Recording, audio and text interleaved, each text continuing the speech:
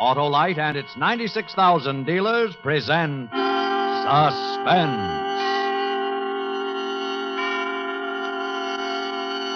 Tonight, Autolite brings you a story of a mind reader who discovers his nightclub act is not a fake. A story we call A Vision of Death, starring Mr. Ronald Colman.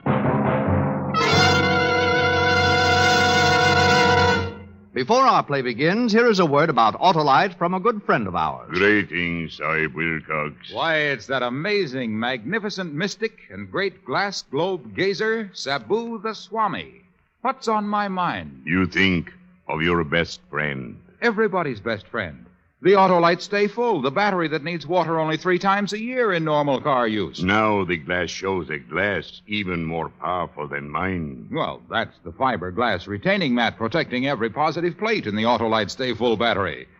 They prevent shedding and flaking and give the Stay Full longer life, as proved by tests conducted according to accepted life cycle standards. Now I see many smiling faces. On the thousands of drivers who visit their masterful, merry, and marvelous neighborhood Autolite battery dealers for an Autolite Stay Full, the battery that needs water only 3 times a year in normal car use. Now the crystal ball shows words of wisdom. I know. You're always right with Autolite. And now, with A Vision of Death and the performance of Mr. Ronald Colman, Autolite hopes once again to keep you in suspense.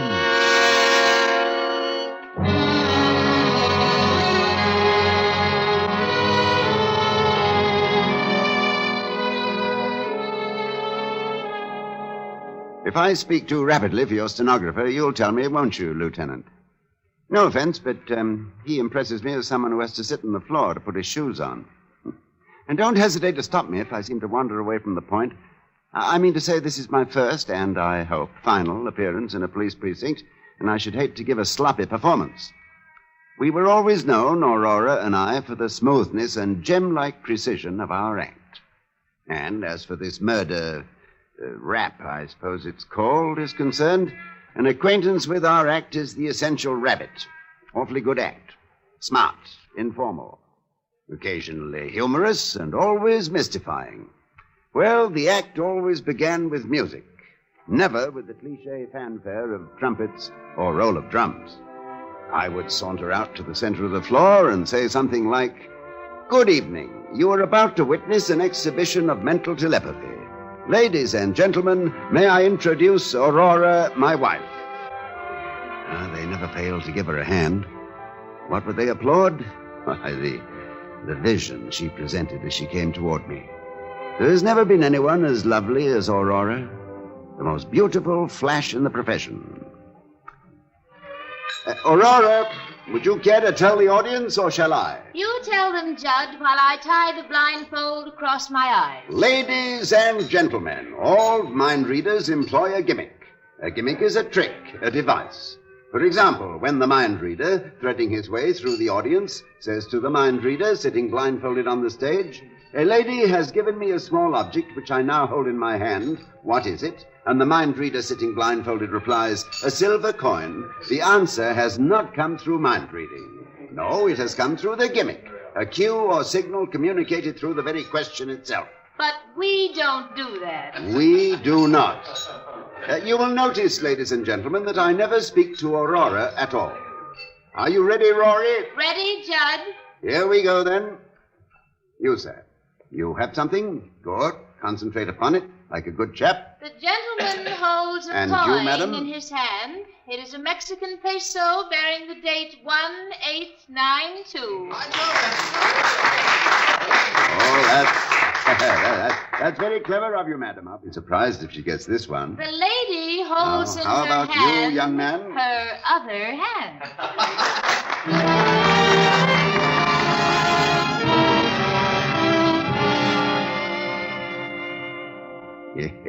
A sucker once born remains a sucker till death. The audience never realized, never in all the years we worked, that although I was not speaking to Aurora directly, my chatter nevertheless was loaded with signals and cues for her guidance. By revealing the gimmick, we concealed the gimmick, and that, Lieutenant, is the ne plus ultra of gimmicks. Yes, it was as crude as that. but it enabled us to work 50 weeks a year here and abroad at an average of over 1,000 a week. Of course, I always gave some credit for our success to our agent, Harry Arnold, although Rory was inclined to give him no credit at all. Good news, Jud. I've managed to book the act into the College Inn in Chicago with a 4-week guarantee. Not bad, huh? Get him. He managed to book the act. Yeah. I suppose they never heard of us in Chicago? I suppose we weren't held over there 6 weeks when we played the Sans Souci in 1948? You think it's easy to get a 4-week guarantee these days? Money is short. Money is tight. I've never yet heard you say money is long, money is loose. You have to sweat for your 10%, don't you? Yes, you do. In a pig's ear, you do. Agents. They're all like... Oh, there's gratitude for you. There's the milk of human memory. What were you when I first saw you? Nothing. Not this much. Playing 10 a day under canvas in Menasha, Wisconsin, and paid off in bottle tops. I worked, I schemed, I sweated. Listen to him. You'd think he had to get out there on the floor every night. You'd think he was the one spent 11 months, 12 hours a day memorizing the code. You'd think it was his name in lights. Agents. All they know is how to live off a dead whale. Scum of the earth. Look, I'm not going to take that from you, you hear me? You'll take it, baby, along with the 10%. You'll take it and you'll chew it and you'll swallow it and you'll keep it down, too. How do you like that? I'm warning you, kid. Don't push me too far. Don't push me to... Children, on your way, Harry, and don't let it get you down. I think a 4-week guarantee is pretty good. Oh, thanks, Jud. If it wasn't for you, Jud, I'd...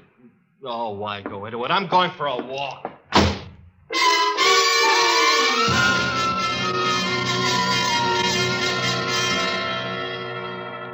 But aside from these altercations between Rory and Harry, it was smooth sailing. We wore the best, ate the best, drank the best, stayed at the finest hotels. And every Saturday night after the performance, Harry would bring us our salary. He'd bring it in cash. $1,000, $1,250, $1,500. I have the old performer's distrust of checks. Been given too many with a high latex content. Anyway, life couldn't have been more placid. And then one evening, about 5 weeks ago, soon after we opened at the Grove here in town, a frightening thing occurred. We'd just begun the act, and I was out in the audience.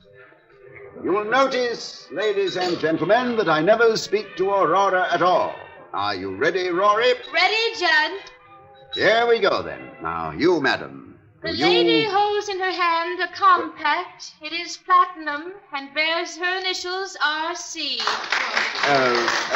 You, sir. The gentleman is holding an engagement ring. In it are 3 small diamonds. Miss. The Miss, young lady. The young lady is holding. It's a small cameo brooch and. Rory! Quick, Maurice, music! I picked Rory up from the floor and hurried with her to our dressing room, almost beside myself with anxiety. I placed her on the couch, dampened a towel, and put it on her forehead, and began to chafe her wrists. Rory, honey, Rory. Jud, what happened? I was in the bar. Do you want me to get a doctor? No, I don't know. Get out. Leave us alone. Get out, Harry, get out. Jud?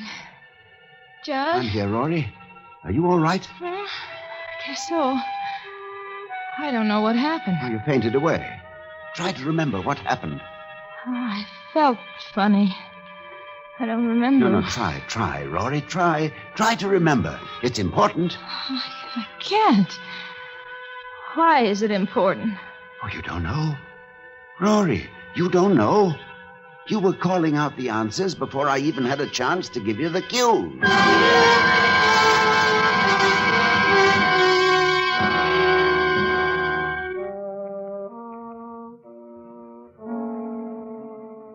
Do you believe in telepathy, Lieutenant? I don't mean the sort of thing Rory and I usually did. I mean real telepathy. I never did either until that night. I don't mind telling you I was badly shaken. I mean, after all, I knew we'd been using a gimmick, and suddenly it began to happen without the gimmick. It scared us to death. We didn't know what we were getting into. But we went on with the act, and in my mind, I began to search about for the answer. I found it, of course. You'll find a gimmick in almost everything if you look hard enough. I've got it, Rory. We've worked together so long that you know what I'm going to say before I say it. From my inflection, my pauses, even my movements. You see? Jud, that has to be it. Oh, this is marvelous. When Harry gets back, I'll tell him about it. And if I last until tomorrow, he can ask the management for more dough. Yeah, as soon as he gets back. Next Thursday. Tonight. How much more should we ask for? Well, Tonight? What made you say tonight? I don't know, Jud. Oh, you were there when he told me he'd be in Palm Springs till Thursday. What made you say tonight? I don't know. What difference does it make? Stop picking on me. So I made a mistake. So what? Well, I don't see how you could make such a mistake, that's all. Jud, leave me alone. I've been worried half crazy about really being able to read your mind. I've been under a strain. So Harry's coming back Thursday and not tonight. All right. You satisfied? He'll be here Thursday and not tonight. You Jud Stone, mister? This dressing room, eh? What is it? A telegram. Sign here? Oh, sign for it, will you, Rory? There you are, kid. I'm sorry I blew up in your face, Jud. Jud. What's the matter? It's from Harry. He's coming in tonight.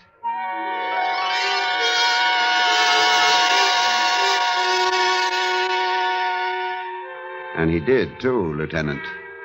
Rory was so upset by it, she couldn't go on at all that evening. She had no explanation for how she knew, none whatsoever. I don't know, Jud. I just don't know. My mind seems to go blank, and I seem to hear a voice whisper in my ear, and Harry Arnold will be with you tonight, that's all. When we got to our suite at the hotel, Harry was there waiting for us. What happened? What happened? You both look like ghosts. Oh, Harry, I'll tell you some other time. Leave us alone, will you? All right, I'm going. Just came back to wish you a happy birthday and to give you this. Birthday? Oh, yeah, thanks. Thanks, Harry, thanks. What is it? Well, open it, why don't you? It's a bathrobe. A red silk bathrobe with your initials. That's right. It's a... How does she know? How do you know? Get out of here. Get out of here! Jud, make him get out of Look, here! I won't be talked to like that. I don't care who she is. I won't be talked to Harry, like shut that. up! For heaven's sake, shut up and go away. What? Leave us alone. What? Go, get out, get out! You too, Jud? She's got you talking against me, too, huh? All right, I'm going. I'm going. But from here on in, it's strictly business between us. I wash my hands.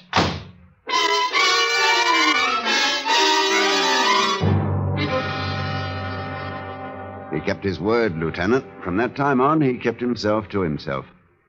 And I was prepared to let it go at that, much as I liked Harry, until the night I was awakened by Rory, moaning in her sleep. No, please. No, Rory, wake up. You're having a bad dream. Rory. No. What? Jud? Shh. Jud. Quiet, easy. It's all right. I'm here. Oh, Jud. What, Rory? The voice. Whispering again? Yes. Oh, Jud. What? He's going to kill me.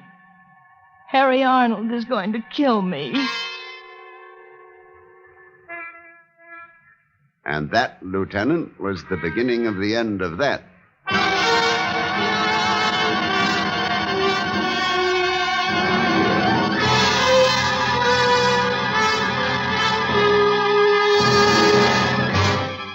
Autolite is bringing you Mr. Ronald Colman with Kathy Lewis in A Vision of Death.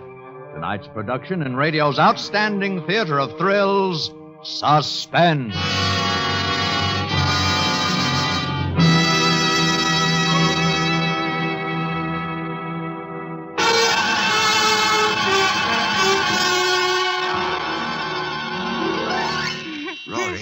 Rory, get a grip on yourself. He's going to kill me.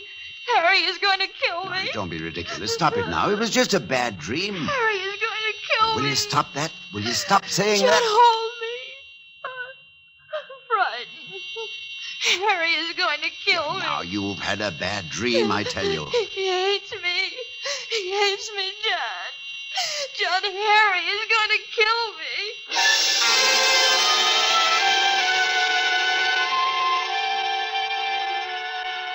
I'm a rational man, Lieutenant. I've always felt, for example, that when Hamlet says there are stranger things in heaven and earth than are dreamt of in your philosophy, Horatio ought to reply, tell that to Sweeney. I knew there was no such thing as mental telepathy. I knew it as well as I know I'm sitting here talking to you. Up here in my head, I knew it.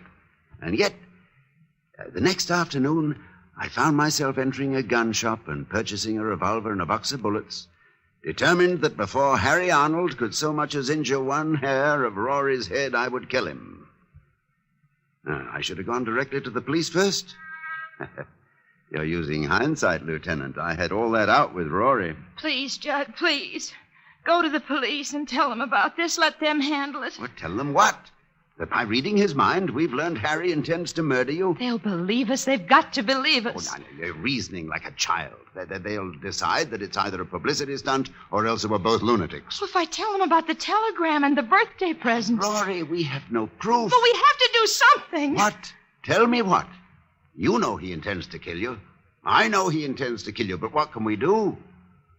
I can't simply put a bullet in his heart next time I see him. How could I explain it? My wife had a premonition that he was going to murder her. Huh?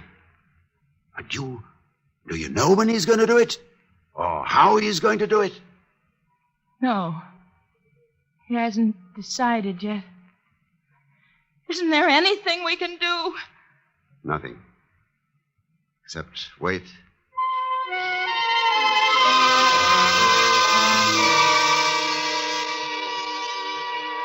I reacted to the waiting as you might expect, Lieutenant. Sleeplessness, loss of appetite, growing irritability. I flared up at everyone. Waiters, chambermaids, elevator boys, the manager of the club.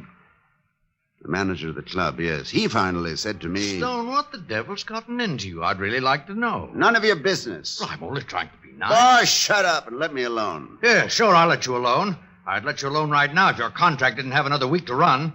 But after that, I'll let you strictly alone. You'll never work this club again. Maniac. I began to drink quite heavily, quite noticeably. I was going crazy just from the waiting. And then the waiting came to an end. It was around 3 a.m. I was sitting up in bed, in the dark, smoking, when Rory opened her eyes and said... Jud? Yes? The voice. Yes? He's going to kill me. Here.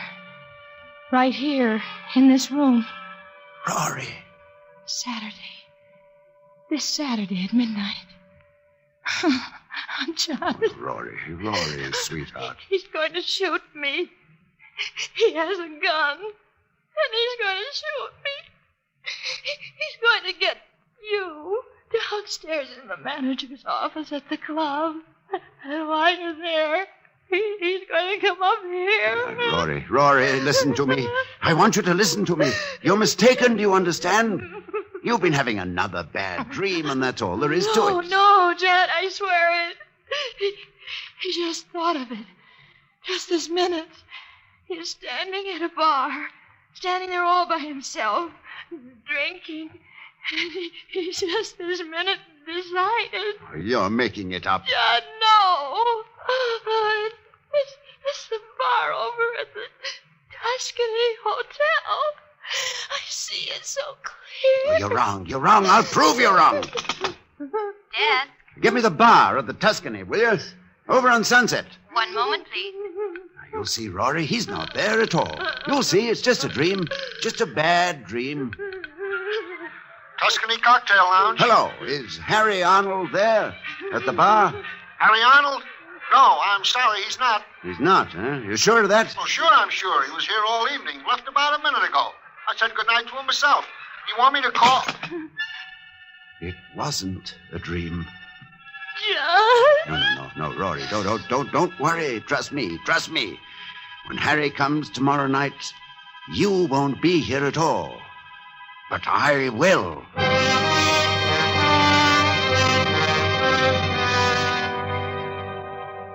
Look, Lieutenant, my hands, see?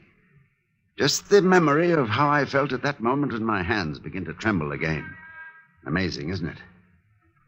Well, that was last Thursday night, or rather Friday morning, and towards daybreak, Rory sobbed herself to sleep. But I was restless. I got dressed and went downstairs and got into my car. A long drive has always relaxed me, but when I got behind the wheel, I don't know what it was, possibly the fresh air, But all at once I felt as though I couldn't keep my eyes open for another moment. I simply had to have sleep. So I crawled into the back seat, curled myself up in one corner, pulled the rug over me, and went out like a light. Hello, Satin Skin. Hello, Harry. I was awakened Don't around smile at noon me, by the you sound idiot. of voices. He may see us. Look businesslike. Where is he? I don't know. Since he hasn't got the car, he must be out walking. Don't you have some papers or something I could be examining just to make it look good in A case? pocket full here. All right. He fall for it last night? Just like he fell for all the rest of it. Red bathrobe, the plants in the audience. He even phoned the bar just after you left. Timed it beautifully. Oh, Satin Skin. I can hardly keep away from you. After tomorrow night, we'll have all the time in the world for each other, Harry. You bought the whole story, huh? Midnight tomorrow, your place? Every word of it. Just do what you have to do. Remember to come to the dressing room before the 8 o'clock show and tell him you've set up a meeting with Stamper, the manager, in his office at 12. I want them to shake hands and be friends again, I'll tell And them. don't forget, when you come to the door at midnight, keep talking to the elevator boy. Don't let him go, whatever you do. You'll want him to testify it was self-defense. Don't worry, I won't forget a thing. You'll handle all the rest of it? Yeah, just leave it to me. No, I mean about his gun. That's pretty important, you know. Don't worry. It will misfire.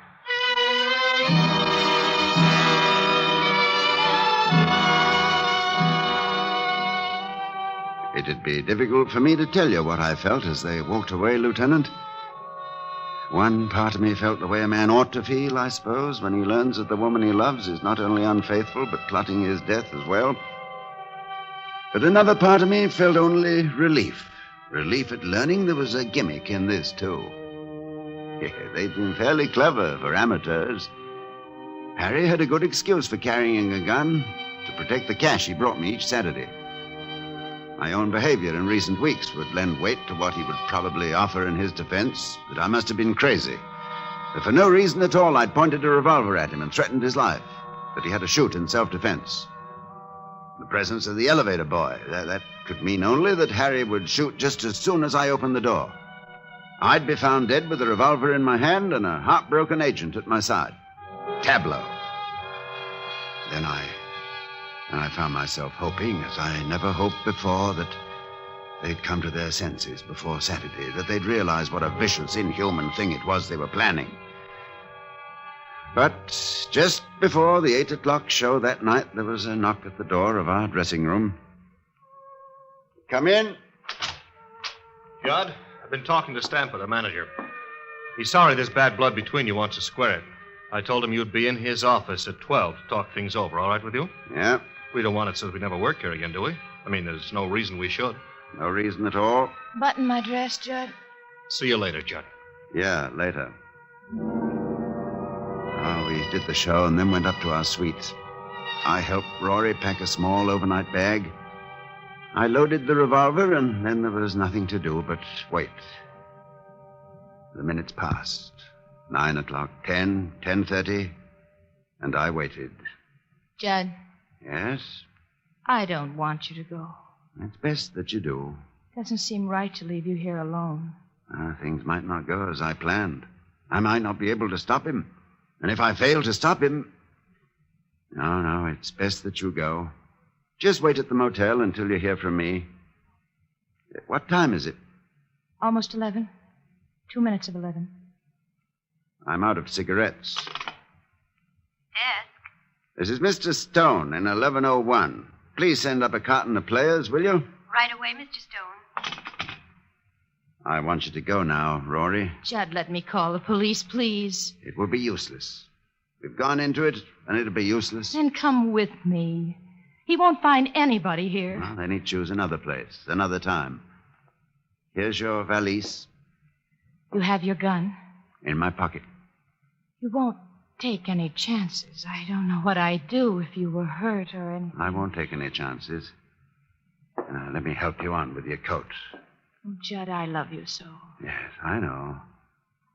And I love you, Rory. I really do, you know. Ready? Yes. 11 o'clock. He'll be here in an hour. Go now, Rory. Kiss me goodbye. Jud. The cigarettes. Get them, will you, darling, while I find change?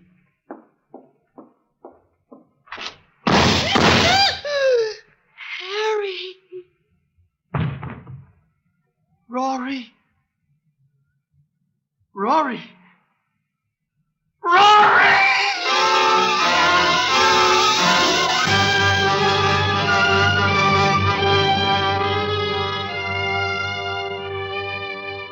I shall always remember the look on Harry's face, Lieutenant, as she sank to the floor. They'd concocted a bad dream between them, and it had come true. I'll bet he still doesn't know how it happened, and if you pass his cell, Lieutenant, you might tell him. Whisper the word gimmick into his ear. That's what I said, gimmick. I gimmicked the clock while Rory was dressing. Set it back a full hour. It was 11 to her, but 12 to him. I adore gimmicks. Don't you?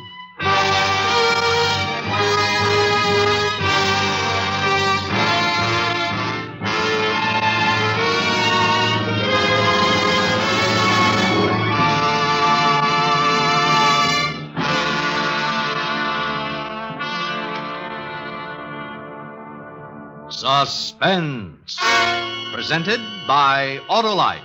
Tonight's star, Mr. Ronald Colman.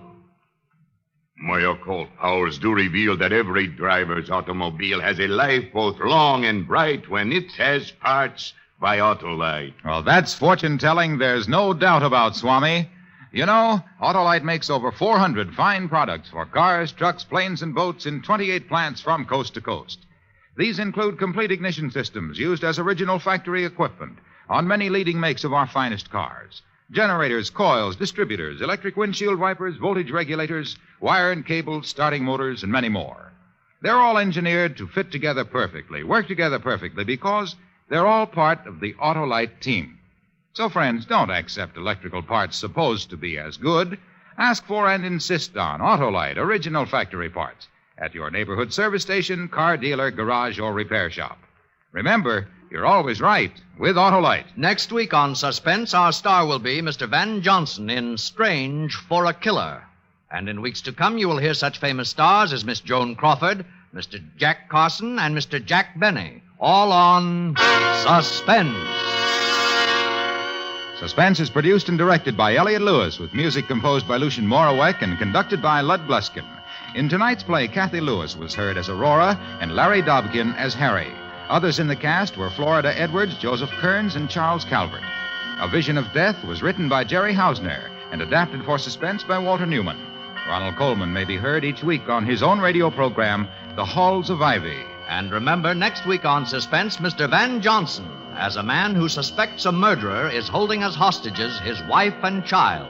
A story we call Strange for a Killer. You can buy world-famous Autolite stateful batteries, Autolite resistor-type spark plugs, or standard-type spark plugs, Autolite electrical parts at your neighborhood Autolite dealers. Switch to Autolite. Good night. This is CBS, the Columbia Broadcasting System.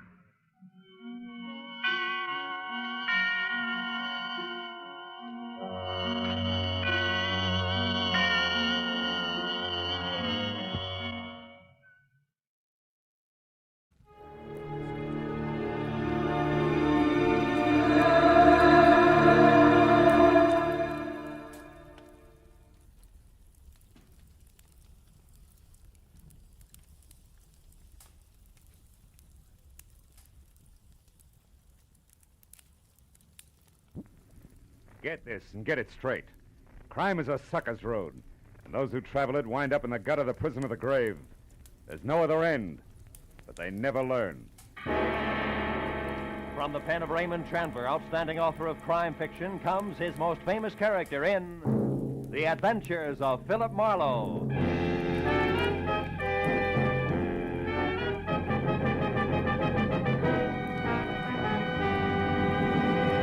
Now, with Gerald Moore, starred as Philip Marlowe, we bring you tonight's exciting story, The Uneasy Head.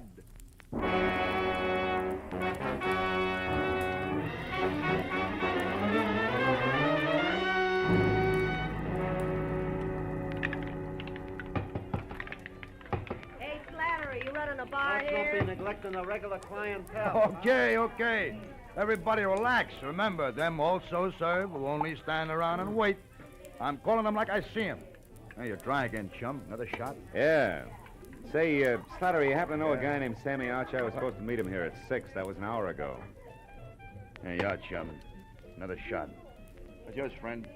Rye, wander on the side. Rye and a little help. Slattery, I asked you a question. Listen, chum, I sell whiskey. I sell gin. I sell beer. Pretzels I give away, but only pretzels. If you're busting with questions, try Louis. Louis? And a punk in the corner there, the guy with the patent leather hair. Oh. Louis welcomes visitors. Now, you want to pay for this drink? Oh, wouldn't miss it for the world. Mind it for me, will you? Hey, round boy, I'm going to forget I'm a lady. Your name Louis? That's me. Slattery tells me you might have some information I want. Could be. What race? Don't want any dope on ponies, Louis. I'm looking for a guy. A guy like who? Archer. Sammy Archer. Do you know him? No. What's the matter? You welch on a bet? No. Well, thanks anyway, Louis. I got something good at Beaumont if you... Check. Beer twice. Bourbon once around. Coming up now. No luck, huh, chum? I thought maybe Louis could help you. He knows everyone in town. Yeah? Well, here's the Sammy Archer, a guy I never met. Well, so long, chum. Yeah. Don't go away mad, huh? Oh, not a chance, Slattery. After all, you... Hey, what kind of scotch was that? Tastes like boiled cabbage heads. Slattery, what did you... I drink it was dope. Are you no good, too, Simon?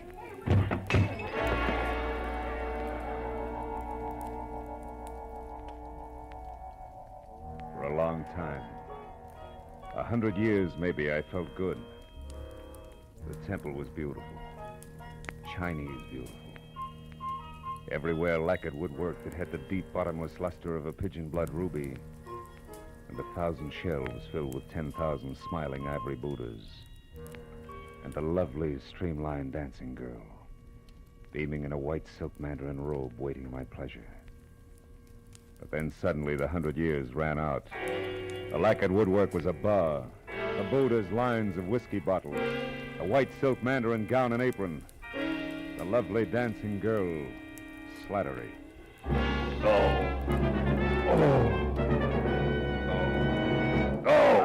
Easy now, Carl. Yeah. Chum, come on, try this. It'll bring you around.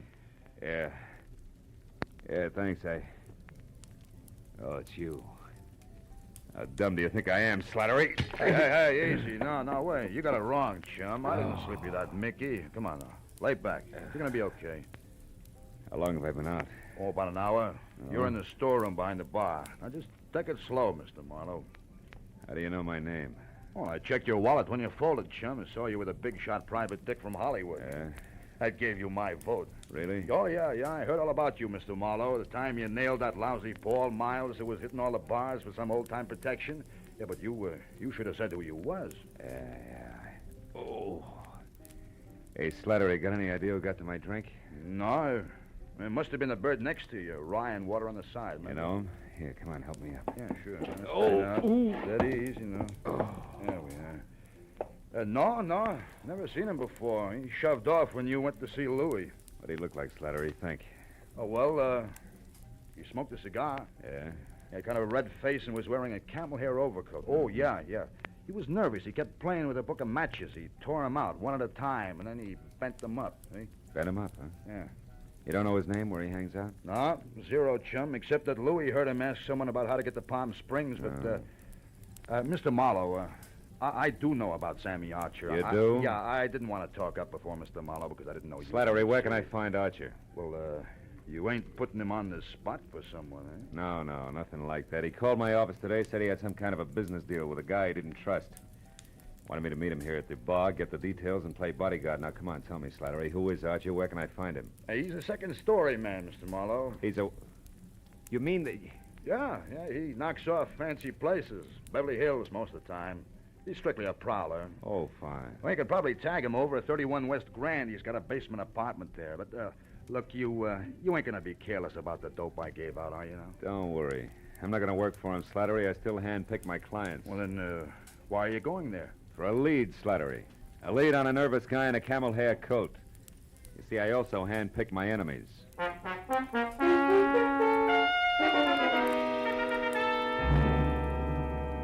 31 West Grand Avenue was a dirty stone tenement propped up by a dirty stone stoop. A cracked pavement led to the basement apartment, which showed a fuzzy slice of yellow light, where the door was cracked open inches. So when I knocked, I was ready for almost anything, just as long as it was on the see-me side.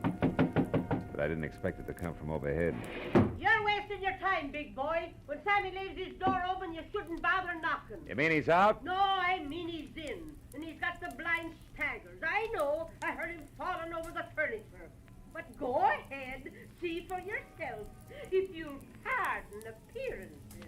The big slob.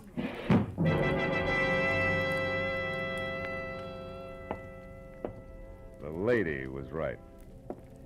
A tinny radio led me to the basement room, where I found the two scarred wicker chairs and a single end table on hand turned over. Drawers open and overflowing pieces of discarded clothing everywhere. And in the middle of all that, sprawled along the edge of a threadbare couch that was weak in the springs, Sammy Archer. He was facing me, eyes closed, and wearing a faded blue bathrobe 2 sizes too big for him. And next to one hand that rested on the floor was an empty gin bottle sitting on a clipping torn out of a fashion magazine. On one side, an ad for a Bendix automatic washer. On the other, a picture of a diamond tiara, a jeweled crown, which the caption said belonged to Mrs. Bessie Dunsmuir of Palm Springs, California's most celebrated hostess. Well, it was a good time to awaken mine host by shaking well. Hey, Sammy. Archer, come on, pull yourself together.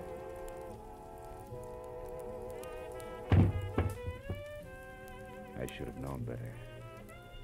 You can't wake a dead man by shaking him, especially when he's got a knife buried in the middle of his back.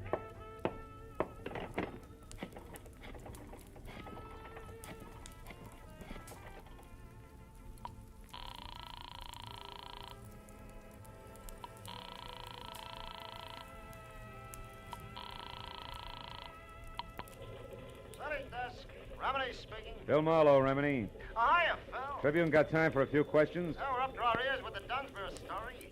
What do you got, Phil? Beauty, beast, or traffic accident? Skinny guy with a golf ball complexion and the name Sammy Archer. Ever hear of him? Sure, a 2-time loser out of Joliet. Jewelry, team with a fence named Christy Roach. Roach, huh? Say, tell me, Tony, what is he... Hey, wait a minute, Remini. What did you just say about Dunsmuir? Huh? Oh, that. Didn't you catch PM sheets? No. Someone got away with a precious tiara last night. Was insured for $100,000. They tag anyone for it? Not yet, but they're working on it.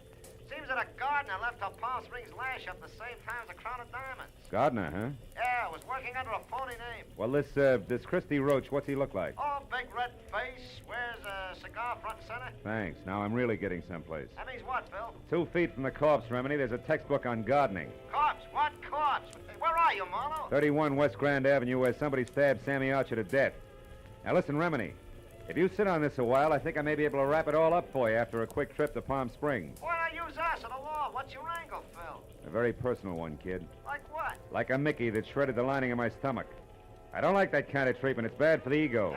I'll call you later. Goodbye.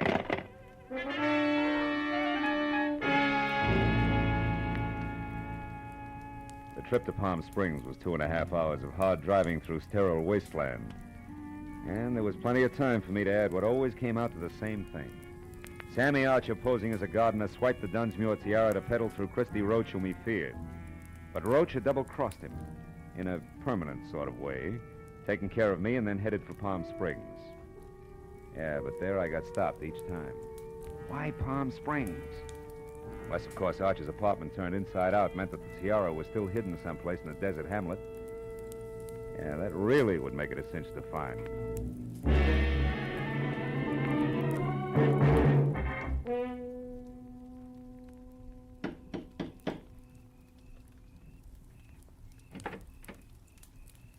Yes, sir? I'd like to see Mrs. Bessie Dunsmuir, please. My name is Philip Marlowe. Police or gentlemen of the press are no longer welcome. Good evening, sir. Steady, Jeeves. I have information about the tiara. Now tell that to your mistress, or you'll only be able to look down that long nose through one eye. This way, sir, if you please.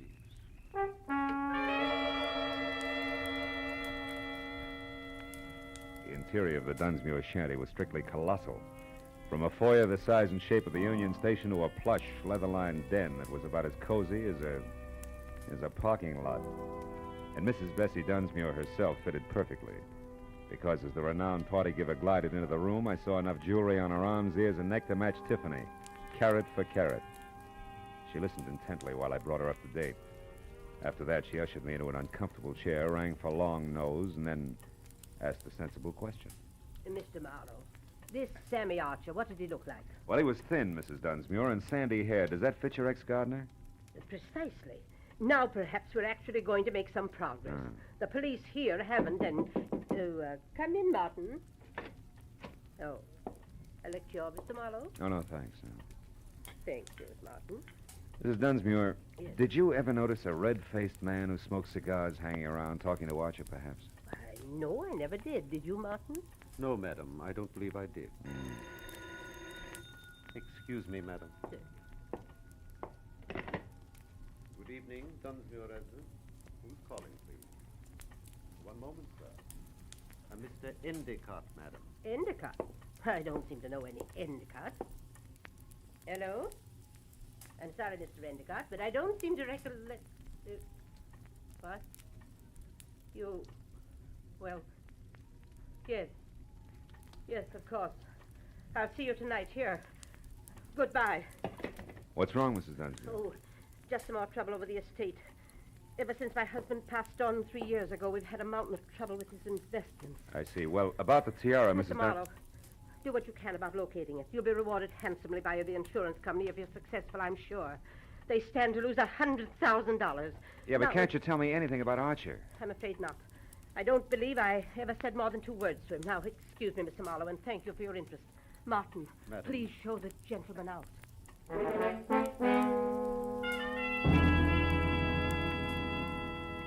Outside, I chalked the Dunsmuir interview off at face value. Proof positive that Sammy Archer and the sticky-fingered ex-gardener were one and the same. Then I headed for town on the first public phone, which was at a mobile gas station. There I swapped a $10 bill for a pocket full of quarters and started calling people back in L.A. who might know more about Christy Roach and the kind of connections he could have in Palm Springs. But after 4 near misses, I quit and stepped aside to let a big man with a beefy face that belonged on an English bulldog take his turn. However, he had other ideas, and he pointed them out bluntly with a shiny automatic. I wonder if you could help me, Sonny. I'm looking for a diamond tiara. You gotta be kidding. I wear a fedora besides Hold that... it right there. I have news for you, Sonny. While you were gabbing into the tube there, the station attendant left, closed shop, went into the bar next door. Out of earshot. So? So we're alone. And that means I'm going to do very little. Stay right there, Marlowe. Well. Christy Roach. Red-faced, cigar and all. Glad to see you. Shut up. Come on, we're getting out of here. Without our buddy there? Don't worry about him, Marlowe. He'll keep that way. Maybe a lot longer than you will.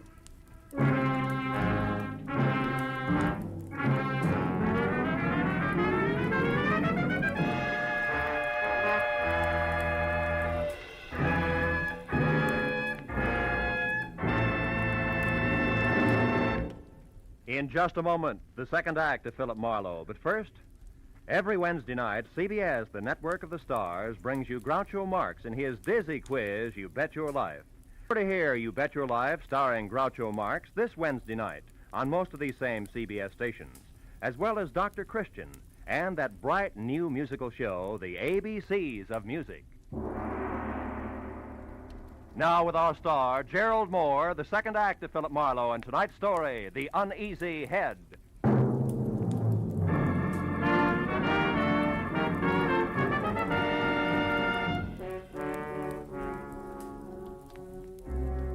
the way Christy Roach had brought his gun barrel down on the bulldog's scalp, I knew he meant it when he jammed the same gun into the small of my back and marched me to my car. He didn't relax until we were driving down a dark side street toward the center of town. Well, kid, you jumped right out of the frying pan into the fire. You should have taken that first hint I tossed you. The Mickey? Yeah, that was real cute. But it was too subtle, Christy. I didn't really peg you till I found Sammy Archer. Oh? It's too bad about Sammy. That was more or less of a mistake. Oh, sure. You only intended to carve your initials. The knife slipped. No slips, kid. At the time, I thought Sammy had tried to pull a fast one on me, but I found out later he was just stupid. He had a great thing, and he was just too dumb to see it. As for you, turn east the first chance you get, and don't run any stop signs, you understand? Where are we going? Oh, no place in particular, just so it's nice and quiet.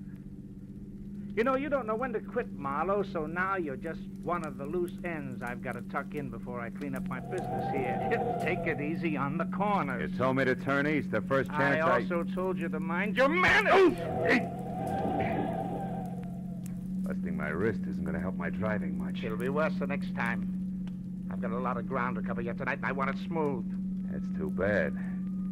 Because there's a bump coming up fast right now. We picked up a tail. Huh? Take a look. Cops. Yeah, cops. Call it, laughing boy. You're the skipper. Do we race them out of town, or do I pull over? Pull over. I don't know what the beef is, but play it straight, kid, because if it comes to shooting, you'll be the first to drop.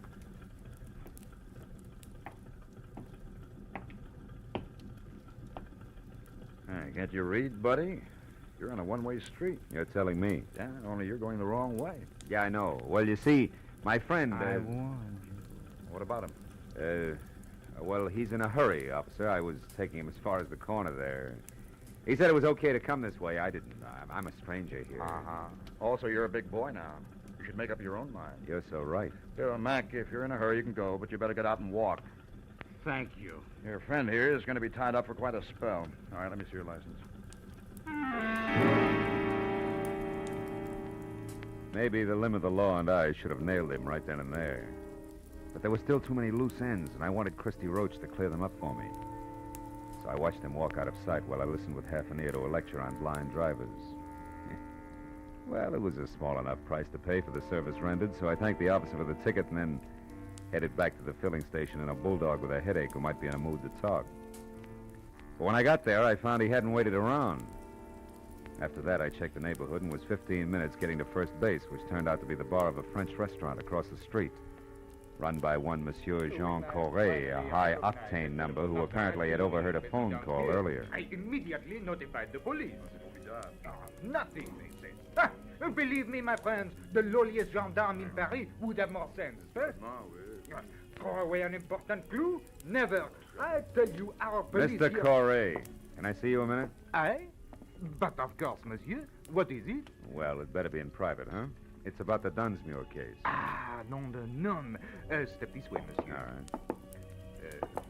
You naturally are a detective. Naturally, yeah. Now, look, I understand you overheard a phone call. Oh, yes. About an hour ago. A suspicious man called the Dunsmuir place from here. What did he look like? I am desolated, monsieur. I do not know. You said it was an important clue. I assume it was important. In a case as big as this, anything may be important. The smallest... Yeah. You made your point. Go ahead. Bien. He made an appointment. I only overheard, monsieur. The telephone is back this way in the alcove out of sight. Bien, I was passing by right here when I heard the man ask for the Dunsmuir residence. He talked to his party and made an appointment. I couldn't hear where or when, so I went on about my business. But suddenly, a memory exploded like a bomb in my head. Bessie Dunsmuir, the owner of the stolen tiara. I rushed like this, monsieur, to the phone. Pardon, madame. But he was gone, monsieur. I called the police at once. The rest I can fill in. Now, tell me something else, Mr. Corret. Did you happen to notice a man with a cut on his head around here a while ago? A cut? Yeah. Why, yes. One who looked as ugly as Satan himself. I saw such a one in the washroom. Ah, you mean he's suspect? Well, not exactly, no, but he's connected. Where can I find him? You ask me, monsieur. He was sick. I tried to help him, but he refused and left. You've no idea where he went? No.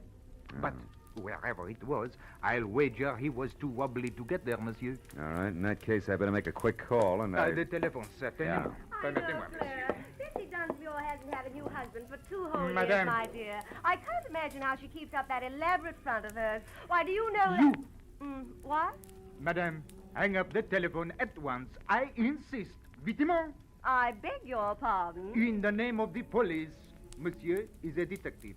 I demand you clear the line. I've paid my nickel and I... Never mind. Skip it. But I would like to know about those bent matches on the floor. What do they mean, monsieur? I better skip the call and get going fast. You've been a big help, Corey. Maybe I can get you the Croix de Guerre. The bent matches that littered the floor under the phone meant that the man who had made an appointment to meet with Bessie Dunsmuir had been the fence, Christy Roach. And to top it off, she'd lied about it. It didn't make any sense. But I added it to the rest of the question marks and made a beeline for Bessie's mansion. I parked a block away from the place, walked back, and let myself in through an iron gate at the side, and wound up in front of a car, half hidden in a clump of hibiscus bushes. A man was leaning in the open door with a match in his hand, reading the registration on the steering post. It was the bulldog I'd seen first at the gas station. When he saw me, his hand dived under his jacket for a gun, but I was on him before he could get it out. Oh, my head. You're due for another dose of the same, Buster, unless I get some fast answers. The time for games is over, and even a private detective can run out of patience. You're a private dick. Yeah. You... I don't get it. This car here belongs to the guy who helped you. Fence. Christy Roach. And if he's inside, I got... Roach didn't help me, and you've got to do nothing till I find out about you. Who are you? Temple. Fred Temple. Hamlin Insurance Company. Oh, no. We're covering the missing tiara.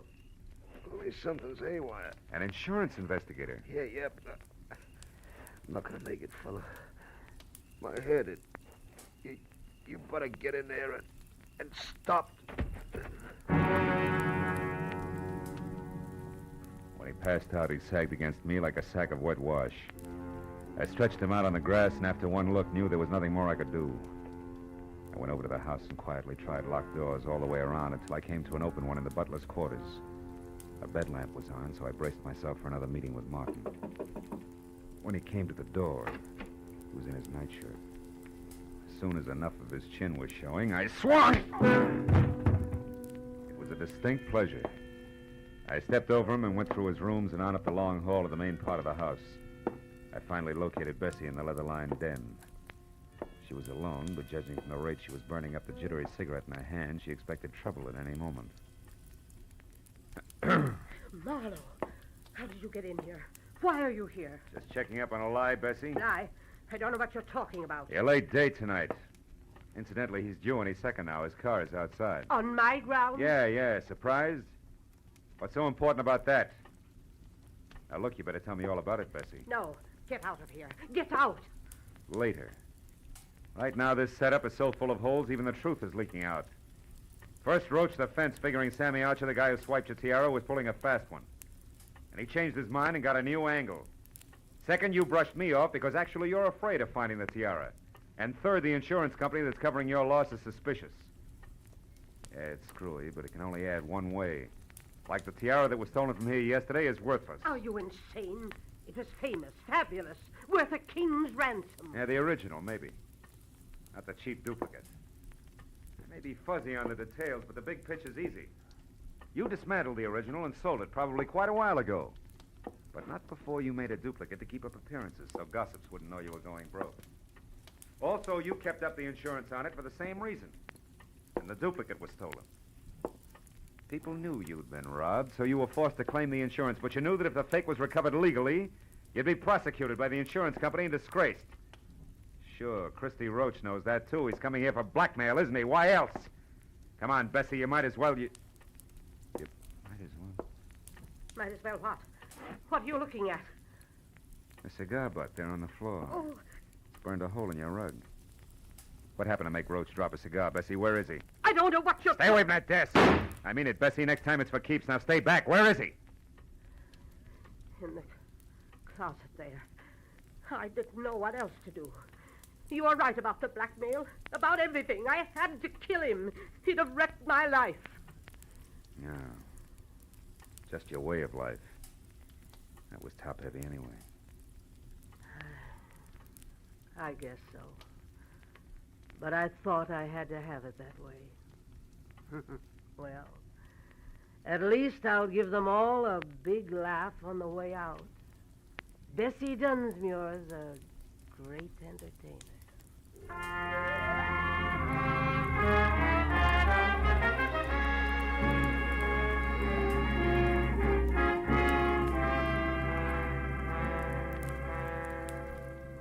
Bessie Dunsmuir, the world's greatest hostess, invited the police and reporters out herself.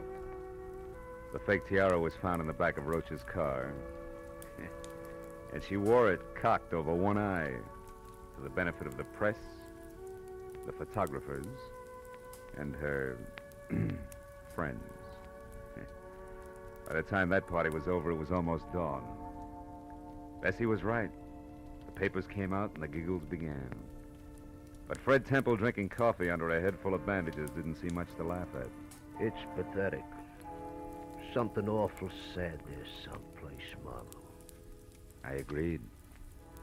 Uneasy lies the head that wears a crown, even a phony one.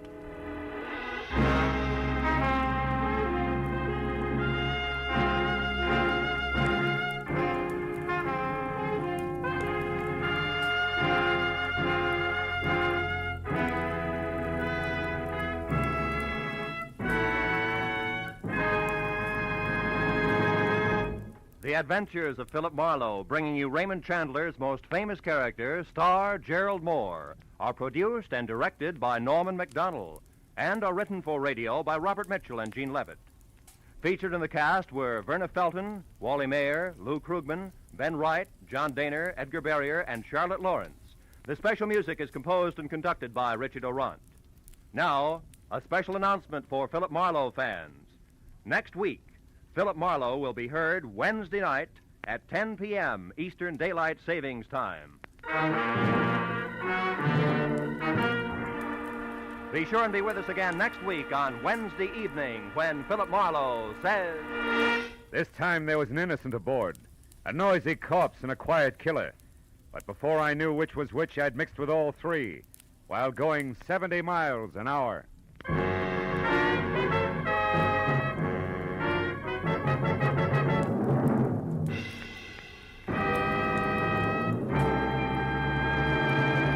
Now that warm weather's here, many of us will be doing more driving and more walking.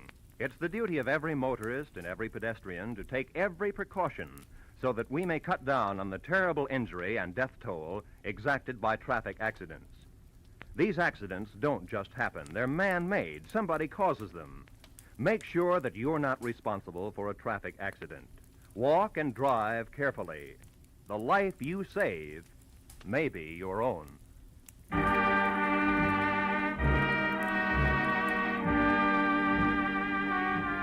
This is CBS, where Philip Marlowe will come to you on Wednesday night, the Columbia Broadcasting System.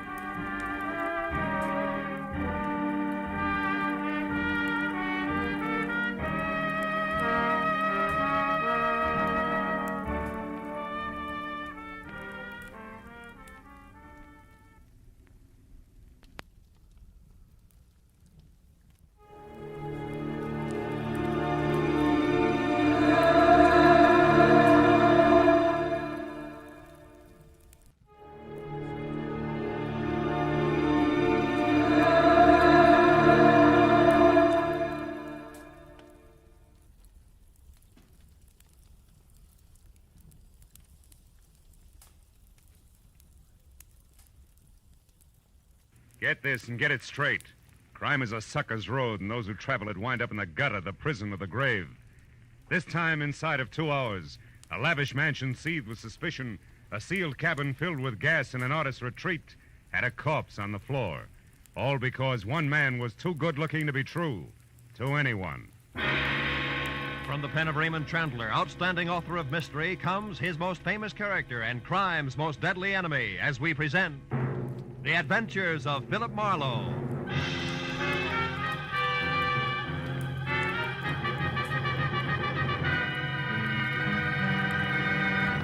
Now, with Gerald Moore, starred as Philip Marlowe, we bring you tonight's exciting story, The Lady Killer.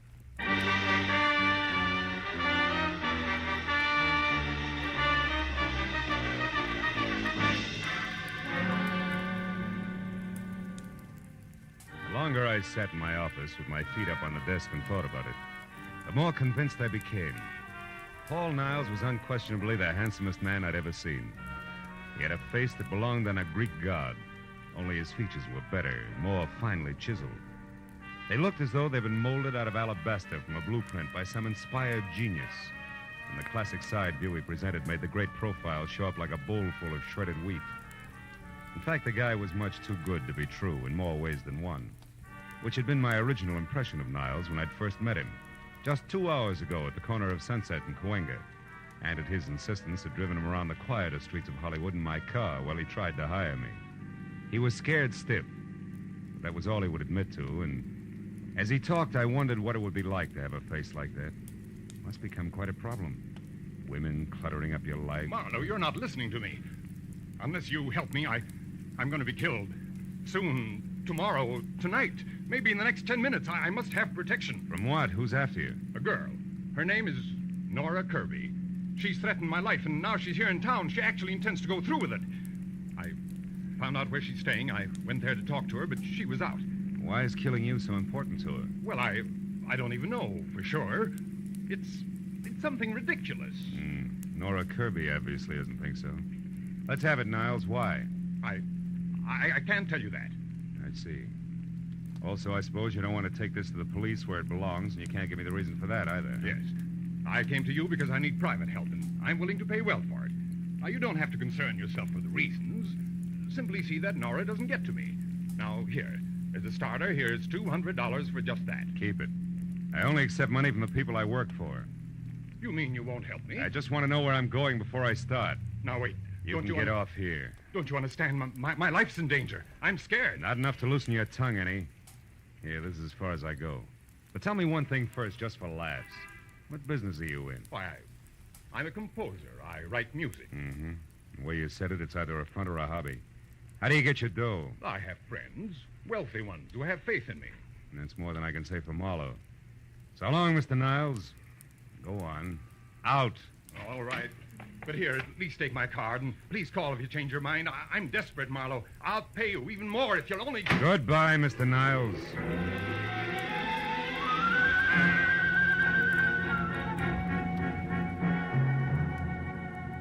That was the way I'd left it 2 hours ago at 8.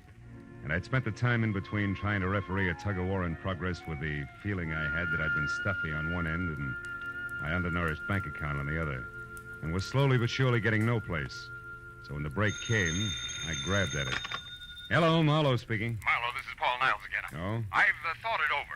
I'll tell you everything if that's the only way, because I've got to have help before it's too late. That's better. Where are you? In my studio, 3893 Avenida del Sol. 3893. That's off Coldwater Canyon, isn't it? Yes. Now get over here right away, will you? Wait a minute, Marlowe. There's someone here. Somebody just came in now. What? Niles? Who's there? Who is it? Nora, is that you? Oh! Niles! Niles!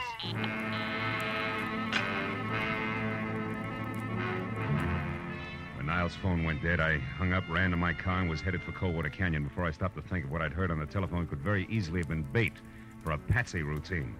Because I had nothing more to go on now than before except Niles' promise to tell all. That had got no further than gunshots. But I was already well on one easy way to find out, so I corkscrewed my way over the mountains to Avenida del Sol and followed it to number 3893, which was a straight-up driveway etched narrowly into the hill face that ended on a gravel shelf just big enough for the redwood and glass studio, a generous helping of imported jungle for landscaping in a circular parking space. As my headlights slashed across the tangle of overhanging trees in the center, they trapped the figure of a woman running. She stopped, crouched, and looked back into the glare like a cat does, then darted for the darkness again. But I caught her at the corner of the house. Just a minute, baby, not so fast on the curves. Let me go. Let me go. Not until we've been properly introduced and had a chance to talk a lot of things over, Nora. Nora. Yeah, Nora Kirby, girl with murder on her mind. Oh, no, you got the wrong person. My name is not Nora, it's Lynn. I don't know anyone like that. Lynn what? Lynn Horton. Lynn Horton. Mm-hmm. Okay, Lynn Horton. What's inside that got you so panicky you can hardly stand up? Is it Paul Niles? Yes. I got to get away from here. And it actually happened, huh? He was shot. Is he dead? I don't know. I think so. How did you know about it? Who are you? Name's Marlowe. Come on, Lynn Horton. Let's take another look. No, I couldn't bear it. Can't see him through the window. Means you must have been inside. Inside? No, I wasn't. Now, look, baby, you're too jittery to try to lie. Let's have the key. Come on, give. It's better. After you. Go on, inside. Now, where is it? Yeah. Paul. Come on, Lynn. Come over here away from me. I can't believe it. I can't. What's your connection with him? I was just a friend. I tried to help him with his music. Mm-hmm. The price on the merchandise you're wearing, you must be one of those mentioned. What do you mean? But you got dough and it shows. Well, we'll skip that. Assuming you didn't kill him, you must have had some reason for showing up here tonight. What was it? Well, I only wanted to... Did you hear that? Someone's outside. Yeah, get the light. There. On the terrace. Something moved down there. I'm going out to see who it is. And listen, there's no such thing as welcome visitor just now, baby. So you stay here, understand? And don't budge. I felt my way out the door, down the stone steps toward where we'd seen the movement, and along the wall to the far end of the terrace. But there was no sound. Nothing moved. Whoever had made the noise had gotten away clean. So I headed back for the house, and that's when I heard it. I started after her with my shin against the first rock garden. Stopped me cold. Ooh. Instead, I listened to her drive away. Called myself a few unpleasant names and concluded that Lynn Horton, or whatever her real name was, had been quite as scared as she acted. After I limped inside, turned on the light, and reached for the phone, I stopped at the word Nora above a pretty girl's picture on a newspaper clipping sticking out of Paul Niles' pocket. It carried a New York dateline and said that Nora Kirby, convicted of manslaughter in a traffic accident, had been released after serving 3 years. At the bottom of the story, scrawled in ink, was the message: 3 years for something I didn't do, to get something I couldn't have. It's not fair, Paul. I'll be seeing you. It was signed Nora. I picked up the phone again, and a few minutes later, Detective Lieutenant Matthews at Homicide was up to date. Okay, I'll be right out. Now, you say this girl, Nora Kirby, did it, Marlowe. I said Paul Niles was expecting her to, and it looks like she did. Hey, look, there's another angle, though. The woman who just beat it away from here. The one who called herself Lynn Barton? Yeah. That's somebody else who was snooping around outside, too. Who also got away from you. You're doing real well, Marlowe. Oh, now, wait a minute. Wait till you see this joint, you'll understand. Besides, I'm in this for curiosity only now. My paycheck got murdered, remember? And furthermore, I never have matches when I want them. What'd you say? I said I'm looking for some matches. No. Here's some. These are the strangest matches I've ever seen. Well, what about them? I got a velvet cover on them. So what? A velvet book of matches. Hey, Matthews, did you ever hear the name Negrotto? Negrotto? Yeah. Sure. Abel Negrotto. Huh? He's a big name in the music publishing business. Made most of his fortune on records. Lives in Beverly Hills. You know, I got a dandy hunch. I'm going to go have a talk with Mr. Negrotto, Lieutenant, okay? On one condition. Be careful what you say, Marlowe. And keep in touch.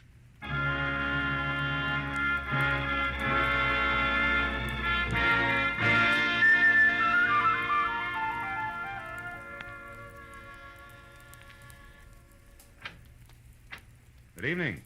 You aren't Mr. Negrotto, are you? No, I'm not. I'm Garrett Horton. Mr. Negrotto is busy. Horton? Yes. Something wrong with that? No. No, it's a more common name than I suspected, that's all. Will you tell Mr. Negrotto I'd like to see him for a few minutes on an urgent matter named Marlowe? Perhaps you didn't understand me. Mr. Negrotto and I are in the middle of a business conference. We can't be disturbed. No, you can't be disturbed. Well, look, Mr. Horton, a man was murdered tonight, and one trail leads from the corpse straight to this front door. Either Negrotto talks to me here now or later at police headquarters. You decide. Well, if that's where you feel, come in. You an officer? Not exactly. I'm a private detective. I see. Well, follow me.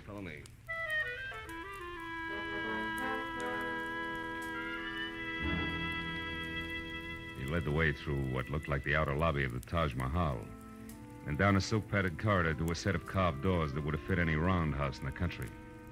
When we walked in, a man glanced up from a stack of papers and with a pair of eyes that belonged on a shark, did his best to look a hole through me. Horton introduced us. This is Mr. Marlowe, private detective. Mr. Negrotto, I'm looking for a girl named Nora Kirby in connection with the murder of one Paul Niles tonight. She either committed the murder or knows who did because she was there and saw it. And what exactly brings you to my house? Well, I found this book of matches near the door of the dead man's studio. I think it's yours. It is. Go on. Any idea how it got there? None whatever. And until you mentioned their names, I'd never heard of either Nora Kirby or Paul Niles. How about you, Mr. Horton? No, I'm afraid not. Oh, there's my wife. Oh? I'm sure you'll want to give her the third degree, too. Now, just a moment. Lynn, darling, come in here, please. Lynn, this is Mr. Marlowe. How do you do, Mr. Marlowe? I'm glad to know you, I'm sure. Thanks. I'm pleased to meet you, Mrs. Negrato. Your brother and I have been trying to convince Marlowe here that we didn't commit murder tonight, but he thinks we did because he found this book of our matches near the corpse. Can you explain it, my dear? Why, no. I can't imagine. The man's name was Niles, Lynn. Paul Niles. Mean anything? No, nothing. How about Nora Kirby? I don't think I've ever heard the name before. Well, Marlowe, that would seem to take care of the book of matches. Not completely. It was found at the house of the dead man, remember? We've had hundreds of these made up. Passed them out freely. I think you've taken up quite enough of our time with this absurd business, Marlowe. So now I'll ask you to leave. I'll show you out. Don't bother. Now listen, Negrato, and listen closely. I've been taking it easy so far, but somebody in this room is absolutely certain how those matches got out there. I know that for a fact. And I'm a private detective, don't forget. So if you suddenly remember something that needs talking over, I'll be in my office for 1 hour, but not one single minute longer. Good night, all.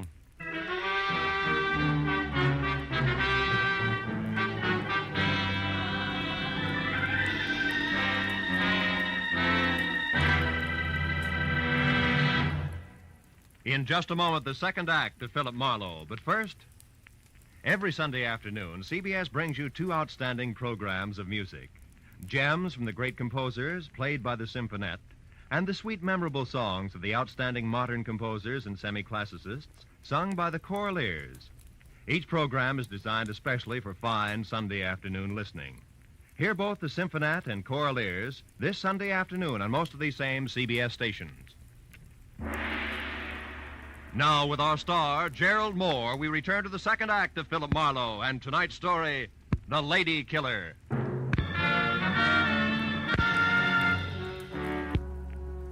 When I started back from my office on Cahuenga, I figured that there was an even chance that the double talk I'd left in my wake might stack up in the center of the Negrato living room floor like so much dynamite, which, if touched off by the book of matches, could cause an explosion that would jar loose a few facts about the lives and loves of the late Paul Niles.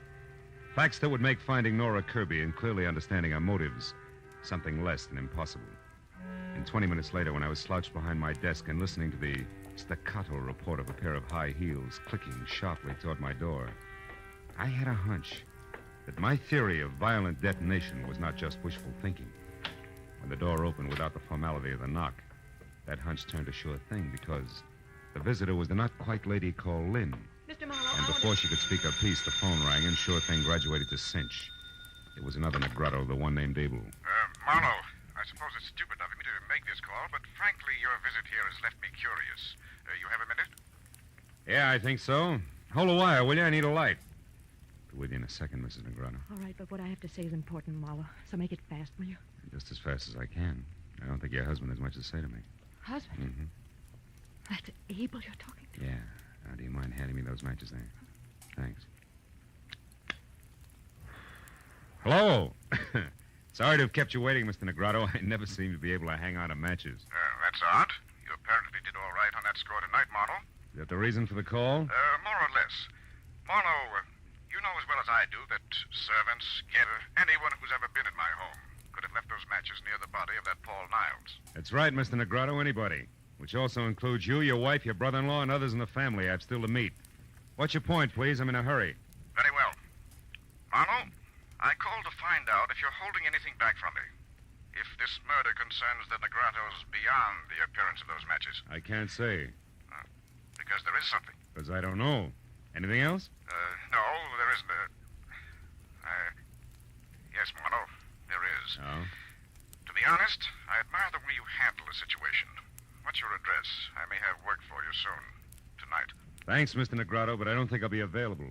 At least not till I get through with the job I'm on. Which is what? Handling dynamite while I play with books of matches. Good night, sir. What did he want, Marlowe? Among other things, an express desire to hire me. To do what? Report on you, I suppose. He didn't say. What makes you think that's what he wanted? Addition, Mrs. Negrato. A rich old husband, a beautiful but bored young wife, and an unemployed Adonis always add up the same way. Also, you were here in my office just about clinches things, not to mention your presence near the corpse, the key you used. And I've heard enough, Marlowe. Look, I didn't want to get mixed up with Paul. I couldn't help myself. I swear I couldn't. He was different, Marlowe. Handsome. More charm than I'd ever known in anyone. Yeah, real lady killer, I know. What are you getting at? Just this. I'll pay you any price you name. Only don't tell Abel that I had anything to do with Niles. He's a jealous man, Marlowe. Insanely jealous. If he knew about us, he'd... Kill Mrs. Negrado? I don't know. Marlowe, what do you want? Right now, everything you know about Nora Kirby. But I've never heard of her before tonight. You're lying. No, I'm not. It's the truth. No. Now, what do you want? Nothing. Good night. You mean you won't say anything? Oh, Marlowe, I don't know how to thank you. Don't try. Also, don't get mixed up about me, baby. The fact that I won't blackmail you doesn't mean I don't like you. The door, Mrs. Negrado, leave it open on your way out, will you? I'm expecting another visitor. No, my husband. No, just another man. The anchor man on a triumvirate I once left some dynamite with. I won't bother explaining that. Goodbye, Mrs. Negrado.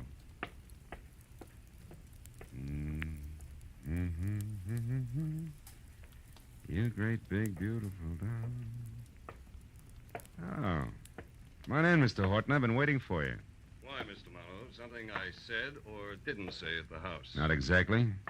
It's more a matter of intuition, high explosives, and the fact that both your brother-in-law and sister have already paid their respects. Now, what can I do for you? I'm not at all sure. It's the first time. I'm only here because I noticed something very strange about the way my sister looked at you when you spoke of the murder of this Paul Niles. When she left the house shortly after you did, I followed her here. All of which makes the next question, why, Mr. Horton? Because I don't trust her. And more important, every penny I own is tied up in a business venture of mine that her husband is backing. She originally met Abel through me, and if she should in some way be in trouble, the kind of trouble that her husband wouldn't put up with, I might suffer for it in the long run, right along with her. Uh-huh. And by the trouble, Mr. Horton, you're referring to something specific, I think. I am. Lynn has had a very mixed-up background, Marlowe, so it's entirely feasible that in some way she's connected with this Nora you spoke of who killed Paul Niles. You mean as an accomplice or even as accessory before or after the fact? Pretty thoughts about your own sister. Which I can't help. I doubt that you have anything to worry about, Mr. Horton. However, I will say this, that if Nora Kirby hadn't gotten to Paul Niles, sooner or later you would have had plenty to worry about. You mean that... I mean that now is a great time for you to go home and sit on your investment. All is well, Mr. Horton, for the time being.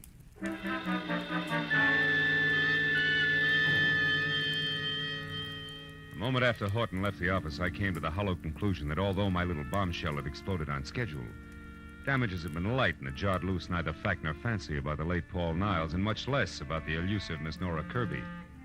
So my next move had to be a second trip to Avenida del Sol and a report to Detective Lieutenant Matthews, which is what I was about to do when it came from someplace outside, long and loud.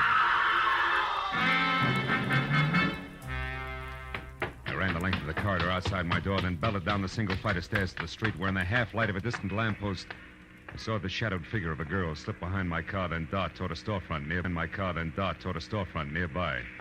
I started after her and stopped at a noise behind me, which was a... Oh, mistake!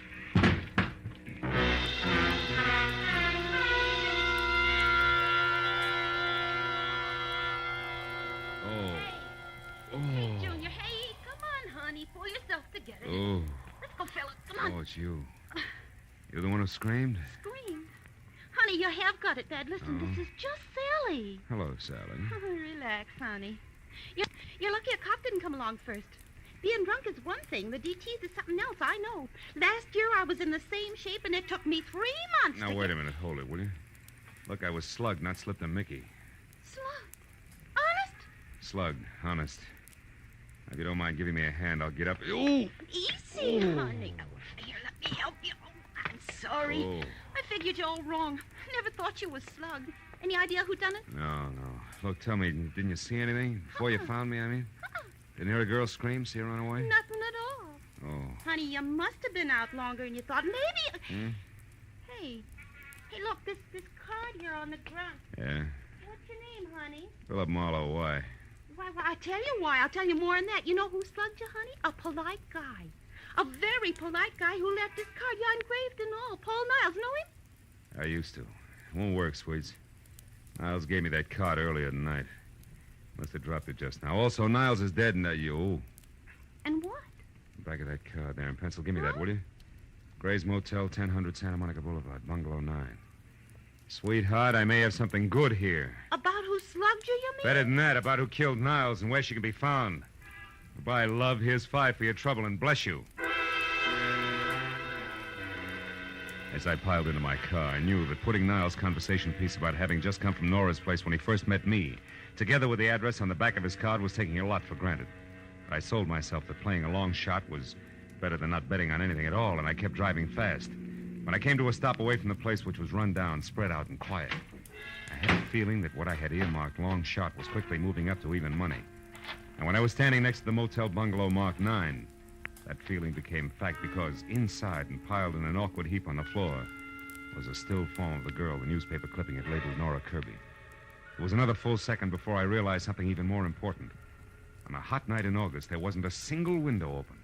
And Nora Kirby was huddled close to a gas heater that was on but showed no flame. I picked up a stone at my feet, took one deep breath, and then crashed the pane of glass, unlocked the window, and got inside and over to the girl, who I figured was taking the hasty way out of a murder that she no doubt had a very personal reason to commit. I stopped figuring when I was nearly next to her. I knew that she was still alive, and that a man gripping a .45 in his hand had just opened the front door. Don't make another move, Marlowe, or I'll kill you. Well, comes the switch. Brother-in-law Garrett Horton. I never would have guessed. You wouldn't have had to try if you kept your nose clean. No, get away from her. Why? So she can die as a suicide, which the police will chalk off as logical, since she's already wanted for murder that you no doubt committed? Exactly. Murder I committed because there isn't anything worse one can do to a blackmailer. So that's it, Niles. The lady killer was blackmailing your sister. You found out and killed him before he could cause too much trouble. Family trouble that would end up hurting the good thing you've got with husband Abel, huh? Yes. No, shut up and get away from her. We're going outside. You're kidding. Marlowe. Marlowe, I'll shoot you if you don't start walking. You're still kidding. Horton, you can't kill me without killing yourself. This room is jammed tight with the gas you turned on after you brought her in here unconscious. After you sapped her outside of my place because she was on her way to see me and tell me that you had murdered Niles. The flash from that gun in your hand, Horton will blow us all to bits. Face it, brother. For you, it's all or nothing at all. Go on, shoot. Go on, try it. Try it. I can't. I can't.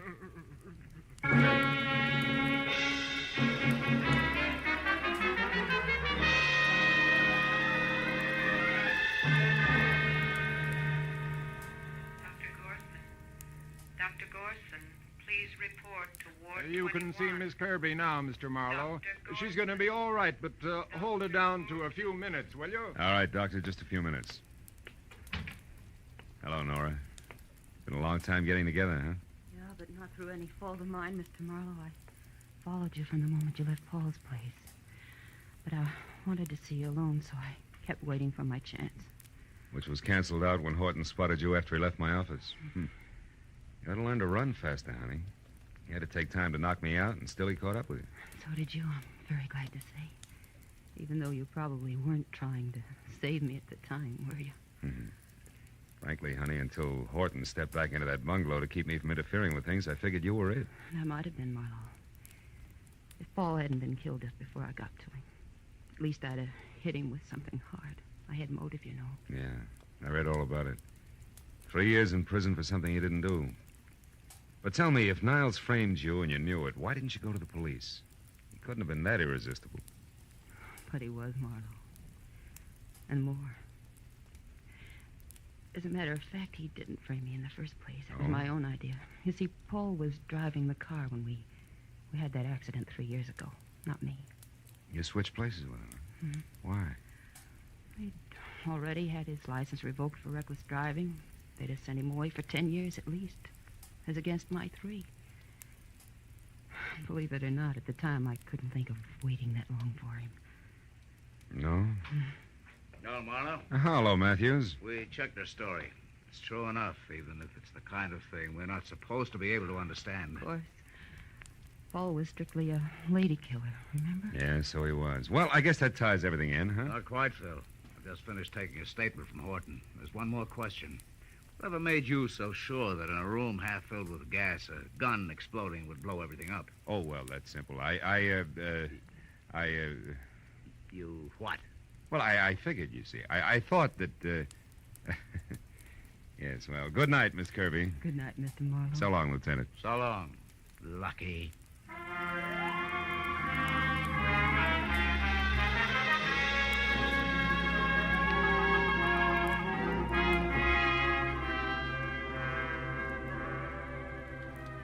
By the time I got back to the quiet of my apartment on Franklin, it was a little better than 2 in the a.m. As I sank into an easy chair without bothering to turn on the lights, I realized that for the moment I was tired. Tired of people. Their troubles, their petty little jealousies. Lady killer. What makes one man a lady killer and another... Oh, well. I lit a last cigarette, and I thought about the mountain of trouble a classic Grecian profile had built for Paul Niles. I stopped thinking when the flare of the match in my hand showed in a mirror opposite me. The mirror that also reflected the face of the guy holding the match. He was a long way from being an Adonis. In fact, he was slightly on the mud fence side. And at the moment, glad of it.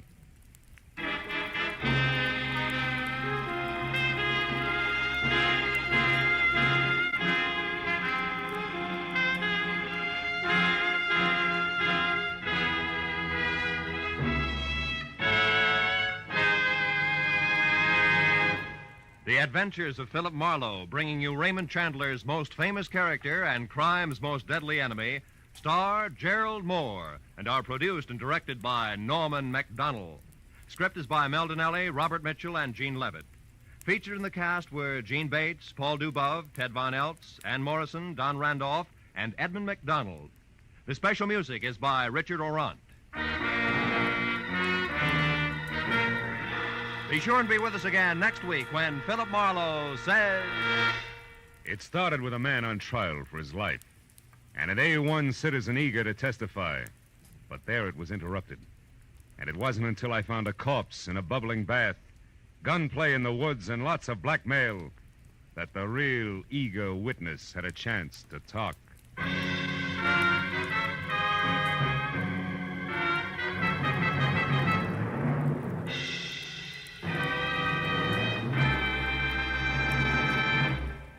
It will be New Orleans, city of romance and drama, which sends its detectives into action on gangbusters tonight.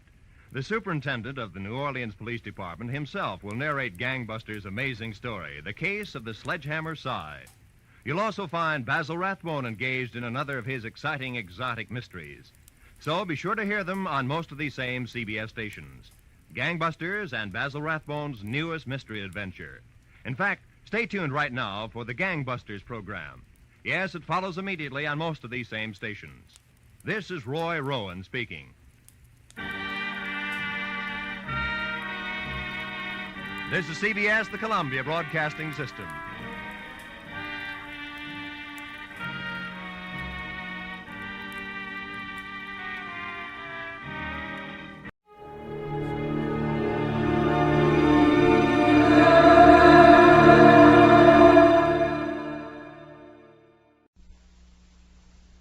For your listening enjoyment, John Lund as Johnny Dollar. Ben Turner, Johnny. How does your blood pressure react to hobnobbing with nobility? Well, so far, I don't feel a thing. How are you going to? Nothing like the beautiful Baroness Older Jarvas to provide impact. How much of a jolt is she giving you? Around $100,000. Jewels and furs. Stolen from a New York penthouse last night. But get this. 2 marriages ago, the Baroness was a Mrs. Thomas Bentley. Last week, Bentley filed a petition in bankruptcy. His commercial photography outfit's about $100,000 in the red. Well, one coincidence doesn't make a fraudulent claim. If you read the gossip columns at night, Why is that? then you'd know what beautiful Baroness has been seen billing and cooing with what broke ex-husband. Well, it's kind of late to scoop George Fisher now, but I'll try.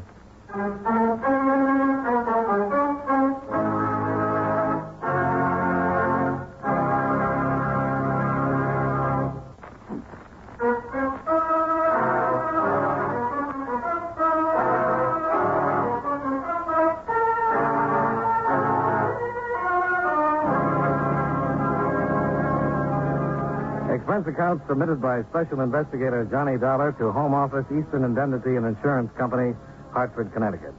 The following is an accounting of expenditures during my investigation of the Bilked Baroness matter.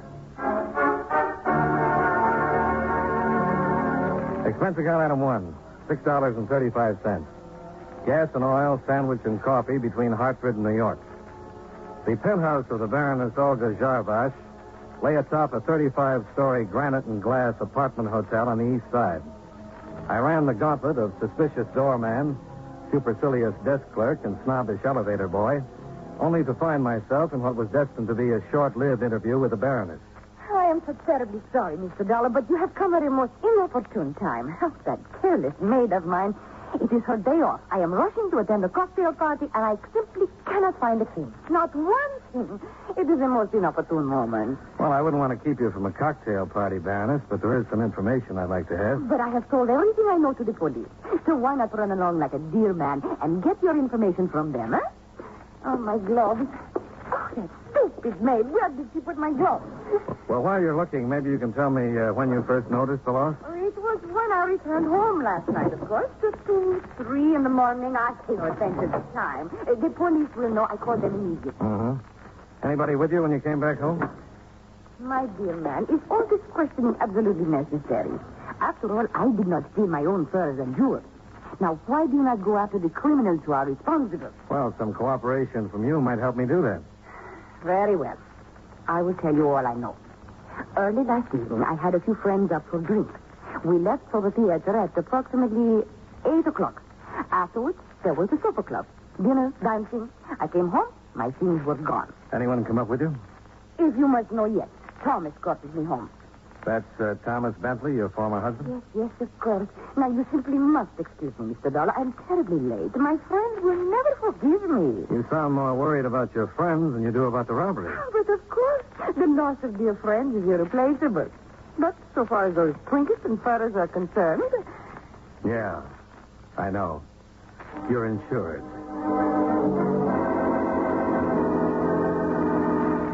Expense account item 2, $15. 5 apiece to the employees I'd met on the way up. But outside of learning that Olga's penthouse was a gathering place for practically every screwball in New York, I came up with nothing. Things turned out a little better over at Center Street, where I met Lieutenant Lewison of robbery, who was in charge of the investigation. Looks like an inside job to me, Dollar. Well, what's the dope on it, Lieutenant? Only 2 doors to the penthouse, front and service. Neither one was forced. Service door bolted and double locked from the inside. So someone got in the front way with a key, huh? Seems reasonable. Outside of the furs and jewels, nothing else in the apartment was touched. Whoever did it knew exactly where to go. No ransacking. The job was well planned and well carried out. Mm-hmm. You got a list of those who have keys? No, you can't possibly narrow them down. The Baroness hands them out to her friends like tossing confetti at a New Year's party. We checked the obvious ones, maid, hotel employees. Haven't come up with a thing. There were 2 full-length coats, 2 jackets, and a stole among the missing furs. That's right. Well, now, the jewelry might not be too hard to handle, but how did anybody get out with a load of fur like that and not be noticed? I don't think it's possible. Another thing that makes it look like an inside job. The Baroness telling you she had some friends up last night? Yeah, she mentioned it. Didn't happen to mention Vasily Udescu, did she? No. Should she have? He was one of them. The doorman tells us that while the rest of the party came down around 8, Udescu didn't leave till 11:30. Might be interesting to know why, huh? Yeah, particularly in view of the fact he's got a record. Suspected confidence game on a Fifth Avenue jewelry store, suspicion of shoplifting furs, no conviction. Could be we'll close this as soon as we pick him up. Maybe. Why the doubt? You know something we don't? Yeah. I haven't had an easy case in 3 years. And I don't think you've had too many either.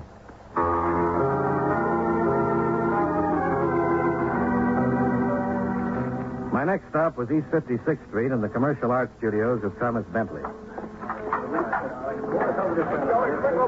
Inside the converted brownstone, a lovely blonde in fur parka and ski pants was posing on a big heap of artificial snow under the glare of sweltering lights. All right, move the number 3 spot about a half foot to the left there, Joey. A little more. Oh, yeah, that's it. All right. Now, smile, darling. Make like you were enjoying it. No. I said smile. Try thinking of a nice, cold, extra dry martini at Antoine. That's it. Hold it. Good. Set up for the next shot, boys. Okay, Mr. Are you Tom Bentley? Yeah. What can I do for you? My name is Johnny Dollar, insurance investigator. Oh, you want to talk about that stuff of Olga's? That's right. Well, make it some other time, Dollar. I'm pretty busy right now. Yeah, I was wondering About what? how you could be in full operation when you're supposed to be dead broke. Trying to figure some tie-in between the $100,000 of insurance and my bankruptcy petition? Might not be too big a jump. The beautiful Baroness always moves onward and upward, Dollar. You better break that down for me. I was only sucker number 2 on a list of 4 husbands. How could I top number 4? The Baron Jarvash? Legitimate title, bulging with boodle. And he kicked off after 1 year under the strain of keeping up with Olga. Believe me, she hasn't the slightest inclination of getting involved in fraud to help out sucker number 2. Then how come you're making a play for her again? My motives are purely mercenary. All I want from her is a loan of about $20,000 that would hold off the creditors until I get back on my feet. How are you making out? So far, no dash. Well, your place is open. A deal with the creditors. I draw a measly $100 a week until they get paid off, if they ever do. So, that's my story, Dollar. I know from nothing, believe me. Oh, I'm sorry to bother you, Tom, but Joe says they're ready on the next sit-up. Oh, okay, Harley. I'll be right there. I wanted you to take a look at this leopard skin costume for the jungle shot. Oh, what about it? Well, take a look at the way the thing fits. It's ridiculous. Doesn't give me a chance to really expand my chest. I was thinking if I wore some kind of loincloth instead, it would give you the opportunity to shoot all my muscles in place. I'll think about it, Harley. Well, I brought one along with me just in case, Tom. I'll put it on for you. No sense in hiring a 44 chest if you're not going to show it off. And with loincloth, you can show the muscular play of my entire body. Okay, Harley. Tell Joe I'll be in there in a minute. Sure, Tom. And I'll change costumes meanwhile. Model. Good Lord, how do they make them that way? Body of a Hercules and the mind of a second-class ape. Well, I guess we all have our troubles, Mr. Bentley. Thanks for your time. Yeah, sure. It's okay, Dollar. Oh, Dollar. Yeah? Where are you staying in town? At the plaza. Why? Well, I understand insurance companies offer rewards for recovery of stolen property. Something like 20%, isn't it? Sometimes, yeah. And no questions asked? Got something in mind, Mr. Bentley? Just wondering.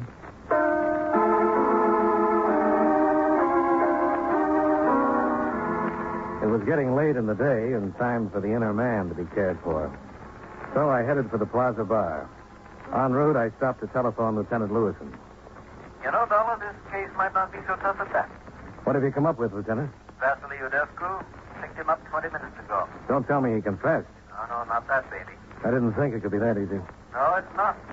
We'll just have to be satisfied with the stolen jewelry we found in his apartment.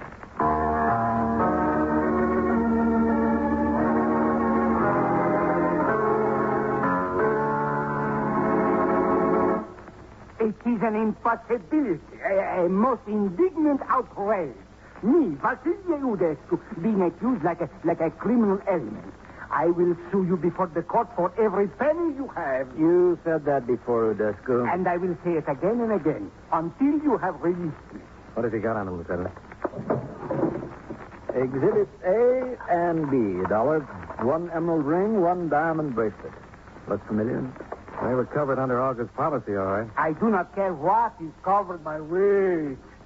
I do not know those things. I do not know how they got into my apartment. And I want to call my attorney. Well, at least I can believe the last part of that. You were at the Baroness's last night, weren't you? And why should I not be? We are the most dear of friends. Well, the rest of the party left for the theater at 8 o'clock.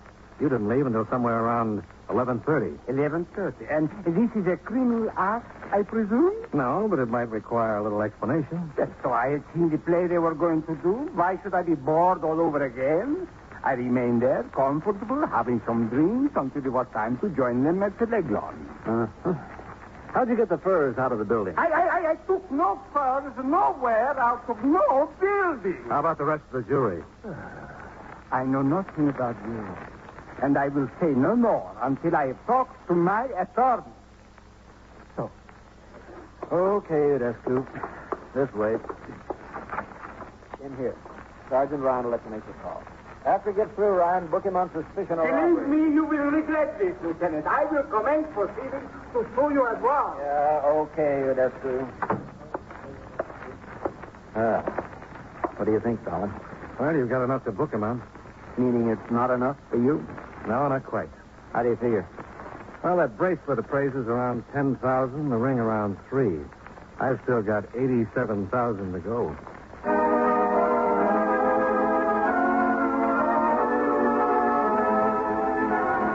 Expense account item 3, $1.50. Double scotch at the Plaza Bar. I could have saved the double. Halfway through, I was called to the phone. Tom Bentley, Dollar. Come over here to the studio right away. Why? I've got something for you on Olga's robbery. Oh, what's that? I just happen to know where the loot is. I'll be right there, Bentley.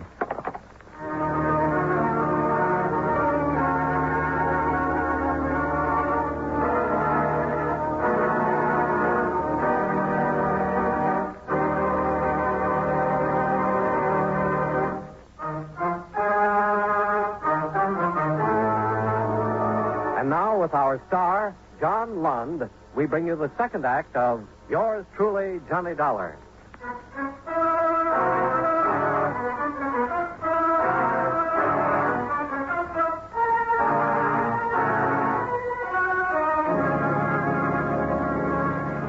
I put in a call to Lewison, and after violating some minor traffic regulations and the composure of a few New York drivers, I pulled up in front of Tom Bentley's studios. The headquarters car was parked out in front, and Lewison was waiting for me just inside. Oh, it didn't take you very long, Dollar. No, I caught all the lights. Mm-hmm. Where's Bentley? Back here. The funny thing about people, Well, what's that? if they'd stop trying to chisel the law, they'd save themselves a lot of trouble. See what I mean? Yeah. Size of the hole in him looks like it came from that .375 Magnum Winchester on the floor over there. A rifle of that caliber is more suited for hunting elephants than a job like this. Bentley probably used it as a prop. Looks like they were taking some jungle shots in the studio. Adds a few complications, doesn't it?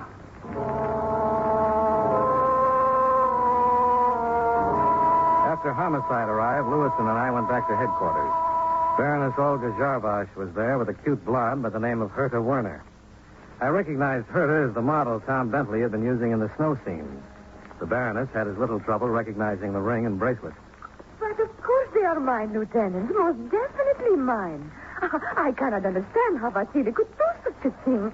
Such a wonderful dancer, such marvelous parties. Oh, that he should do something like this is positively heartbreaking. I have a formal complaint sheet here, Baroness. I'd like you to sign it. But of course I will. Imagine Vasily doing such a thing to me. Turning out to be a common thief this way. Of course I will sign it. Maybe you're being a little hasty about this, Olga. Oh? What makes you say that, Miss Werner? I was just thinking. Lieutenant, you found the bracelet and ring in Vasily's apartment? That's right. I don't suppose they were in that teakwood cabinet in the den, were they? What makes you think that? Olga, remember that party at Vasily's a week or 10 days ago? The crazy one where he got the idea for that taffy pull? How could I forget? It was the best party we've had all season. A simply wonderful one. What are you driving at, Miss Werner? It's simple enough, Lieutenant. If you've ever been to a taffy pull. Yeah, rings sort of get in the way, don't they? Bracelets can, too, if you're really in the mood for it. Oh, but of course. How forgetful can I be? Of course, the ring and bracelet were in the way. So you took them off and put them in that teakwood cabinet? Yes, that is exactly what I did. I had completely forgotten about them. How sweet of you to remember that. You reported them missing on that itemized robbery list you gave us. Oh, naturally I did, Lieutenant. There was a robbery. They were missing. Of course I included them. Oh, poor dear Vasily. What an injustice I nearly did to him. To think I was about to sign a complaint that he was nothing but a common thief. Oh, but now everything will be all right for him again. Yeah. Miss Werner's got a remarkable memory for the whereabouts of other people's jewels.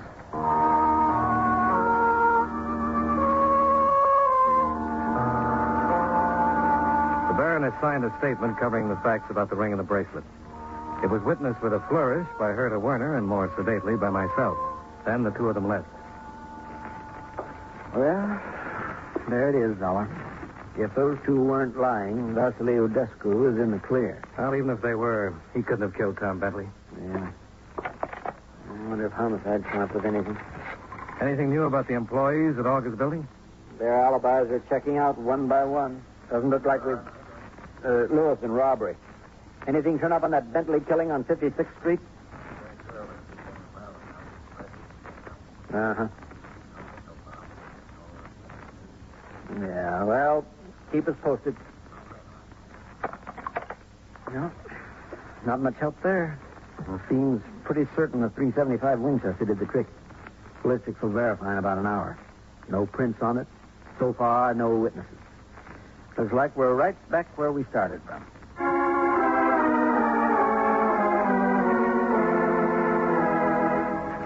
Expense account item 4, $1.45, cab fare. Driving my own car, I knew I'd never have found that little back street on the far side of Greenwich Village.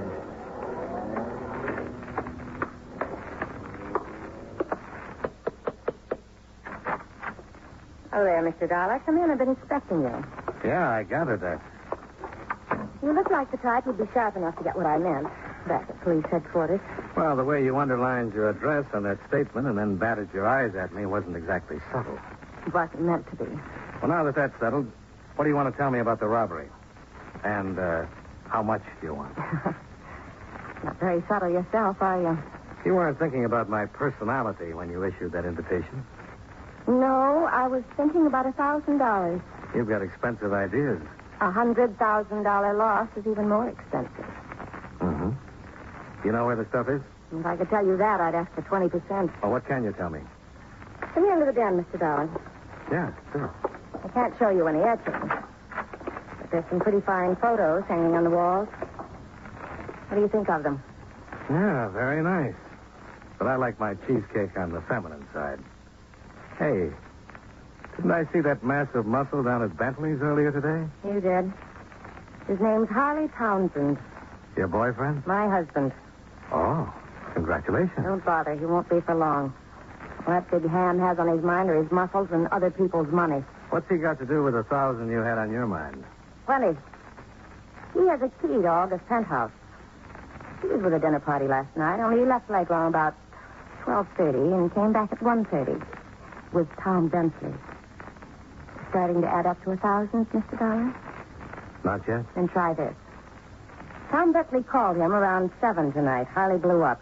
Said he wouldn't settle for 10,000 when he could get 50. And Bentley better wait for him and get over there. And he tore out of here fast. And he took some of these cartridges with him. Pretty big caliber.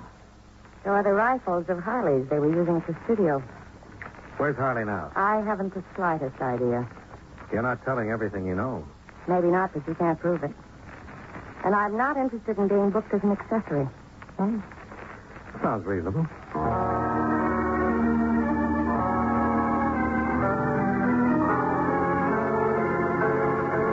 Expense account item 5, $1.75. Cab fare back to Center Street. So Herta Werner came up with something, huh, Dollar? Well, if $1,000 is the going price on selling out husbands, she is. Might tie in at that if Harley and Tom Bentley worked it together. Bentley wants to take a safe $20,000 for turning his stuff back, and Harley objects with a .375 Winchester. I can't think of a neater answer. We'll check it out when we pick Harley up. Not much we can do until then. We could try to figure how those furs got out of the building without being seen. I got a couple of possible answers.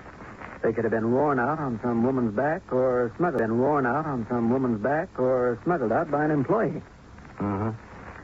Say, a lot of those buildings have their service pickups at night, don't they? Yeah. Saves traffic jams. Why? Well, somebody posing as a cleaner or storage man could have carried them out without anyone paying too much attention. I thought of that too, Dollar. Trouble is, the side street the service entrance opens on was torn up for repairs. No service calls or deliveries were made yesterday or last night. When is that repair job supposed to be over? Sometime late this afternoon or tonight. Why? Well, then maybe our boy could still use the serviceman gag. Not unless the stuff is still in the building. You know, that's a thought, Lieutenant.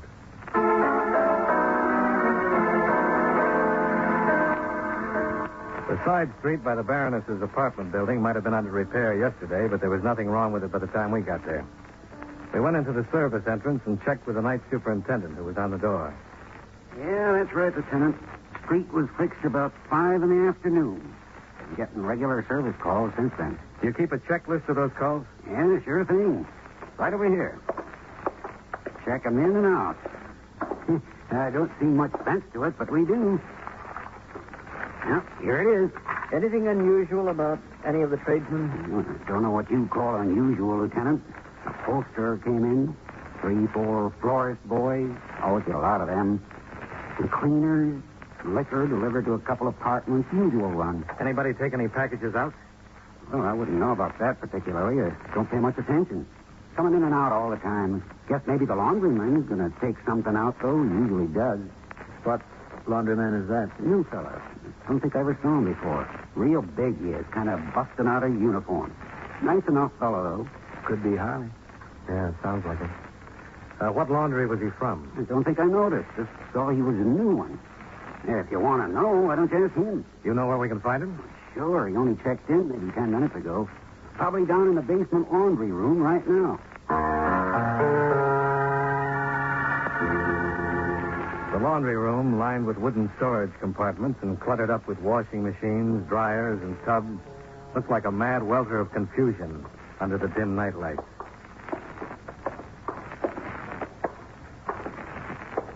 See him, Dollar? No, not yet. He's got to be down here somewhere. There's no other way out. One of the storage compartments. Yeah, down at the end.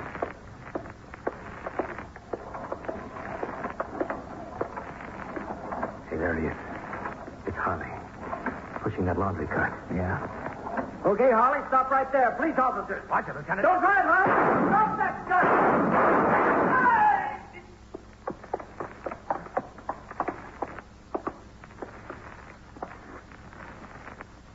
He should have listened, Lieutenant. Yeah.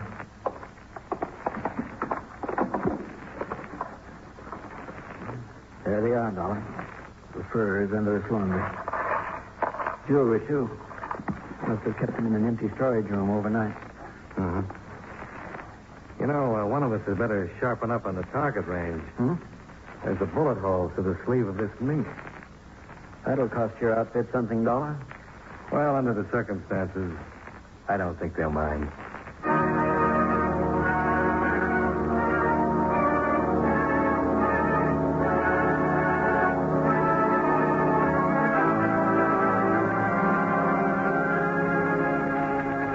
Expense account item 6, $19.30. Hotel bill and miscellaneous. Expense account item 7, $5.10. Gas and oil back to Hartford. Expense account total, $50.45. Yours truly, Johnny Dollar.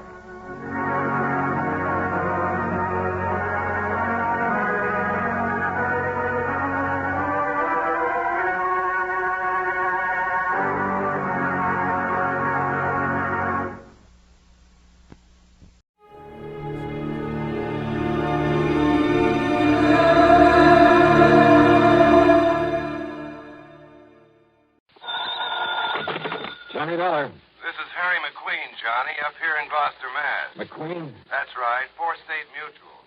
Oh, sure, Harry. How are you? What's on your mind?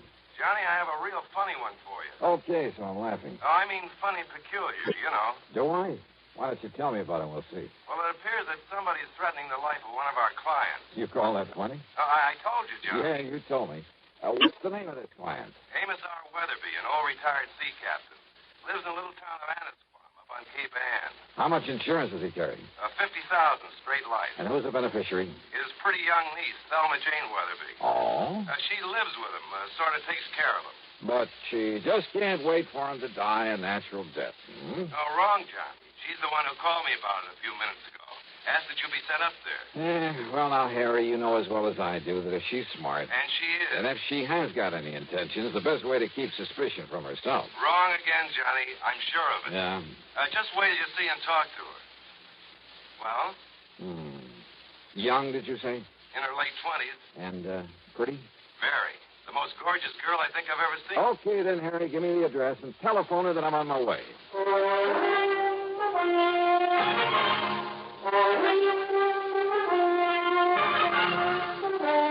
CBS Radio brings you Bob Bailey in the exciting adventures of the man with the action-packed expense account. America's fabulous freelance insurance investigator. Yours truly, Johnny Dollar.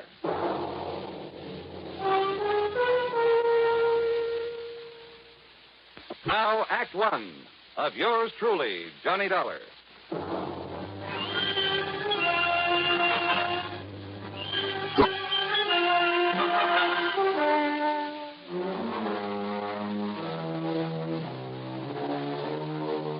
Expense account submitted by Special Investigator Johnny Dollar to the Four State Mutual Insurance Company, Gloucester, Massachusetts office. Following is an account of expenses incurred during my investigation of the boat out of the blue matter.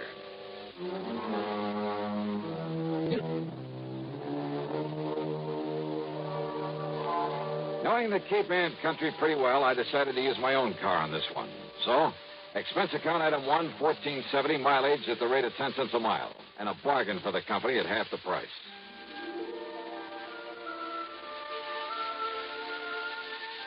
Annisquam, on the northwestern end of the Cape, is a pleasant little settlement, unspoiled by the vacation crowds. A kind of quiet summer haven for writers, poets, and painters, with a few large and very old homes. The address that Harry McQueen gave me turned out to be one of them. Set on a high, sandy knoll, it was a big frame house with hip roof, shingled turrets, and cupolas, half a dozen gables and dormer windows, all of it dripping with gingerbread and covered with Boston ivy. It looked out over the sparkling blue waters of Annisquam Bay. On one corner was a big tower with a platform on top surrounded by a heavy, well-polished brass railing. A flagpole carried not only the national ensign, but a couple of signal flags on separate lines below a sort of yardarm, I guess you'd call it. Another shorter pole supported a weather vane and one of those revolving things to measure wind velocity. The whole place, in spite of its weather-beaten age, was in good condition. Was what the owner, according to Harry's description of them, would probably call shipshape. All very interesting and colorful. What interested me most, though, was the vision that greeted me at the front door. And I mean vision. Yes? Oh, you must be Johnny Dollar. Any description of Thelma Jean Weatherby could only end up in the Department of Understatement. She was tall, well-tanned, and beautiful. A sort of honey blonde with clear, exciting blue eyes. The sort of figure that you dream about. She was wearing a well-cut pair of blue silk capris. Johnny? And a blouse of lighter blue chiffon. The freshening breeze caught a wisp of her hair and gently flicked it across that beautiful face in a sort of caress. I caught the faint scent of arpege. Johnny, what's the matter with you? Huh?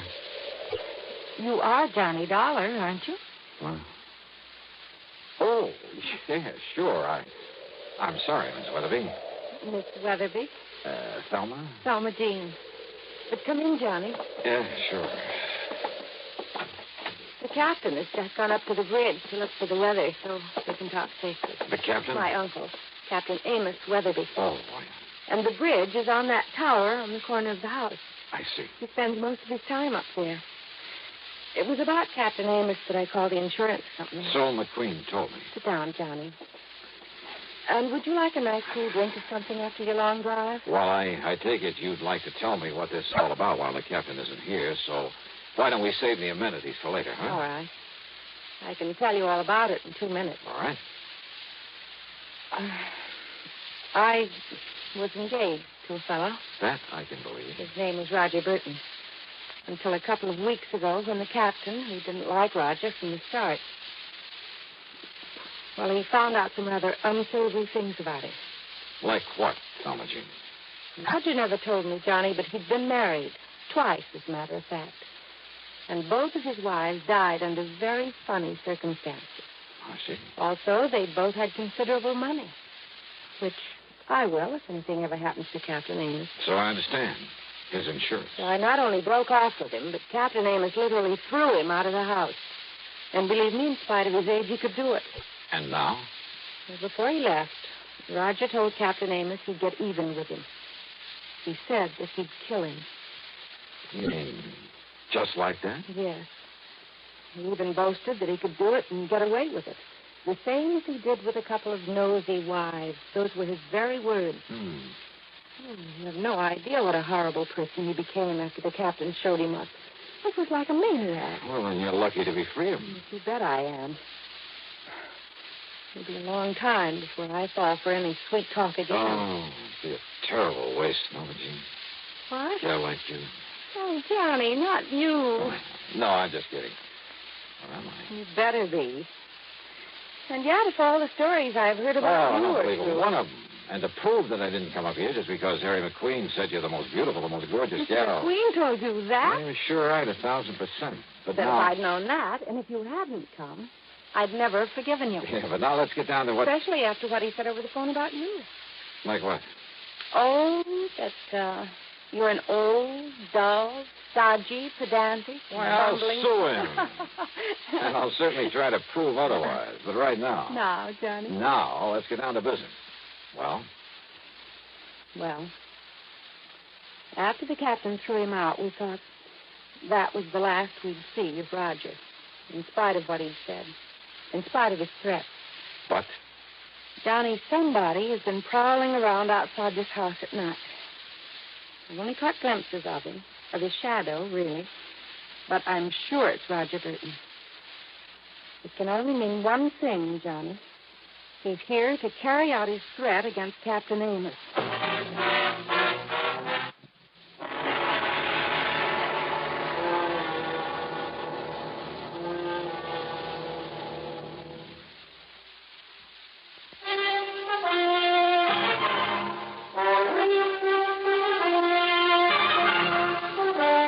You're sure it's Roger Burton you've seen prowling around the place? Yes, Johnny, and only at night.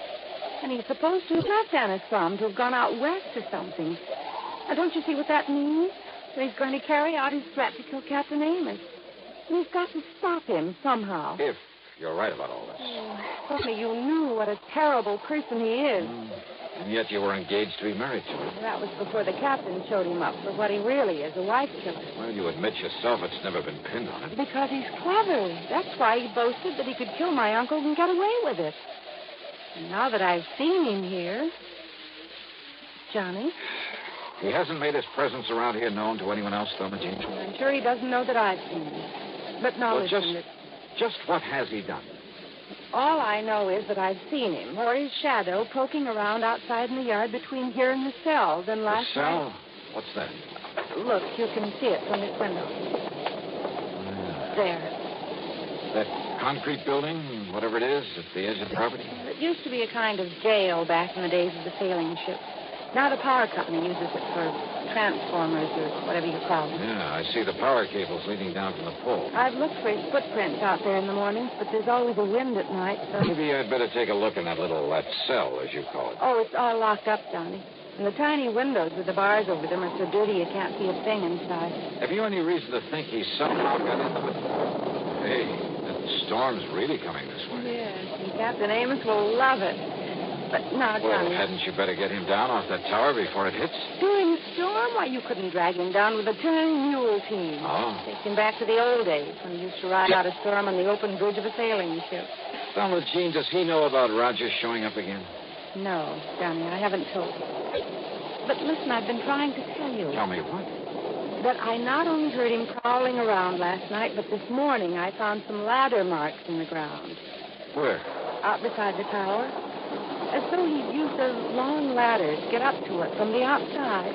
Ladder? I don't know what else they could be. This feller, and for the moment we'll assume that it is Roger Burton. Oh, I'm sure of it. He's made no attempt to enter the house? Oh, he's too smart for that. And don't forget, Johnny, he doesn't know that I've seen him around again.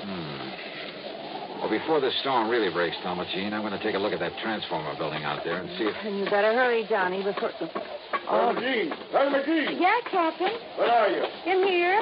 Where in Carnation did you put my sou'wester? It's up in the cabin just below the bridge where it always is. I told you a storm was making up. It's going to be a big one. Now you got to get me back on the bridge. Well, now who's this, Thelma Jean? Captain, this is Johnny Dollar. Dollar, huh? Hiya, Captain Amos. Another crooked landlubber come here to trouble you? Oh, no, Captain. Johnny was just an old friend who dropped in. Yeah? With the storm coming up, Big one, I tell you. Been in all the papers. But me, I told you it was on the way 5-6 days ago. The way the barometer on the bridge has been behaving. Yes, I know. So I've asked Johnny to stay for the night. Oh? Well, whatever me little girl wants, Thelma Jean, you know that. But, Johnny? Yes, sir? You do anything to hurt me little girl, and by Jupiter, I'll kill her you. Don't worry, Captain. All right. Sou'westers in the cabin up there? Aye, sir. Then I'll see you below here when the storm's over. I'll bring your dinner up to you. Oh, when I'm riding on the storm? Don't be silly, woman. Aye, sir. Johnny, if you're going out to look at that cell. First, I want you to show me where you found the letter marks, okay? I see.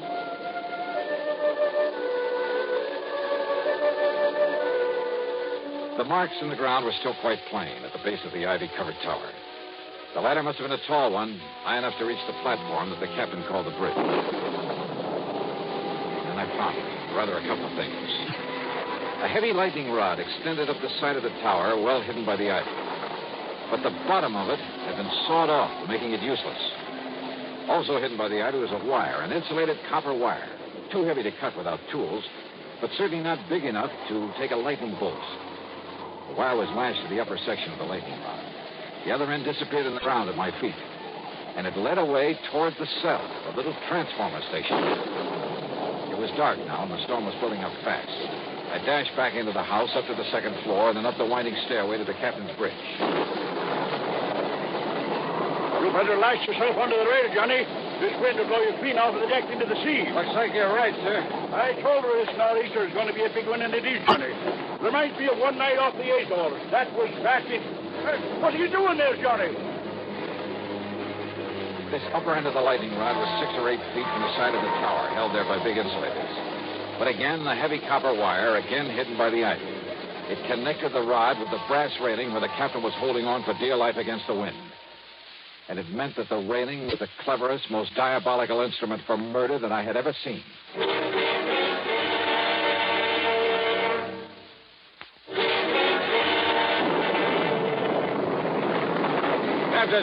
Captain Amos. Listen to her blow, Johnny. Listen, we've got to go below. Below, and Mr. Storm like this? Come on, Ronald, it'll thunder like hysteria. Listen to me. Keep away from that rail. Let go of this rail, it'll blow us into the sea. I tell you, get away from that rail. Keep your hands off me, you blubber, you... Sorry.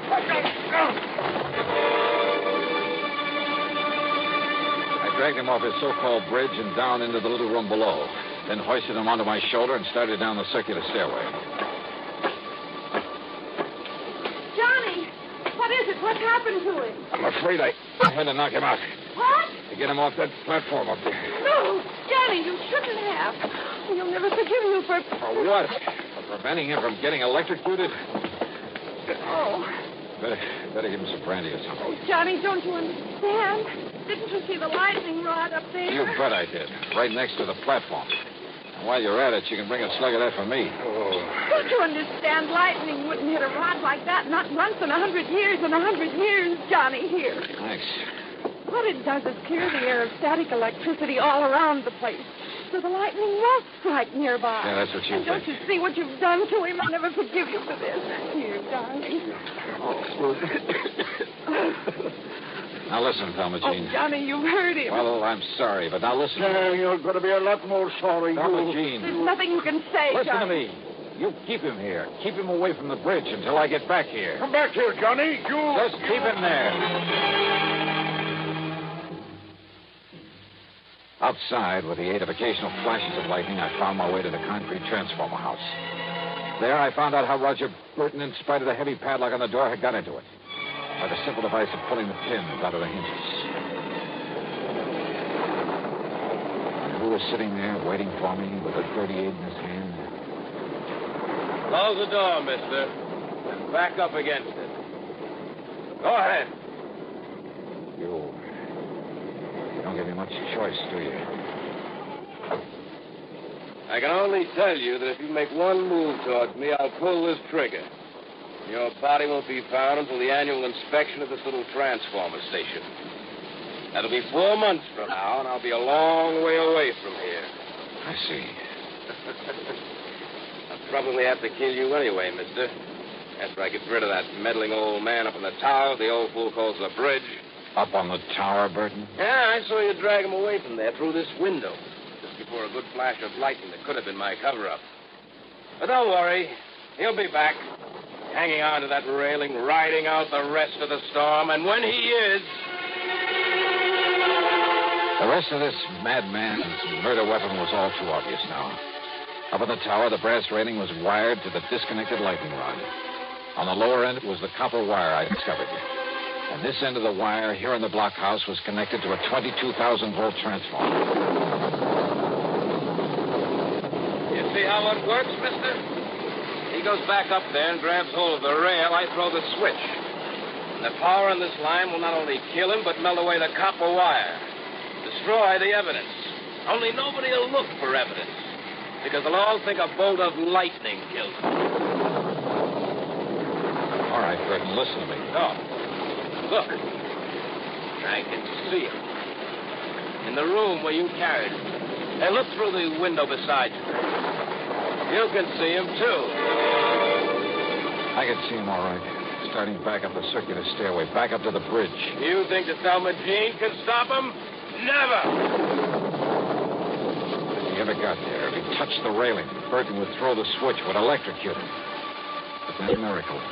Once in 100 years, the bolt of lightning out of the heavens.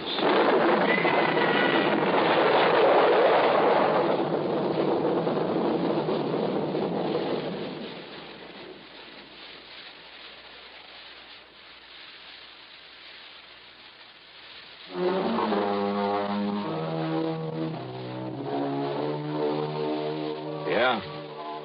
The bolt of lightning had struck the rod high up in the tower, had streaked down the wire into the blockhouse, had fairly exploded inside of it. The force had blown me out through the door, and it was a couple of hours later inside the house before I was able to move. Burton, holding the switch, had been killed instantly. I'm glad I hadn't tried to get any closer to him. It was a bolt out of the blue. It was justice in its own strange fashion.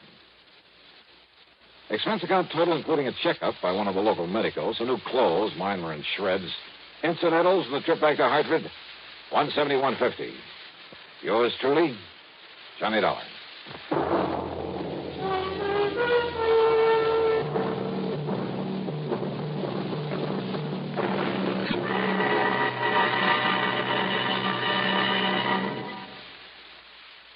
Star, to tell you about next week's story. Next week, a vicious racket that a lot of respectable people fall for, that you ought to know about. Join us, won't you? Yours truly, Johnny Dollar.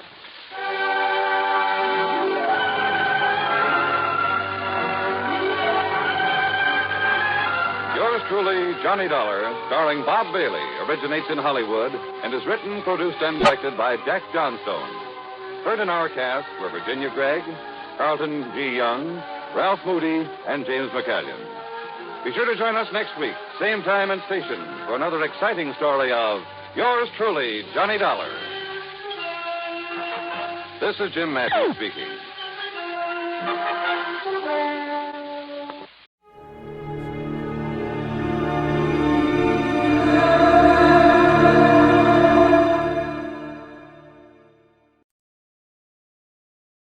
I hope St. Peter's listening. This report may one day help qualify me for that pass through the pearly gates. This case almost rushed me up there.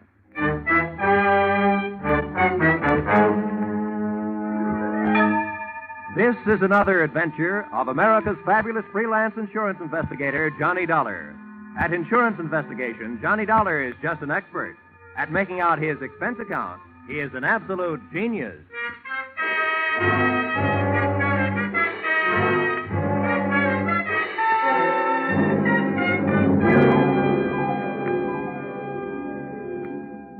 Expense account submitted by Special Investigator Johnny Dollar.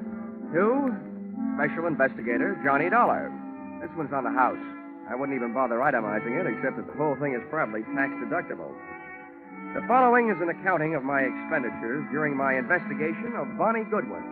Or, she was under 21, but that didn't mean she was involved with nothing but minor vices. Or, murder ain't minor. Expense account, item 1. $12.40. Scotch whiskey and cigars consumed at surprise party arranged for me by one Mr. King Hart at my apartment in Hartford, Connecticut at 1:25 in the morning.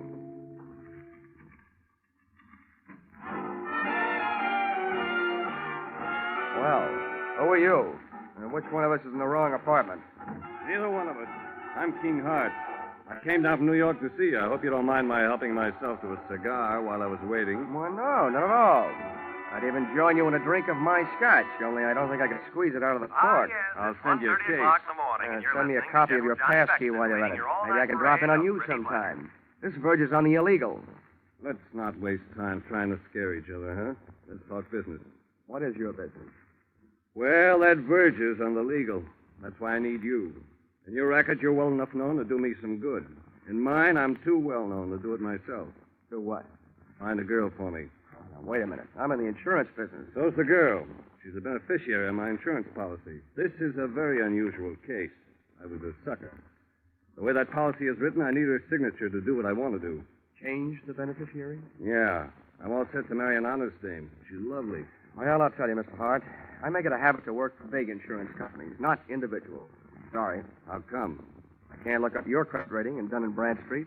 Look it up in this wallet. Go ahead. Don't be bashful. Mm-hmm. Yeah, well, you're solvent. Corners of these bills look like a tally on a baseball scoreboard. 1 run in the first and then 3 goose eggs. Help yourself. Not so fast. Your money may be okay, but about your story. What about it? Look, there's any number of good licensed private detectives that you could have gone to. Philip Marlowe, Sam Spade, and Richard Diamond. And he would not only have solved your case, he would also sing you a song. Why did you come to me? I thought you had me straight. I don't like detectives. I'm allergic to coppers, pro or semi-pro. So's the girl. Look, Dollar, all you have to do is find the girl, get her signature on the form, and bring it back. Is that so tough? Yeah, my wisdom tooth still finds it a little tough to chew. I'd like to see the policy. Sure, I brought it with me. Here you are. Wow, this is a motive-sized policy. $100,000. How'd you ever get it, Mr. Hart? When I took it out, I was a haberdasher. Uh-huh. Specializing, no doubt, in bulletproof vests styled by Hart, Schaffner, and U.S. Steel? Oh, yes. Beneficiary, Bonnie Goodwin. That's her. Well, before I can start looking, I should know where she stopped being around. Chicago. You'll find that and a lot of other stuff about her stapled to the back of the policy. My, you're the very model of efficiency. I should be. As a model prisoner, I ran the accounting department at Leavenworth for 5 years. Thanks for not being bashful about your past. Makes it easy for me not to be bashful about asking you for something. What's that? My assignment in writing. I just don't want anybody to get the wrong idea about my association with you. That's okay. All right. You'll pay for the ticket. I guess I'm ready to take the ride. How much? A $3,000 retainer, and I'll bill you for my expenses. It's a deal. And don't hesitate to travel first class. Don't worry, Mr. Hart. Don't worry.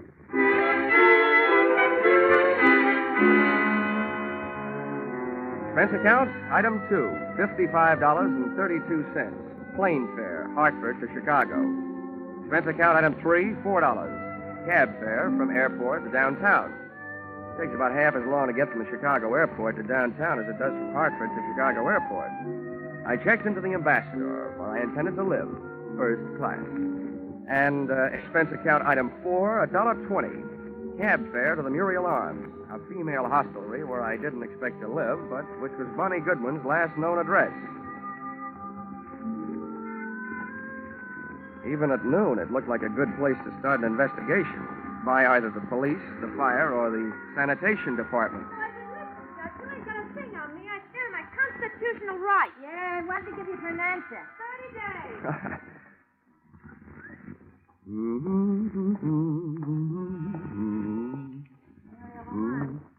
She hasn't called back after 4. Hello, Muriel Arms. I'm sorry, Miss Graham left a no disturb until 2:30. Hello, Muriel Arms. Call back after 2:30, please. Pardon me. Muriel Arms. No, she isn't. She'll be back in 5 days. Hey! Yes, sir. Where can I find the room clerk? That's me.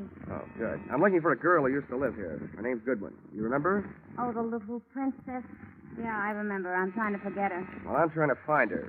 You know where she went from here? No, and I don't care.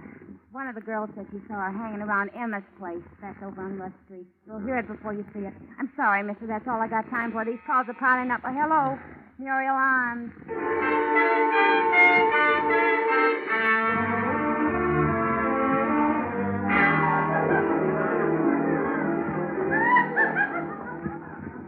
Say, bartender. Let's see. Where can I find Emma? I'm Emma, and no jokes. What do you want? I'm looking for a girl named Bonnie Goodwin. She ain't around. We told her she wasn't wanted around here. Well, that's your business. My business is to find her. Who are you? From the law? Well, from the law of averages, the insurance business. If you're selling insurance, you're going the right way. She needs some. Let's try the Flagler apartments.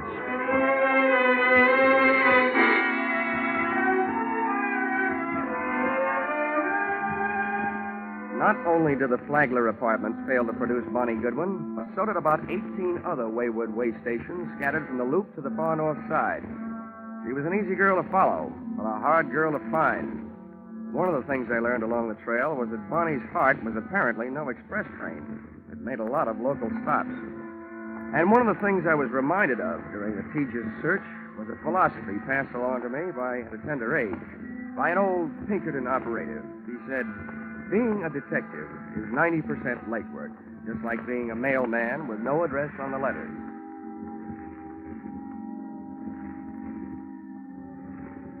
Expense account, item 5. $14.95, shoe leather. My brogans and my nerve ends were worn to a frazzle by 8 o'clock that night when I went sniffing up my latest lead, which took me to the desk of a tasty little flea bag on Dearborn. Oh, it felt like you were picking up a 7-year itch just walking into the lobby. Hiya, Sonny. Are you looking for somebody? Yeah, and if I don't find her soon, I think I'll just sit still and let her find me. One of your guests, Bonnie Goodwin. You know her? As much as I know any of them, I guess. Is she still here? No. Well, do you know where she is? No, all I know is she moved out of here. As I asked her to this morning. Tell me, what makes this kid so popular? She makes me nervous. I don't like the people she brings around. You mean me, Grandma?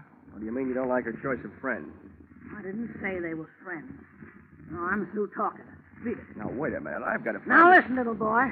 I'm awful good at not talking when I don't feel like it. And right now, I don't. Save yourself some time and get out of here. Okay.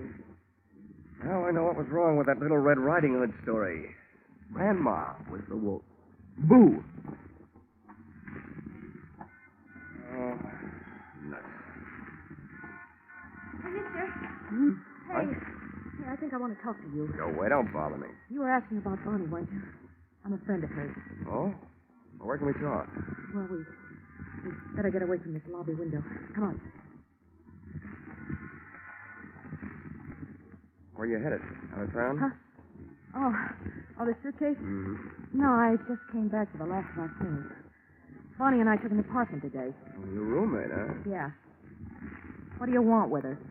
Wait a minute. Can you think of any good reason why 2 men should be following you? Where? Don't turn around. Where can I meet you? You're not going to leave me. Just long enough to get where we're going. Where's a good place? The hangover house on North Park. Who do I ask for when I get there? What's your name? Jenny Page. Why can't I go with you? I want to find out who's being followed, you or me. Now, there's a hack stand. You take the first cab, Yeah. I'll take the second. Bill and Darby take the third, and then we'll know.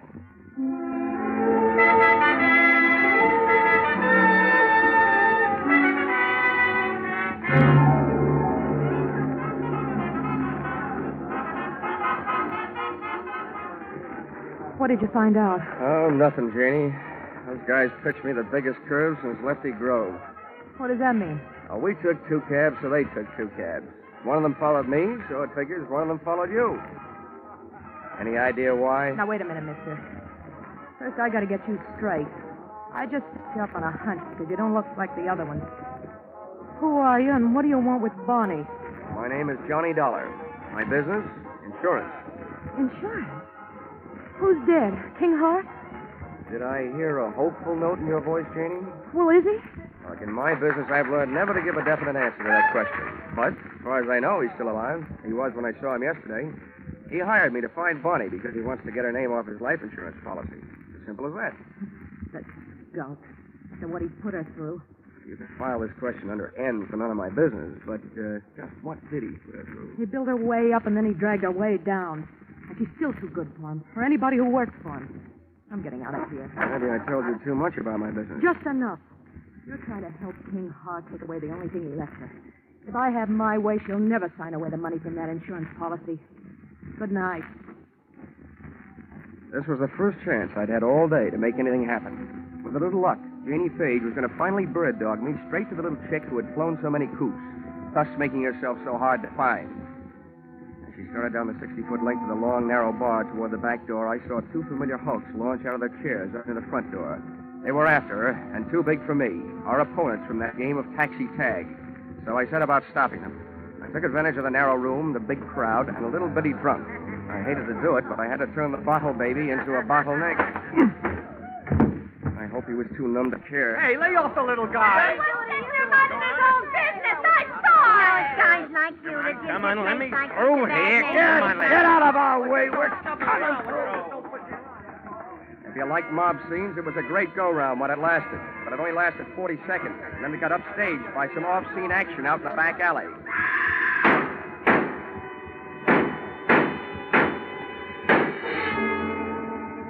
The crowd went out to look. I didn't. Somehow I knew.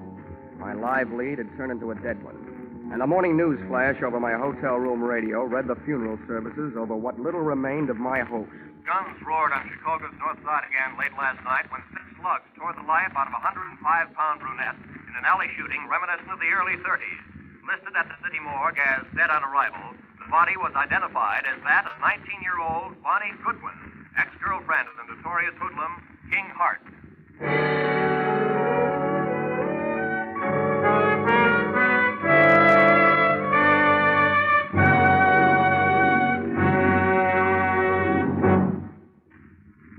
In just a moment, we'll return to the second act of Johnny Dollar. But first, a burly sea captain, a fashion designer, a neurotic young gun collector, and a wealthy socialite. One of them very much dead. These are the elements Police Commissioner Bill Grant faces in his adventure on Call the Police tonight. Join Bill Grant for the thrills of the chase as he sets out to solve the case of the hero's funeral. And then take in Sam Spade's latest two-fisted adventure, well spiced with wisecracks. Bill Grant of Call the Police and Sam Spade, like Johnny Dollar, are regular Sunday visitors on most of these same CBS stations. Now, with our star, Charles Russell, we return to the second act of yours truly, Johnny Dollar.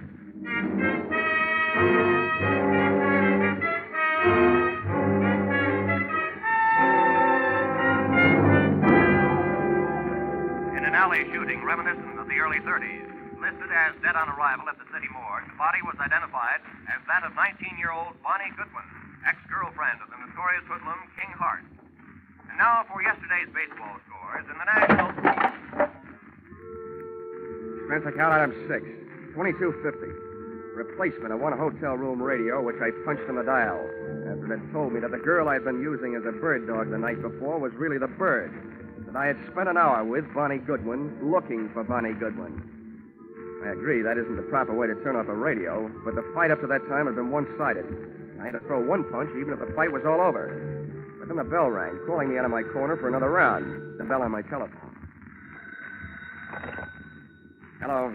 Hello, Dollar. Yeah? This is King Hart. I just got in town at the airport. Well, 9 a.m. News travels fast.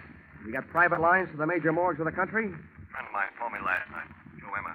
What the devil happened, Dollar? I'm not sure, Hart. It could be that you used me for a leadoff man on a relay team. You hire me to find the girl, then hire some gunmen to follow me. And when I find her, boom. Now, wait a minute, Dollar. From now on, it looks like you don't have to worry about who's going to collect on your insurance. Do you, by any chance, collect on hers? That's out of my line these days. And flying 800 miles just to be at the scene of the crime has never been one of my habits. I'm not so sure you just flew in, but I'm dead sure that I'm not on your payroll any longer. Dollar, listen to me. You listen. I didn't follow through last night because I didn't want to be picked up as a material witness. First, I'm going out to prove a few things that'll keep me from being picked up, and then I'm going to make my report to the police. Aren't you jumping the gun, Dollar? You know more about guns than I do, but I learned a lot about Bonnie Goodwin while I was tracking her down yesterday. And one thing I learned, I like her kind better than I do yours. There wasn't anybody around to help her last night when she needed it.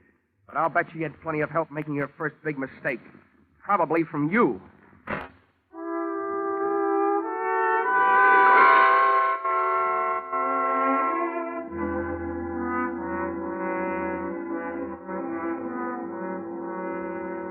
Any morgue is a masterpiece of refrigeration.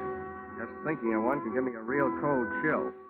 When I walk into one, I feel an icicle forming on each separate vertebrae in my spine. And when I start walking out of one, I feel the ice begin to melt. You do yourself any good? Maybe. Thanks for letting me go through a thing. Here, buy you some cigars.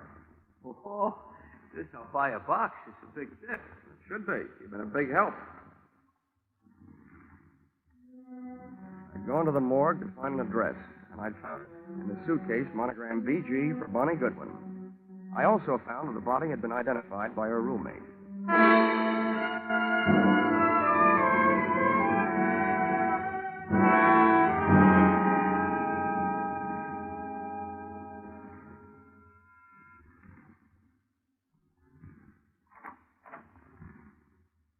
do you want?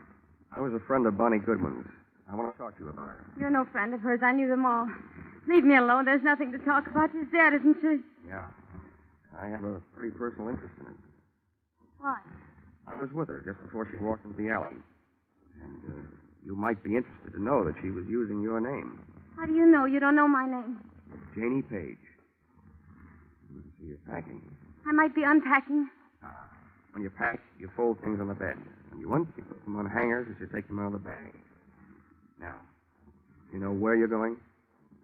You better close the door. Well? I don't have to be a quiz kid to figure out that you're leaving because you're scared. Probably running away from the same thing Bonnie didn't have a chance to run away from. I'd like to find out what it is. Bonnie didn't have any big brothers looking out for her. What's your angle? I'll break it down for you. About 10% of my interest is keeping myself from being implicated in what happened last night. The other 90% might get me a merit badge in a Boy Scout troop. I'm just trying to do my good deed for the day. I'd like to see somebody get paid off. Who's your candidate? King Hart? He's one of the people she was afraid of. For a little girl, she had a lot of people after her. Did she double-cross too much, talk too much, or just know too much? She knew too much. About what kind of thing? The kind of thing smart people stay away from. Wasn't she? Couldn't. For a girl being mixed up with the wrong people's an incurable disease. She just waited out. Mm-hmm. I see what you mean. You can't throw a bad reputation into reverse. You can stand a compliment. You strike me as being a gal who might have a better chance than most of busting into this unsmart set. I can't figure you out. What do you really want from me? What are you doing here? Who are you working for? I always feel sorry for you, kid. Particularly the nicer ones. Oh, who knows? Maybe I'm just being selfish. Maybe this is a good chance for me to show off in front of heaven. I'd like to revise those percentages I gave you. From now on, let's call it 10% me, 10% Boy Scout, and 80% you. Well, now that I've cut you in for most of the profits, I'll get some help. I haven't got much to give you, but I think it was King Hart. Why? Is that insurance policy? That'd be one good reason. And the others? She brushed him.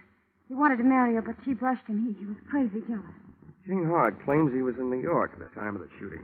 If he can prove it, he's clear. But assuming that he did have some gun work to do in Chicago, who would he hire to do it? A guy named Joe Emma, by any chance? Joe Emma? He'd be more interested in shooting King Hart. They split up over Bonnie Goodwin. Emma wouldn't leave her alone till after Hart got out of town. Is there enough reason for him to kill her? I don't know. I don't know how jealous he gets. There's only one other thing I'd like to know. What? How I'm going to help you. I want to do something more than just help you pack. Hey, how does this sound?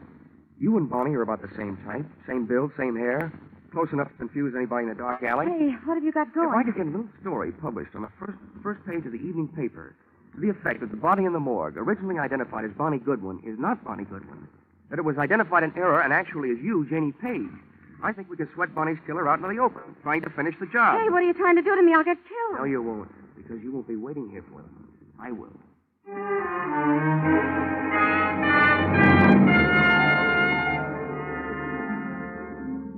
Expense account, item 7, 5 cents. Phone call to an old newspaper friend. Expense account, item 8, another nickel, one evening newspaper. Which proved to me the power of having old friends, and which I hope would prove to me the power of the press.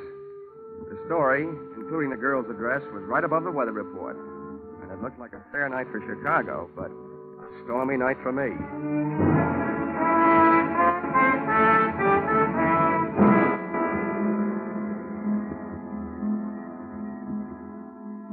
I learned early in my career that when you're waiting in an apartment for the arrival of killers, don't just wait. I opened a window onto the street, made myself a pot of coffee, some sandwiches, sat down in an easy chair facing a door near the telephone, and had a picnic. For dessert, I had a sweet, rich idea, which made me feel much better. When a little after 10, I heard a car pull up outside. When I heard footsteps coming up the hall 20 seconds later, I took the telephone out of its cradle, dialed 1 to get rid of the telltale tone of a line not in use.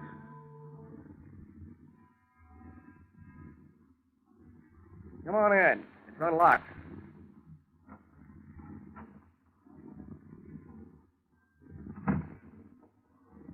King Hart.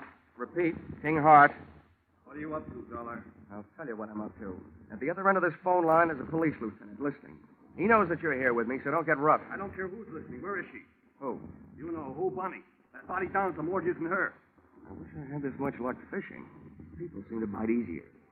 I suppose you're here because you missed her the first time. Don't be stupid. I'm trying to save her life. Where is she? She's sitting next to the lieutenant who's listening on his telephone. I don't believe it. Come on. You can talk to her. Okay. But you better be right. Here, take the phone. Right over the head. Oh!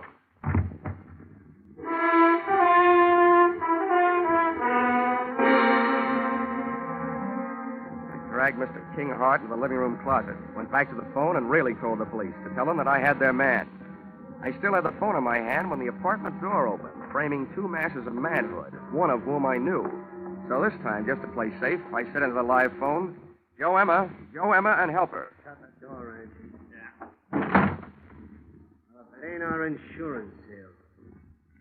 Who you talking to with that telephone? Police. I just gave them your name. Hang it up. Okay. Pretty smart trick, I suppose. But I got news for you. What you just did ain't even evidence. Because you ain't going to be around to corroborate it. And we ain't going to be here when the cops get here. Now, where is she? If you're looking for Bonnie Goodwin, your search is narrowed down. You've got the whole rest of the world to look because she ain't here. Too smart. Now, where is she? Hey, Emma. She's hiding in that closet there. The knob just moved. Oh? That's where you got it. Okay, Angie, stay on this guy. I'll take care of Bonnie. On out, sweetheart. I'm coming, Joe! Why, you?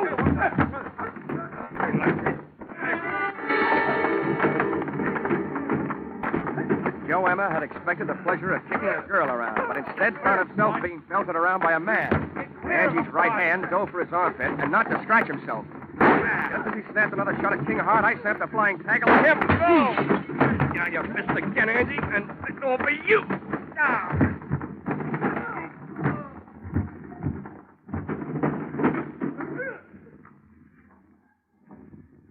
Congratulations, King. It's a delightful right hand you throw. Never mind that. Where's Bonnie? She's dead, Hart. I planted that newspaper story that she's still alive. I didn't read any newspaper story. I just came from the city morgue. The babe they got isn't Bonnie Goodwin. I never saw her before. Isn't Bonnie? Well, then why did... Oh. Emma kills her roommate in the dark alley by mistake. So Bonnie switches identities to make herself officially dead so she can live longer. Where is she? I want her back. I thought all you wanted was to get her name off that insurance policy. That isn't true. I wanted an insurance investigator to find her. What else could I tell you so you take the case? I want her back. You'll have to make up her own mind about that. For you, I'm not playing Cupid. I'll tell you what I'll do. You tell me all the sweet, pretty things you want to say, and I'll repeat them to her.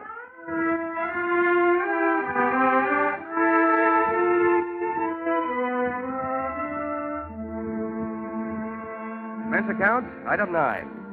$28.40. Dinner, while repeating all the sweet, pretty things King Hart had wanted to say to Bonnie Goodwin. And telling her all the unsweet, unpretty things I felt about his kind of guy. Don't worry, Johnny. I'm not going to him or anybody like him. Well, where are you going? Back to my hometown, I guess. Your hometown didn't seem to do a very good job of giving you a start the first time. How far from Chicago is it? It's only about 28 miles north of here. Here. Here's an envelope. With what's in it, you'd better buy yourself a ticket that'll take you about $3,000 worth west of here. Oh, Johnny, Thank you.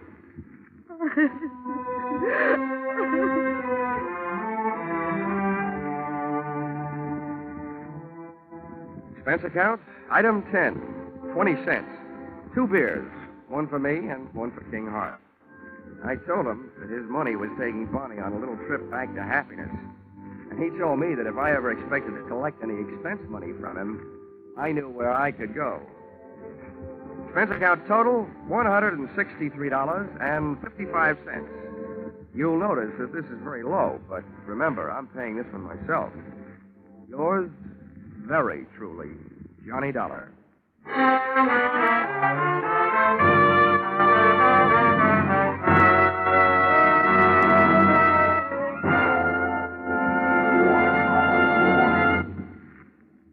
Yours truly, Johnny Dollar, directed today by Gordon T. Hughes, stars Charles Russell, with script by Paul Dudley and Gil Dowd.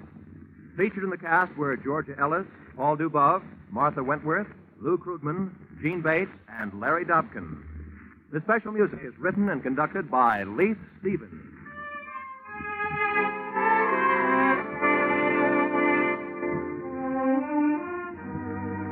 Be sure to be with us at the same time next week when another unusual expense account is handed in by yours truly, Johnny Dollar.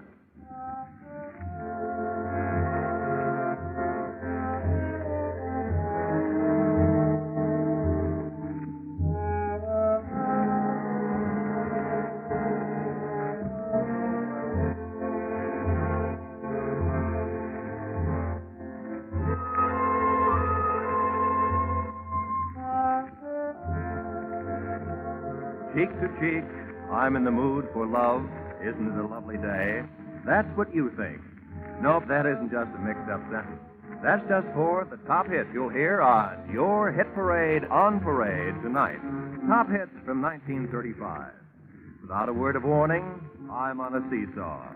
Yes, more hits dressed up in bright new 1949 arrangements and played and sung by the nation's top vocalists and musicians.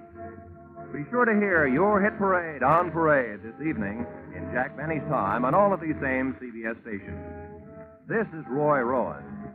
Your hit parade on parade follows immediately.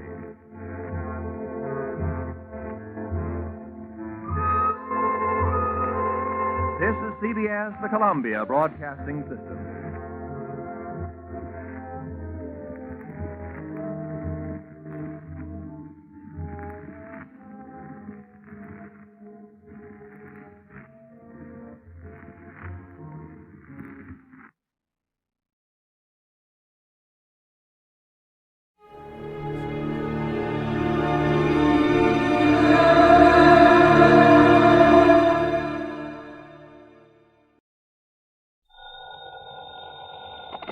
$20. Earl Poorman, Johnny, down here in Sarasota. Earl, so how's the insurance business down in Florida these days, to say nothing of the fishing? Well, why don't you come down here and find out for yourself? But now listen. I'm listening. You remember how my home is situated out here on St. Armand's Key? Well, sure, I ought to. I've been there often enough. It's near the end of a long bayou that comes in from Sarasota Bay. Yeah, and the bayou is lined with expensive homes, private docks, and it's full of mullets, sea trout, sheepshead, flounder. So what about it? Johnny, what would you think if I told you I'd sold a man $50,000 worth of straight life insurance? Well, I think you were just doing your normal... Huh? Did you call to talk fishing or business? Listen, will you? Okay. What would I think if you sold a man a $50,000 policy? And? And then, 3 days later, just this morning, as a matter of fact, found his body floating under my dock. Oh. Okay, Earl. I think I'd better grab the first plane I can. That's what I think. And not to go fishing.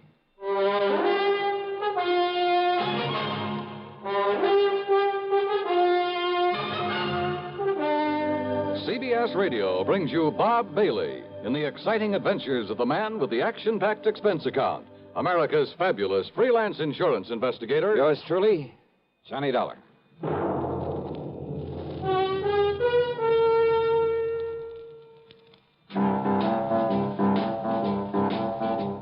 Talk about best-selling records.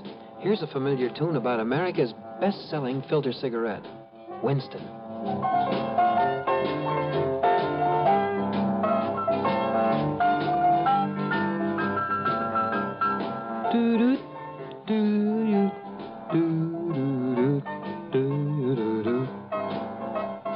Winston gives you real flavor, full, rich tobacco flavor.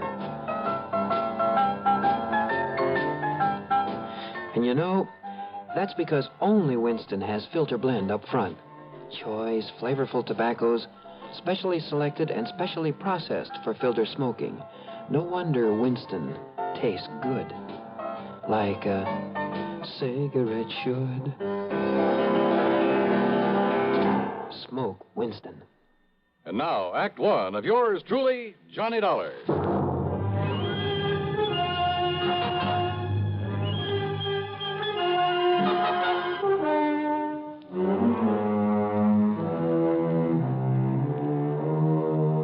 Expense account submitted by Special Investigator Johnny Dollar to the Tri-State Life and Casualty Insurance Company, Sarasota office.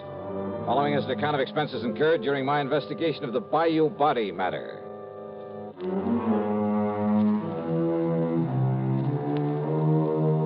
Expense account, item 1, $73.50, plane fare and incidentals, Hartford to Tampa, Florida.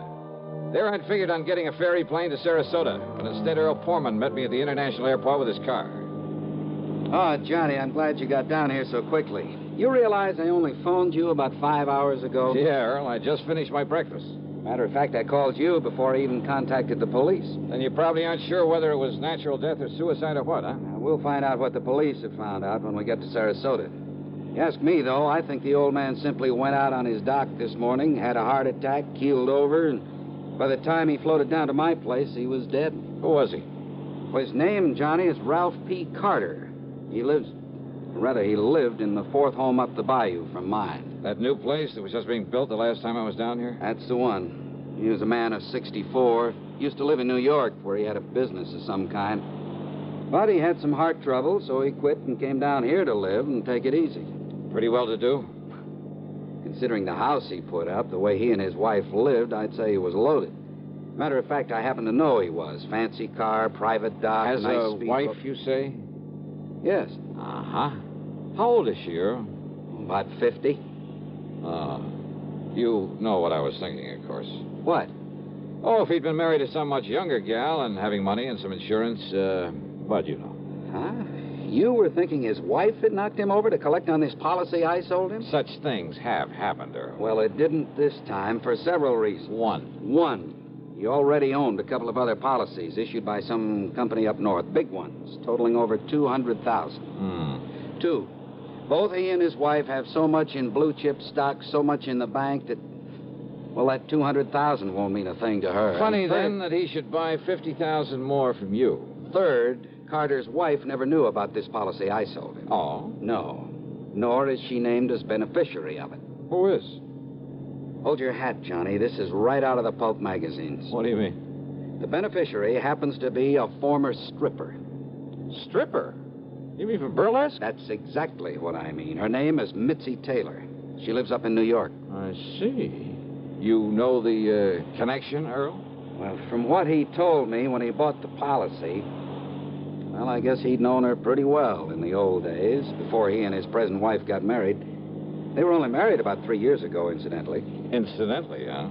Well, what's that mean? Earl, I got a kind of funny idea cooking in the back of my head. About his wife, I mean. About his wife? Yeah, let's get on down to Sarasota and find out what the police have learned.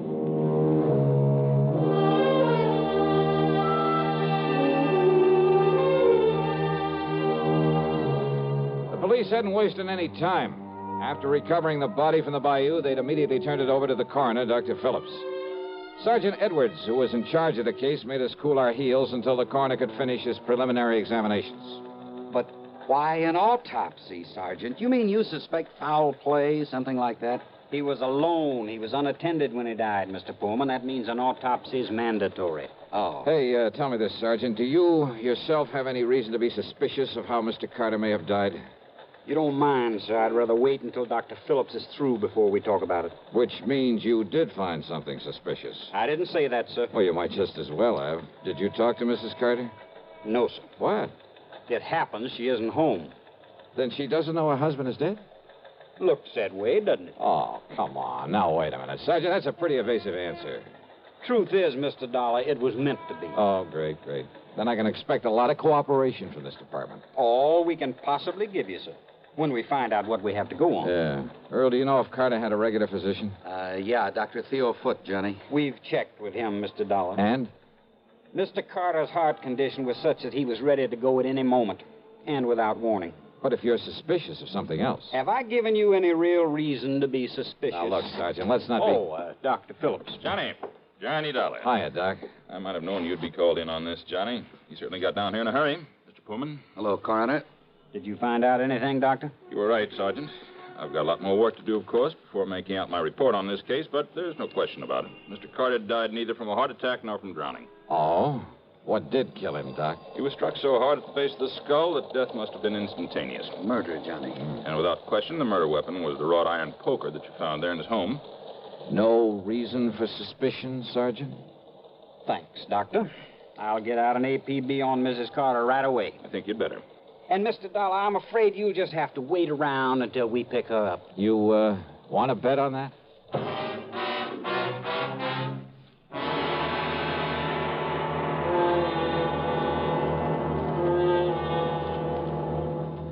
Act 2 of yours truly, Johnny Dollar, in a moment. Bonjour, I am Jacques Leroy, expert on the stereophonic phonograph. I will now clear up this whole subject. S'il vous plaît, listen to ordinary stereo. A girl crossing the street. Eh bien, now on Columbia Stereo 1.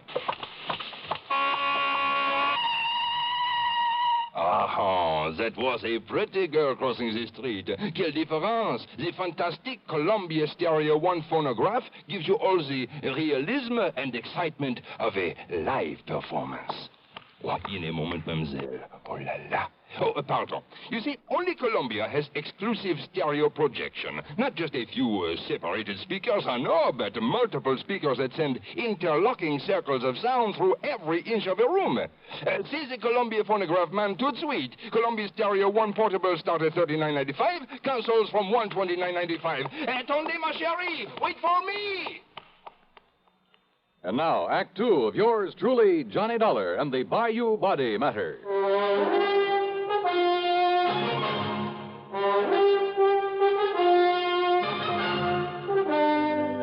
The machinery is in operation, Mr. Dollar, and as soon as we get any word as to the whereabouts of Mrs. Carter, we'll let you know. Yeah, thanks a lot.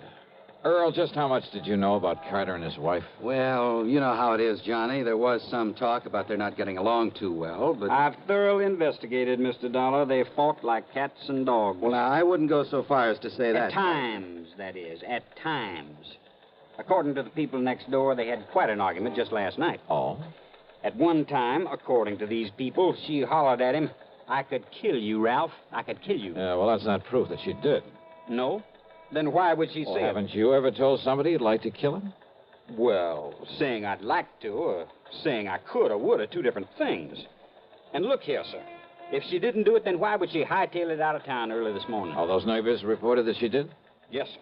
She drove away from their place at approximately the same time as the coroner says he was killed. Well, let's face it, Johnny. The sergeant must be right. She must have done it. No question about it, Mr. Dollar. But why? What could her motive have been? Who knows? Could have been most anything. Now that we know there was friction between them... And what about his money? She stands to be worth an awful lot with him out of the way. And don't you forget for 1 minute she's much younger than he was.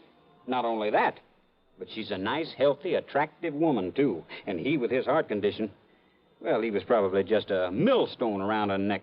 Makes sense, Johnny. Sure it does. Did you or the coroner find any fingerprints on that poker that was used on him? No, sir. But there was some lint from a pair of cotton gloves on it. All right, then. Johnny. All right. I've seen Mrs. Carter many times. She prides herself on her dress. She can afford to. And I've never seen her outside that house without a hat and without a pair of gloves. And, of course, a lot of people wear gloves when they drive a car. Okay. Now, don't you worry, Mr. Dollar. The APB is out, and every highway north of Bradenton, south of Venice, and east of Arcadia is being watched for her. When we get her, I'll let you know. Yeah, you do that. Come on, Earl, let's have some lunch. Sure. Nothing more we can do here. Reach you at Mr. Pullman's house, I take it. Don't bank on it, Sergeant. So Earl drove me to his home on St. Armand's Key, and by then I was beginning to wish I'd made the trip to Florida solely for purposes of fishing the blue waters of the Gulf with him. But then, after saying hello to his charming wife and having a drink and a good lunch with them, I walked over to the Carter place, 100 yards or so up the bayou. Much to my surprise, there was no policeman there to keep an eye on things in case Mrs. Carter should return. I was even more surprised to find the side door standing wide open. So, needless to say, I walked in and looked around. One of the first things that caught my eye in a den off the living room was a desk. It was locked, but I managed to pry it open without too much difficulty. And there, among other things, kind of half hidden away in a folder, I found some canceled checks, a whole series of them, written twice a year for a period of over 3 years. They were made out to Mitzi Taylor, the ex-Burley Queen. Pretty sizable checks, too, all for the same amount of money. No wonder he'd kept this desk locked. But during one period of time, well, 3 checks that should have been there were missing. And it gave me an idea. Out in the living room was another desk, a tambour, obviously Mrs. Carter's. Hidden away in the bottom of one of the drawers of that desk were the 3 missing checks. Huh? I beg your pardon. Mrs. Carter? That's right. Who are you? Johnny Dollar, special investigator for one of your husband's insurance companies. Special investigator? Yeah, here. My credentials. I see. And has my husband sent for you? Your husband? Of course. Where is he? You mind telling me where you've been since early this morning, Mrs. Carter? I don't know why not.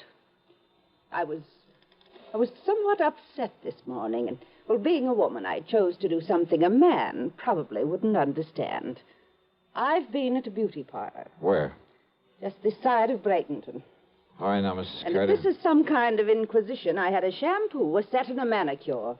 Tell me just one thing. Did you leave this house before or after your husband died? I don't believe Ralph was even up at the time. Ralph, dead. His body was found in the bayou this morning. Or did you know that? Oh, I am shocked, Mr. Dollar. Terribly shocked. I am not sorry. Go on, Mrs. Carter. I married Ralph 3 years ago. It was my second marriage.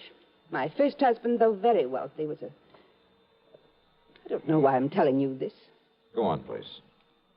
I thought that Ralph, because he was older than I would...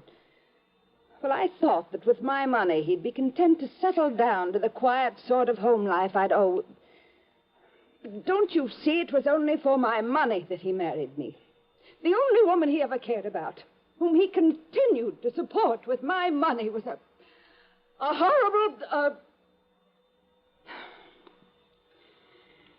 See, you've been through my desk. Yes. I'd known about her for some time, Mr. Dollar. But yesterday, when I found those checks in his desk... Would you call them motive for murder, Mrs. Carter? I told him I would divorce him. I told him last night. I'm afraid it was quite a scene, but I... Good heavens. All right, now listen carefully. I want you to answer my questions carefully, regardless of how absurd you may think they are. Well, all right. You always wear gloves, don't you? What? Well, of course. This kind of gloves, like you're wearing now? Only this kind. I have them made for me in France and sent to me on special order. Even when you're working in the garden, say? Of course. I save the old ones for that kind of thing. Any other kind of cotton or wool or domestic leather I'm allergic to. But, Mr. Dollar, I don't understand why... Such a little thing, and yet... What? And yet murder cases have been solved on a whole lot less. Murder? Did you say murder? So you found her for us, Dollar. Oh, Sergeant Edwards. So maybe you private dicks do have some value after all. All right, Mrs. Carter. Yes, Sergeant. I'm arresting you on suspicion of murdering your husband. You what? Now, just a minute, May as young well man. go along with him, Mrs. Carter. But, Mr. Dollar, But I'm glad you threw that word suspicion in there, Sergeant. What's that? Yeah, it may save you from being sued for a lot of money. Huh? Yeah. For false arrest.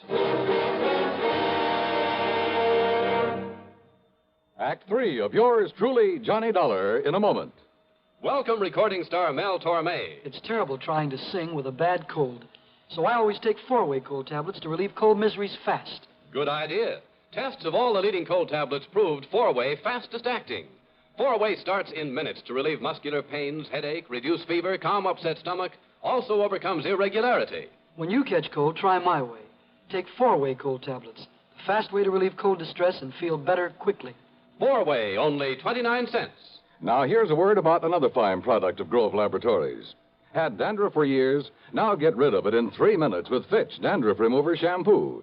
3 minutes with Fitch regularly is guaranteed to keep unsightly dandruff away forever. Apply Fitch before wetting hair, rub in 1 minute. Add water, lather 1 minute. Then rinse 1 minute. Every trace of dandruff goes down the drain. 3 minutes with Fitch, embarrassing dandruff's gone. Fitch can also leave hair up to 35% brighter. Get Fitch Dandruff Remover Shampoo today. And now, Act 3 of yours truly, Johnny Dollar. After getting the address of Missy Taylor from him, I persuaded Earl Palmer to drive me in a hurry to the airport up at Tampa. Item 2, $67.95, plane fare to New York. It was very late by the time I arrived there, but item 3, $6 for a taxi to the neighborhood of Mitzi's apartment. Item 4, 10 cents for a phone call. And then I crossed my fingers. This was hardly the scientific approach to the solution of a murder case. I wouldn't get to first base if I had to identify myself over the phone, but she gave me a break. Hello? Mitzi? Yeah, that's right. This is... Louis? Yeah, Louis. What's the matter with you? Why are you talking like that? Gotta keep my voice down. Listen, didn't I tell you not to call me from down there in Florida? Come right back here. Louis, are you back here in New York already? Took a plane. Did you take care of Ralph Carter? Don't worry, baby. It'll be in all the papers. Okay. And come on over here and I'll pay you off. Sure. But then you're to clear out. You're to get out of this town as far away from me as you can. Sure. Okay. Come on over. Yeah, a real break. Now it was up to me to take the fullest possible advantage of it. Item 5, another dime for another phone call, this time to Lieutenant Randy Singer at the 18th Precinct. No question about it, Johnny. Old man Carter must have known that sooner or later his wife would catch on to all the money he's been giving his dame. Right. And maybe he was getting tired of sending out those checks. Right. So to get off the hook and still provide for Mitzi, he named her as beneficiary to a $50,000 insurance policy. Sure, his wife would know about it after he died, but she wouldn't be able to do anything about it. Yeah, but little Mitzi just couldn't wait, huh? Now, look, I don't anticipate any trouble with her, Randy, but if you're going to be around for a while, well, after I've wrapped it all up, I'll call you to come over and make the arrest, huh? Seems to me you have got it all wrapped up. Sit tight, Randy, and I'll call you.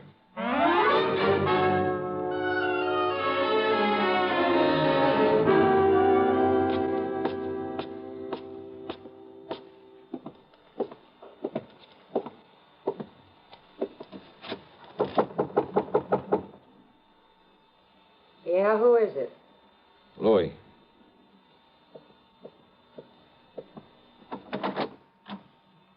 Louis, huh? Do you mind if I come in, Mitzi? Now, who are you? Johnny Dollar, special investigator. Yeah? For who?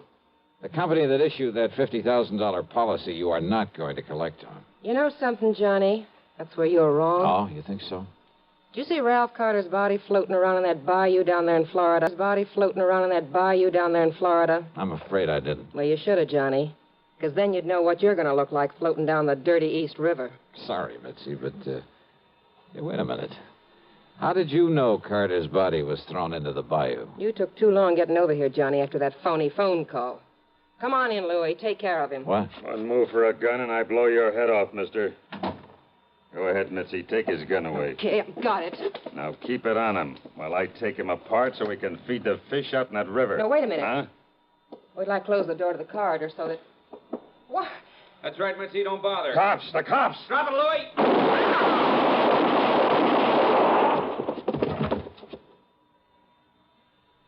Okay, boys. Take what's left of them out of here. Right, Lieutenant. Maybe you better put some cuffs on the dame. Right. Come on, baby. Hiya, Johnny. Fancy meeting you here. Very funny. And, hey, what happened? I thought you were going to call me back. Oh, stop hamming it up, will you, Randy? But, thanks. Think nothing of it.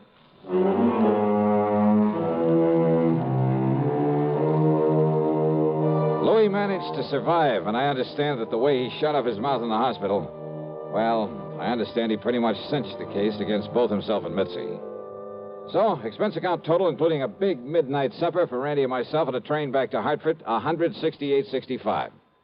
Yours truly, Johnny Dollar.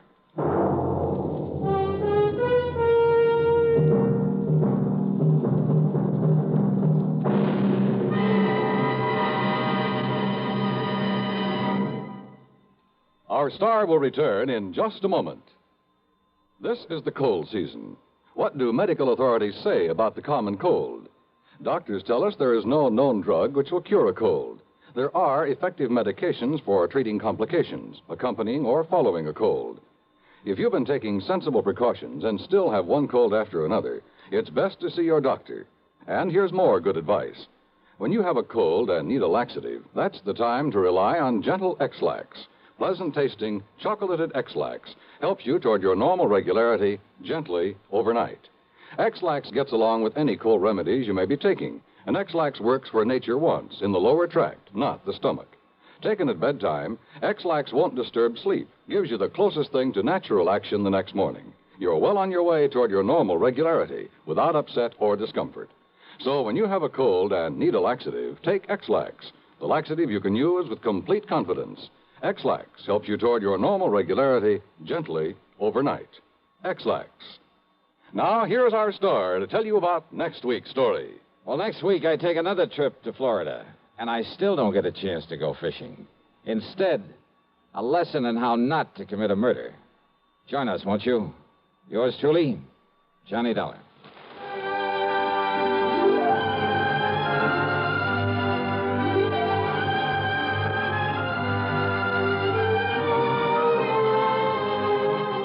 Yours truly, Johnny Dollar, starring Bob Bailey, originates in Hollywood and is written, produced, and directed by Jack Johnstone.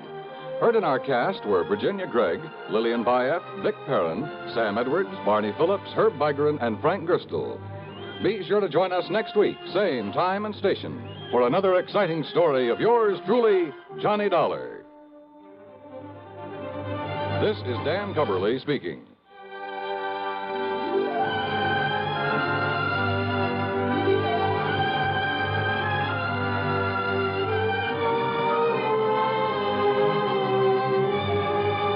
This is the CBS Radio Network.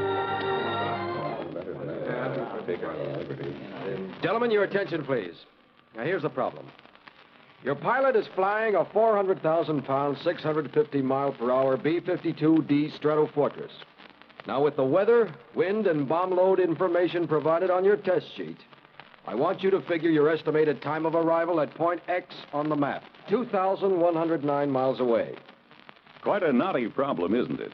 But not for the fledgling navigators in U.S. Air Force aviation cadet training.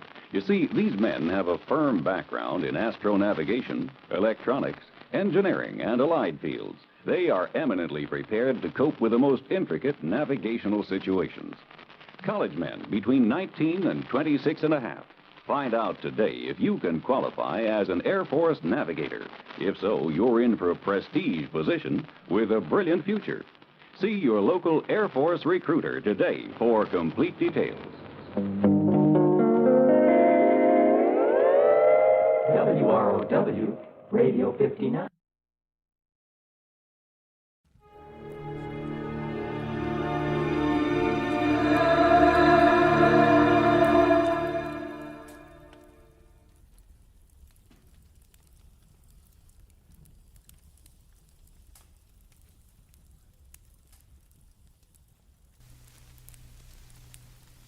Get this and get it straight. Crime is a sucker's road. And those who travel it wind up in the gutter, the prison, or the grave. There's no other end. But they never learn. From the pen of Raymond Chandler, outstanding author of crime fiction, comes his most famous character in The Adventures of Philip Marlowe.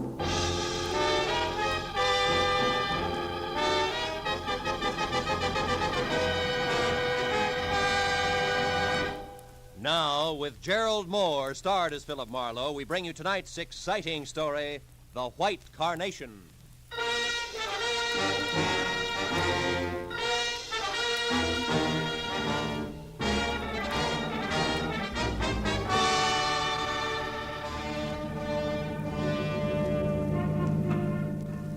Understand it. Ben Reynolds is a wonderful guy with a really great future, intelligent, handsome. Well, you've seen his picture. Yeah. You said he's a doctor, didn't you, Casey, an MD? That's right. He's already known as one of the best young medical men in town. Turn left at the next corner, Marlowe. Okay. You also said he's to be married soon. Soon? Tomorrow. Oh. And to the swellest girl in the world, Margaret Vanderveer. Vanderveer. As in Beverly Hills, huh? Yes, you know them? Oh, just a name. Marlowe, we've got to locate Ben Reynolds fast and find out what's wrong. Well, you're sure it's not just a last-minute case of cold feet? Cold feet? Yeah. Oh, Marlowe, he's in love with the girl. I'm his best man, I know. Besides, this marriage means a lot to the guy's career. He wouldn't run out. It happens, Casey. Oh, not to Ben. Why, he was fine, happy, full of laughs, right up to the minute we went into that flower shop. Flower shop? Yeah, some small place called Steiner's Flowers on Temple Street. Ben and I were driving along there this afternoon when I remember the one thing I'd overlooked was a white carnation for the groom. We stopped and went in. Then came the switch. I'll say so. While I talked to the florist, Ben browsed around the shop. Then all at once, he grabbed me by the arm and said, "Let's get out of here." He was white as a sheet. We left in a hurry, and all the way up here to his place, he kept looking back like he was afraid of being followed. What'd he say about it? Oh, he wouldn't tell me a thing. When we got to his apartment, he gave me a real brush-off. I went on home. Then at 7 tonight, I got a call from him. Give me that call word for word if you can, Casey. Well, he said, "Tom, listen to me.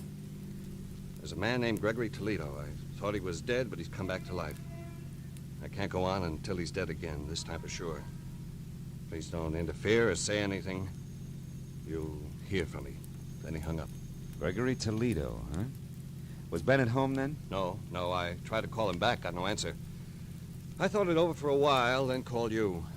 You see, I'm not only his best man, I'm his best friend, too. That's his place there. Okay, kid. I think you've done right so far, but brace yourself. For what? For something ugly. It says all the earmarks. You might wind up needing lilies, not white carnations. Let's go.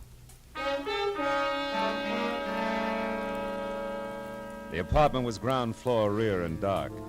Inside, from walnut paneling to the sweet, nutty smell of good pipe tobacco, Dr. Ben Reynolds' place was neat, clean, and cozy until we got to the kitchen. There, the air was thick with a strong disinfectant. The doctor's kit was open on the sink. Beside it was a heap of blood-soaked gauze topped by a pair of forceps. And still clamped in the chromium jaws was what looked like a .38 slug. He must have performed this just before he left. Yeah, possibly on himself. This bottle of 100-proof bourbon here is the anesthetic he used. Hey, Marlowe. Hmm? The cigarette case here. I've never seen that here before. Marlowe, look. What? The name on this thing. Toledo. Yeah, as in Gregory Toledo. He was here, Marlowe. Yeah, but now 2 + 2 doesn't quite make 4. Look, you say Ben told you on the phone that he couldn't go on until Gregory Toledo was dead. And yet apparently... Apparently, Ben pulled a bullet out of that Toledo guy right here in this kitchen. Is that what you're thinking? Yeah, that's what I'm thinking. Let's check the other rooms again, huh? See if we can get a lead on where he went. Right. I'll look in the bedroom. All right. I'll start on the desk. See if his clothes are still there, will you? Everything seems okay in here. Good. Oh. Say, Casey, did Ben like Armenian or Hungarian food a lot? No. Not that I know of. Why? Well, because his phone book is open to restaurants, and every one of that kind is checked off. Even the gypsy tea rooms. Well, that's funny. You never went to those places. What's it mean? Nothing, maybe. Let's see, got through them as far as Sarkessian's Gypsy Cellar, 3rd Street. Ring any bell? Not a one. What are we going to do, Marlowe? You're going to go home and get some rest. But we've got to find him. That's what you hired me for, isn't it? I'll call you when I've got something. Where are you going now? Steiner's Flower Shop. See what else he stocks beside white carnations. I'll call you, Casey. I unsnapped the front door lock, went out to my car, and drove down Temple Street almost to Alvarado. I still had a block to go when I saw the red spotlights on a pair of prowl cars parked up ahead. It was too close to be coincidence. The little store marked Steiner's Flowers was crawling with law. I pushed through the whispering circle of morbidly curious, keeping a respectful distance outside, and went up to the door. There, Detective Lieutenant Matthews spotted me and motioned me in. Hey, Marlowe. What brings you here? Business. Stop for a bachelor button. Uh-huh. Well, you're a bit late. The joint's closed.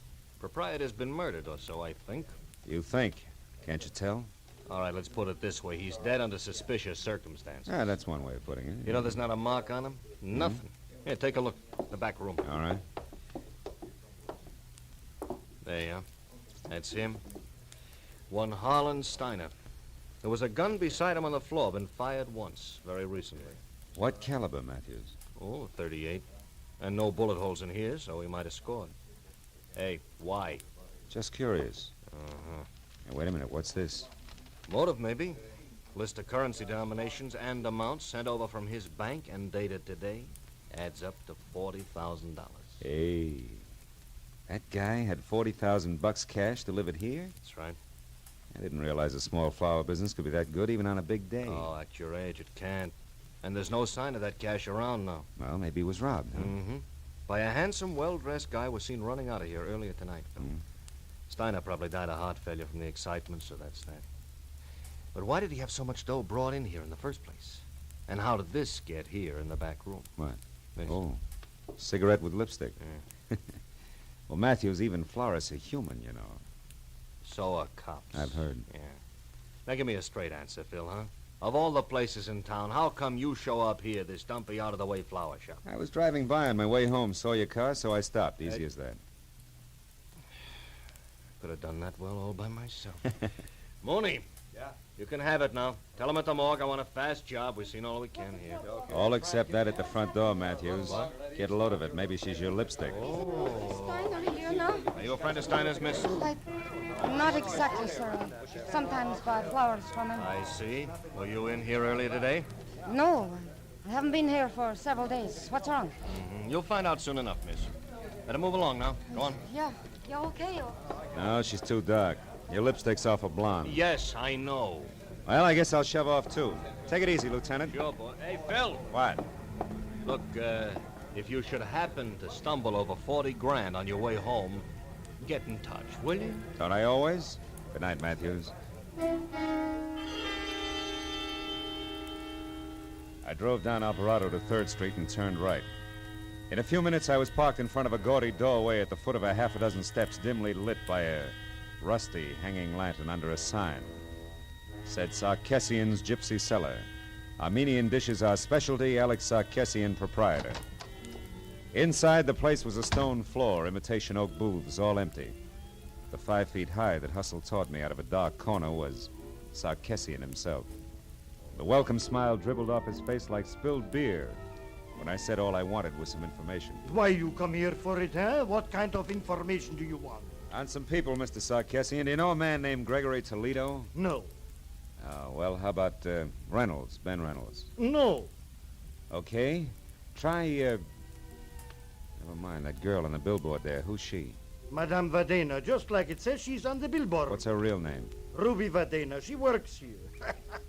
Works. If somebody wants to call looking at tea leaves in a cup, work. But the customer expects it. The customer is always right. So Ruby Vadena works here, but not tonight. All right, where can I find her? Why? Because I saw her a few minutes ago in a certain flower shop. Oh, that's a very good reason. Now, look, mister, I run a restaurant, not a Lonely Hearts. You look, Sarkessian, you little gypsy's in a murder right up to her big brass earrings. I gotta talk to her right now. A murder? I knew it's that fake. Oh, that no good. She ruins my business. What kind of appetite can murder give anybody, I ask you? I ask you for the last time, where does Ruby live? Villa Garibaldi on the end of Reposa Street. Thanks.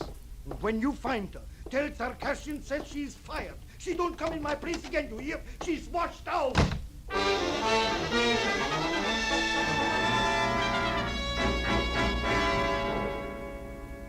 Reposa Street turned out to be a narrow, block-long tunnel under dark, matted cypress trees, at the end of which Villa Garibaldi squatted like an ancient yellow toad, 2 stories high. I'd gone far enough in my headlights to pick up the clutter on the stairs when Ruby herself stepped out from the trees and headed for the front door. She had enough head start that she was upstairs and at the door before I caught her. Leave me alone. I haven't done anything, copper. Leave me be. I'm no cop, Ruby. Oh, no. Lisa and I saw you at the flower shop. You're not kidding anybody. Is this your door here? Maybe, but you can't get in there without a warrant, copper. So keep it out here and keep it short. What do you want? Who is Gregory Toledo? I don't know. All right, let's try an easier one. What was that florist Harlan Steiner to you? If you're not a cop, what do you care? I'm a private detective, honey, and I care plenty. You know what happened to him, don't you? I think he's dead, if that's what you mean. He was just a friend, that's all. Oh, no. You're not the type for just friends, Doc. Hey, wait a minute, sugar. Somebody's in your room. Oh, no. The money. Open the door. Hurry up, will you? I'm trying Well, to. come on. Get out of my way. Reynolds! Ben, stop! Stay back, you! For an instant, I'd seen Ben Reynolds, his face twisted in fear, a package wrapped in green oil paper clenched in one hand. Then he grabbed up the only lamp and smashed it at me. In the dark, I heard him run through the kitchen and out the back door. By the time I got outside, he was gone. I started for my car to follow him, but stopped again at the sudden sight of a gun barrel shoved out from the shadows between 2 trees and pointed straight at me. Don't move, fella. Not 1 inch or I'll kill you. You sound like you mean it. I do. You're not going any farther, fella. Don't try. And whoever you are, forget about the green package. You'll live longer. Yeah, I'll take your word for it. Just tell me one thing, baby. Are you and the doctor a team? That all depends. Now go on. Back the way you came. I've got an appointment with the doc, and I wouldn't want to keep him waiting. Start walking.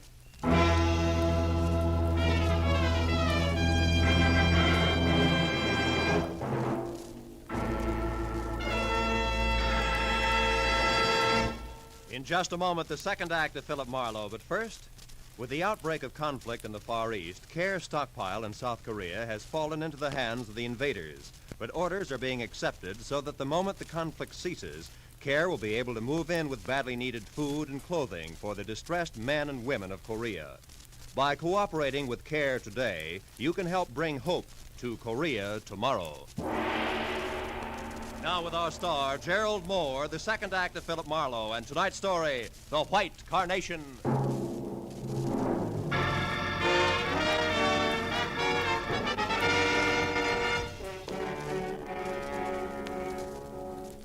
When the lady in the dark left for her appointment with the doctor, I knew that my next move should be a tight huddle with the good gray heads of Homicide. But I also knew that first there was the matter of Ruby Vadena. I could tell by the way she was coming for me. The kind of enthusiasm you see only at feeding time at the zoo. Where is it? The money. Where did it go? How do I know? You're the fortune teller. Now, what'll it be? Cards, teacup, crystal ball? Or should we just try some plain old-fashioned conversation, Ruby, huh? Now about what? Well, for one thing, $40,000 that won't sit still. For another, your connection with Steiner's murder. The law is just itching to hear about that one. Not the police. I don't want to tangle with them again. I mean... Oh. Could be embarrassing talking over the good old days, Ruby. Is that it? What do you want to know? You and Steiner and the 40,000. What's the story? Steiner and I were supposed to go away together to be married. He loved me. You loved the 40 grand. Go on. The money came from the sale of his flower shop. He brought it over here tonight, said he'd be back. When he didn't show up, I went to find him. That's all I know. Not enough, Ruby. That shop wouldn't bring $40,000 like you could pass for a school mom. Where'd he get the money? I haven't the slightest idea. But I do have a suggestion. Oh? If you can get your hands on the money, which is really mine now, I'll split it with you, and... And we could even take a long, long trip, huh? Mm-hmm. No dice, baby. I wouldn't sleep nights worrying about my traveler's checks. So long, clairvoyant.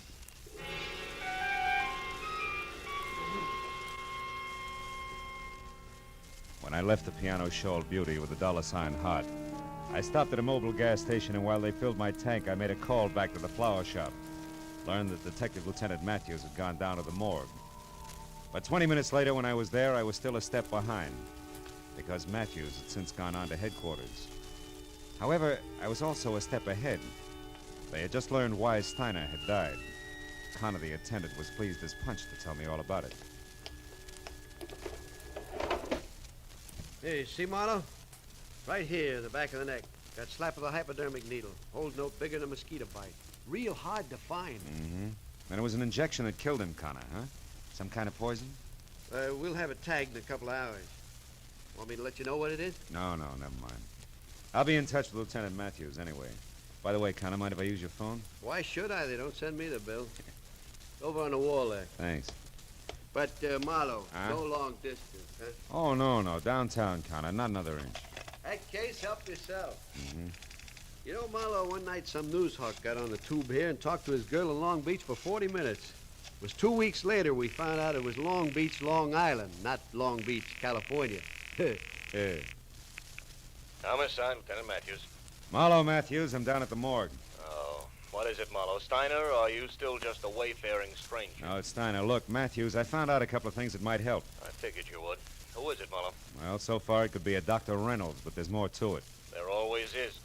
Wait there, Phil. I'll be over. Okay, but one thing first, Matthews. Does the name Gregory Toledo is in Ohio mean anything to you? Offhand, no. Why? Where does it fit in? Yeah, well, I'm not sure. When I started, Dr. Reynolds was out to kill Toledo again. It seems he's come back to life. Come back to what? Sounded like you said... I did, yeah. Well, we'll talk about it when you get here. So long, Matthews. Hey, pardon me for butting in, Mr. Marlowe, but that's kind of funny. What you said, I mean. Why? It was the name you threw at Matthews, Toledo. You see, No, I couldn't. Well, Oh, wait a minute, Connor. What's funny about the name Toledo? Come on, it can count plenty. Oh, it's just a coincidence, that's all. That can be enough. Let's have it. Okay, Marlowe. About 6 or 7 years ago, we had a dead one in here named Toledo. Yeah? The front part I don't recall, but it wasn't that Gregory. Anyhow, the cops shot him full of holes for resisting arrest. What's the kind of funny part? Oh, not much, Marlowe. Only you just tied somebody named Toledo to this Steiner here who was killed with a hypo. And? And the Toledo bird I'm talking about was a dope peddler. Dope peddlers, Marlowe, are sometimes real handy with hypo needles. Nothing, huh? No. Not unless it fits tighter. Hey, look, Connor, you keep files here, don't you? Yeah. You could get me an address on the Toledo you're talking about. A first name, next of kin, so on, couldn't you? Sure I could. What's more, I'd be glad to, Marlowe. Why, if this meant something, it'd be... Yeah, well, let's get to the files, Yeah, huh, Connor? yeah, sure, sure, this way. Morgue attendant cracks keys. Gosh, it'll be right over here. Here we are. Tobias, Toledo. Yeah, Toledo. Here it is, Marlowe. Let me see that. Toledo, John Edward, August 18th, 1943. Shot to death by police officers Celestes and Hogan. Resisting arrest. Address, 31 Juniper Place, Ocean City, California. Next of kin. Holy smoke. Gregory Toledo, a son.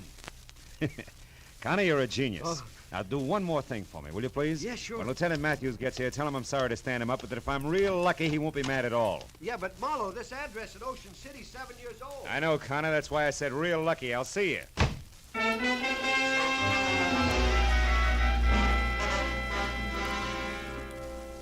The gentleman who answered the door at 31 Juniper Place was about 60.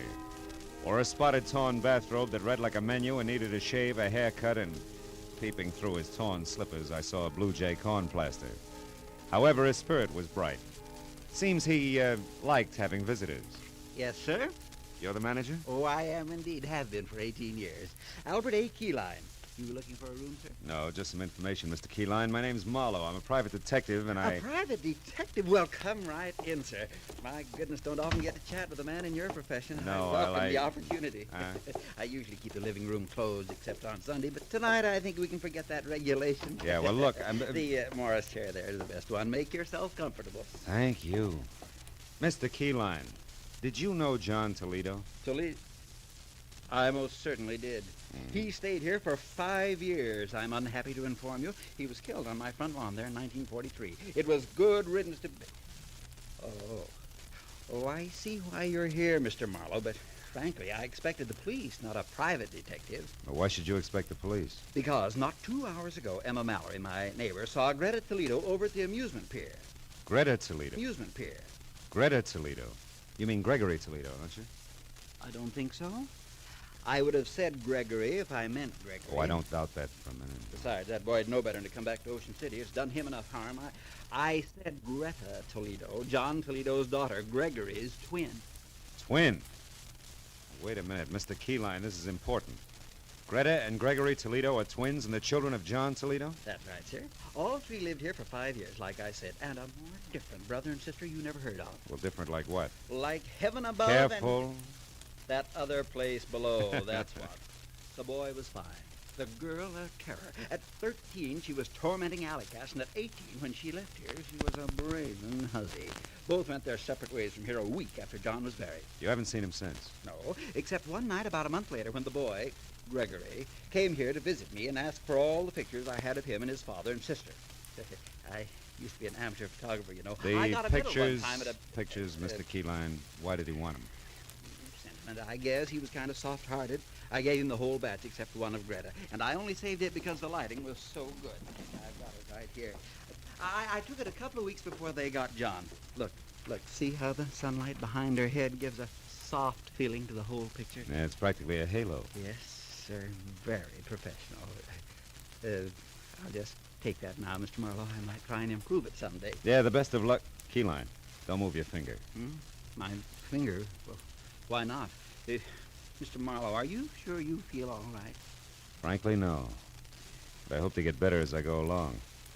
Listen, Keyline, that neighbor of yours, that Emma, who said she saw Greta Toledo at the amusement pier, Was it the big one off the foot of Surf Street? Oh, sure was. Emma saw her go behind one of the concessions and take a flight of stairs down to the beach. Which flight of stairs? There's a half a dozen of them, Keyline. Think, will you? You don't have to. I know, because Emma said it was the flight by the cotton candy concession. You know, that fuzzy stuff. And he's near the merry-go-round. I'm sure of that because Emma mentioned the merry-go-round. She never leaves out any details, you know. Emma's a thorough...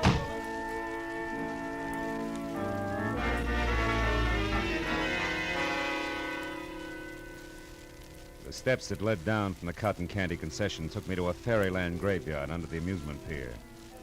Dead carousel animals, horses, sea serpents, dragons that smiled, all broken and bent and piled any side up. Some rusted brown, some of the bilious green discolor of old brass. Then a lot of steel and stone dwarfs who must have belonged to some long ago winter wonderland, also broken and rusted. But beyond that, the people were real, both of them. One was Greta Toledo. She was the same lady in the dark who had stopped me outside of the gypsy's place. The other was the man I'd started out to find. The man who was out to re-kill Gregory Toledo. Dr. Ben Reynolds. Wait a minute, Gregory. One thing we still have to talk about. Or should I call you Dr. Reynolds? All right, get to the point, Greta. I am. Why, I asked you to meet me here. It's a safe place to talk. What did it talk about? You were shot and I gave you medical attention. You demanded that I get $40,000 that was yours, and I did. You did, hero. But only to keep me from letting everyone know that the fine Doc Reynolds is really Gregory Toledo, the son of a dope peddler. All right, sister mine. What do you want? Just this. You're really on my hook, brother. I got a big news flash for you. I wasn't shot in self-defense tonight. It was while I was committing a murder in a flower shop, some filth named Harlan Steiner. What? Yeah, a murder with a hypodermic needle. I murdered a man who was double-crossing me, trying to take this $40,000 here. We got it from a sale of opium. He was trying to take this money and run with it in a gypsy lady love. Listen. How tight do you think you can squeeze me? There's an end to everything, even blackmail. Don't you see that? I'd be much worse off as a murder accomplice than exposed as a doctor with a very unsavory family background. Also, Greta, I've got a few moral compunctions. A doctor's supposed to save lives, not destroy them. Then see what you can do about yours, Doctor. Don't try it, Greta. Lousy aim, sister.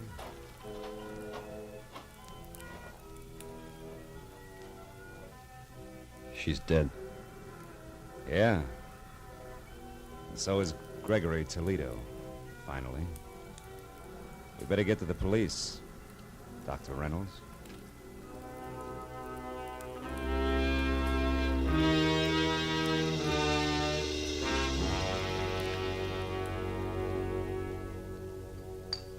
Well, Marlowe, you stepped out of turn all right, but you happened to step in the right direction. How? I still don't know. Yes, that picture Keyline showed you out in Ocean City, Mr. Marlowe. It was Greta, wasn't it? Yeah, it was. Ooh, this coffee's hot.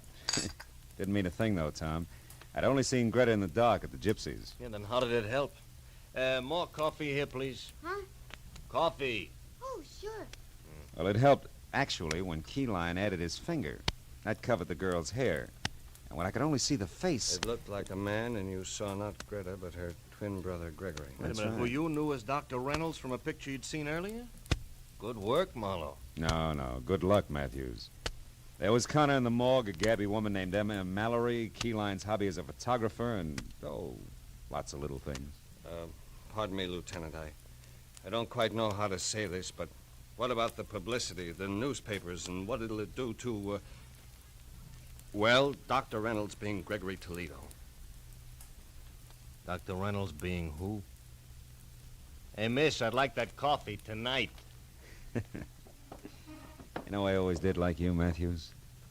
Good night, fellas.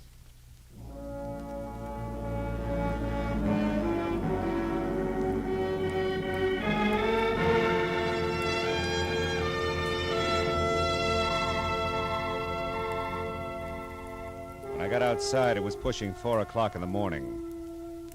And I was tired of a long night that had been crowded with a lot of death and a lot of people. But I was also looking forward to a lot of life. Good life. For Dr. Ben Reynolds and his bride. So, thinking about them, I drove slowly through the quiet city streets until the black melting into gray in the corners of the sky said, It was almost tomorrow. And then I went home, found a telegram. It was from the groom. Tom Casey and the bride-to-be join me in saying that there's no doubt as to who the best man really is. Please do us the honor tomorrow at 5 o'clock sharp. Oh, that's nice. Now all I need is one white carnation and, I wonder where that gypsy girl is.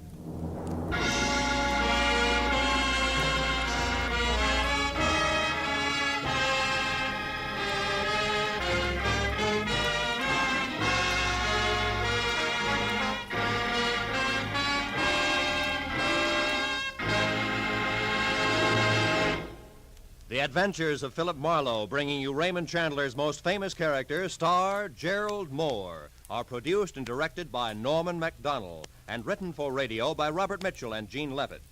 Featured in the cast were Paul Dubov, Virginia Gregg, Fritz Feld, Georgia Ellis, Tom Tully, Parley Bear, and John Daner. Detective Lieutenant Matthews is played by Larry Dobkin. The special music is composed and conducted by Richard Arant. Be sure and be with us again next week when Philip Marlowe says... This time a Skid Row suicide changed into murder. A cobbler with an accent was afraid to call the police. And a hard-boiled Hollywood agent broke into tears. All because one woman kept her whole life between the covers of a big leather book.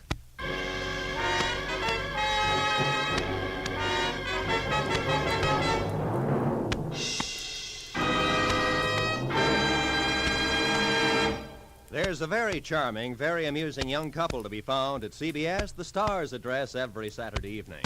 They're Liz and George Cooper, and Liz is played by the glamorous Hollywood comedian Lucille Ball. It's wonderfully hilarious. It's comedy at its best. My Favorite Husband, starring Lucille Ball, every Saturday night on most of these same CBS stations. THESTARSADDRESSISCBS. The Star's address is CBS. This is Roy Rowan speaking.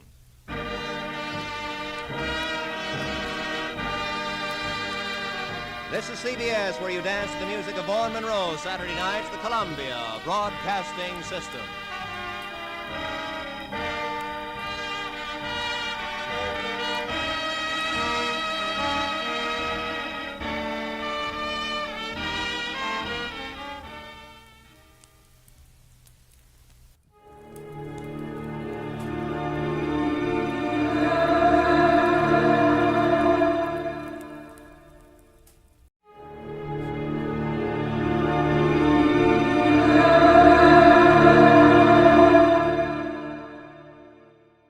Johnny Dollar. George Reed, Johnny, at Floyd's of England.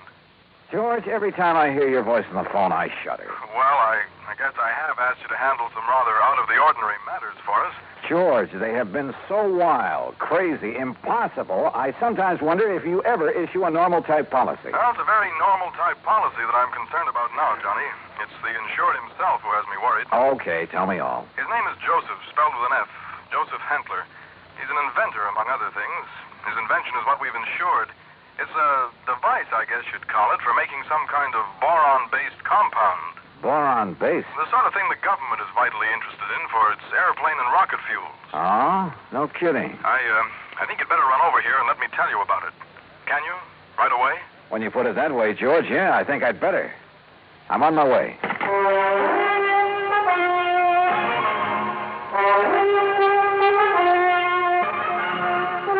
Bob Bailey in the exciting adventures of the man with the action-packed expense account, America's fabulous freelance insurance investigator. Yours truly, Johnny Dollar. And now, Act One of yours truly, Johnny Dollar.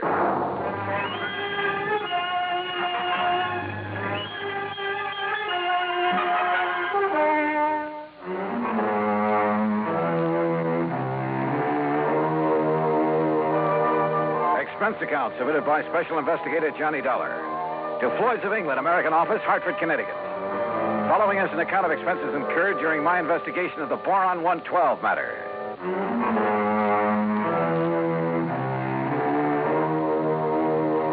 Expense account item 1, $1.10 cab from my apartment to George Reed's office. As I walked in, he motioned me to a chair, leaned over to the intercom on his desk, and pushed a key. Sit down, Johnny. Miss Larkin. Yes, Mr. Reed. Mr. Dollar is here. Would you come in, please? Oh, yes, sir. Well, George, what's it about this time? Glad to see you, Johnny. I gave you most of the story over the phone. Well, you only told me you've issued a policy to this man, Hantler, was it? That's right, Joseph Hantler. Yeah, and that you've insured some invention of his for, how much did you insure it for? $20,000. It's a piece of apparatus, Johnny, that he has spent over 7 years developing. Sit down, Miss Larkin. Oh, thank you. Apparently, it's a very complicated something or other. I never did know much about such things. For making borax, or more specifically, a compound he calls Boron 112 for use in high-powered fuel. Sounds important. It is, at least so far as I've been able to determine. Yeah, been all sorts of government tests and experiments with these super fuels, hasn't there? Exactly. Many things formerly used purely as explosives, remember this, Johnny, many things formerly used as explosives are now being developed as fuels. Well, the perfect example is atomic fission and hydrogen fission or fusion or whatever it is. Exactly.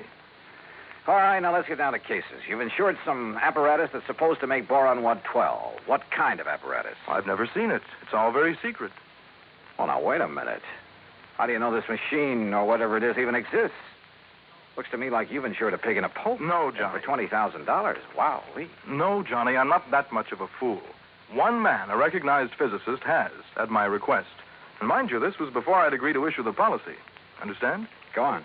His name is Dr. Hugo von Brauer. Oh, I've heard of him. Yes. Well, Hantler permitted him to see enough to convince von Brauer that he has something mighty important there. That he's on the right track to, well, whatever it is he's out to accomplish. Okay. I'll take your word that you were right in issuing him the policy on it. But now what's happened? The thing blow up in his face or something? No, as I told you over the phone, it's the man himself I'm worried about. Because of something I've just learned. Like what? Miss Larkin, this is Mr. Johnny Dollar. Now, will you please... Yeah, I know. Gee, Mr. Dollar, this is a real thrill. I've heard so much about you. Hi, Miss Larkin. Gee, won't you just call me Louise? Yeah, sure, Louise. Oh, gee. Miss Larkin, will you just tell Mr. Dollar what you told me this morning? Yes, sir. Oh, gee. Well, it was like this, Mr. Dollar. A couple of years ago, well, you know, when I was just a kid, not very mature, you know what I mean? Oh, sure. Go on. Well, some of the kids I traveled around with, some of them were awful immature, compared to me, that is. Miss Larkin. Well, a couple of them had some pretty funny ideas about the government, things like that. You know what I mean? I'm afraid I don't. Well, like, they used to think they were very smart attending a lot of secret meetings.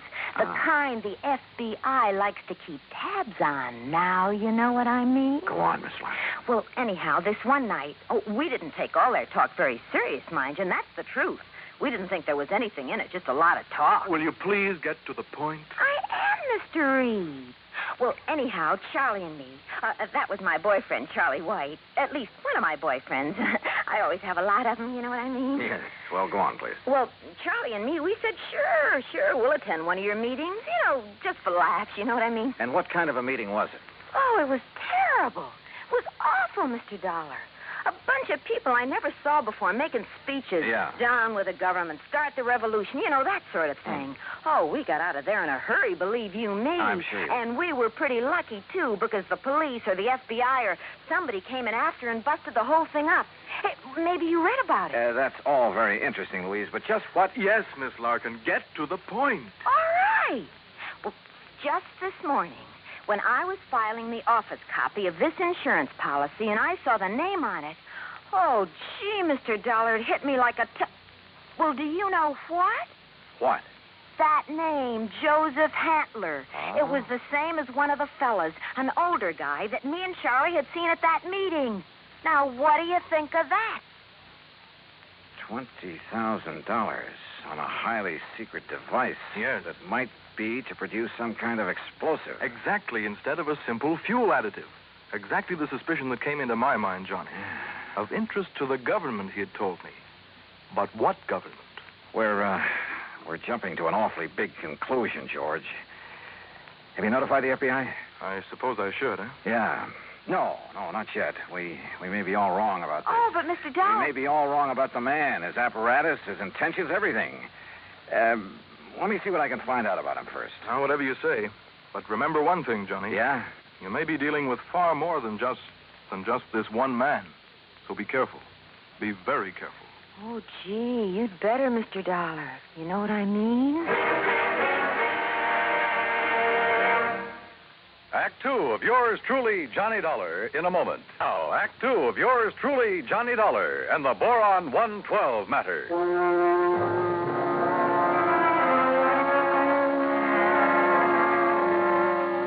Louise Larkin, secretary to George Reed at Floyd's of England, was certain she would recognize Joseph Hantler, the inventor who had ensured a secret process for making Boron 112.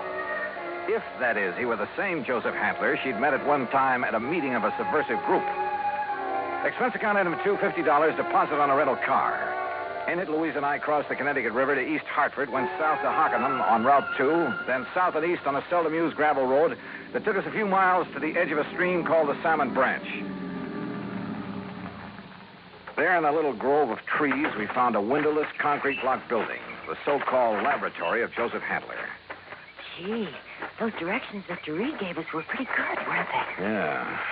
Hantler certainly picked himself an isolated spot. Come on. Boy, this is exciting, isn't it? Now, just remember what I told you. If this is the man you met at that party line meeting, don't appear to recognize him. Just give me a slight nod to say yes or no. Yeah, but what if he recognizes me? Yeah, we'll cross that bridge when we get... Stop! Stop right where you are! Do you not see the signs on the fence? Keep out! Keep out! Yeah, Johnny, it's him. You're sure? Yeah, gee. Where did you hear me? I'd like to talk with you, Mr. Hantler. It is Dr. Hantler. Who are you? My name is Dollar, insurance investigator. And who is this woman? Just a friend of mine. So, what do you want with me? Well, I want to see the machine, the apparatus that Floyd's of England has insured for you. No, you may not. I'm engaged in highly secret work here. Work that is worthy only of my own great talents as a physicist, chemist, and inventor. Work for the government. Yeah? What government? What are you talking about? The United States government, of course. Suppose you let me see whatever contract you may have with them. I let you see nothing. I have no contract. Oh? And I do not have any patent on my converter. And why? Because either one would reveal the secret of this amazing device before I can turn it over to the government of this fine and glorious country. Yeah, sure. So that is also why I will not permit either you or anyone else to see inside of my laboratory. So leave. Immediately. Go, get out of here. Dr. Hantler, if you'll just let us... No. Do you understand me now? Mr. Dollar. Oh, hey, now, wait a minute. What's that thing for? You are trespassing on my private property. If I shoot you, I am within my rights. Now leave. Now! Do you hear me? Come on, Louise. Gee, yeah. And do not come back here. Do you hear me? Never! Same man, huh? Oh, he sure is. Gee, that gun he pulled on you, I was scared, you know what I mean? Yeah, I know what you mean. Well, what are you going to do, Mr. Dollar? You know something, Louise? I'm not sure. But I was sure by the time we got back to Hartford. I took Louise back to George Reed's office. George was out to lunch, but I stopped long enough to telephone an old friend of mine, Lee Houck, at the local office of the FBI. Asked him to meet me for a bite to eat. Sure, Johnny. How about the Hearthstone? Anywhere you say. 1 o'clock? I'll be there. Well. Yeah, I know what I'd do, Johnny. What, Louise? I'd tell the FBI. That's exact. Yeah, well, we'll see. I know what Charlie would do, too. Charlie? My boyfriend, I told you, Charlie White. Oh, yeah. Well, I'd better be on my way. He'd go out there and he'd kill that crazy old man. Well, Johnny, he just hates those people who are conspired to overthrow the government. Hey, look, tell George when he gets back to the Ever office. since we got drug into that awful meeting of those awful people, why, he hasn't even seen those guys that persuaded he and I to go there that night. Louise. He says if he ever does see any of them, boy, what he'll do to them. Yeah, I'm sure. Now, look, I got to keep a luncheon date. Tell George Reed when he comes back that I'll see him later, huh? Then I'll see you again, Johnny, huh? Hadn't you better answer that phone? Huh? Oh, yeah. Oh, goodbye, Johnny. See you. Floyd's of England. Oh, Charlie. Hey, Charlie, what do you think's happening? Who I've been talking to? My dream man. Item 3, 7:20, lunch for Lee Houck and myself. No, Johnny, you're off on the wrong tack. I'll bet on it. What do you mean by that, Lee? And Joseph Hantler's just an old crackpot who thinks the world has done him wrong by failing to recognize his fabulous talents as a chemist, physicist, engineer, inventor, anything else he's claimed to be. But if he was attending meetings of a subversive group... A meeting. We know all about that. A lot of innocent people have been sucked in on that sort of thing at one time or another. It doesn't mean that they belong or ever have. You can't blame me for being suspicious, though. Isn't George Reed your contact at Floyd's of England? Yeah. Okay. Even his kind of dumb little secretary, name's Louise Larkin. I know the girl. Even she was at one of those meetings before we cleaned him out of town. Not much gets by you boys. With one of her boyfriends, Charlie somebody or other. He's the kind you have to watch out for, Johnny. Young hothead. An easy recruit for a group like that, huh? More important, the kind who's liable to take the law into his own hands when it comes to fighting back at him. But you're sure old Hantler is harmless? Sure. He's an erratic old coot, liable to blow your head off if he thinks you're interfering with one of his crazy projects. Yeah, he'd probably rob a bank if he thought he could get away with it to further one of his crackpot inventions, and would feel entirely justified. But believe me, he'd have no part of subversive activity. Hey, you said crackpot inventions. George Reed tells me Dr. Hugo von Brauer okayed this present project. That's a real sad one, isn't it? Huh? Von Brauer, one of the best minds in the country. Until that breakdown last fall. You mean that he's no longer... Holy smoke. Well, sure, Johnny. If George sold him insurance on Von Brauer's okay, well... How does Handler keep going? Does he ever sell anything he develops? No, it probably lives off an old trust fund, something like that. Want me to check on it? No, wait till after I've seen him again. Somehow I've got to see that machine of his, see how badly the insurance company stands to get took. Yeah, Johnny. I think you better. Maybe he was right. Maybe the idea George Reed and I had cooked up, that the old scientist was working on some kind of bomb or explosive was... Anyhow, my problem was to find out exactly what he was working on, what the company had blindly insured. So I drove out there again. To keep Hantler from barging out with his gun, I blew the horn a couple of times as I pulled up alongside the fence. But there was no response to it. Good. Maybe Hantler wasn't there. Maybe I could somehow get into the place, see for myself what was up. But suddenly, from inside the building came a couple of dull thuds. And then the whole thing began to bulge at the seams, began to...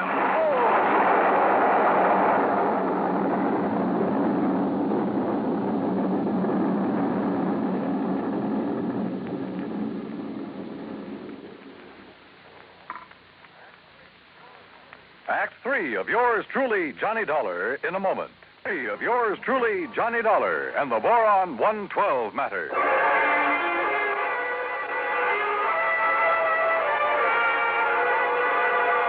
Carefully, I dragged myself out from under what was left of my rental car, where the explosion of the laboratory building had blown me. Pushing aside a few chunks of concrete, bits of lumber that had landed on me. And I saw them coming down the road toward me from a car parked in the trees at the side. Louise Larkin, a big, husky football player type who looked as though he could stand a good bath and a shave. Well, served him right. That's all I got to say, Louisey. Any guy plotting against the United States, murder's too good for him. Oh, gee, Charlie, it sure looks like he's done for now. He must have went up with the building. Yeah, and it served him right. Oh, gee, there's not a thing left of this lap. Oh, Hello, Louise. Mr. Dollar. Yeah, that's right. And I take it you're Charlie. Yeah. Hiya, Dollar. What do you think of that? You did a pretty good job, didn't you? What? Yes, sirree. Huh? What are you talking about? Was he still inside? Did you murder Dr. Hantler, too? Johnny! Now, wait a minute. You think I done that? Oh, no, Johnny. We just got here. Oh, sure. Honest. Charlie was going to have a showdown with him. He was going to drag him out of that place and hand him over to the FBI. Sure. What'd you think? Gee, I was worried about the old man's gun, remember? I remember. But if you think a lousy gun was going to stop me from handing a subversion guy like him over to the...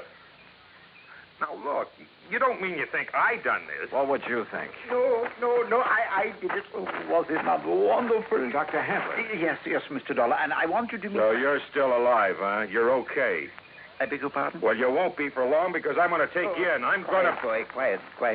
Mr. Dollar, my good friend, Mr. Dollar. Huh? I want you to meet this gentleman from the commission in Washington. Commission?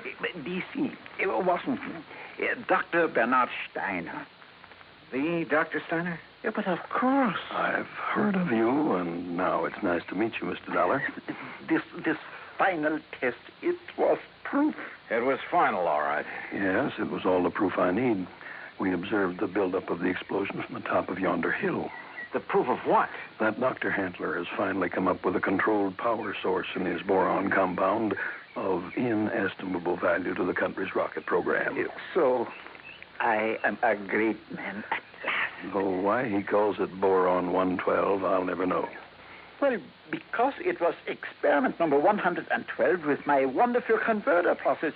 What else? Hey, if you're from Washington, mister, I am, young man, and I assure you the government will take over Dr. Handler's process immediately. Well, I'll be doggone. I don't get this. Neither do I, honey. Well, what about the converter, as you call it? Did that go up with the building? Yeah, but of course. And now I can build for the government a big one. Big enough to serve this glorious country of ours. Yeah, sure. But you'll expect the insurance company to pay for the one you deliberately blew up. Me? Dr. Joseph Handler? No, never. I am a great man now. I am above such petty things. I tear up that policy. I do not want their money because now I am a great man.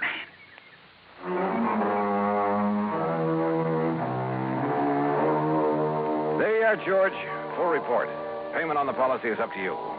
And if you do pay, at least it's in a good cause. Also, well, I guess you and I have both learned a lesson about jumping to conclusions. Expense account total, including incidentals, replacement of the rental car, and transportation back to Hartford, $2,431. Yours truly, Johnny Dollar.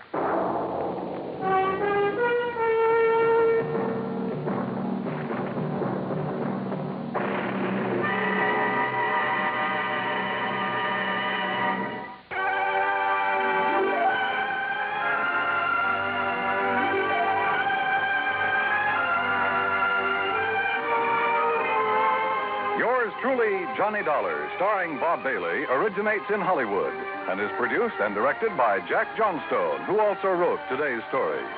Heard in our cast were Shirley Mitchell, G. Stanley Jones, Parley Bear, Russell Thorson, Frank Gersel, and Lou Merrill. Be sure to join us next week, same time and station, for another exciting story of yours truly, Johnny Dollar. This is Dan Cubberly speaking.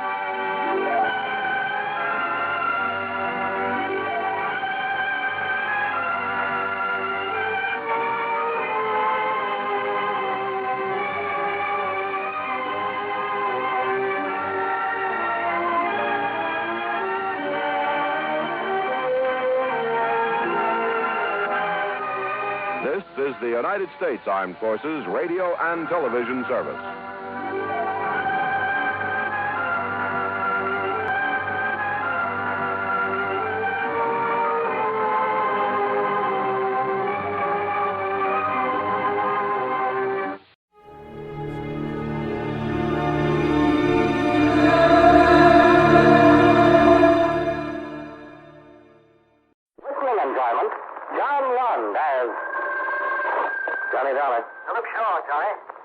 Mr. Shaw? Our company holds a policy on Miss Judith Thompson. She was killed. How? Somebody shot her. You'll have to go to Los Angeles. I'll book space right away. Come on down to the office as soon as you can, and I'll give you the details. Shower and a shave, and I'm yours.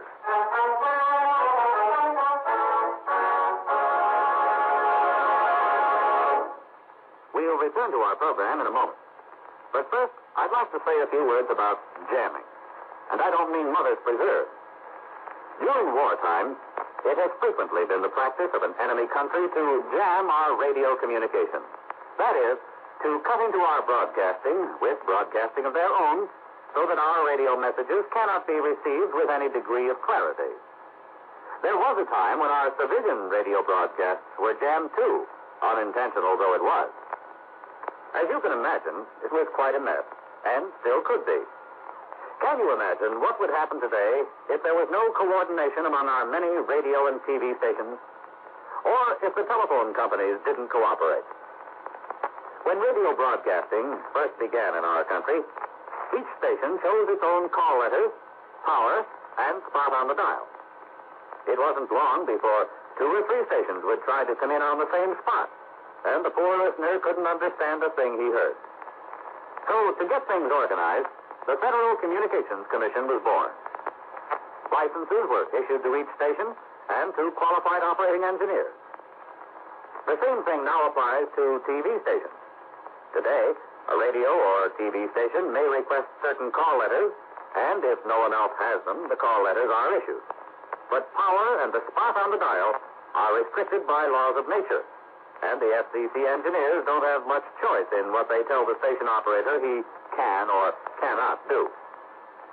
With the telephone and telegraph, however, the situation is different.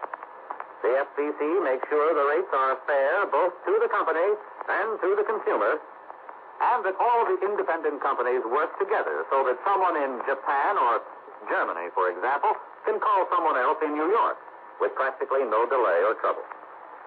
So the next time you pick up a stateside broadcast loud and clear, or hear everything your family says to you over the telephone, just remember that you have the Federal Communications Commission to thank.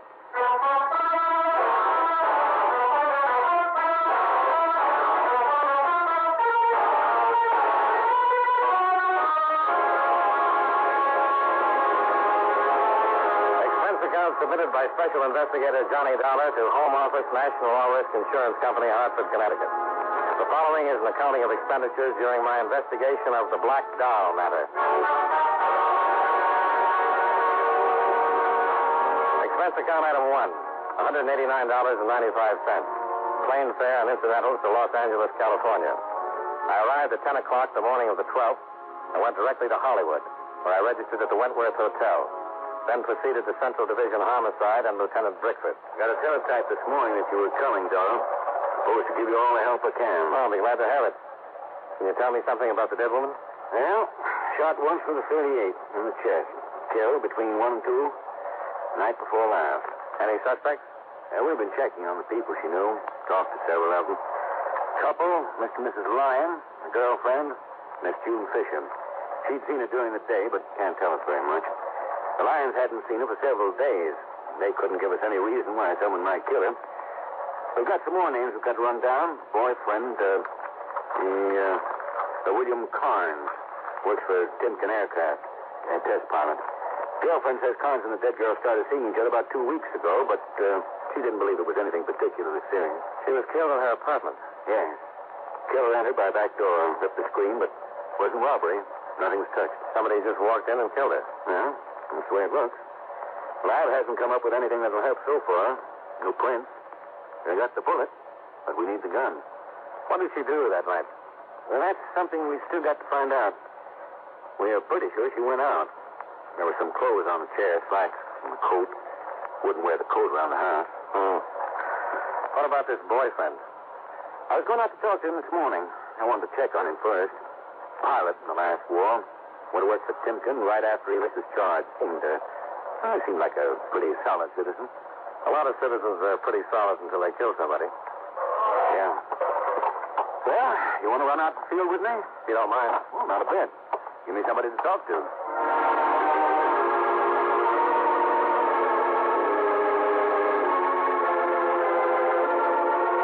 25 minutes later, we were driving through the gate at Timken Aircraft. As we passed the long, low line of gray buildings, I saw a plane sitting on the starting line. A bullet-shaped jet with stubby, swept-back wings. Inside the main building, we were shown into Mr. Rudolph Timken's big presidential office. Come in, gentlemen. Which is Lieutenant Brickford? I am, sir. This is Mr. Dollar. I'm pleased to know you. What can I do for you? Well, we'd like to talk to one of your pilots, Mr. Timken. William Carnes. Bill? Oh, certainly, but I'm afraid you'll have to wait a while. He's just getting ready to take up the XR-200. Is that the jet I saw on the line? Yes, it's a beauty. Oh, thank you. We think it's the best. Hey, if you'd like to come out on the field, this test isn't security. The last 2 years we've been under wraps, but since we got the bugs out and the Army's given us a contract, would you like to watch? Oh, sure would.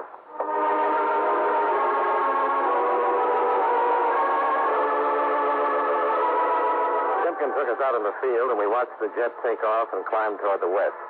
It circled, climbing till it was out of sight. We kept watching and waiting. A cool breeze was coming in from the ocean, and the sun was warm on our faces. Finally, we saw it. Here he comes. Can't even hear him. He's traveling faster than sound. Do you fly, Mr. Dollar? Only when I've got an expense account. How fast would you say he's going? You'd be very surprised, Lieutenant. Even the Army was.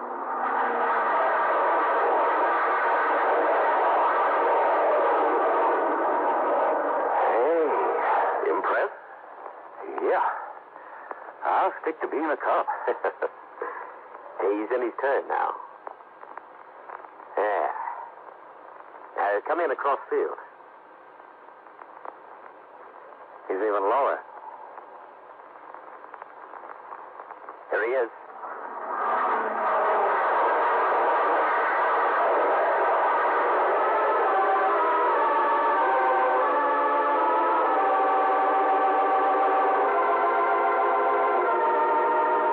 On the field until William Carnes landed the plane. Then we went back to Timken's office. The president of Timken Aircraft gave orders for Carnes to report as soon as he could, and about 20 minutes later, the young pilot was shown in. Timken introduced us and then left. What can I do for you, Lieutenant? Just a few questions. Do you know a Miss Judith Thompson? Yeah, what's wrong? She's dead. Somebody killed her. Killed her? Don't you read the papers, Bill? Yeah, well, usually, but I've been so busy the last couple of days. She was killed night before last. What did you do night before last? Stayed home. Any way of proving it? Well, no, I live alone. I just stayed in. You don't think I killed her? You've known her for about 2 weeks, haven't you? Yeah, I guess it's been about 2 weeks. She's a nice kid. Awfully nice kid. Sorry about it. And you stayed home the night of the 10th? That's right. All night? Well, yeah. You'll find out sooner or later. No, I wasn't there. I took her out the night of the 10th, and I knew she'd been killed. But look, honest, I had nothing to do with it. Why'd you lie about it? Because I'm married. No, we're not living together. We're separated. My wife's living in Chicago now with her folks. Always kind of hoped we'd get back together, but if I got mixed up in a killing. You got mixed up the night you took Judith Thompson out? Look, I was lonesome. Judy was a pretty kid. I saw her about 6 times in 2 weeks. It helped. But I'm in love with my wife. I've always been in love with her. You can understand it, can't you? Sure. The night of the 10th, where did you and Judy go? To the beach. Went down on the pier and played the concession. When did you get home? I don't know. I guess about 11:30 or so. Yeah, somewhere about that time, 11:30 or 12. You go right home? Yeah, right home. That's true. Anything happened during the evening? Anything unusual? Unusual? Anybody following you? No. Did Judy seem nervous or anything? No, she was fine. She didn't act nervous or anything. Okay. Is that all? Yeah, for now. We'll talk to you again. All right, but I sure wish you wouldn't tell the papers. Tell the papers? What about me? Being the one who took her out that night. It would finish me for good with my wife. I wouldn't have a chance. Her family doesn't like me as it is. Why did you and your wife split up? My job. I don't really blame her. It's tough for a woman to sit around the house when her old man is flying new stuff. What am I going to do? I guess I love flying about as much as I do my wife. Just keep hoping she'll understand and... I don't know. It's a mess. Well, we'll see you later. Okay, Lieutenant. Nice meeting you, Mr. Dollar. Nice meeting you.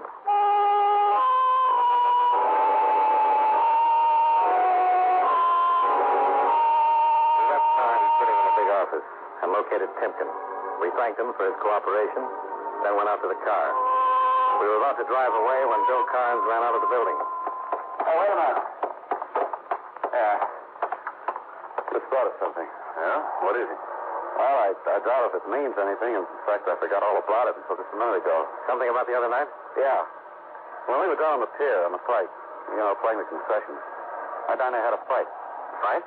Yeah, that's the shooting gallery. I spent about $2 knocking down fights and winning coupons. When I got done, Judy wanted one of the dolls, the plaster prizes. Yeah. This was a big black one, about this big. And the guy wouldn't give it to me. You got in a fight with him? Oh, darn near. I bought enough coupons for the doll, but he said it wasn't a prize. And I said, what did he got it up on the shelf for? Judy wanted it, so I finally made him give it to me.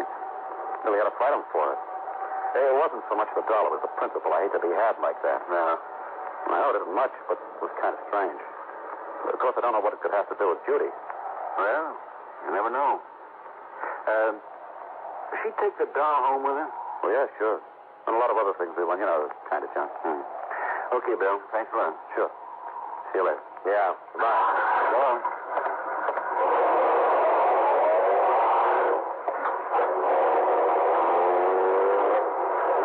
Funny. About the fight?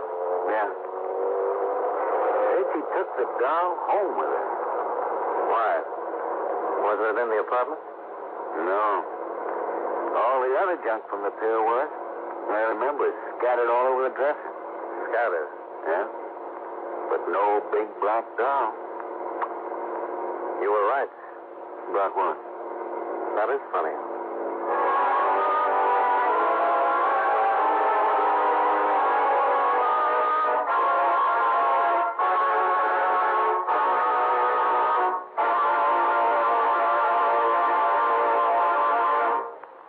You know, many great men have attained the highest office in our land, the presidency of the United States. Can you guess the name of this man? According to historians, no other single man ever did as much for a country as this president did for the United States. After a brilliant military career, he was called from retirement to preside at a federal convention in Philadelphia, where he was unanimously chosen president. He was also unanimously reelected for a second term, but refused to run for a third. Although a Federalist, he named a man from another party, Thomas Jefferson, as Secretary of State. If you don't have his name by now, here are two more clues. During his presidency, the cotton gin was invented, and the first census was taken. Who was he? George Washington, first president of the United States. His life is part of your American heritage.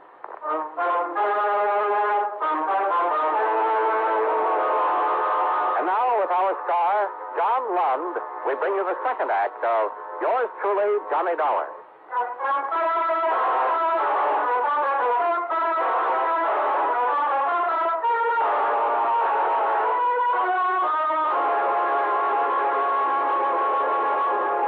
Lieutenant Brickford drove across town to the dead girl's apartment just off Franklin Avenue in Hollywood. A uniformed cop was still staked out at the door. He gave Brickford a casual salute as we let ourselves in.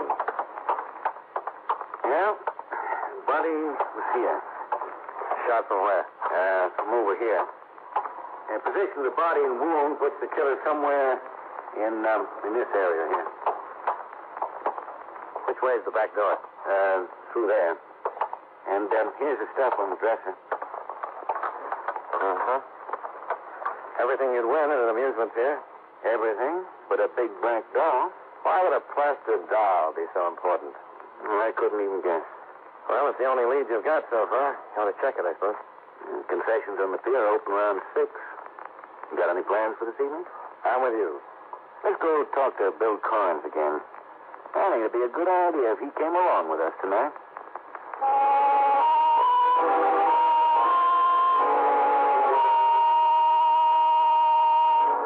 We left the dead girl's apartment and drove back across town to Bill Carnes' home near the Timpkin Aircraft Factory. Bill met us at the door and showed us into an attractive living room. To find out any more about Judy? Not yet. We'd like to know some more about your argument at the pier. Well, I told you just about everything. It started over the doll. That's right. You're sure Judy had the doll with her when she went home? Well, yeah, I'm positive. Saw her take it into the house, had her arm full of that stuff we want. The doll was the biggest of the bunch. You can't remember anything unusual about the doll? Unusual? No? No, it's just a big black doll about this big, holding an ashtray. You'd know this guy again? Oh, sure I know. He runs a concession. At least he was the only one there. Well, can you go down with us tonight? To the pier? Yeah. Yeah, sure. You think the argument had something to do with Judy getting killed? We don't know. But that black doll wasn't in her apartment. It wasn't? Well, I saw her take it in with her. Well, it looks like somebody else took it out.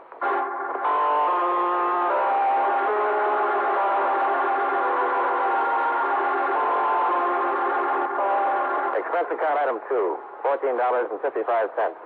Dinner for Brickford, Carnes, and myself. A short drive later, we pulled into the big parking lot on the amusement pier. As we got out of the car, the roller coaster reached the top of the first dip high above us and started down.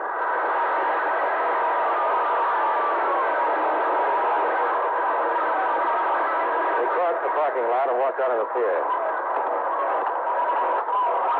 I haven't been down here in a long time. Where's the shooting gallery? It's down at the other end. We walked the length of the pier until we reached the shooting gallery where Bill had won the black doll. All right, step up and sign it up. The man running the concession was in his late 40s, short, stocky, and bald. We stopped a few yards away. Come on, boys. Let's see what kind of That's the man? No, he's not the one. All right, come on, boys. Turn it up. There's 6 shots per quarter. What can we win? Anything on the shelf. On the top shelf, one to smack it. How about the big black doll? Sure, but you gotta hit all the clay pipes. Well, go ahead, darling. Aren't you going to try it? If you don't hit them all. Okay. There you are.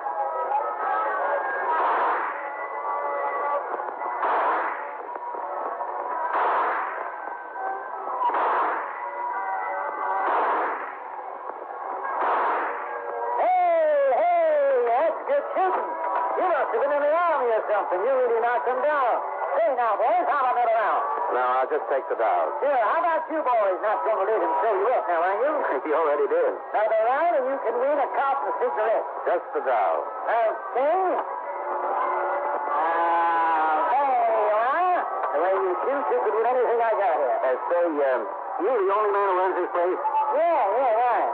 You weren't running it 3 nights ago. Oh, what do you mean? The crawler guy, younger than you, nasty disposition. He was here then. Oh, you mean Charlie? If that's his name. Yeah, he just works for me. Where is he? Why, that's an examination. We just want to know where he is. Oh? Are you a cop? Why? Well, hey, you act like a cop. You win yourself a dolly. Where is he? I don't know. He quit. When did he quit? Last night. What's his full name? Charlie Gilbert. Where can we find him? I don't know. He worked for you and you don't know where he lives? That's right. I gave him a job one night. Didn't ask him where he lived. Why did he quit? How do I know? He quit. Said he was through and took his pay. Ain't nothing illegal about that, is there? You ever been arrested? Me? You. No. I want you to tell me everything you know about Charlie Gilbert.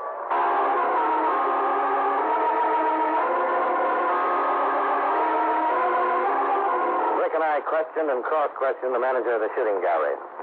He said his name was Virgil Wellman, but he'd never seen Charlie Gilbert till the night he'd hired him 3 weeks before. He knew very little about the man, but readily admitted Gilbert had a bad temper. He swore he didn't know where Gilbert lived or what he did in his spare time. Well, we left the pier and drove Bill home. The lieutenant dropped me off at my hotel.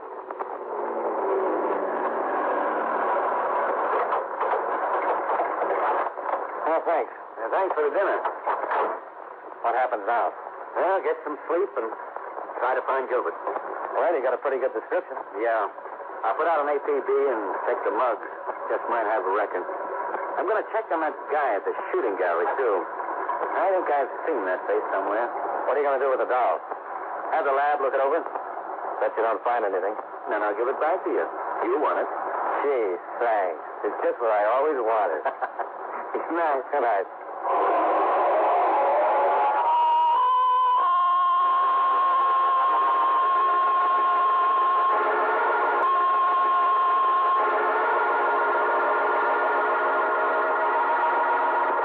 To my room, climbed into bed, and tried to put the puzzle together. After a half dozen cigarettes, I gave up and turned off the light. I felt as though I'd hardly fallen asleep. Okay. Yeah. All right, sure. Johnny Dollar. This is Blakeman. Oh, hi. Hey, what time is it? 2 o'clock? Goodbye. Hey, wait a minute. Nothing important. Okay. Let me wake up. Well, this will wake you up. About an hour ago, they hauled a man out of the ocean. Been shot twice. About 36 hours. Who is he? I don't know. No identification. Nothing in our file on his print. So we sent for a kickback from Washington. Why is this corpse so important? Because he fits the description Carnes and Wellman gave us. Gilbert? Yeah. And I went through the mugs and came up with an identification on the guy who was running the shooting gallery tonight. I knew I'd seen him before. Who is he? Right name's Virgil Shelton. Wellman's an alias. Got a narcotics record. Served 5 years. Only been out for a couple of months. Well, that sounds interesting. How about the dead man you found in the ocean? Carnes coming in to make an identification? Already sent for him. You coming down? Right away.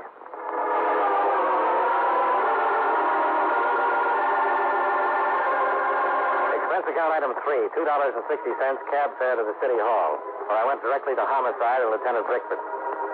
Carnes had not yet arrived, so Brickford showed me the mug and record on the shooting gallery owner, then took me down to the morgue. The man they pulled out of the sea certainly fitted the description of Gilbert. Shortly afterward, Carnes was shown in to make the identification.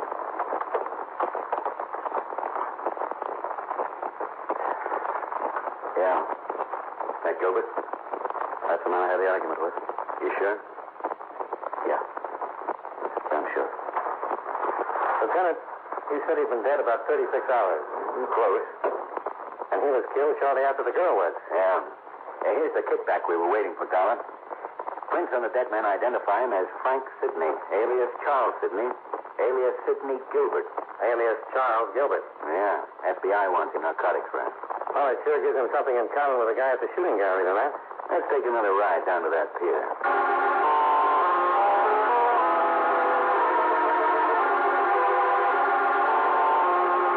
Well, we had our first positive connection.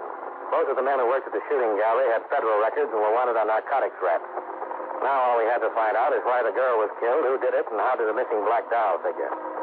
Bickford told Sergeant Hardy to take Carnes home. Then we went down in the garage and climbed into the lieutenant's car.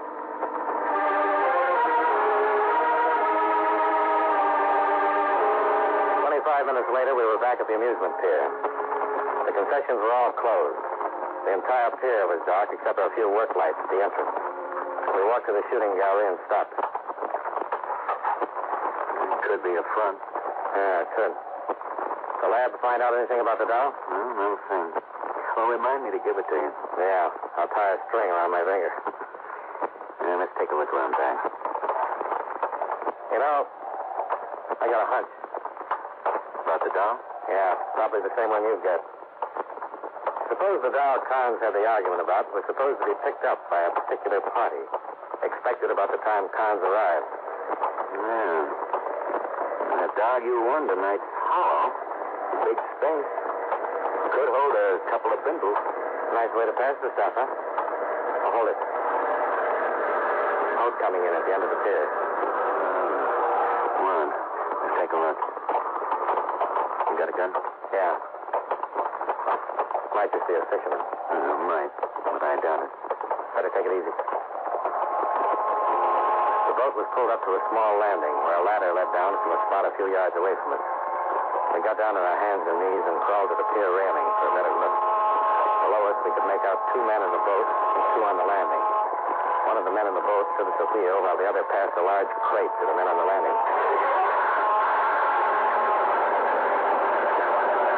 Okay, remember this is the last boat for a while. Contact the other heat off. I'm all getting a little too nosy. Recognize him? Our friend from the shooting gallery. They're coming up. Take it easy with it. Okay, hand it up. Okay. Okay. Now let's get out of here. We gotta be in Fresno by 7. Hold it right there. Look up. Look out.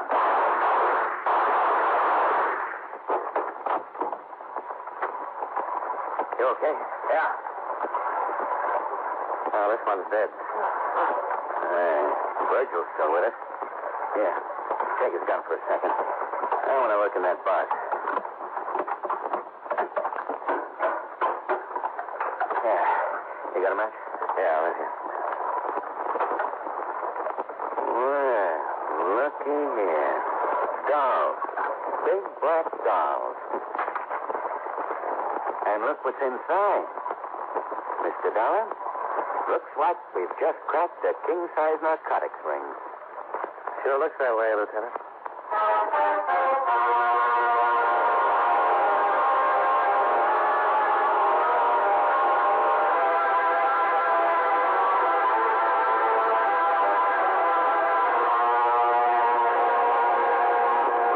Lived long enough to tell us the whole thing.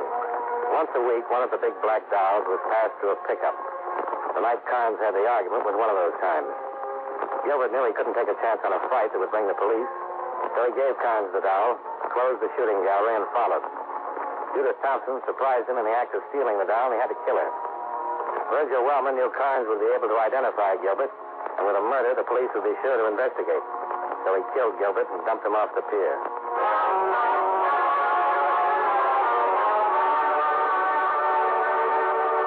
Expense account items 4, 5, and 6. $260.50. Hotel bill, breakfast, and plane fare back to Hartford. Lieutenant Bickford drove me to the airport, thanked me, and gave me the big black doll I'd won at the shooting gallery. It looks awful, but it makes a fair ashtray. Expense account total, $467.60. Yours truly, Johnny Dollar.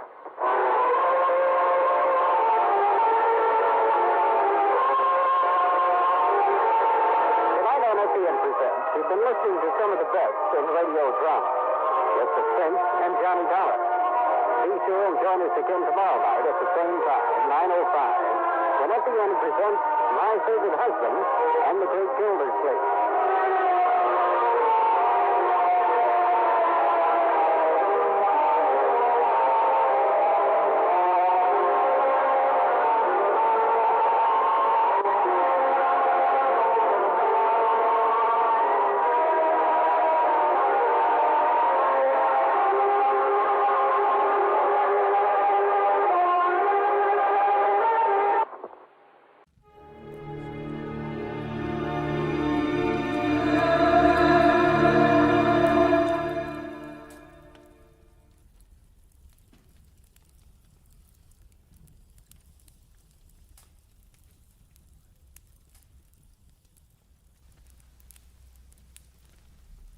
Get this and get it straight.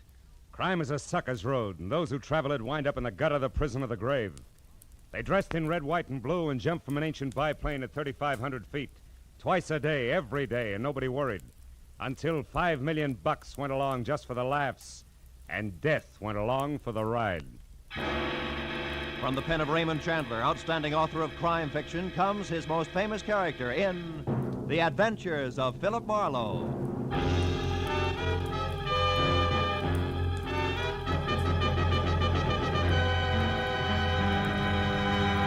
Now, with Gerald Moore starred as Philip Marlowe, we bring you tonight's exciting story, The Birds on the Wing.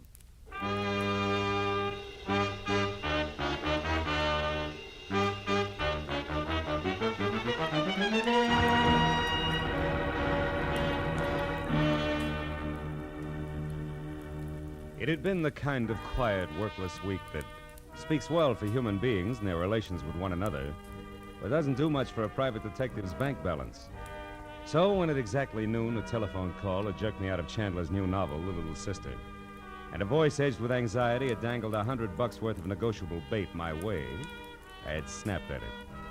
But then I wondered if I'd done the right thing, because it had been Miss Hattie Pembroke, guardian of the millionaire, thrill-seeking screwball Paige Pembroke.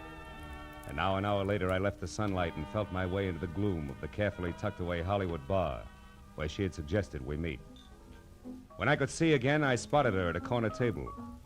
That the old girl would be the other side of 50 and doing a little too much to disguise it, I had expected. But that she would be drinking her whiskey neat, I hadn't.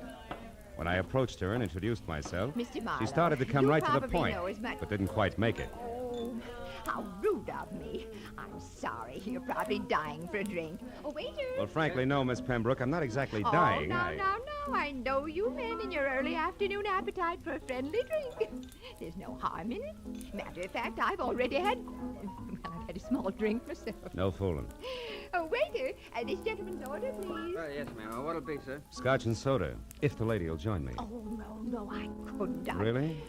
Well, all right. Scotch for me too, waiter. Johnny Walker. Yes, Now, Mr. Marlowe, let's get down to business. Have you ever been to Oxnard, California? Uh-huh. Good, because that's where my nephew is. Also, it's where the Calumet Valley County Fair is being held. Really? Whatever that may be. Most important, it's where you can probably find out what kind of trouble Paige is in. You see, the poor boy is Down just... to his last $5 million. No, I'm sorry, Miss Pembroke. I don't think I want the job after all. Now, one moment. Why not?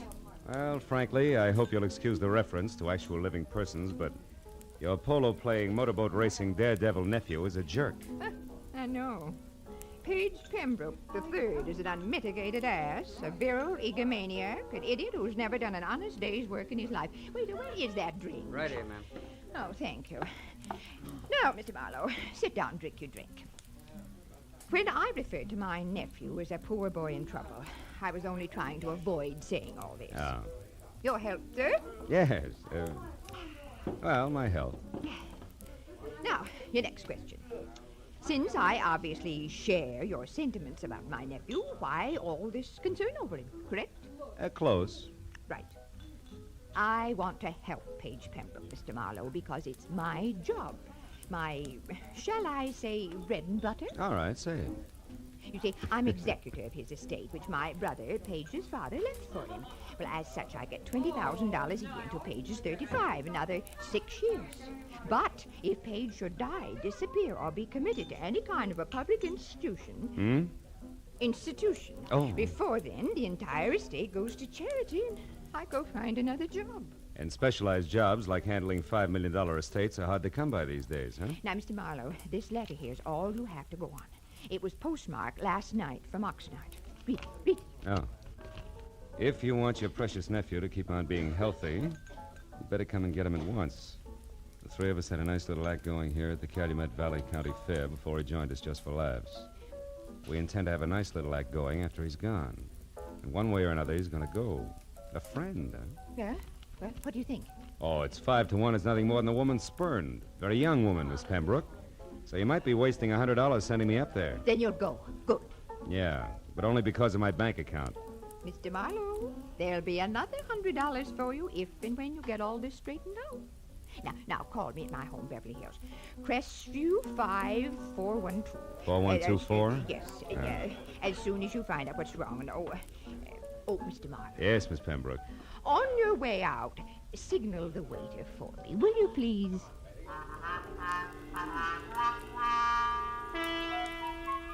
The ride to Oxnard was a pleasant but frustrating hour-and-a-half drive along the kind of beckoning, sun-scrubbed Pacific shoreline that always demands to know why you have to work for a living.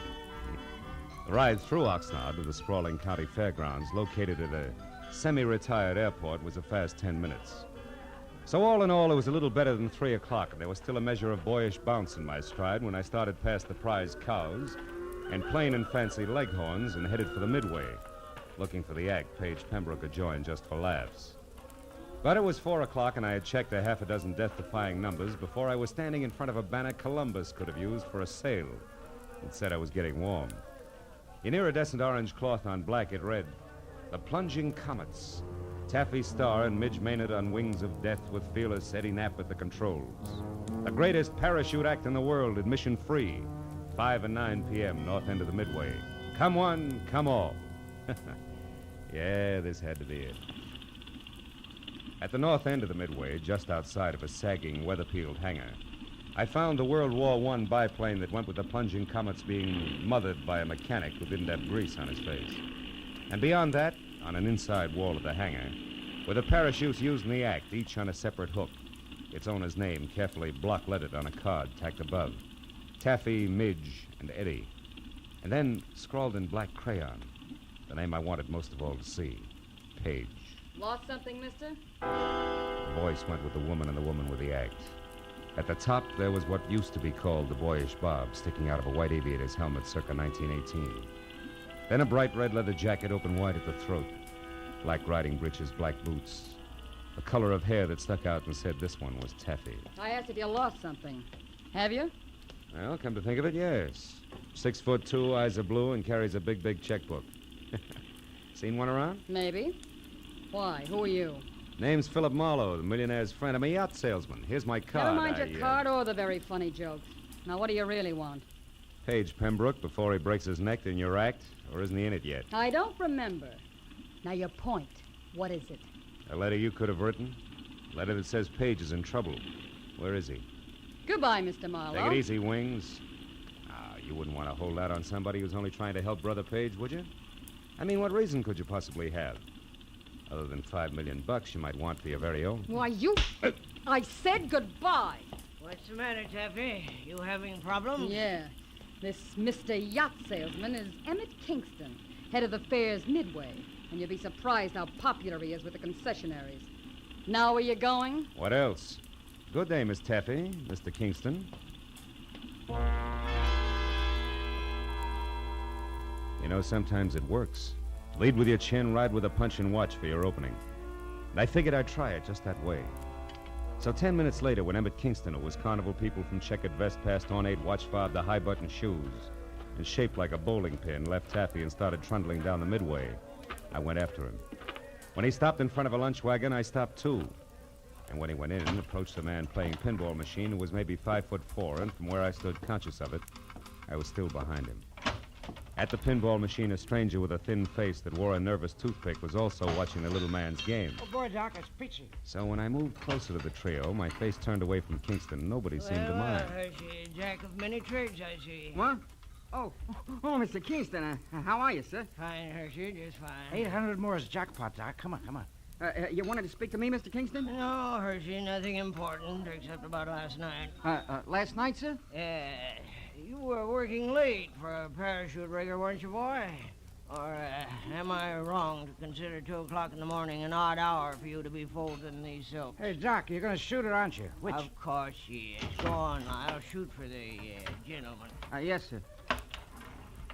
Hey, 2,000, 3,000, 4,000. Hey, that's great. Now do that again with your last ball, Doc. Was there something else, Mr. Kingston? Yes, Hershey. Why were you near the chutes at that hour? And don't bother denying that you were, because Eddie Knapp saw you there.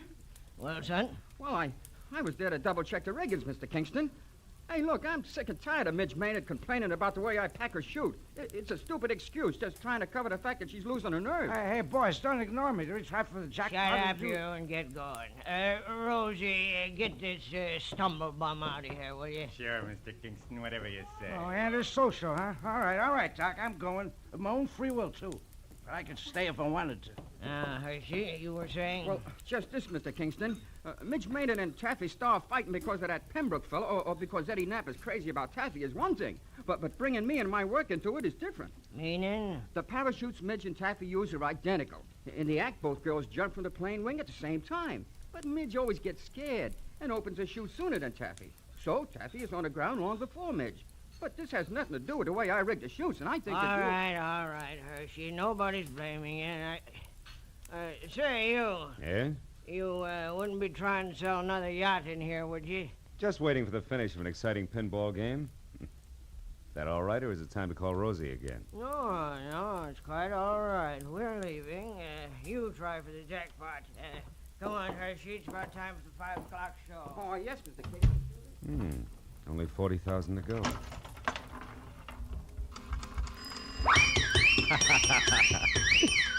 Oh, it's the first time I ever hit the jackpot. Oh, that's pretty good, Mr. Marlowe, considering that it wasn't your nickel you won on. Oh. Now that you mention it, Mr. Pembroke, it wasn't. Which should take care of the introductions, Yeah. huh? And that leaves very little. But something. But definitely. Marlowe, you can tell Aunt Hattie from me that at the moment I don't need a watchdog. And when and if I do, I'll go to the nearest city pound for one, not to a private detective agency. I told myself it was foolish to slam the door on my way out. So I slammed the door on my way out. I started north down the midway toward the open stands and the 5 o'clock sharp performance of the plunging comets. When I got there, the act was already underway with the silver biplane taking off. Eddie Knapp in white at the controls, Taffy in her red jacket and parachute crouched on one wing, Midge Maynard in blue jacket and chute on the other. Then as they slowly gained altitude, High Button Shoes himself took over the PA. They did it up well, and by the time the plane was at about 3,000 feet, every pair of eyes was riveted skyward, and an expectant hush thicker than winter fog had settled everywhere. At 3,500 feet, the plunging comets, Taffy, Starr, and Midge Maynard with fearless Eddie Knapp at the controls. They will not open their parachutes until they are within 500 feet of the ground. Now watch. They should be ready. Yes, yes, there they go. Knees drawn up tight, arms close into their sides, they jumped. Specks in the sky growing bigger as they fell. 1,000, 2,000, 3,000 feet, and then, from Taffy's chute cloth, long and colored, a huge flag rippling in the wind from the end of a long rope. The flag seemed to rise above her as she fell, until the slack was gone, and then suddenly her chute opened, billowing. And then Midge, another flag rippling from the end of a long rope, and then the flag drifting free. Midge's chute not open, Midge plummeting down to the hard ground.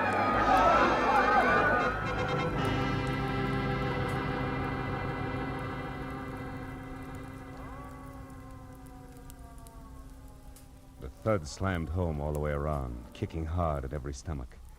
A minute ago, a girl, very much alive. Now a smashed, still body, Someplace near me, a woman cried. There was a bitter, sick, sweet taste in my mouth as I headed for the hangar where I'd first met Taffy. At the moment, I figured the guy who packed the parachutes was a good man to see. When I got there, the only one present was Emmett Kingston. Stop right there, boy, and tell me straight and fast just who you are. Philip Marlowe, Los Angeles private detective, Mr. Kingston. You can prove that? Sure. Here's my business card, state license, county permit. I'm working for Paige Pembroke's aunt. She wants his nibs kept out of trouble. Which has what to do with your being here now, Marlowe? Here at this hangar, I mean. Close to where the parachutes are kept. I'm not sure, Kingston. I've only got a hunch. A hunch that Midge Maynard's death was no accident. Yeah, I got more than that already, Mr. Detective. I've got proof. Oh?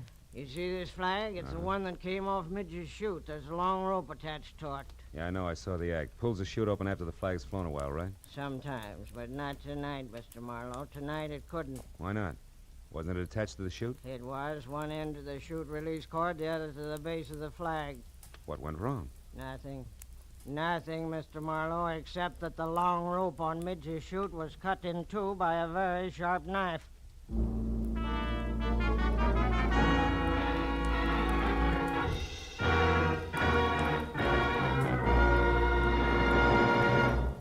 In just a moment, the second act of Philip Marlowe. But first, Sunday nights on CBS.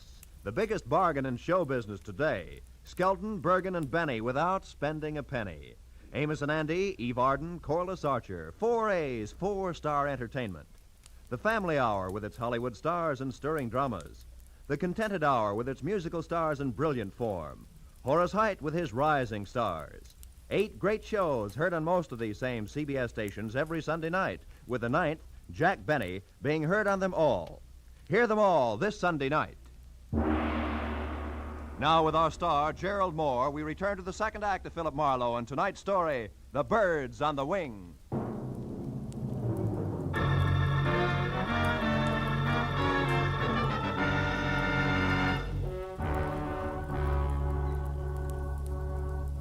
When Midge Maynard's grim accident turned out to be grimmer murder, I left Kingston and headed for a phone to call my client. Everywhere the chill of the viciously spectacular death lay like a soggy blanket. At the exposition office, I found a phone and finally got through to Hattie Pembroke. She listened up to the word murder and then, between gasps, insisted on coming out to help me. When I hung up, I turned to see that the pilot, Eddie Knapp, had been standing in the door listening. He looked sick. What's it to you, mister? What's what to me? Midge. The long drop she took out there. And Pembroke. I heard you say Pembroke. What do you got to do with him? Just a minute, fella. I'm not sure it's any of your business. It's my business, all right. The kid gave me a big grin up there just before she jumped. And I watched her fall every inch of the way. So did everybody else. Look, I know how you feel, You Eddie, don't have but any idea how I feel. Don't try to kid me. That mob out there loved it. That's the only reason they come to watch, the hypocritical buzzards. You got a finger in this pie, an angle all your own. I'm going to find out what it is. Take it easy, Knapp. You're talking yourself into something real silly. Yeah? Listen, ever since that louse Pembroke showed up here, there's been trouble brewing. Now Midge is dead. She was a friend of mine. Best friend I had. Aren't you pulling a switch, Buster? What happened to your red-hot passion for Taffy Star? Oh, you nosy... Come here, you jerk! Look out my arm, Buzz boy, and unless you want to take off with a busted wing, stand still.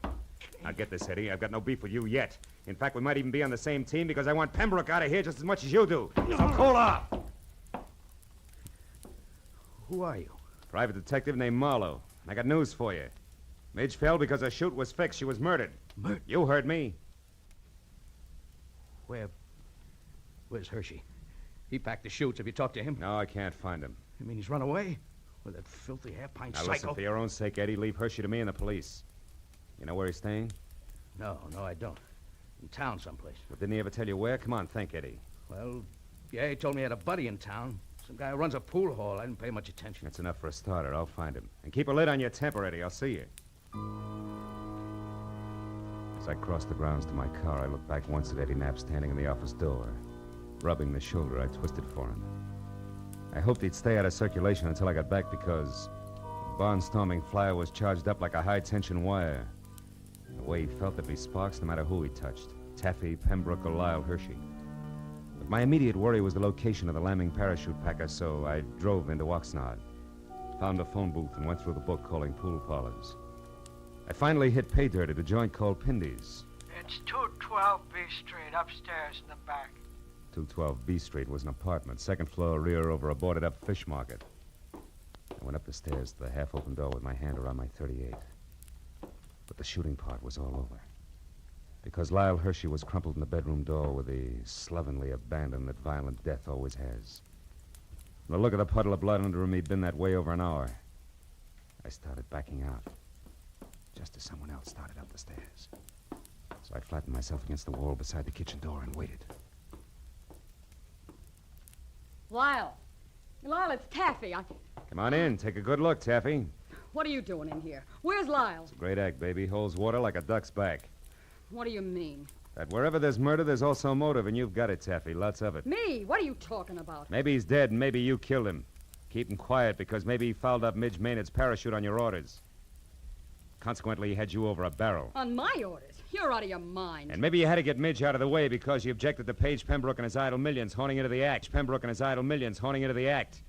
Objected so strenuously that she was doing something about it, such as sending threats to his Aunt Hattie.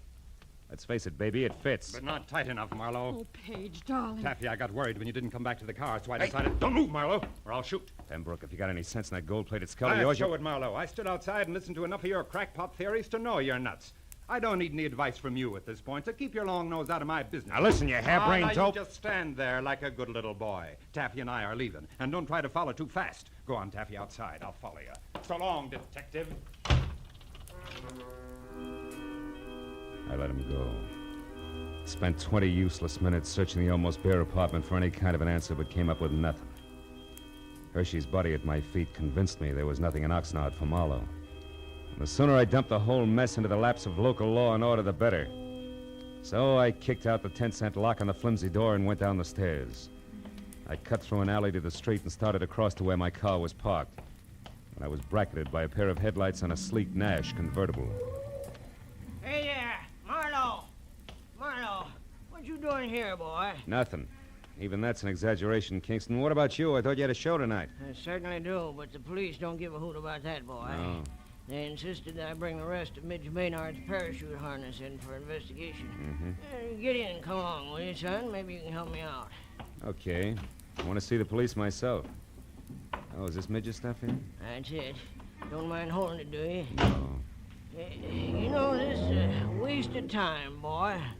All they have to do is pick up Lyle Hershey, and they'll get all the answers. They'll have to pick him up, all right, but he'll give them problems, not answers, Mr. Kingston. Lyle Hershey's dead. He was murdered.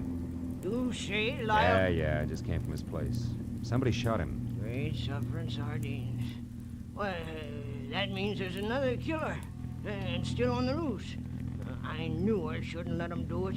Let who do what? Why, Taffy's going to give an air performance tonight. They pulled me in at the grounds just as I was leaving and told me that Pembroke fella's going up to Midge's place. You mean those two showed up out there?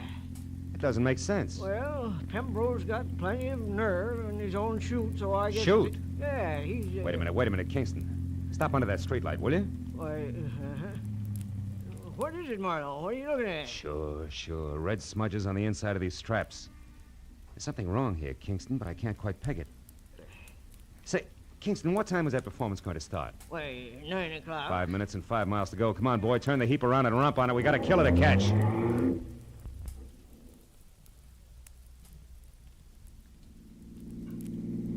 Swing out in front of the hangar, Kingston. Hurry. It's empty. They're already out on the runway. Yeah, there's one parachute still on the rack. Why, that's Eddie Knapp's chute, and he never goes up without it. So who's at the controls of that plane out there? I don't even have to guess. It's Eddie Knapp, all right, but he figures a suicide doesn't need a chute. Pile out, Kingston. It's as far as you go. I'm taking over from here. What are you talking Come on, about? move. Get out. They're turning around now. Okay, he's going to make us run back this way. So long, Kingston. Here he comes. What are you doing? Come back! I waited until there was no possible chance for a miss. Then I headed the car straight into the path of the plane, pulled the hand throttle out as far as it would go, and jumped.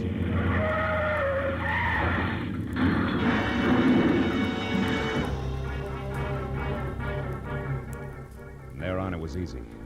The plane sort of stumbled over the car, rolled up on its nose, and stayed there. Quick work by the volunteer crash crew took care of that. A box of bandages took care of the collection of minor cuts and bruises all around, and the Oxnard police took care of Eddie Knapp. Everything had come out more or less even, except my client, Hattie Pembroke. She showed up at the finish line slightly on the bias, which no doubt was her normal late evening state. Also, she was as full of questions as an insurance adjuster. Now, young man, I paid you a substantial sum of money for this day's work, and therefore, as your employer, I'm certainly entitled to a comprehensive report of the entire business. And I insist All right, Hattie, whoa. I'll run through it once more, and that's all. Now, look. First, the threatening letter you got was written by Midge Maynard because she was afraid Paige was going to break up the act. You get it? But the real screwball was Eddie Knapp. He was crazy about Taffy Star and insanely jealous when your nephew and his money showed up. Knapp decided if he couldn't have Taffy, nobody else would, because he'd kill her. And yet Midge Maynard was the one who got killed. You catch on quick. Knapp killed Hershey because he was afraid Hershey had seen him tampering with the chutes. You get that? No. No. On second thought, Marlowe, maybe you better submit a written report tomorrow. Yeah, with adding machine and clothes. Now, look, Hattie, it's not Hey, that... Marlowe, Paige and I want to apologize. We treated you pretty badly tonight, and, well, you did save our lives. Business is business. Yeah, That's right. He was hired to do a job, dear, and he did it. I'm only interested in one thing, Marlowe. How'd you know it was Eddie Knapp? Well, nobody had a really good motive for killing both Midge and Hershey, so when I realized the chutes had been switched, I knew Midge's murder was a mistake. And there it was easy. How'd you find that out, Marlowe? From red smudges on the inside of the harness shoulder straps. Red that had to come from your leather jacket there, Taffy. The one Midge always wore was blue. Mm-hmm. Very interesting. Well, Hattie, write the detective a check so he can go. That's the best idea you've had to date, Pembroke. And include on it the price of a repair job on Kingston's car, a new tweed suit to replace this one that lost knees and elbow on the runway when I jumped. And also, don't forget the bonus you promised for keeping your job alive, Hattie. Oh, just a minute, Marlowe. As for you, Pembroke, the only reason I'm not filing an assault and battery charge against you is that you've got great grounds for a countersuit. What do you mean? This! Bless you, my boy. Mail me the check. Good night.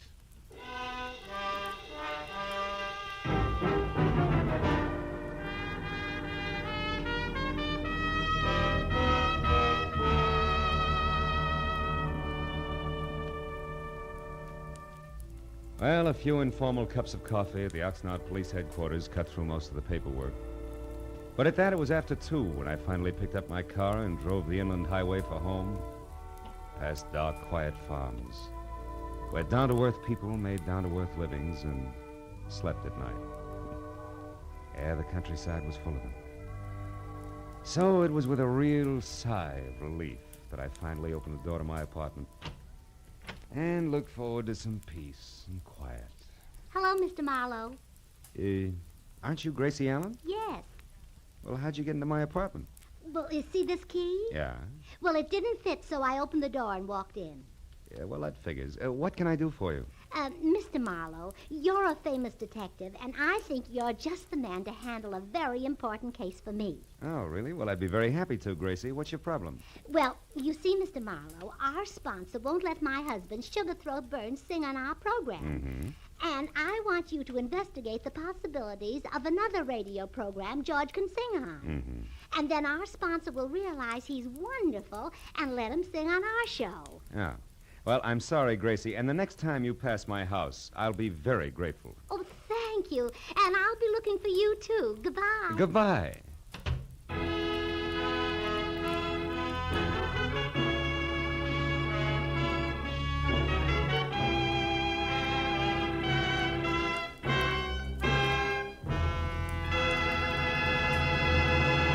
The Adventures of Philip Marlowe, bringing you Raymond Chandler's most famous character, star Gerald Moore, and are produced and directed by Norman MacDonald. Script is by Robert Mitchell and Gene Levitt. Featured in the cast were Lois Corbett, Rita Lynn, Don Randolph, Junius Matthews, Jack Moyles, and Jimmy Eagles. The special music is composed and conducted by Richard Arant. Be sure and be with us again next week when Philip Marlowe says... It started with a kid hawking papers on Hollywood Boulevard and moved from there to a house full of hate on a quiet street, a blonde liar on ice skates, and a corpse in a burned-out shack. And it all wound up right where it began, in the heart of the kid, on the corner.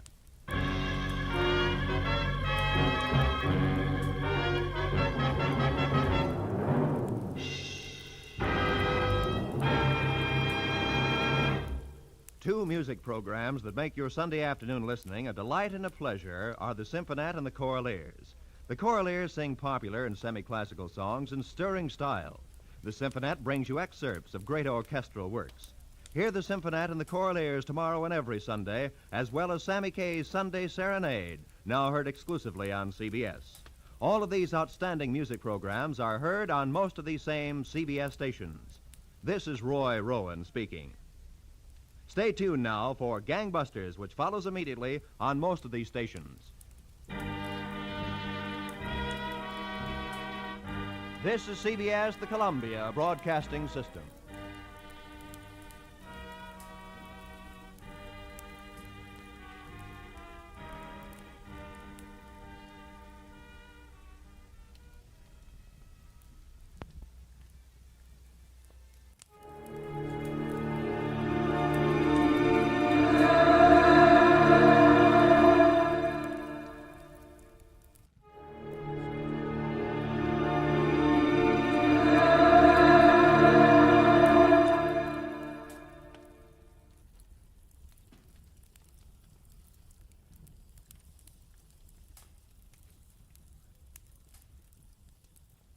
When it started, it was simple, just a lawsuit for damages. But before it was over, it was far from simple, and the damages were murder.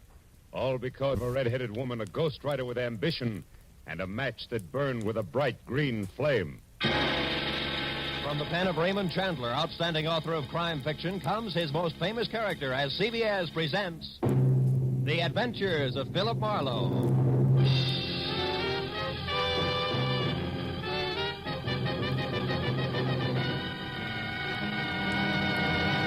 Now, with Gerald Moore starred as Philip Marlowe, we bring you tonight's exciting story, The Green Flame.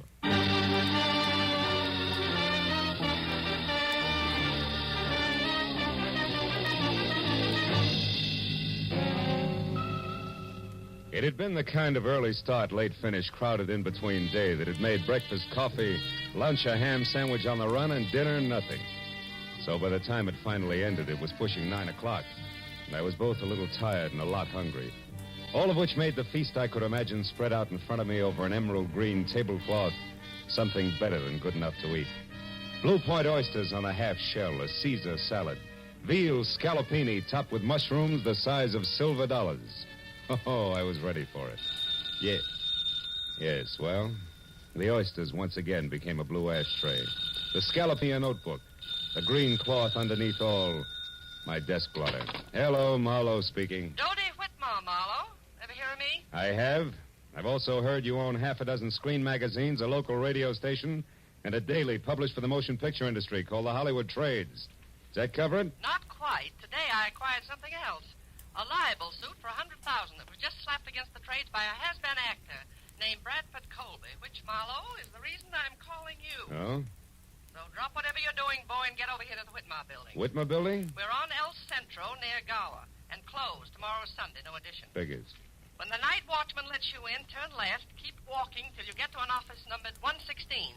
You got that? Yeah, 116. But if you don't mind, Miss Whitmore, I'd like to do something. I'd like to eat first. Make it coffee and a ham sandwich at the outside and get over here fast. Coffee? Look, Miss Whitmore, I'm starving. Marlowe, how much do you get a day? 25 in expenses. Why? I'm willing to pay 125, and you keep track of the expenses. Now what do you say, boy? Boy says coffee and a ham sandwich will leave him stuffed. Goodbye, Miss Whitmore.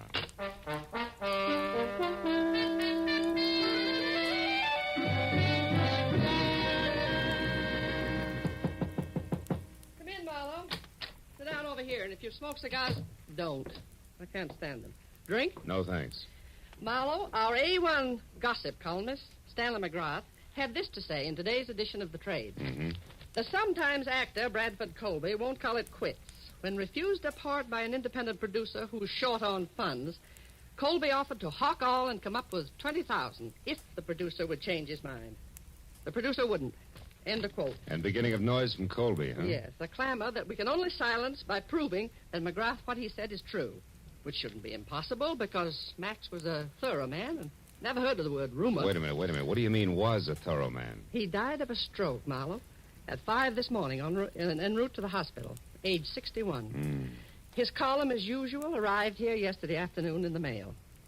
He always wrote from his home, which is a junk-filled cracker box up on North Brunton. Yeah, now you're being sued by Colby for damages, huh?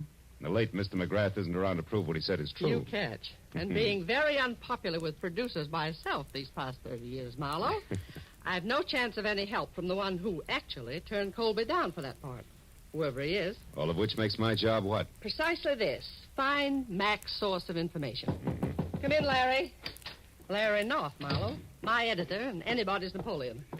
Larry, meet Mr. Marlowe. How do you do? How do you... Doty, I've just found out that old Mac's only legman, a queer duck named Leonard Phipps, left town sometime yesterday for San Diego. May or may not be back by now. Where's Marlowe going to start? Well, I At figured... old Mac's place. Larry and I have already checked there, Marlowe. 8312 North Bronson.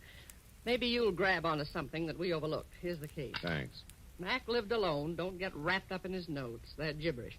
And remember, my lawyers are sure that we lose this case if we can't prove what Mac said was the truth. Well, yeah, Call as soon as you get a lead, and if I'm out, Larry will be in his office next door. And, Marlowe, don't waste any time. There's a lot at stake, boy.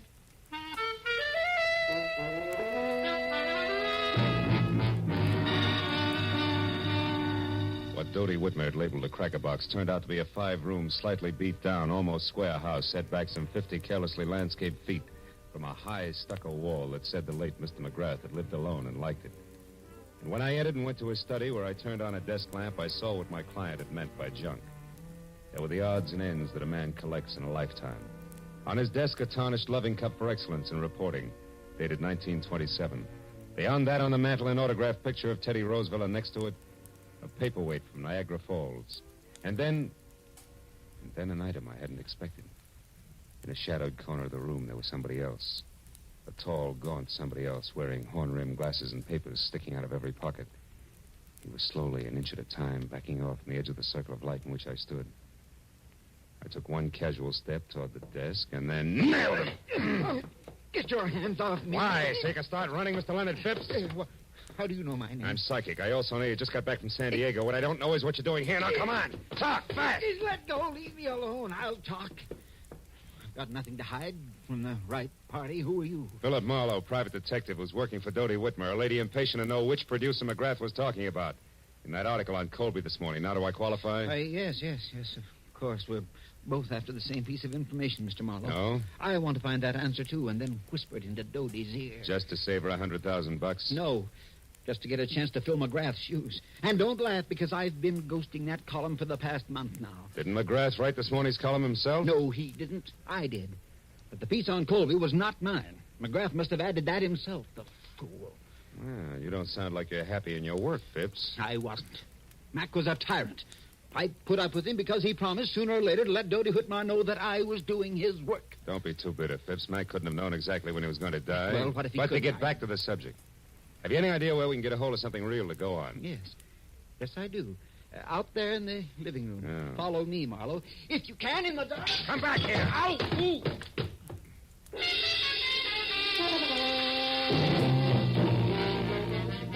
By the time I got to my feet, Phipps was gone.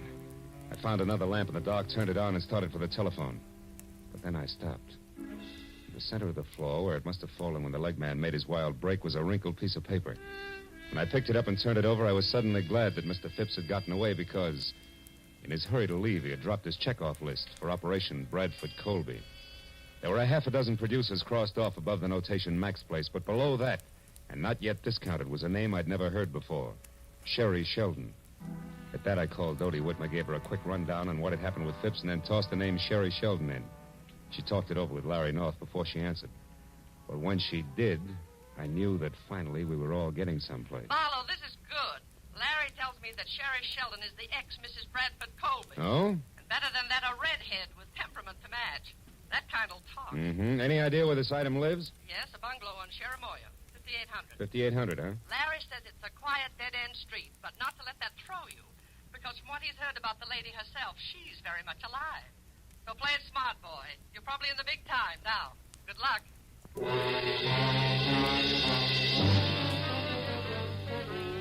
It's only a furlong plus at the bungalow on Sheramoya, so when I pulled up and parked away from number 5800, I was still wondering exactly what play it smart boy meant. When the lady in question was known far and wide as a shock of red hair capping so much dynamite. But a minute later, as I walked toward the house, I labeled that thought introspection, dismissed it, and concentrated instead on an acre of tweed jacket that was unfolding out of a long, honey-colored sedan, parked a little ahead of me. When it straightened up to something over 6.5 feet, slammed the car door shut and stomped inch-thick soled brogans off in a king-sized huff, I knew that this was an angry man. And in the next second, I knew that it and the thespian Bradford Colby were one and the same. When Colby got to Sherry's doorbell and jabbed at it impatiently for attention, I ducked below a hedge nearby. When the door opened and then slammed shut again, I left the hedge in favor of an on-the-bias palm tree that bowed toward Milady's chamber, where I could both see and hear what had to be an exciting reunion. You said that you knew something that couldn't fail to intrigue me on this of all days. So now that I'm here, start intriguing, Sherry, darling. All right. How's this for a starter? I want, to the penny, exactly 1/2 of the money you're going to get from Dodie Whitmore. Oh, Sherry, how droll. Now, why in the name of the great American dollar do you think I'd give you so much as a sly glance at that delightful little fund? For 2 reasons. The first, I deserve it for putting up with both you and your abominable conceit for exactly 1 year. Still droll, darling. Go on, keep laughing, Mr. Colby. Keep laughing while I light my cigarette with one of these matches, these cute ones that burn with a green flame. Where did you get those? In a little known lodge out beyond Malibu called the Green Flame.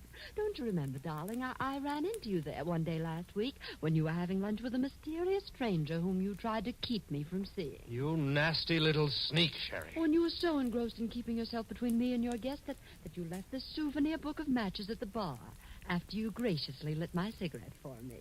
And what of it? They give those matches out by the thousands. That they do, but, Brad, dear, they all don't have numbers penciled on the inside. Numbers? What numbers are you talking about? Now who's being droll? What are you getting at, Sherry? This. I had a call a minute before I got in touch with you from a delightful gentleman who's very interested in what I'm getting at. So here, take your stupid book of matches and get out. No. I don't need them anymore. No, wait, Sherry, now please. Brad, I am going to have exactly 1/2 of that easy money that's coming your way. And after the gentleman I mentioned and I get together, I may want more. So don't say anything you'll be sorry for later on. Oh, Just Sherry. get out now. And don't come back until I send for you. Dear Brad. It was the better part of a minute before Colby, the actor, quit running the gamut of theatrical expressions indexed onto hate, and Colby, the man, stopped biting down hard on his lower lip. Then, without another word, he slammed out of his apartment, ran to his car, and started off. I waited long enough for the steam in the room to condense, and then I walked to the front door and rang the bell delicately, the way I imagined a delightful gentleman like Mr. Leonard Phipps might. Yes? Can I help you? I think so, Miss Sheldon. It's only a matter of a simple question. Did you give that Brad Colby story to McGrath yesterday? Wait a minute. Who are you? Why, Leonard Phipps, of course. I talked to you on the phone, remember? Oh, yes. It was only half an hour ago, Mr. Phipps, and yet in those 30 minutes, it's surprising how your voice has gone from tenor right down to bass. Good night, sir. Not so fast, baby. It's out on my shoe shine. All right. Come in. I'll tell you what you want to know.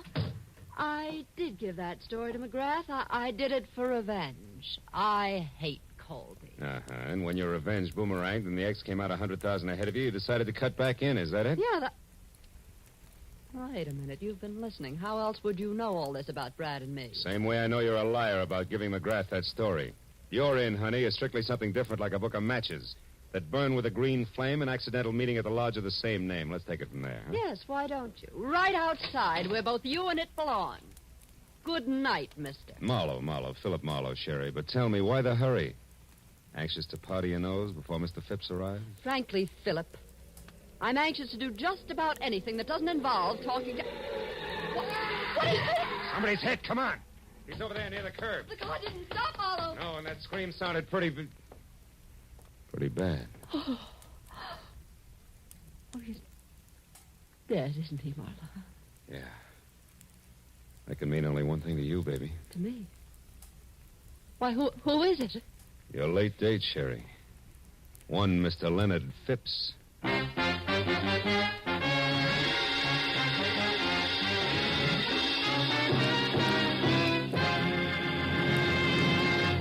In just a moment, the second act of The Adventures of Philip Marlowe. But first, on the special program, One Great Hour, later tonight on CBS, President Harry S. Truman We'll be joined by Gregory Peck, Ida Lupino, and Quentin Reynolds to tell the story of what American religious groups are doing to bring relief to the world's war-stricken people. Be sure to hear One Great Hour tonight at 10 o'clock Eastern Standard Time over most of these same CBS network stations.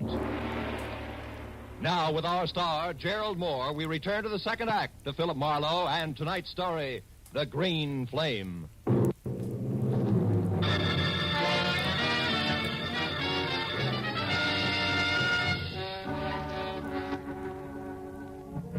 As the red-haired sophisticated eyes stared down at what seconds ago had been Leonard Phipps, the sound of the powerful car that had slammed the life out of him whirred into silence far down the street. All that was left of Stanley McGrath's overambitious leg man was a twisted, broken scarecrow, sprawled over the curb and half up on the sidewalk. It wasn't pretty. And the sight of it cracked Sherry's self-assurance like a rock through a window pane. When she stopped pressing the knuckles of one hand against her mouth and looked at me, she was scared. Clear through. Marlowe, this horrible thing, it was an accident, wasn't it? Oh, sure. About as accidental as if they'd use a sledgehammer on him. Oh, yes. You only wish it was an accident because you're next in line and you know it. Remember, he was on his way to see you when this happened to him. I don't know what you mean. I mean, it's a high-priced game, baby, and they're playing for keeps. So you better level with me and fast. What's so important about those green matches? I don't know. You're a liar. You're going to wind up looking like Phipps here before the sun comes up. No, And tell me the truth, you little fool. Come on. I am, I swear. Phipps called me because he thought I might have given McGrath that story on Brad, but I didn't. And why was Phipps still interested? Why did he want to talk to you? Because I told him I'd seen Brad with someone at the Green Flame last week, and that Brad was very upset when he found me there. All right, who is he with? I don't know. That's not the impression you gave your ex-husband, beautiful. I was swinging in the dark, Marlowe. 5 people left the Green Flame at the same time. I couldn't tell which one had been with Brad, but I'd know them if I saw them again, and Phipps thought that together we could figure out who it was. Go on. What about the numbers in that book of green matches? What were they? 811. 811? Yes. What does that fit, a hotel room? Well, I don't know that either. You mean it was just another swing in the dark? Yes, but it connected, Marlowe. It scared him when I mentioned it, so it must be important. Yeah? Take another look at Phipps, baby. See how important it is. Now try again, real hard. Remember what 811 means. Marlowe, I just don't know. Please believe me. Maybe you're just thick. Maybe you got too much nerve, but I'll tell you one thing, Sherry. I wouldn't be in your spot for 10 times $100,000 because I don't think you're going to live until morning. Oh, I didn't think that Brad would go this far. What I've told you is the truth. Wait a minute. Shut up. Somebody's coming. It might be Bradford. Now you get out of here. Well, I don't have my car. Take mine, that coupe. Here are the keys. Go down to the office of the Hollywood Trades. He won't show his face around there. Find Larry North or Doty. Well, all right, but what about you? Go on, will you? Beat it. I stepped into the shadows of the trees that bordered the walk and waited. I heard Sherry slam the door on my car and burn $5 worth of rubber off my new fist tires getting away. A second later, the visitor I was expecting showed up, but it wasn't Brad Colby. It was Larry North. He ran 3 bustling steps out into the street and watched my coupe scoot out of sight. Then he spotted the corpse. His mouth fell open and he tiptoed slowly toward it like he was afraid he might wake it up. When I moved out into the light, he saw me and turned. Marlowe! Do you know about this? Who is it? It's Leonard Phipps. Phipps? McGrath's leg man? Yeah. Driver didn't so much as look back. What a stinking break. Phipps in a hit-and-run accident at a time like this. Look, you jump to your conclusions, North, and I'll jump to mine. Eh? What do you mean? Phipps knew something fishy about that item in McGrath's column. And Sherry Sheldon knew something fishy about Colby. So from where I stand, Colby couldn't afford to let them get together. No accident? That's a daring observation, Marlowe. For $100,000, I know plenty of guys who do a thing like this every day in the week. You can buy a lot of distance with that kind of money. Hey, you're right, of course. What exactly does the Sheldon girl know? Did you find out? Only partly. Bradford's mixed up with someone else on this deal. Sherry doesn't know who, but if we can get the other tie-in, she'll be able to identify that person on sight. Yeah. Well, did she have anything else? Number 811 in the book of matches. Mean anything? 811? No. Hey, come on, North. Quit staring at him. You're making yourself sick. Let's get out of here. Yes, all right. Well, I guess I'd better. Bradford Colby must be out of his mind. Maybe. I'll let you know. I'm going to drop in on him now before the cops do and check my theory over with him. Where does he live? Yeah, on Wilcox, a villa in the Midcliff Gardens. Marlowe, I'm going in and talk to Sherry. Maybe I can find out who Colby's working with. She's not here. I sent her down to the paper in my car to stay with you or Doty until things cool off. Yes, but Doty isn't there. She went out for some reason right after you called. There's no one there now but the night watchman. Oh, great. Now, look. Drop me off at Colby's place. And you get down there and find Sherry. She's worth $100,000 to Dodie Whitmer, but only if she lives. Now, let's go. While the natty little Napoleon in elevator scurried off to fetch his car, I ran inside. Put a fast call through to the police and submitted the shortest report on record of a hit-and-run death. By the time I got back, North was waiting at the curb with the door open. I piled in beside him, and 10 minutes later we glided to a stealthy stop on Wilcox at the ivy-covered archway over the Midcliff Garden Gate. Neat slices of amber light poured through a big Venetian blind on the window of a villa at the rear of the court, which North identified as Colby's. And in the same breath reminded me that the actor was a strapping 6'6" and a desperate man. He urged me to be careful, and I urged him to hurry, and as he left, I walked toward the big window and saw Bradford inside, slumped deep in the lap of a suede easy chair, doing a solo with a bottle of Paul Masson champagne, and looking about as desperate as a sleepy St. Bernard. I walked around to the front door, decided to try the shock treatment to blast him out of his blasé attitude. Yes, what do you want? Get inside. Go on, move. Take your hands off me. You might have gotten away with that trumped-up suit for damages. Colby, but you're not going to get away with murder. You killed Leonard Phipps, didn't you? What are you raving about? Who's Leonard Phipps and who are you? Name's Marlowe, and I'll tell you something, Colby. The only reason I'm not busy knocking your head off at this minute is because I want to hear the whole story right from the top. Now, first, who wrote that item in McGrath's column for you? Are you mad? McGrath wrote it himself, the venomous little creature. He and Dodie Whitmer used that to damage my reputation, and now they're going to pay for it. Oh, stop it. You knocked your reputation into a cocked hat every time you step in front of a camera. Well, your damage suits are phony, and you know it. Now, where's that book of matches with the famous 811 inside? 811? Mm-hmm. Oh, yes. Those that burn with a green flame. You've been talking with my imaginative ex-wife, I see. She's burning with quite a green flame herself, isn't she? How that woman hates to see me get ahead. Never mind. Where is it? If you'll allow me, Marlowe, I'll just answer this. Bradford Colby speaking. I see. Yes, I heard. That's right. Well, I'll do my best, darling. At least 10. Now, goodbye, Helen. Just an old friend, Marlowe. You can let your eyebrow down again. Helen, huh? You know, you always were a lousy actor. I'm getting a little sick of you, Colby. And I've got a hunch I'm due for quite a stall, so start talking, huh? Where's that book of matches? Easy, Marlowe. Take it easy. Here it is. Come on, let's see it. Of course. Here, take a good look. Oh! What a character. Up to your chin in trouble and you make waves. Lousy snoop. Oh! Yeah, that does it. Tough guy. You're not leaving, Marlowe. You're staying right here. And just to make sure... Oh, you don't, Colby. Oh! You sucker. Should have loosened your corset. I waded through the chunks of glazed ceramics that Colby had smashed on my head and worked hard to hold back the wave of darkness that kept rising up under me until I made it to the kitchen, where I splashed a few quarts of cold water on my face. And then I went back. Colby was still holding down the hooked rug he landed on, and the book of matches that had started the argument was on the floor beside him. I picked it up and opened it. The number was there, inside, written in blue wax pencil. But I thought I'd made a mistake. Until I realized that maybe Sherry Sheldon had made the mistake. When that idea hit me, it brought another one along, and I remembered that Colby had received orders by phone to delay me. Oh, my... Then I knew I'd better hang onto my head and move, but fast. I rolled him over and found the keys to his car. And was halfway out the door when he came to. Stop. Come back. You can't leave here. It's my exit, not yours, ham-bone. Good night.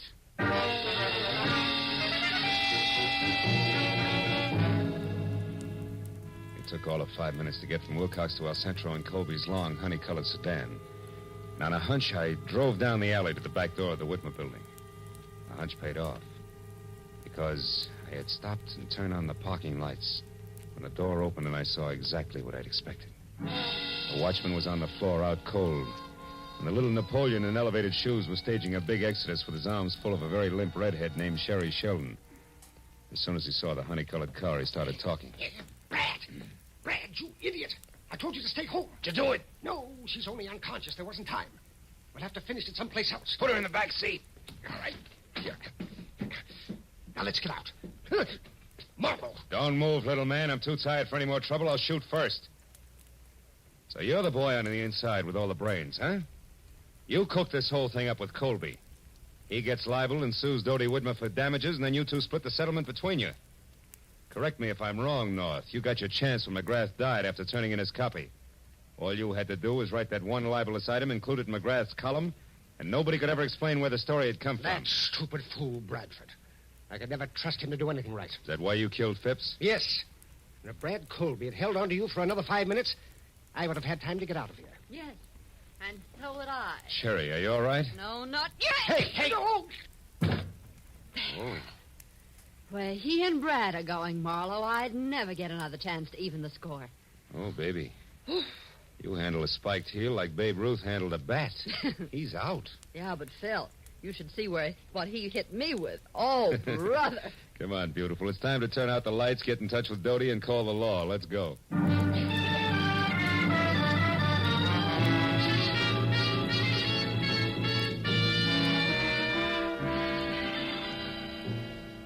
Well, let's go, Sergeant. Yes, Inspector. Thank you, Miss Whitmore. Good night. Good night. Well, I'm glad those cops and the cigars are gone. Here, kids, help yourselves. You both look like you need it. This you can say again. How I need it. Marlowe, you could have slid me through the hole in the lifesaver when you said my own editor, Larry North, was it. Yeah, it gave me a jolt, too, Dodie. Yeah, and me. The hard way. But, Phil, I am sorry about that mistake I made. I could have saved us some trouble. What mistake is this? Well, you see, honey, we knew that whoever was working with Colby had written down a number for him in a book of matches. Sherry here thought it was 811. But when I saw it, it was upside down from that, so it came out 118. 118? Mm-hmm. Why, that's Larry's office number and phone extension. Check. Yours is 116, and his was right next door. I remembered. So 118 was it. That, coupled with the fact that it was written in blue pencil, which is standard equipment for all editors, gave me the tip. Honest now, Phil. Hmm? Did you figure that out, or was it luck? Well, it's a trade secret. Hey, you know something? I missed dinner tonight. You know I'm starving? Well, I know a wonderful place. Oh. They have matches like this, see? It burns with a green flame. Will you join us, Dodie? Yes, we would love to have you. You'd rather have whooping cough.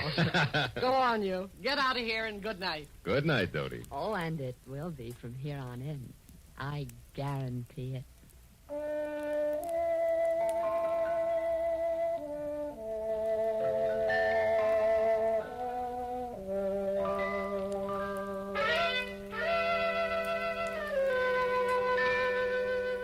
A wonderful supper was waiting for us at the Green Flame restaurant.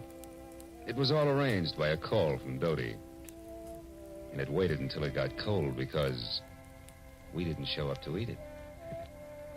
There was something about the moonlight glinting on the ocean and a certain stillness in the morning air that made food seem somehow unimportant. So when I finally dropped Sherry off at her place on Cherimoya, went home to my apartment on Franklin, it was either very late or very early, depending on the viewpoint. There was just one lonely sardine and a cold baked potato in the refrigerator. So I ate it. Then I sat down on my bed to light my last cigarette. But I wasn't disappointed when the match flared into an ordinary yellow flame.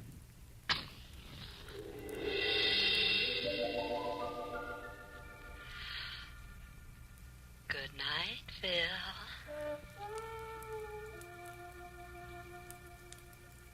Happy Marlowe.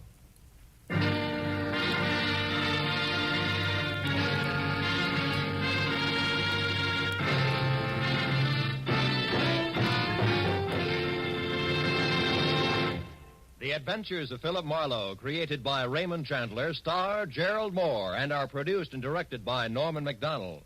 Script is by Mel Donnelly, Robert Mitchell, and Gene Levitt. Featured in the cast were Fay Baker, Larry Dobkin, Myra Marsh, Howard McNear, and Parley Bear. The special music is by Richard O'Runt.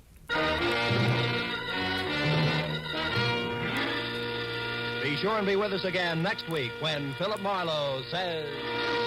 It was a grim joke that started when 6 heirs came to an ugly house on a rain-swept island to hear a madman's will. But the joke soon turned to murder. And in the end, it was hard to tell who had the last laugh.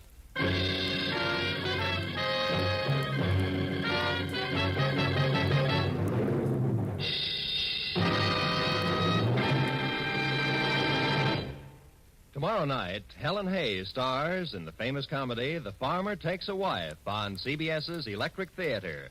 And Eve Arden stars as America's favorite schoolmistress, our Miss Brooks.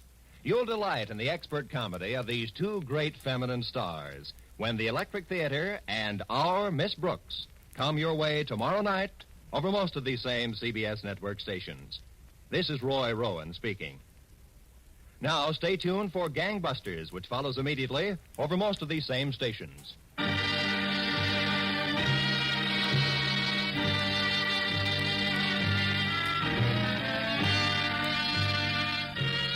This is CBS, the Columbia Broadcasting System.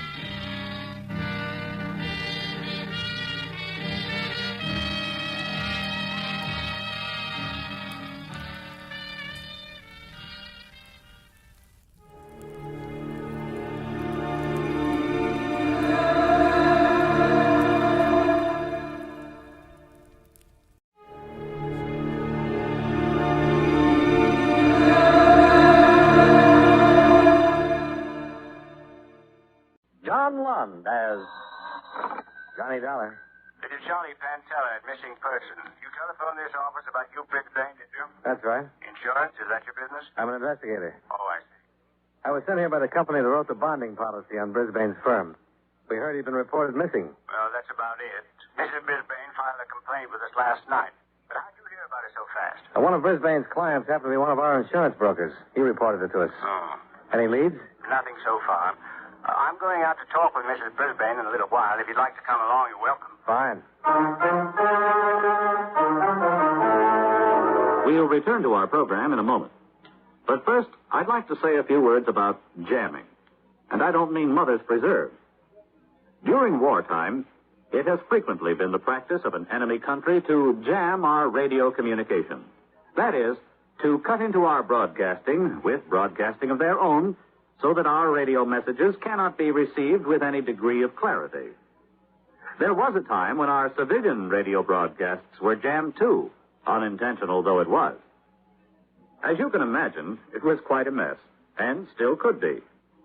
Can you imagine what would happen today if there was no coordination among our many radio and TV stations, or if the telephone companies didn't cooperate?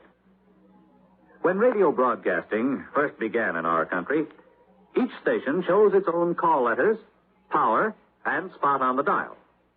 It wasn't long before 2 or 3 stations would try to come in on the same spot, and the poor listener couldn't understand a thing he heard. So, to get things organized, the Federal Communications Commission was born. Licenses were issued to each station and to qualified operating engineers. The same thing now applies to TV stations. Today, a radio or TV station may request certain call letters, and if no one else has them, the call letters are issued. But power and the spot on the dial are restricted by laws of nature, and the FCC engineers don't have much choice in what they tell the station operator he can or cannot do. With the telephone and telegraph, however, the situation is different. The FCC makes sure the rates are fair both to the company and to the consumer, and that all of the independent companies work together so that someone in Japan or Germany, for example, can call someone else in New York with practically no delay or trouble. So the next time you pick up a stateside broadcast loud and clear, or hear everything your family says to you over the telephone, just remember that you have the Federal Communications Commission to thank.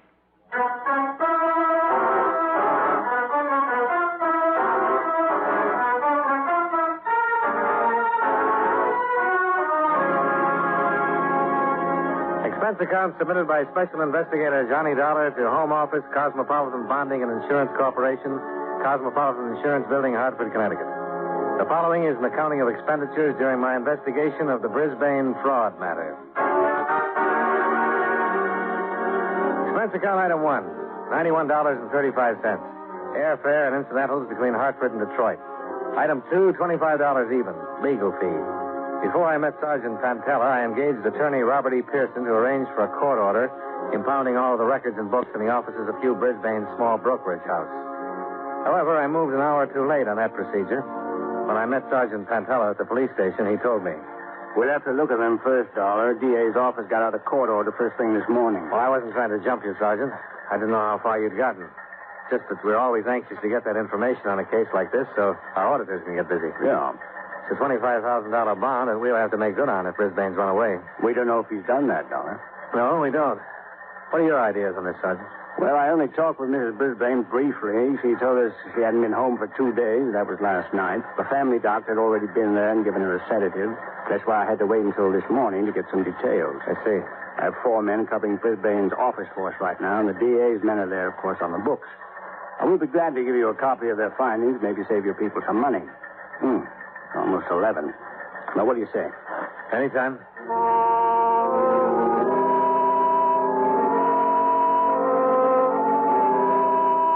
40 minutes later, I was in the living room of the Brisbane home with Sergeant Pantella.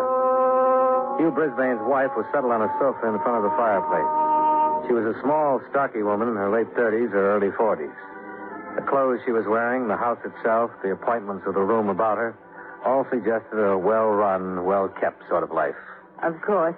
Sergeant Pantella, isn't it? Yes. And this is Mr. Dollar from the insurance company. Yes?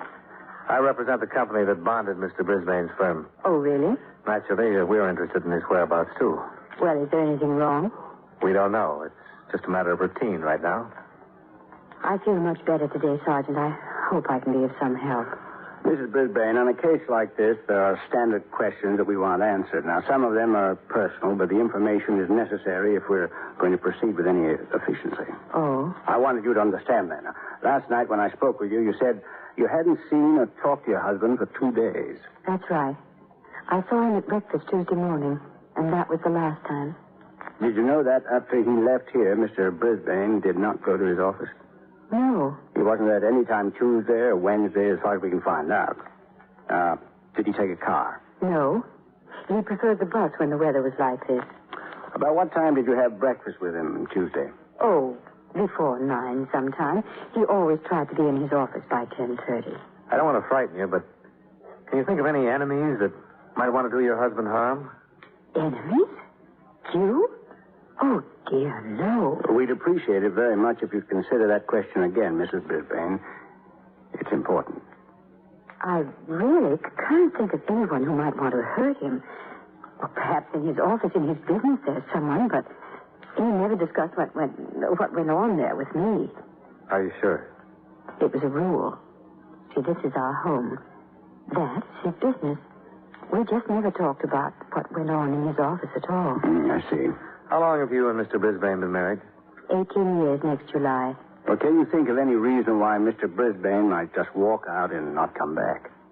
None whatsoever, Sergeant. Absolutely none. You said that you saw your husband last Tuesday morning at breakfast? Yes. But you didn't report him missing until last night. Can you explain that?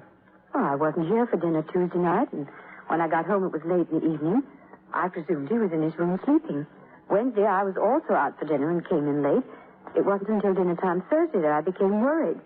I telephoned his office, and they said he hadn't been in for 2 days, and I telephoned the police. Had his bed been slept in at all? No. The maid told me that she hadn't made it since Tuesday morning. Well, weren't the people in his office worried? I suppose so. Well, I mean, didn't someone telephone here asking for Mr. Brisbane? Oh, no. Sometimes he wouldn't be in the office for 2 or 3 days at a time. He instructed the secretary that when he didn't show up, he didn't want to be called at home either. I see. Where would he spend his time on these occasions when he didn't go to his office for a couple of days? Here. Hugh liked to read and write a little. He has a room on the 3rd floor where he spent a great deal of his time. Would it be possible to look at that room? Oh, yes, I suppose so. Well, tell me, have you looked through his bedroom? Yes. Any of his things missing? Not that I know of. Clothes, luggage, something like that. I really couldn't say. I don't know enough about his things. Well, how about the servants? Could they give us that information, do you think? Possibly. Miss Brisbane, have you had any odd telephone calls or messages since your husband's disappearance? No. What do you mean? Well, again, we don't want to frighten you, but there's always the possibility that he was kidnapped. He's being held for ransom. Oh, dear Lord. So I wouldn't worry about that angle too much if you haven't had any contact. Did Mr. Brisbane drink much? Oh, cocktails before dinner, maybe 2 or 3. Ever any long drinking jaunts? No. Oh, on a weekend occasionally, but nothing serious. Hugh never went off and drank, if that's what you're trying to find out. Is he in good health?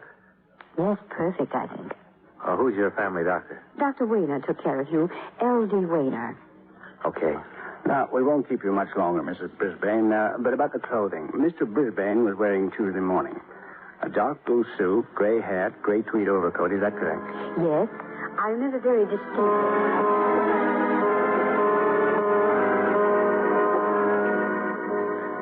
We talked to Mrs. Brisbane for another half hour, gathering information concerning the missing man. After that, we questioned both servants and learned that Brisbane was a man of careful and precise habits. We examined the study that Mrs. Brisbane had told us about, as well as his bedroom. To all appearances, and from all we could learn, he had taken nothing with him but the clothes on his back and what money he had on his person.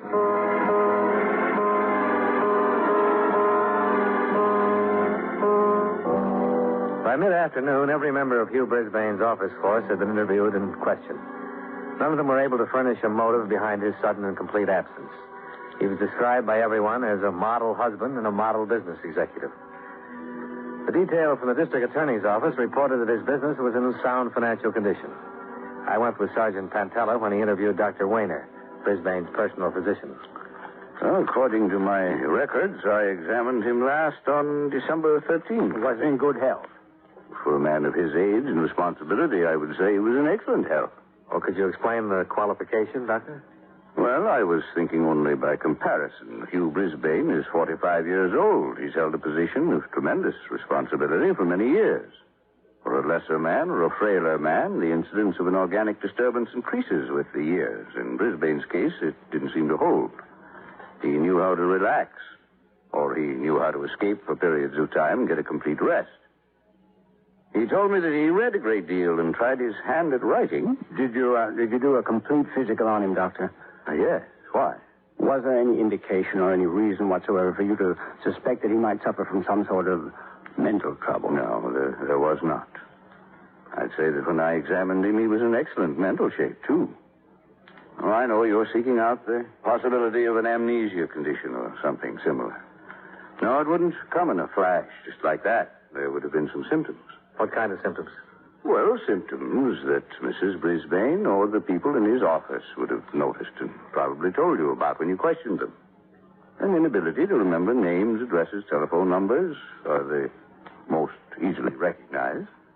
Someone would have picked up those things in his conversation or his actions. For instance, he might have not been able to count his change when he paid a check at a restaurant.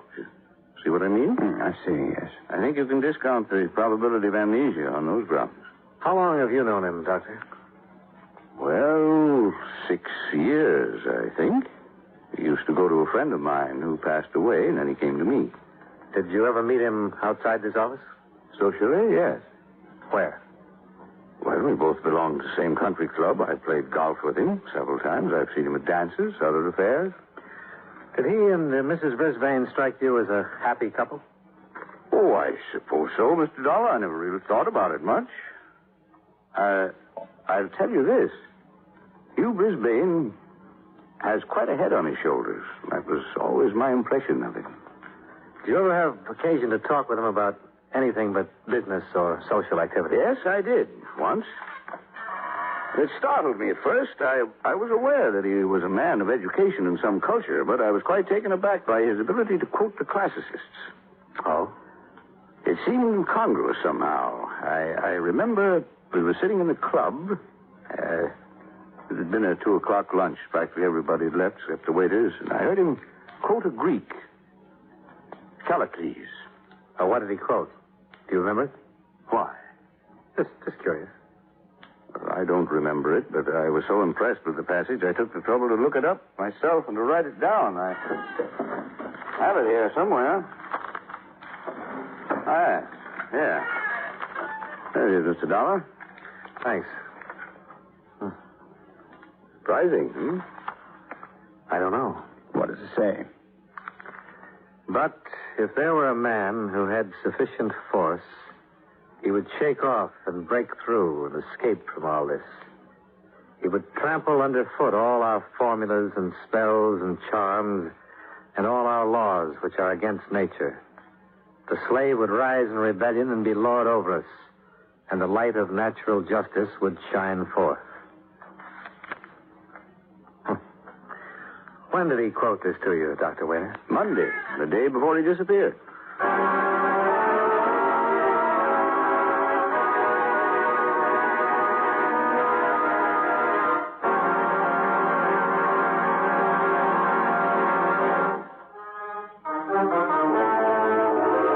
And now, with our star, John Lund, we bring you the second act of Yours Truly, Johnny Dollar.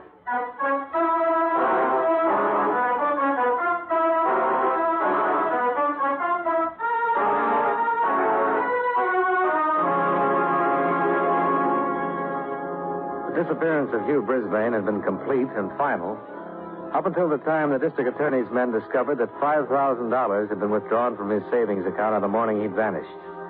The fact that he was known to have a large amount of money with him opened up new possibilities in the case.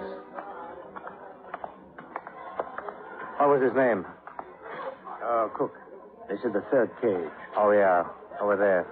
Yeah. Mr. Cook? Yes? I'm Sergeant Pantera. This is Mr. Dollar. Oh, yes. You phoned me. It's about Mr. Brisbane? You took care of him when he was in here last Tuesday. Is that right? Yes, I handled the withdrawal. We'd like to see the slip on that, please. Yes, I looked it up. I have it ready for you. Thanks. You said on the phone you'd want a copy? Yes, for the handwriting man. Well, you may have that one. There was an automatic duplicate when he made out the withdrawal slip. We have that for our file. I see. Have you known Mr. Brisbane very long?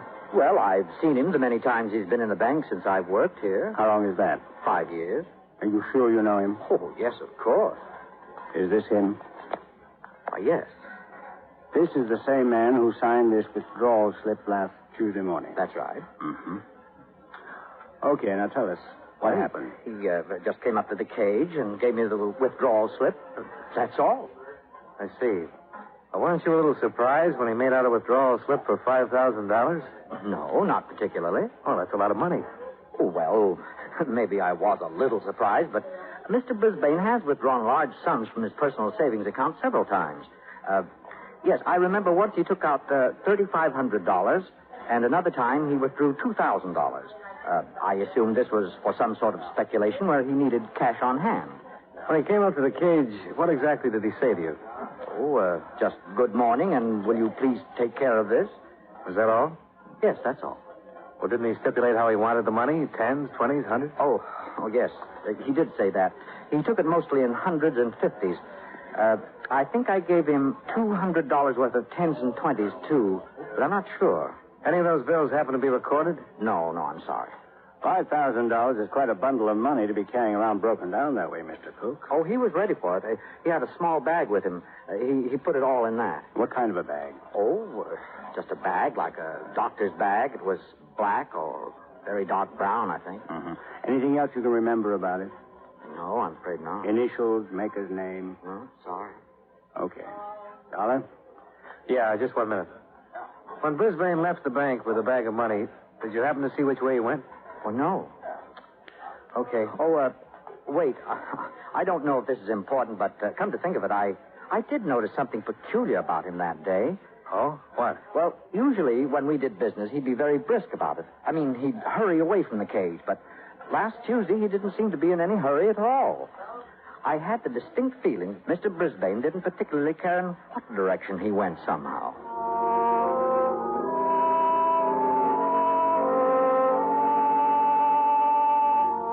A recheck with Mrs. Brisbane and the house servants established that Brisbane had not left the house carrying the bag described by the bank teller. A supplementary information bulletin was issued, including a description of the bag. Meanwhile, Sergeant Pantella's men continued the routine check of bus, train, and plane terminals within the city. Still no luck. Oh, I'm afraid he had too good a start, Dollar. He could be in Europe by now. Yeah. Well, what does your company think of all this? Well, as long as his books are in good shape, the insurance company can breathe a little easier. But they're still worried about him. I phoned Mrs. Brisbane and told her she could bring charges against him for desertion if she wanted to. That way we'd get a little more action from the other cities. She said she didn't want to do that. Mm-hmm. On that savings account, it was a joint account, wasn't it? Yeah, but he only took $5,000. That leaves her $23,000. Hmm. Well, he's really done a good job if he was trying to get away. With that much money on him, somebody else could have done a good job, too. Yeah. Sergeant Pantella, missing persons. What's your name? I know where it is. Right. Well, at least we know he was alive Tuesday night. How? That was a man who runs a bar over on Motor Avenue. He said Brisbane was in there Tuesday night.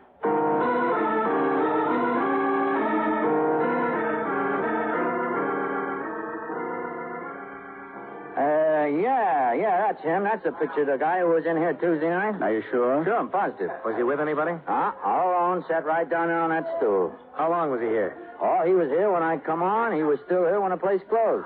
Did you happen to see where he went from here? Huh? What kind of shape was he in? Was he drunk? No, real sober and quiet. He drank all night, but it didn't seem to affect him at all. Well, did you talk to him at all? No, I just took his orders for drinks. He didn't seem to want to talk to nobody. I see. What time did you come on? 8 o'clock. What time do you close? 2. Did you happen to notice if anybody who was in here talked to him? Oh, I think a couple of people tried, drunks, but he didn't have much to say to him, so they just left him alone. Anything else happen? No. Oh, wait, yeah, he was making a phone call all the time he was here, a long-distance phone call from that booth right there. He sat at the end of the bar so he could hear the operator call him back. You don't happen to know where he was calling? No. How do you know it was a long-distance call? Because once he handed me a 20 and asked me to change it. I gave him $5 worth of quarters. All the quarters I had, as a matter of fact. Well, what time was this? Well, I couldn't say exactly. It seemed to be about 10 o'clock when he started. You mean when he first placed the call? That's right. But he was still at it after midnight. I guess the operator was ringing him every 20 minutes the way they do, Do you know if he completed the call? Oh, yeah. I heard him slugging quarters into the box once. Okay. Did he have anything with him while he was here? Oh, what do you mean? Was he carrying a bag or anything? No, nothing but his overcoat.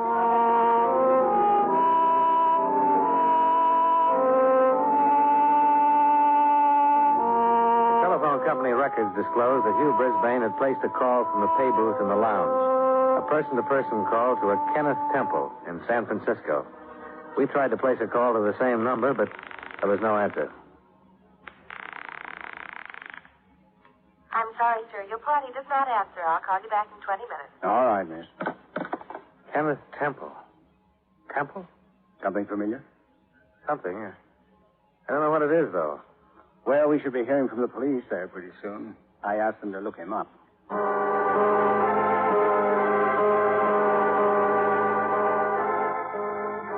We waited another 2 hours trying to complete the call to Kenneth Temple in San Francisco. The operators were still trying when we drove out to the Brisbane residence once more. Mrs. Brisbane led us into the house. You say you found out something, Sergeant? Well, we might have, Mrs. Brisbane. Maybe you can help us. I'll try. Won't you sit down? Thanks.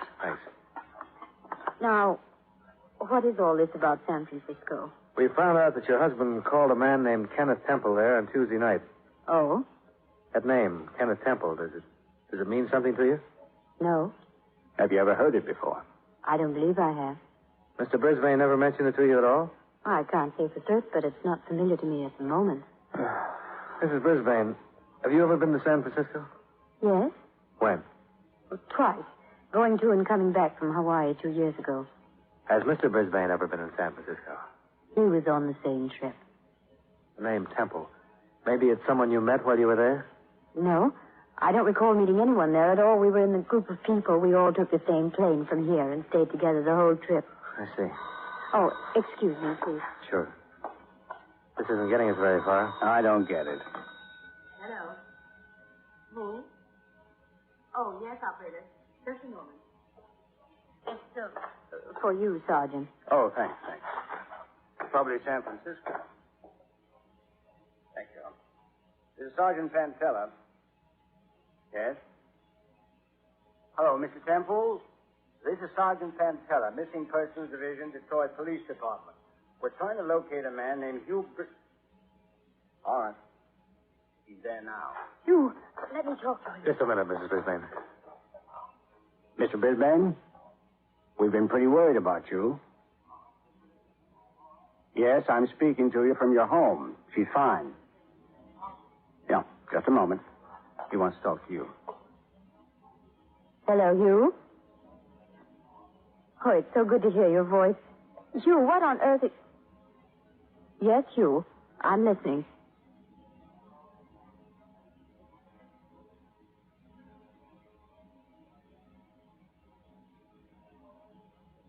Yes? Yes, Hugh, I remember all that.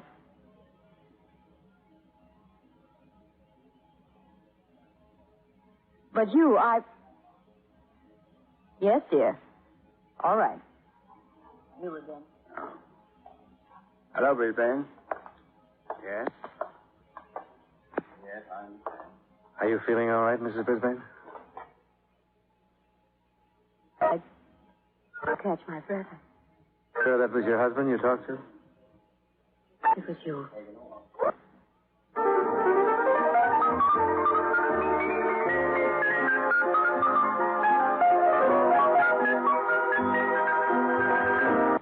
I'm leaving you and everyone else. That's what he said. What? Well, he said that he was going to take a long sea trip with Mr. Temple, and that he wouldn't be back for a year, if he ever came back. He said he wrote me all of this in a letter that I should receive today. Why would he do a thing like that? He had everything here in this home that he wanted. It's a lovely home. We have lovely friends. Why? Why? If he would have just talked to me about it. I don't... Maybe he did, Mrs. Brisbane. What? The doctor's the only one I found who ever listened to him.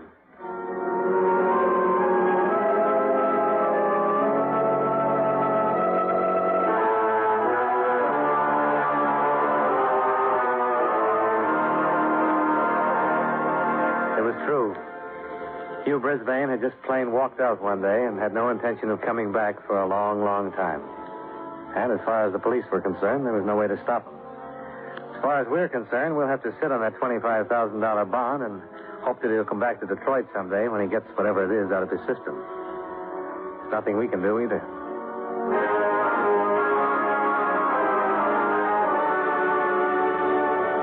Expense account item 3. Room and board at the Chase. $78.50. Item 4, same as item 1, transportation back to Hartford. Expense account total, $286.20. Yours truly, Johnny Dollar.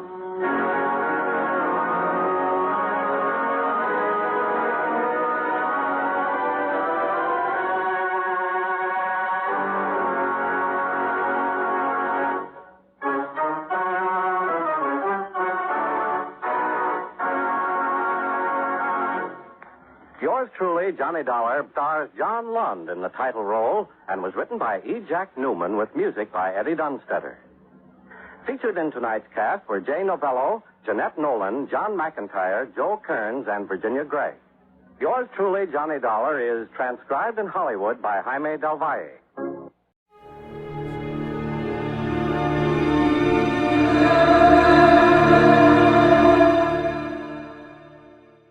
The Adventures of Sam Spade, Detective.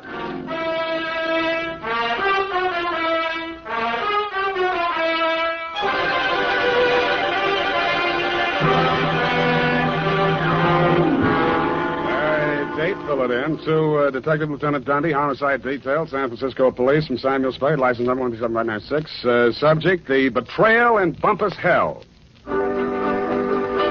Red Gillis was a raw-boned poke from the border country. He was a stranger to Bumpus Hell, but he was no stranger to trouble.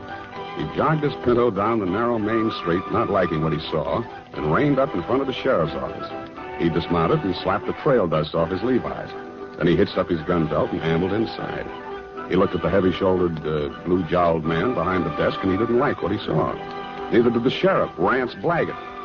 State your business... I can do it better than that. State your business and get out, he snarled. Red smiled thinly and drawled, I'm looking for my brother. And what be your name outside of Red? Here, I can do that better than that. And what be your name outside of Red? Red Gillis's hand slid toward one of his six-shooters as silently as the sun coming up over the butte. Gillis, he sneered. Red Gillis from the Tonto Rim. That's pretty good. The sheriff's muscles tightened like steel springs and pulled him erect. Ain't no tonto rimmer welcome hereabouts in Bumpus hell, he cursed. That was real good. And then the slap of 4 hands on leather was followed by the simultaneous roar of 4 6-guns.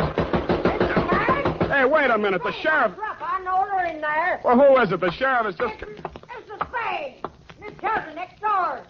Right in the most exciting part. Mr. Spade, now see here. I won't take no for an answer. It wouldn't be neighborly. What is it, Mrs. Kelsey? Never you mind, come along.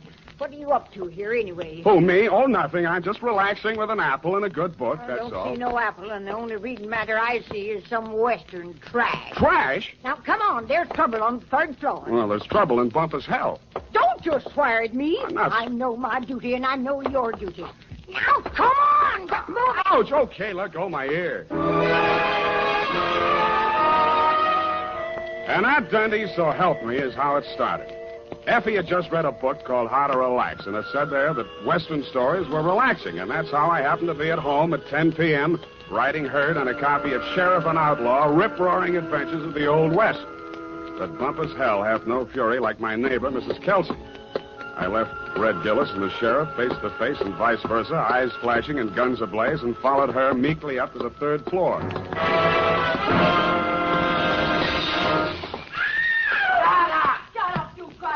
Up, you feet. There! Sorry to hear that. Been at it for 3 hours they have. Won't be a stick of furniture left in the room, less than their stop. You speak to them? Did I speak to them? You see this lump? No, here, under my transformation. Oh, well, why didn't you call a cop? Well, it wouldn't be neighborly. Hit me that did. You see this lump? Yeah, you showed it to me. Put your wig back on. I'll see what I can do. And tell them about my lump. It's evident. Yeah, put it back. Hey, open up. I would not go back with you if you was the last man on the Hey, open up. Have it your own way. If I catch you with that swear again, I'll take your head off. You had you boy, Aurora, you cheap grifter, you. Will you slam out of here before I'm forced to seek the assistance of a couple of flashy. Do not try anything fancy behind my back, you big slob. From now on, you and me is strictly on the cool beaty. Well, you unprincipled rat. Hey, let go of me. Don't throw it. Hey, wait a minute. Don't I remember you from someplace? No, I'm only being neighborly. Why did you beat up on kind, nice Mrs. Kelsey? That is a gross falsehood. I did not lay a hand on the old wag. It was that odious stinker, Joe Donegan, who was just left. And you can tell him, as from me, that I'm extremely unimpressed with his cheap threats to rub me out, and that I intend to continue on seeing Mr. Hobson or any other Johns which I care to. That's pretty good singing. Oh. Well, you better tell him that yourself. I don't imagine I'll be seeing him. You won't? Hey, wait a minute. Who are you, anyway? Just another tenant. I live downstairs. Oh, well, now I recall whom you are. You are that Seamus, which lives on the 2nd floor. Shamus, we call it in the radio. Shamus. Would you care to come in and discuss a certain matter? Well, thanks. Another time. I got to get back to Bumpus hell. Whoever she is, let her cool her heels for a few moments. No, you don't understand. Bumpus hell. This is an urgent matter which I would like to hash over right now and without further delay. Well, May I invite you in for a straight slug? Well, okay, but just one. In a glass. All right, make yourself comfy. Oh, now, say when. Just up to the lipstick mark. Here you are. Well, now to make a long story short, Mrs. Spade, my name is Rosemary Fell, which remains my stage name, notwithstanding the circumstance. But I am legally married to that barnacle which has just dusted this joint. Now, being as you are in the detective business... No, wait a minute. Kindly permit me to finish, honey. Sorry, sweetheart. I'm not the type to jaw about my troubles just to pass the time of day. I'm sure you are. I am an actress. I knew that. And although I'm low in funds, due to being between jobs right now, on account of that knothead making a scene in the last joint at which I worked... Cheap ginger ale. Just to show you how the breaks fall, Mr. Spade, Belita Wilkerson, who just happens to be about the biggest talent agent in this city, if you have the time, I'm impressed. phoned me on the telephone, and arranged an audition. She also advanced me the sum of 100 clams, 100? Which I will pay you to put the B on that dog, Joe Donegan, the rat. Now, which is he? What do you mean, put the B on him? Listen, Sam, that grifter has got a record as long as my arm, and what I have got on him is longer than his arm. Please. In short, I should like him thrown into the can so that I can feel safe to sing on him. Look, Rosemary, so you had a fight with Joe. You're sore. You want to pay him off. Now, Right. Why don't you just wait until morning and see how you feel Sam, then? listen to me. If that knuckle duster remains at large, I will be feeling no pain. Now, I know that from my flamboyant manner, you'd never guess it. But that is only the actress in me. In actuality, that flea intends to do me in. Oh, now, come, Rosemary. What? You disagree? Well, now, really, Rosemary. Why, you big pain in the neck. Rosemary. Drinking my... Pour that back in the bottle. Don, put it back in the bottle. Well, I'll be going now. Only trying to be neighborly. Well, back to Bumpus hell.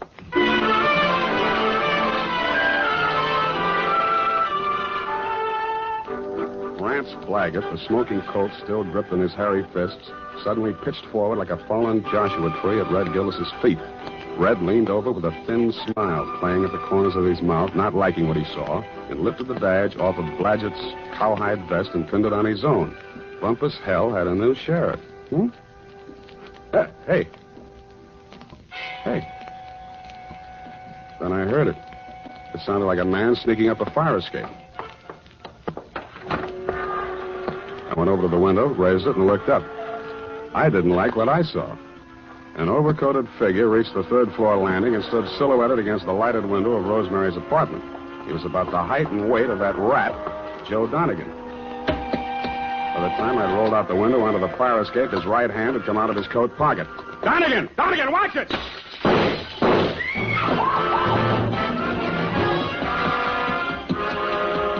He was a floor ahead of me, and I didn't want to get too close to him until I'd passed that lighted window. He made the roof just as I crossed in front of it. The flashes from his revolver told me that. They also told me he had 2 slugs left to throw at me. The only light up there was a feeble glow from the skylight, dead center. I headed for the cover of a brick chimney just to the left of it. I had 2 things in mind. The skylight was his most logical avenue of escape, and I hoped I could tease him into emptying his gun at me. It didn't work. I stuck my head out. No shots. But he did use his gun. I should have stood in Bumpus hell. The United States Armed Forces Radio Service is presenting the weekly adventure of Dashiell Hammett's famous private detective, Sam Spade.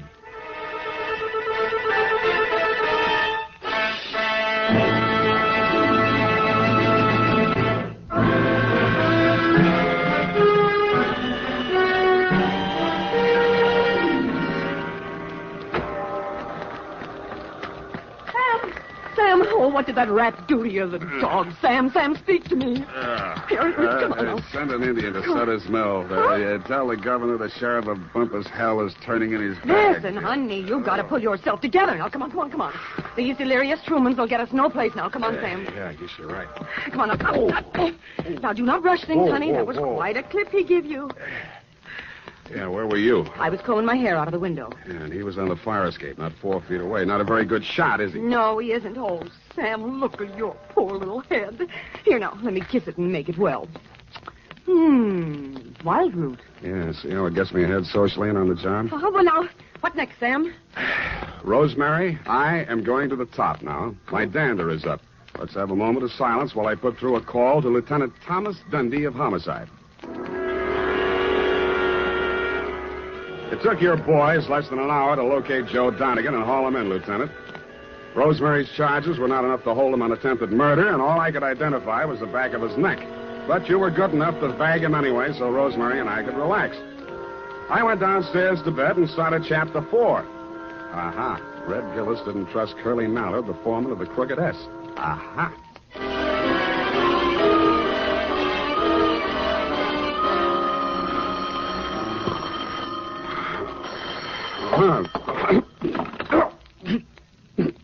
Unique Garage, Harry speaking. Sam, this is Dundee. Yeah, Dundee. What time is it? 8:30. In the morning? Yeah. Huh? Oh, yeah, it's daylight. See, about that, what was his name? Donegan? Anyway, that fellow that we booked last night on your say-so. Well, what about him? That was a bad beef, Sam. How come? You better tell me. Man was alibied, Sam. When did that happen? Well, a fellow named, got it written down. Yeah, Hobson. Warner Hobson says Donegan was with him at the time. Who else says so? Hobson's word's good enough for the commissioner. Ran for assembly once. Did you know he also ran for Donegan's wife? You don't say. Well, that's a real puzzler, Sam. The human mind is unpredictable, Dundee. Huh? Oh, yeah. Well, I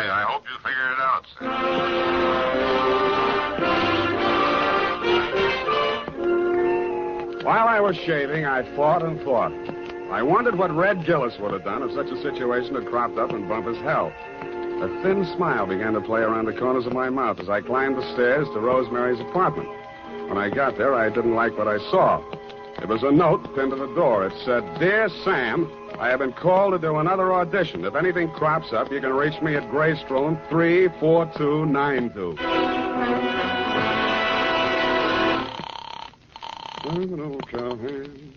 The Belita Wilkerson Talent Agency? I want to speak to Rosemary Fell. Hello? Yes, I'm still on the line. Who's calling, please? Sam Spade.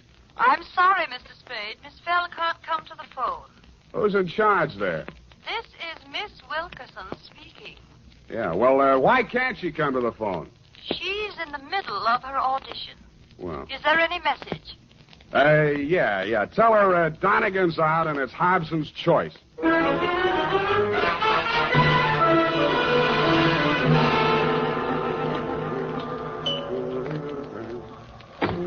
Yes? Mr. Hobson?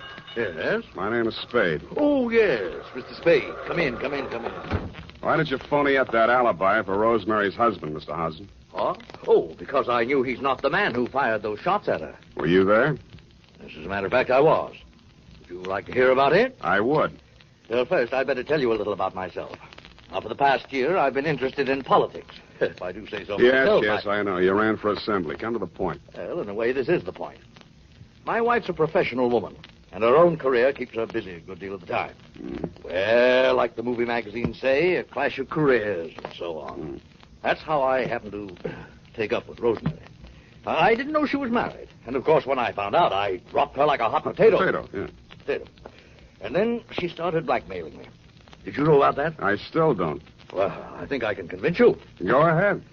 Well, I received a series of threatening phone calls from Rosemary.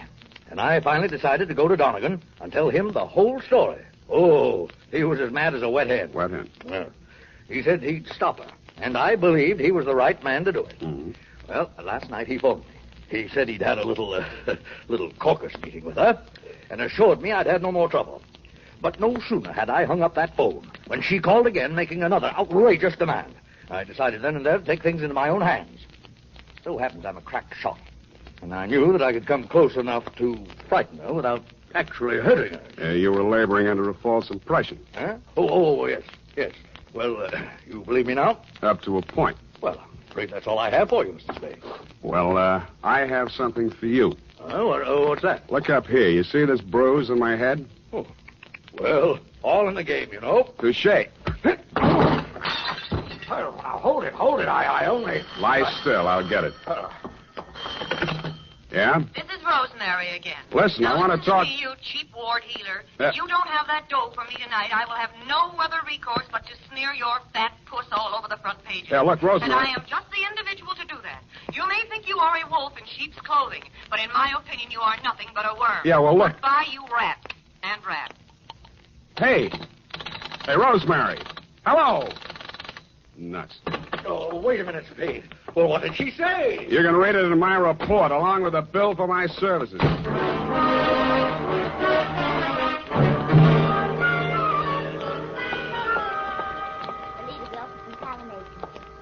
No, I'm so sorry she isn't in. You do that, sugar. Hello there. Likewise. Are you talent or just interested? I could be. In the meantime, is Rosemary Fell still here? Did she have an appointment today? Yes, honey. I called this morning. She was here then. You must be mistaken, darling. The office didn't open till noon today. Yeah. Could I talk to Miss Wilkerson? She isn't here just now. Oh, she never gets in till 1. Not until 1. She's over at KQW cutting a transcription for our new show, Goal of the Golden Gate. Oh, no. I mean, Gale of the Golden Goat. Don't you mean Gale of the Golden Gate? That's it. Girl of the Golden Gate. You said it, and I'm glad. Well, anyway, she isn't here. Oh. Good morning, Maggie.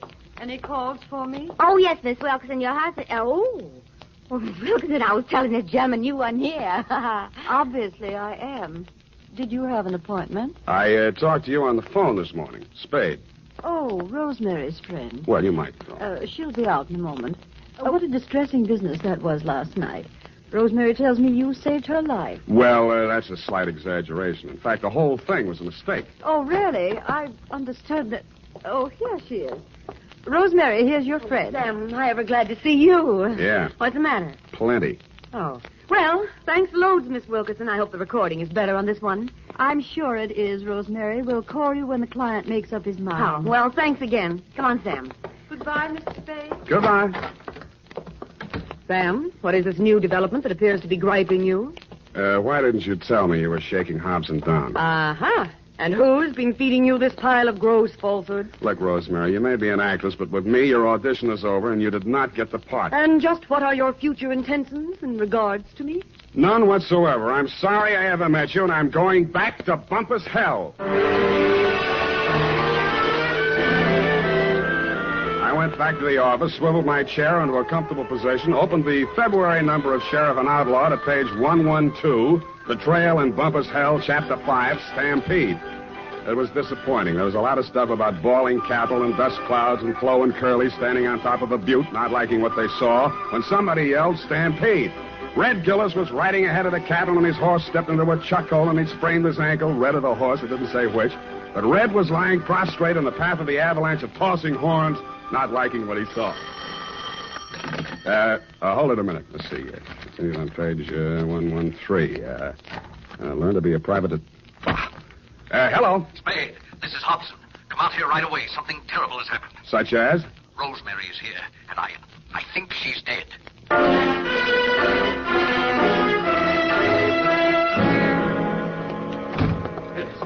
In here, Spade. Oh, I don't know how she got in. Oh, yes, I do remember I must have left the door unlocked. Where were you? Why, I just stepped out to get some cigarettes. Can you prove it? Why, no, I'm afraid not. I got halfway and found I didn't have any money and came back. You came back, walked through this room, went in the bedroom, and didn't see the body until you started back? Yes, the lights were off. I stumbled over it. This is the gun? Yes. She did it with my own gun. Oh, I never dreamed her love for me would drive her to self-destruction. Of course, now it's clear what really lay behind her poor, clumsy effort to blackmail me. It was a desperate move to get me back. Oh, I'll never forgive myself for driving that poor girl to this. Don't worry about that, Hobson. This isn't suicide. Murder? Oh, great heavens. What will Belita say? Belita? Yes, my wife. Belita Wilkerson? Professional name, you know. I was explaining to you before that... Oh, that's my wife now. What in the world will I tell her? Never mind. I'll get it. Hello? This is Rosemary for the last time. Who? And I'm just calling to tell you that you have stalled around too long. I have talked to your wife and told her the whole sordid pitch. Why she wants you back, I will never know. But I sold you cheap, and you weren't worth a cent more. I am a girl who does not like to do things halfway, but you were just too late. Goodbye, you fathead. Yeah, Rosemary, I guess we were all too late.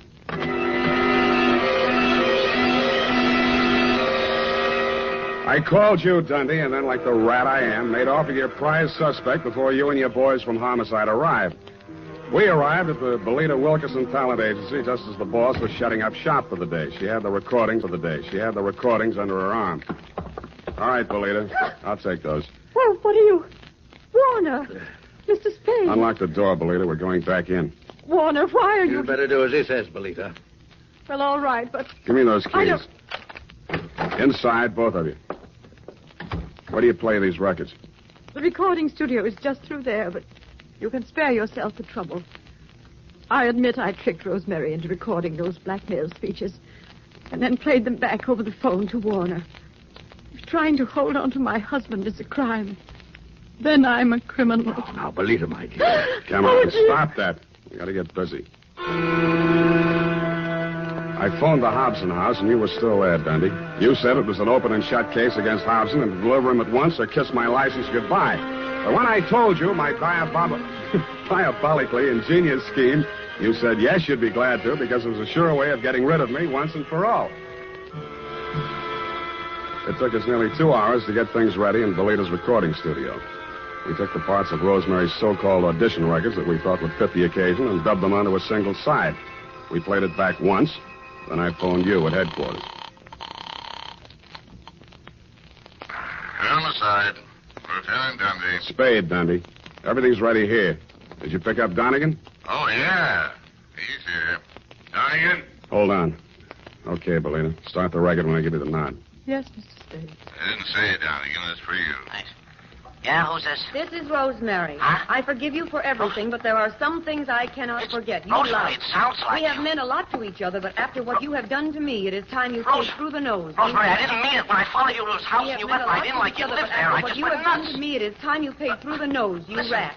I am a girl who does Listen, not Rose- like to do things halfway. Listen, honey, But you're you not were going to just throw the too book late. at me, are you? I am just I'm glad to hear your individual, voice. I too. thought you were We dead. have meant a lot to each Okay, other. kill it. Rosemary, are you listening?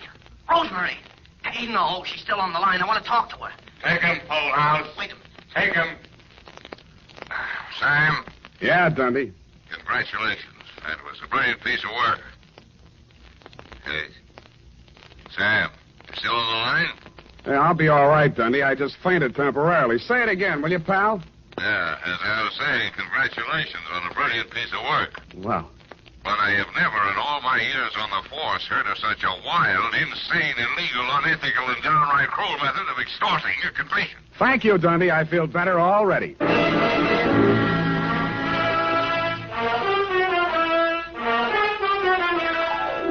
Period. End of report. But Sam, what happened? Effie, I thought I had made that abundantly clear. No. In order to discredit her husband's paramour, Belita gave her a come-on about an audition and had her play the part of a blackmailer reading lines from a script which she, Belita, had prepared, and thereupon proceeded to play said records over the telephone, well knowing that her husband would erroneously believe Rosemary to be a blackmailer in fact, and would drop her like a hot spud. No, Sam, no, I don't mean Don't that. interrupt. Oh. It was my inspiration, I, Sam Spade, to use Belita's fiendish device for a higher purpose. No, Sam, no, Yes. that is what No, Sam, I meant the Western story. Betrayal and Bumpus Creek. It is not Crick, Effie. You can't say H over the radio, Sam. Oh, yes, you can. Bumpus Hell is the post office designation of a hamlet right here in California. It is? Mm-hmm. Well, anyway, what happened? Did Red Gillis ever find his brother? I didn't quite finish, Ev. Go type that up, and I shall.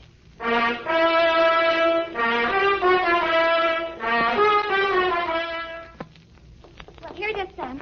Oh, Sam, what's the matter? You don't look at all well. Can't be. It didn't happen. It's a misprint. That's what it is. What, Sam? What? Maybe the writer was tired. Oh, Sam, it's only a story. That's what you think. Well, did Red Gillis find his brother? I won't tell. Oh, now, Sam, now, don't be childish. Oh, well, all right. Remember the sheriff he shot on page 1? What? Yeah, it turned out to be the new schoolmarm. Oh, how ornery. A woman, huh?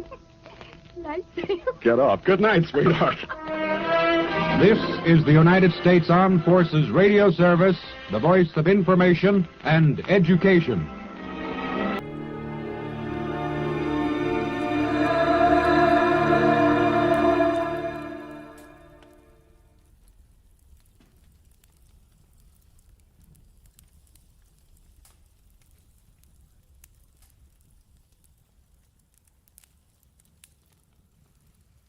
Get this and get it straight. Crime is a sucker's road, and those who travel it wind up in the gut of the prison of the grave. There's no other end, but they never learn. This time it started as a routine search for a rich girl's fiancé, and the trail led to a silent house haunted by a face at the window and blood in an open cedar chest.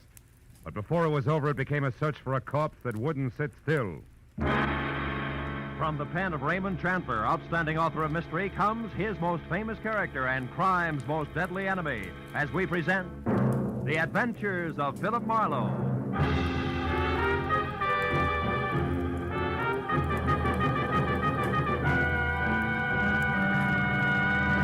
Now, with Gerald Moore starred as Philip Marlowe, we bring you tonight's exciting story, The Busy Body.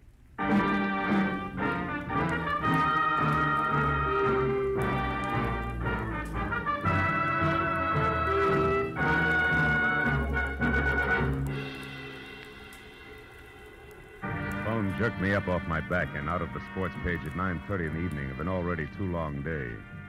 On the other end was a warm, feminine voice, edged with the kind of self-assurance that means money, and lots of it.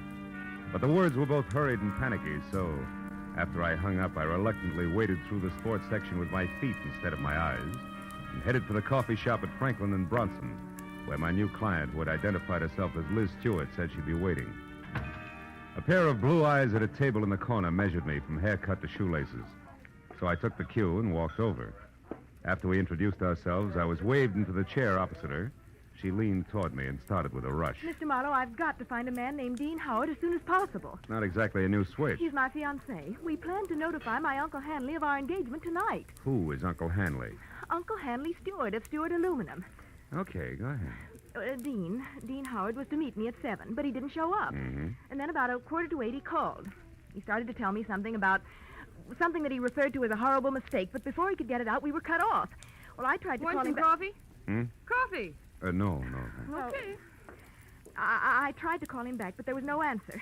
So I went to his house, but it was locked and dark. And yet his car was still parked outside. Uh-huh. Well, look, Miss Stewart, why don't you save yourself $50, go home and wait for an apologetic phone call, huh? What do you mean?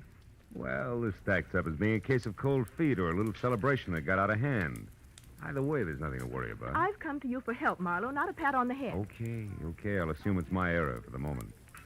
How long have you known this Dean Howard? Well, I met him at a party about 3 months ago. Mm-hmm. Uncle Hanley and I both liked him tremendously right from the first. I suppose you've considered the possibility of another woman? Well, of course, I'm not a child. I can see that. Well, Dean has been deeply troubled for the past week. He wouldn't tell me why, but I'm certain that this business tonight is tied in with it.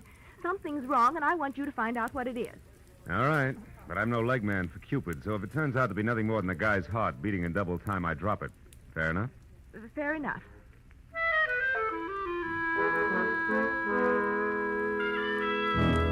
She gave me a short list of posh joints she and Dean Howard sometimes visited, and his address, which was 312 Normandy. She said I could reach her at home, which was 28 Roxbury Drive in Beverly Hills. Well, $50 is $50, so after she left, I spent a handful of nickels checking the list by phone and drew a complete blank. So I drove out Los Feliz to Normandy and found the number, 312.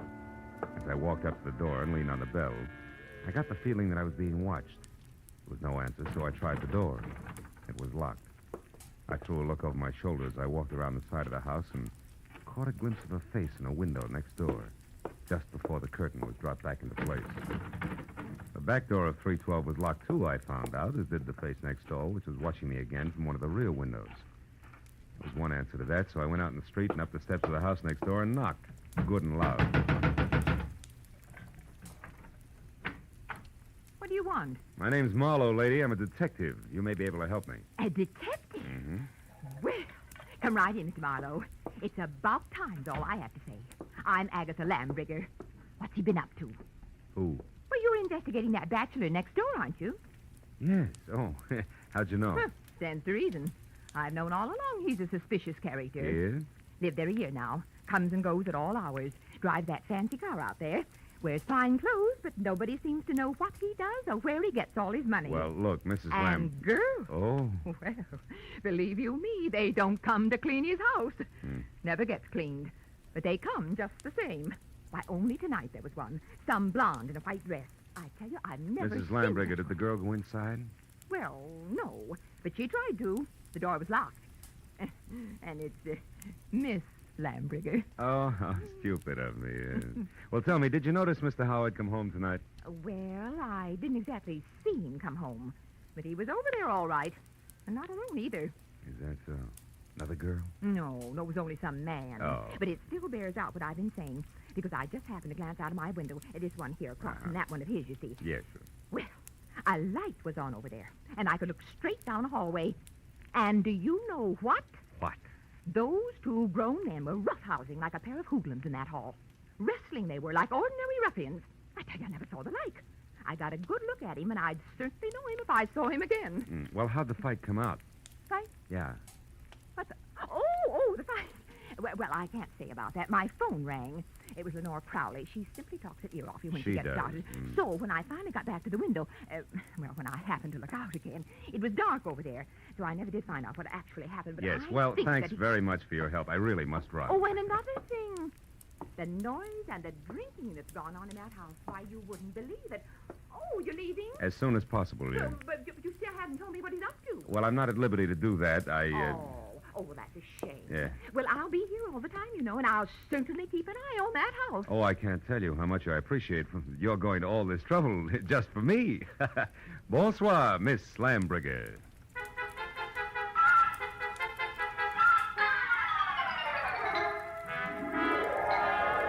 I'd backed out of that wind tunnel, got in my car, and drove noisily around the corner. Then I cut my lights, turned quietly into an alley behind the house, and stopped. Slipped through Howard's back gate and up the side of the house, found a window that could be persuaded, and went in. Yeah, Howard was a lousy housekeeper, and everything that didn't get brushed off in normal traffic was covered with dust. I found my way to the room opposite Agatha Lambrigger's observation window and ran smack into her first lie. Where she said there was a hallway, there was a solid wall, papered with purple roses and hung with 4 dingy pictures in bronze frames, 2 on each side of a big, ugly mirror. There were 2 hallways, but no angle at which either could be seen from her window. Furthermore, there was no sign of a struggle. One hall led to the study, the other to the bedroom, and I checked both. But still, there was no indication of a fight. On my way out, I barked my shin on the nose of a lion carved on the corner of an oversized cedar chest, just as the abrupt sound of someone at the door brought me to a rigid halt. Whoever it was had the patience of an 8-year-old on circus day. So I set myself up as the type who might live in a joint like this and entered. What's the matter with the lights, Howard? Blow a fuse? Or could this be some new economy measure? I like it this way. I don't think I know you. You should, Howard, you should. I called you yesterday about a certain money matter. The name is Leo. Don't go for your gun, Howard. Well, since yours is pointed at my 3rd rib, why should I? Well, like I told you on the phone, my boss is anxious. You're way overdue, Howard. I want that $50,000 the boss loaned you 3 months ago. Have it for me the day after tomorrow. All of it. Without fail. He knows I'm good for my debts. Why all the pressure? Well, maybe he figures your investments aren't so smart. Like maybe you've been blowing too much on that second-rate canary, Carol. Oh, yeah, Carol. I remember. She's your girl. Yeah, well, that's none of my business. See you day after tomorrow about the same time. And if you get a headache from worrying about paying off, just think of the one you'll have if you don't pay. It'll be like 10 times this. Oh! Good night.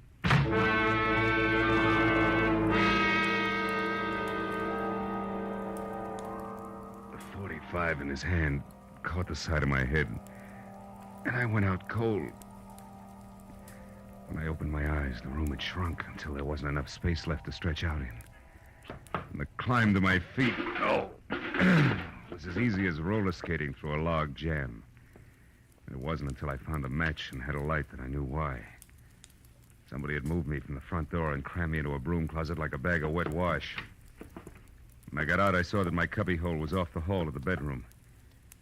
I listened, but there was no sound in the house, so I started moving. But stopped when I noticed something else. The big cedar chest with carved lions on the corners that had been closed before now was standing open. I struck another match. Inside on the bottom was a thick red puddle of blood. Blew out the match and was in the middle of a mental apology to Liz Stewart when it came. I ran for the front door in time to see Agatha charge out of the driveway and down the street. Stark terror twisting her face. Help! Help! Hey, Miss Lambrigger, hold it! Oh, Mr. Marlowe! Mr. Marlowe! What is it? What happened? I saw him, Mr. Marlowe. I saw him. Up by the alley near the hedge. He's dead, Mr. Marlowe. Dead in my backyard. All right. Now take it easy, Agatha. Who was it? He's there now, lying on his back close to the hedge, and he's dead. What'll we do? Come on, we'll have a look. You can show me where he is. Well, all right. He's right back here. I happened to look out my rear window, and I saw something move. The dogs had been getting in my pansies lately, and I thought this was another. So I came out to chase him away. That's when I saw the body. It's right back here. It's gone. Mm-hmm. Now, look, Miss Lambrigger. I've got a headache. I'm getting a little tired of this. You saw a body here just like you saw a fight in a hallway from your window. You're so anxious to be in the middle of things, you'd make up any kind of a story. No, I'm not. No, I'm not. I saw that fight, and I saw Dean Howard's body, too. It was here, I tell you. Where? Show me exactly. Well, right about there, I'd say. Oh, sure. And I suppose it... Hey, wait a minute. Yeah. My apologies, baby. There is something here. Could be blood. Here's 2 dimes and a bar receipt from the tulip room on the strip. Oh, good heavens. What'll you do now? Raid the place? You can use my phone. Thanks, but until we know where the body is, we better play it cagey. Now, let's keep this a secret between us. That'll take a lot of courage, I know, but I can trust you, can't I? I won't open my mouth to a soul, Mr. Well, Marlowe. that's great. That's splendid. Now, you better go inside and stay there until you hear from me. Who knows? You may yet be a heroine, Miss Lambrigger.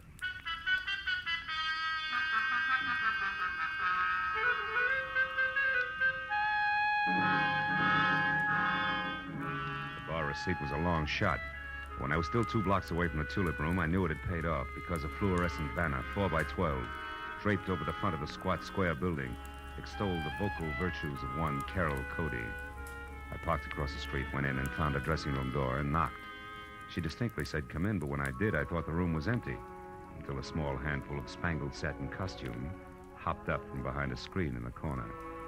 I made a sight-unseen introduction. It was only a moment later that a tall brunette, filling a white silk blouse and snug, dark slacks, stepped out, tossed a few pounds of glossy black hair away from her face, and gestured me into a chair. Which paper did you say you were from, Marlowe? I didn't, honey. I'm a private detective. I can't use it. Don't give odds on it, baby. Not yet, anyway, huh? Let's talk first. For instance, what's with you and Dean Howard? Dean Howard is a low-crawling thing. That's strange. Had it you loved him? I did until tonight when I found out that he has 2 heads. That's so he can lie and keep a straight face with one while he laughs up his sleeve with the other. Nuts to him. Nuts to Liz Stewart and her money, and nuts to you. I hate Dean Howard enough to kill him, and I might just do that.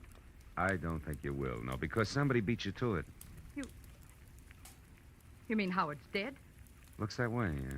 I'm not sure because he won't stay in one place long enough. Well, if you're trying to shock me, you're wasting your time.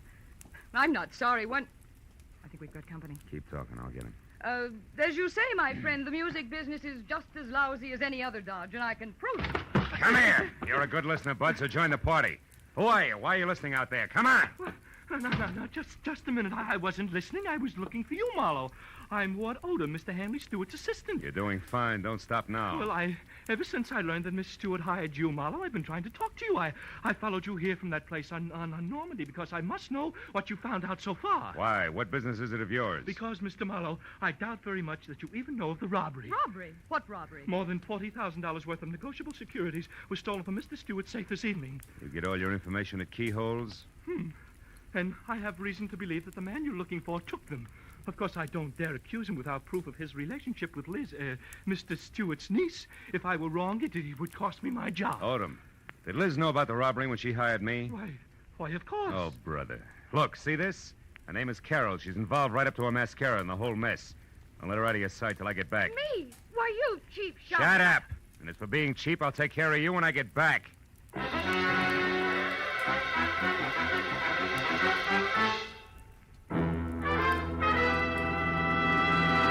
In just a moment, the second act of Philip Marlowe. But first, 3 gentlemen with highly varying but equally effective approaches to dealing with crime entertain you with their deeds of daring on CBS every Sunday. Jethro Dumont, alias the Green Llama, Police Commissioner Bill Grant of Call the Police, and Dashiell Hammett's Sam Spade. These 3 sterling gentlemen all make their appearances tomorrow on most of these same CBS network stations. And now with our star, Gerald Moore, we return to the second act of Philip Marlowe and tonight's story, The Busy Body.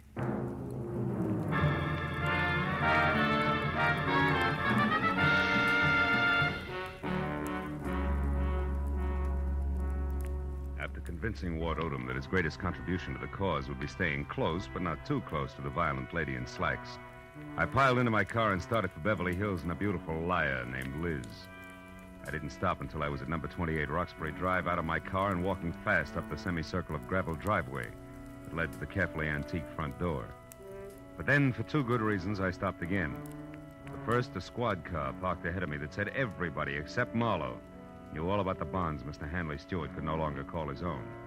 The second reason, and more important, was my client, Liz Stewart, sneaking out of a side door and hurrying toward a gray coupe. I stepped back into the shadow of a squat palm and waited for her to come abreast of me. Late date, Miss Stewart? What? Marlowe, why, you startled me. Considering everything, it's the least I can do. What do you mean? I don't like clients who lie to me. So if you don't mind, I'll just stroll along with you while you assure me you can explain everything. But I can, Marlowe. Just give me a chance, please. All right. Why didn't you tell me that 40 grand worth of negotiable bonds disappeared from your uncle's safe at the same time as Howard? Oh, because I didn't want you to be prejudiced, to be looking for a thief from the start.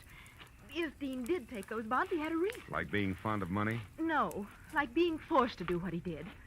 All right, let's say he was forced. What then? Well, then I wanted to help him, to get to him before the police. They'd arrest him in a minute. And you, on the other hand, would get the bonds back to your uncle, convince him it was all a mistake, and talk him out of telling the law, huh? And with your own dough, you would help Howard out of the spot he was in. Is that it? Yes. But you haven't proved that Dean took the bonds. No, I haven't. Could have been anyone who knew the combination of the library safe. Which includes how many?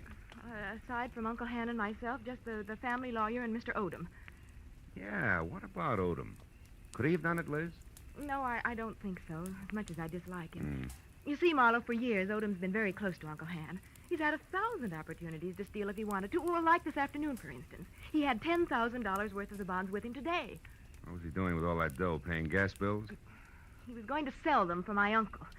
But the transaction fell through, so he brought them back to the house and put them back in the safe. Anyway, Marlowe, I don't think he'd have the courage to steal. I know what you mean. I've already met Mr. Odom. When? Oh, about a half hour ago. In a nightclub called the Tulip Room. Odom thinks Dean is guilty, Liz, but he's afraid to mention it publicly till he knows a little more. What's a nightclub got to do with Dean? Carol Cody. Who? She's Dean's girlfriend. Marlowe, you're crazy. I talked to her, honey. She's a singer there. Told me that she and Howard were more than chummy, but that she gave him the air tonight when she found out about you. And you believe that? Mm-hmm. Now that I've had a little time, I believe even more. Details that she never bothered to mention. Details like Dean Howard and Carol Cody playing you for a sucker. He gains your confidence, then the combination of the safe, and then goodbye. But you see, the end was a switch, Liz. Dean didn't. Dean didn't what? Hmm? What is it, Marlowe? What are you staring at? Back of my car there. That's not gas dripping on the driveway. The color's too red. Liz, stay back. No, Marlowe. I don't want to. I want to... Marlowe! It's Dean. He's dead, Marlowe! Yeah. That, Liz, is the switch I was talking about. I think Dean Howard not only crossed you, but Carol Cody as well. She did it. She killed him. She killed him because she All right, found all out. right. Now listen. Get inside. Tell the police about this. Do you hear me? But first, give me a 5-minute lead. I'll take your car. I want to get to Carol Cody before the law does. Without saying another word, Liz Stewart, her face drawn and streaked with tears, handed me the keys to her car and turned and walked slowly back to the house. I took one long look at the blood-soaked shirt front on the body I had been a step behind all night. Then got into Liz's car and pointed it back toward the Tulip Room. 20 minutes later, when my knock on the locked dressing room door brought no answer, I had kicked my way in. Alone and half-conscious in the middle of the floor was Ward Odom, the man I'd assigned to stand sentry over the brunette. Oh, Marlowe. Marlowe, she tricked me. Asked for a cigarette, and I went to light it. She swung. It adds, Odom, and you're lucky she let it go at that. It was more permanent in Howard's case. Oh, then you found his body, Marlowe. Yeah, in the trunk of my car. Oh, how awful. And she did all that, this Carol Cody? Yes and no. She must have had help, Odom, because, first of all, it takes something stronger than a chanteuse to keep shifting a corpse from cedar chest to garden to car, at the rate that Howard was being moved. And second, an old crow named Agatha Lambriger saw a man roughhousing with Howard over at his own place, not a woman. You mean there was a witness to the murder, Marlowe? Well, more or less. And you have no idea who the murderer is? No. And that, Odom, is all the more reason why I want to catch up with Carol Cody. Happen to know where she lives? Why, yes, at the Grayfield Apartment Hotel on North Havenhurst Drive. North Havenhurst. It's a room 118. 118. And I think that it's... Marlowe, wait, my top coat is gone. What? Yes, and she was wearing slacks, remember? Marlowe, maybe she's leaving town disguised as a man. It's a point, Odom. I still think I'll try the apartment hotel first.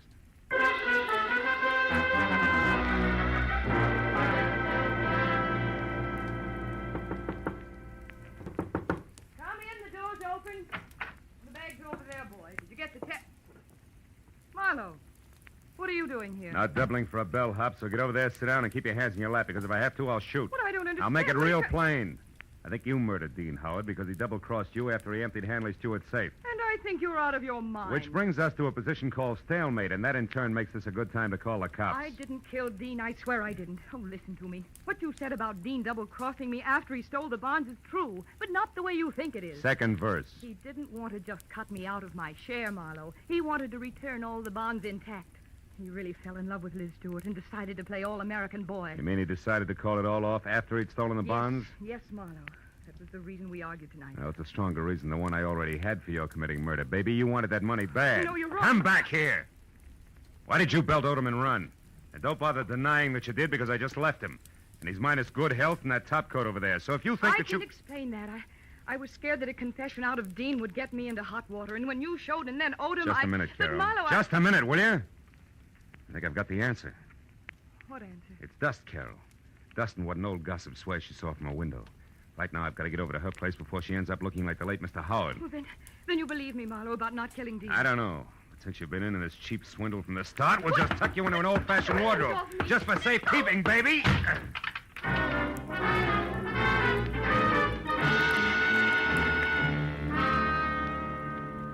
Outside in Liz's car, I slammed my foot down hard against the accelerator and didn't ease up until I screeched to a stop, away from 310 North Normandy, where I knew murder was scheduled to happen again.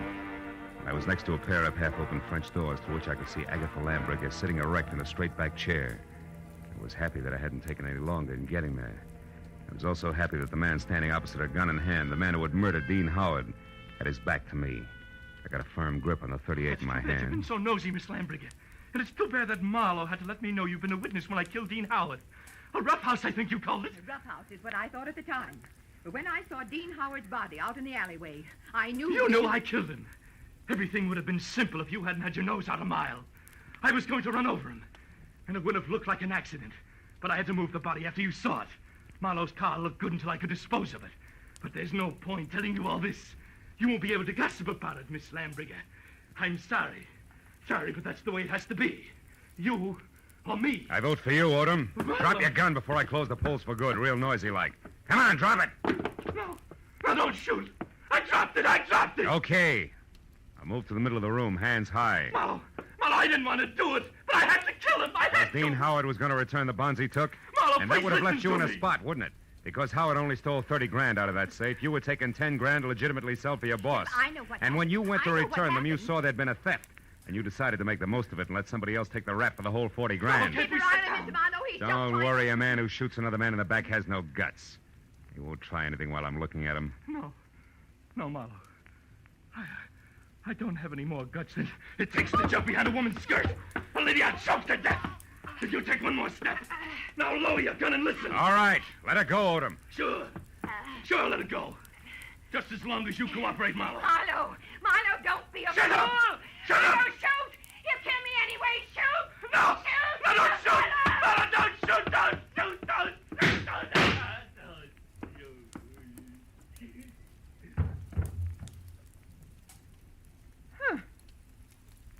You were right, Marlowe. No guts.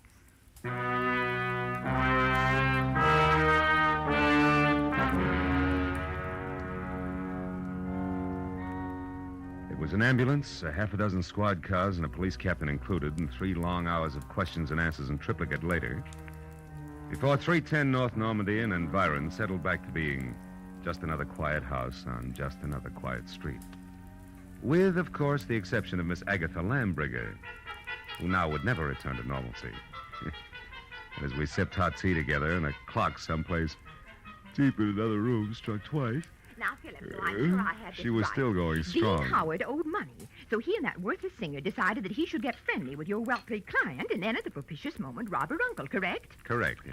But what I don't understand is how you knew it was that awful man Odom. Well, there were 2 things, honey. His anxiety to get me to Carol, together with a streak of dust the length of Odom's topcoat sleeve, all added up to a hunch. That, Philip, I don't understand. Well, you got to take them in reverse order. I saw dust on Odom's topcoat sleeve when I was in Carol Cody's apartment. That reminded me of the dust all over Howard's place. Oh, a mess, that house. Yeah, luckily. And the dust was the length of the sleeve, as though somebody had brushed against the wall, coated thick with it. As one would in searching for something, hmm? That's right. Now, there's another thing. You saw Howard and another man roughhousing in a hall by looking out of that window there. Mm-hmm. Where, Miss Lambricker, no hall is visible. But where there is a mirror. Oh, then you mean I actually saw a reflection. Yes, darling, you did. Dean Howard hid the bonds behind the mirror. Which tilted so that I saw the reflection of a side hall. That's right. Well, now, Philip, one last question. Why did Odom move the body? Well, if it's the last, I'll answer it. Because he didn't want Howard's death to appear a murder on the night the bonds were stolen. It was better if he died accidentally and wasn't connected with a theft. Oh, I see. Yeah, well, now look, Miss Lambricker. Excuse me, I'll only be a minute. Yeah, but Miss Lambricker... Hello? Oh, hello, Judith. Yes, wasn't it thrilling? Miss Lambricker, really, Darling, it all started so innocently. My part, I mean. Well, it was about 7 Miss Lambricker, I have... Philip, I'll be with you in a minute. Oh, Philip, who? Why, the detective, the one I mentioned mhm. earlier. Now, A long minute, I'm sure.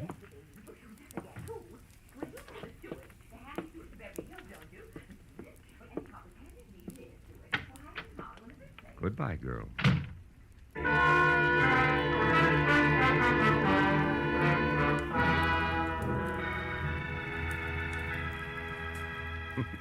When I got outside, the silence was deafening. And then I remembered that I still had a client up on Roxbury Drive who I had to see. And that there were automobiles to be exchanged, and maybe, if I could find them, some right words to say to a girl who had a very rough night. So I started driving that way, slowly.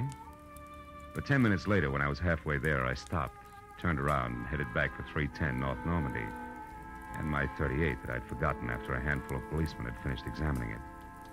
It wasn't until I was at Agatha Lambriger's front door again that I realized something more important. Well, then this Odom, this killer, grabbed me as a shield, Judith, and told Marlowe he had guts enough. Guts was his word, my dear. Yes, well, I could get my gun another day.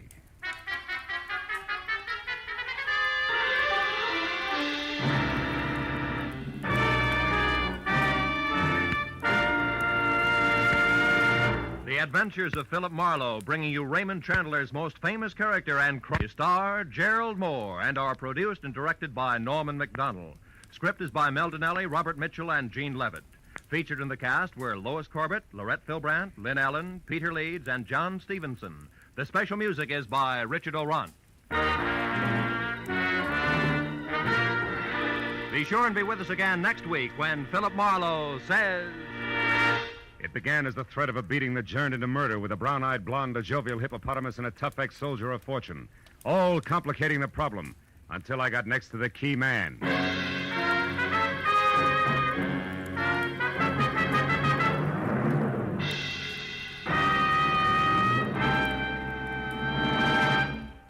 Will you be listening when $51,000 go on the block during Sing It Again tonight? $26,000 in fabulous prizes for solving the mystery of the Phantom Voice, and additional $25,000 in cold, hard cash for answering only one more question about the Phantom. There's many another prize, too, for unriddling the smart, tuneful little riddle songs that keep Sing It Again moving at a terrific clip for the hour that it's on the air. It'll be here a little later on most of these same CBS network stations. This is Roy Rowan speaking. Stay tuned now for Gangbusters, which follows immediately over most of these same CBS stations. This is CBS, the Columbia Broadcasting System.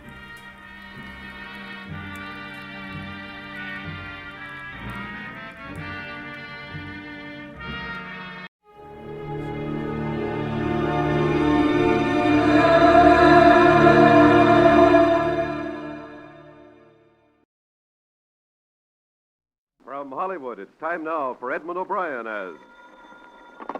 Johnny Dollar? The insurance investigator that's working on the Byron Hayes killing? That's right. Who's this? I got a few things to say about the shooting. I can't say them to the police, but if you level with me, maybe I can say them to you. All right. But I've got to be sure of you, too. Who are you, and how'd you find out about me? One of the papers mentioned that you'd come to New York. I guess you've read about me, too. I'm what they call the chief suspect, object of a widespread search. Roy Corona? That's right. Now, do you want to talk to me? Sure, Roy. Anytime you say. I thought so. I'm going to give the phone to a friend that's with me. He'll tell you where to go and what to do so he can pick you up.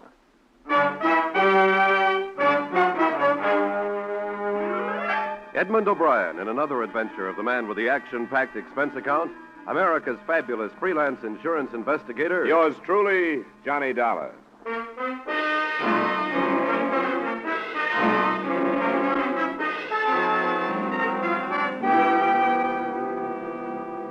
Expense account submitted by Special Investigator Johnny Dollar to Home Office, Corinthian All Risk Insurance Company. The following is an accounting of expenditures during my investigation of the Byron Hayes matter.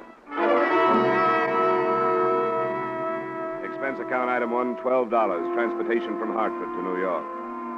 There wasn't much to be done that first day. The police had their theory on who had killed Hayes, and I hadn't had time to form mine. And then that evening, I received a phone call from a man who called himself Roy Corona, the basis of the police theory. 20 minutes later, according to instructions, I was standing on a 7th Avenue street corner holding a copy of Life magazine in front of my face so I'd be recognized.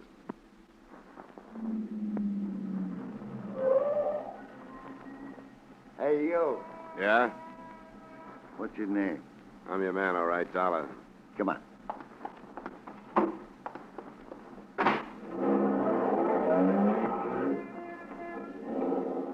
How are you, Dollar? All right.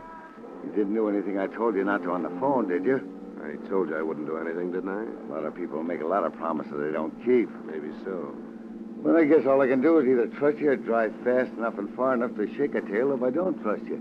Or you can drop me if you don't want to go through with this. I didn't ask to come, you know. That's right. And I don't think you should have been asked. But it's Roy's neck, not mine. I'll just pretend there's a tail on me so I won't get out of practice.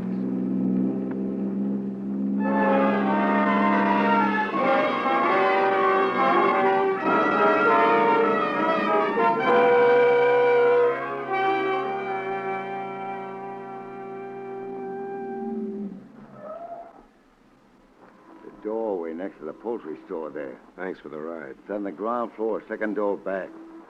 Tell Roy I'll sit out here for a minute and then park the car. Sure. Tell him I'll be in a little while. Yeah.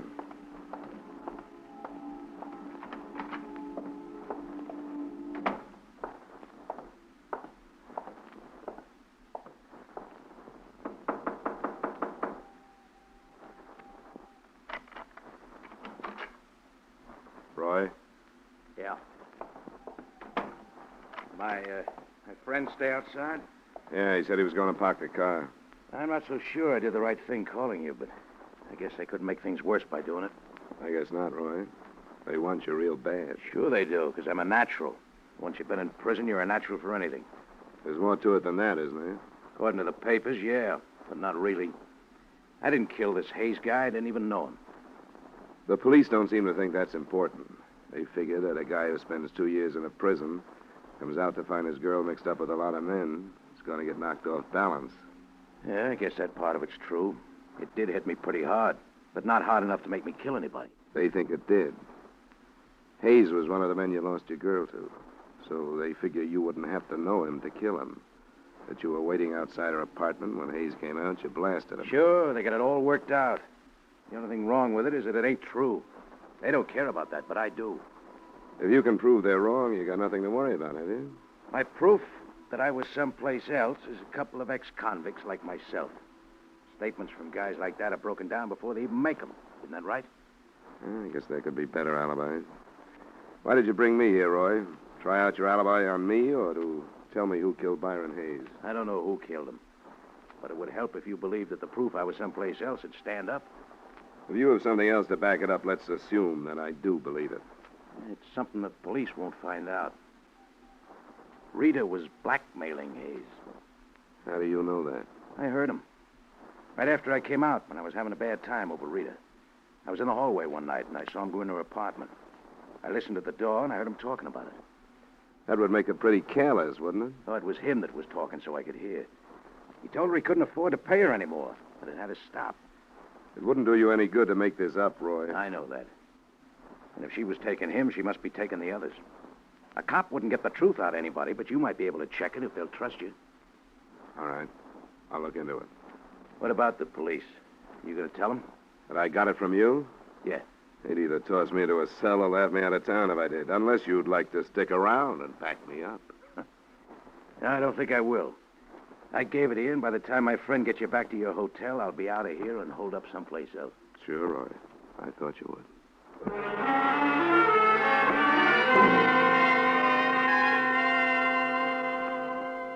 The only reason this tip from the number one suspect meant anything to me was that to date, no progress at all had been made. Rita Cobb, outside whose door Hayes had been killed, said she'd known him only casually, that he'd just dropped in. Nobody else could be found who knew about the association, and even the widow, Agnes Hayes, said she had never heard of Rita Cobb.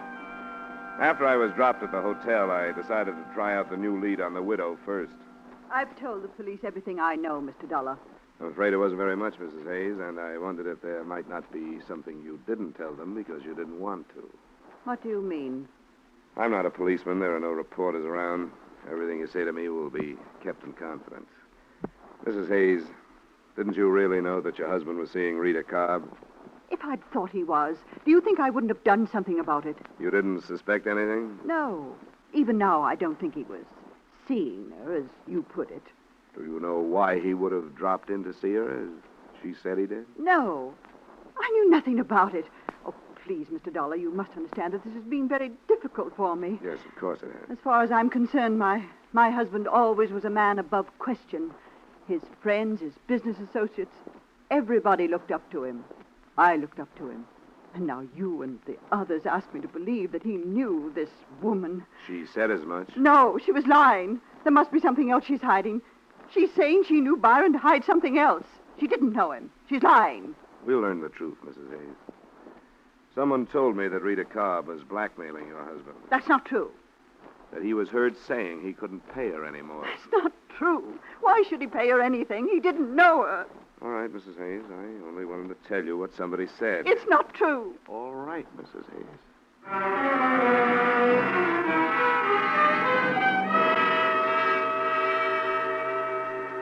I thought a little more of Roy Corona's lead after I got the widow's reaction. Nobody can deny so vehemently and not be doubted. I wondered how the beautiful blonde in the case would take the bait.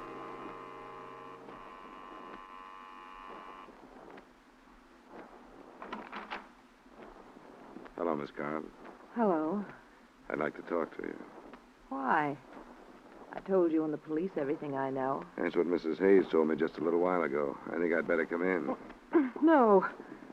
You have no right to do this. I suppose not, but you have no right to hold back information from the police either. I haven't held anything back. I want to be sure of that. So far, the police and I have been working completely blind. Nobody has known anything. Hayes is shot to death right outside your apartment, and nobody has the faintest idea why. Do you think I'm enjoying it? Do you think I like seeing my face plastered all over the papers, labeled the mystery woman? Don't you think I'd like to see this cleared up?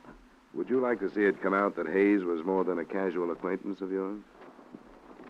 I met him once or twice, that's all. Why did you say that? How many other casual acquaintances do you have? I don't understand. What about a man named Arnold Smith? How did you find out about him? That's not the point. I refuse to have the names of my friends dragged into this. It wouldn't do any good. Wouldn't do anything but hurt them. Arnold Smith is about the same kind of man Hayes was. Married, past middle age, good-sized bank account. Don't drag him into this. Please. How about your friend Earl Fisher? Married, past middle age, good-sized bank account. What did you learn about him? I've learned about 2 or 3 more of you men. The police know? Not yet. You're going to tell them? I may have to. I wish you wouldn't. I didn't mention them because I didn't think there was any reason to. None of them had anything to do with Byron. How did you know that?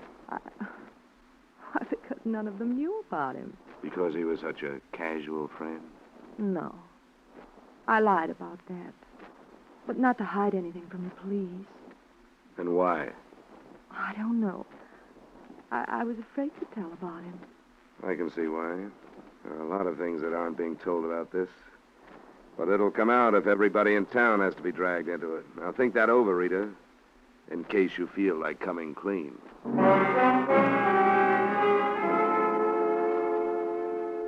She didn't feel like saying any more to me anyway. It was about 10 p.m. when I left her. And my first stop was a phone booth a half block away from her apartment building. I dialed a number and got what I'd expected, a busy signal. It was nothing definite, but I would have staked my expense account total on the hunch that she was warning somebody. To bear me out, the phone was ringing in my hotel room when I got there. Johnny Dollar. This is Earl Fisher, Mr. Dollar. Earl Fisher? Yes. You mentioned my name to Rita Cobb a short time ago. Yeah? I had a feeling I should have talked to someone before this. That's right, you should have. I hope you can understand, however, my feelings. I naturally didn't want my name to enter this publicly. Naturally. I have a great deal to consider. A family, reputation. Yes, I understand, Mr. Fisher. But I feel that I have to talk to you. Did you tell Rita Cobb that you were going to? Hardly, since she threatened me with dire consequences if I did. All right, Mr. Fisher. Where can we get together? I'd have to know that I could count on your confidence, at least temporarily. I think you can count on that. Could you meet me this evening? Where? Do you know Ricky's Club on Lexington near 80th? I can find it. Then shall I see you there in 30 minutes? The bartender will point me out to you. I'll be there, Mr. Fisher. Thanks for calling.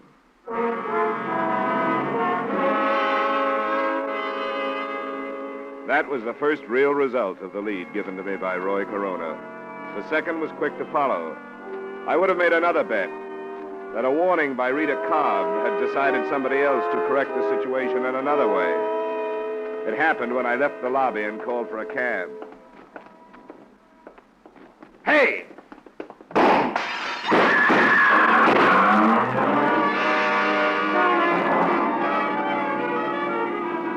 shots came from a car, double parked. First, I saw the pistol come out of the window. Then I dropped, and from a prone position, I heard the rest. And I remember lying there. I didn't wonder so much about who was shooting at me then. I wondered how many people in the city of Greater New York wanted to see me and my information out of the way.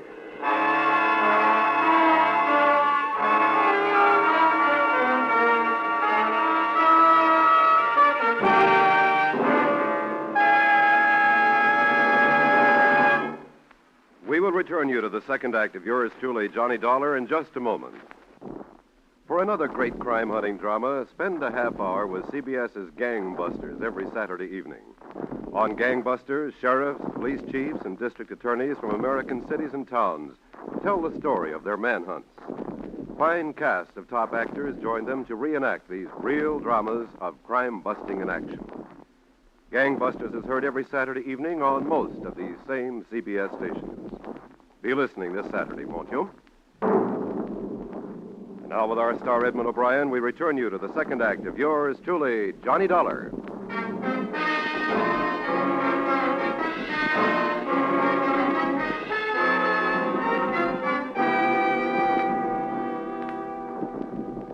I didn't want to talk to the police right then, but I didn't have a chance not to.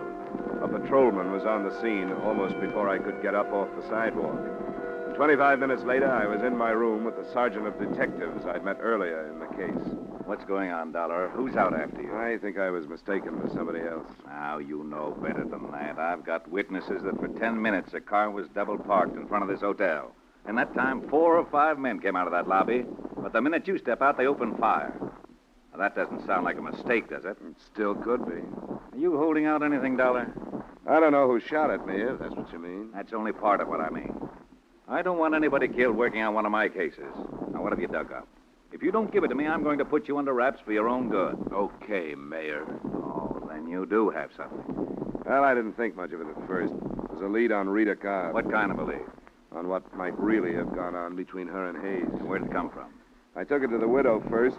She still denied knowing her husband was acquainted with the Cobb woman, but she may have realized that by admitting it, she'd be giving herself a motive. That's not new. No, but the possibility of blackmail is. And she could have known about that, too. Blackmail? Where'd that come from? I can't tell you, but I think it's worth something. I have a list of names. Men who might be on the same spot that Hayes was. Got it written down? Yeah, right here. Where'd you get this, Dollar? Names, addresses, and occupations. Sorry, I can't tell you that. You're going to refuse to answer police questions? Just that one. I'm not trying to hog your case, Sergeant Middleton. I'm trying to be hard to get along with. But you've got to understand. You must have given your word to an informer somewhere along the line. All right, we'll let it pass for now. Thanks. And I guess you understand, too, that you're probably holding the names of some potential suicides if you break this publicly right now. What about a potential killer? Do these men know you're onto them? I'm not sure how many. I tossed a couple of names at Rita, generalized the rest. Then one of them phoned me. When I was leaving the hotel, I was on my way to meet him. He probably baited you out onto the sidewalk. It could be. I couldn't tell where he was phoning from. Maybe right downstairs. Which one was he? This one, Earl Fisher. Married, family, fairly big gun on the stock exchange. Motive enough to make a try on you? No proof that he fired the shots, but I'd pick up Rita Cobb as a material witness or something. Somebody might think of putting her out of the way if they haven't already. No, not if they know you have their names. Well, I guess you're right. But I'll pick her up anyway. Let me get on the phone. Just try a check on Earl Fisher.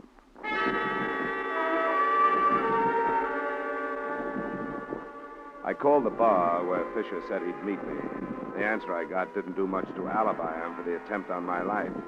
The bartender told me that Fisher not only hadn't been there that night, but that he, the bartender, had never heard of him.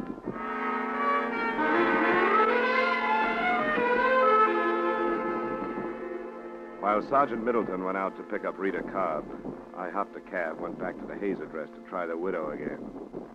Is it absolutely necessary, Mr. Dollar? I'm so distraught. I'm afraid it is necessary, Mrs. Hayes. A number of things have happened since I left you. Very well. I hope you won't stay long. I'll try not to. Would you like to sit down? Yes, I think we'd better. All right. Come in here. I hope you'll forgive the appearance of the apartment. I haven't had the servant in. Might have been better if you had, rather than staying here alone. I couldn't face her. I don't know how I'll be able to face anybody ever. We've been not what you'd call prominent people, but certainly quite acceptable. And then to have Byron killed in that sordid place under these circumstances. What circumstances, Mrs. Hayes? That girl. No one will ever really believe that Byron didn't know her, no matter what the truth is. I think you know what the truth is, but you've had reason to deny it. Now, what reason? What are you trying to save? Save?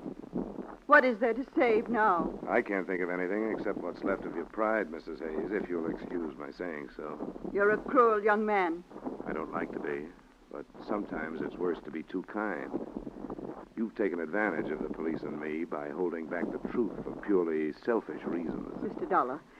You're less interested in seeing your husband's death cleared up than you are in what your neighbors will think of you when the truth does come out. And it has come out. Mr. Dollar. And you're in danger of having to answer impeding the investigation of the death of your own husband. Now, what will your neighbors think of that? Mr. Dollar, what are you saying? What do you mean? Rita Cobb admitted to me that your husband was more than a casual friend. She's lying. Another acceptable husband admitted to me that she was blackmailing him. There are others. So it's only logical to assume that she was blackmailing your husband. That's not true. How do you know? It can't be true. The state will spend a year looking into Mr. Hayes' money transactions if they have to. And there's something else. I'm convinced that you knew about it. I was convinced by the way you reacted when I told you earlier tonight. I'm so confused. When I told the police how you acted, their first thought was that possibly you'd killed your husband. Oh. Your motive would be that you knew about Rita Cobb, so naturally you wouldn't want to admit it. Oh, don't think that. They can't, my own husband, no matter what he did. Police minds go that way when people don't cooperate with them. I was wrong. I thought it didn't make any difference. I thought nothing did but difference. I thought nothing did but Byron's death. You knew about Miss Cobb, didn't you? Miss Cobb. Yes, I knew about her. Why didn't you tell us? Don't know. And you knew about the blackmail. Yes. Oh, I know why I didn't tell you. I've been trying to spare myself, as you said, but for far worse reasons. I'm responsible for Byron's death. How, Mrs. Hayes? Because I was a righteous wife. It wasn't enough that I found out about her and her blackmail, but I wasn't big enough to forgive him or even think calmly. If I had been, it would have ended. Then there would have been no reason to consent to blackmail. You learned just recently, then? Yes. I made him go to this woman. I made him go and tell her that he was through and that he was going to report her to the police. That's why he was killed. I sent him, and I was afraid to admit my responsibility. He was killed night before last. You must have learned that day. A man came here. He said Byron knew that woman. I didn't believe him. But when I faced Byron, then I knew. This man, did he give you his name? No. What did he look like? Was he dark? Not quite as tall as I am? Yes. Oh, please go. I've told you. I've told you. Now I want you to go.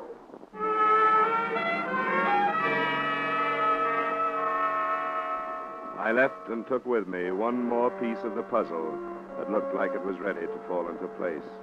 The man I described to her was my original informant, Roy Corona.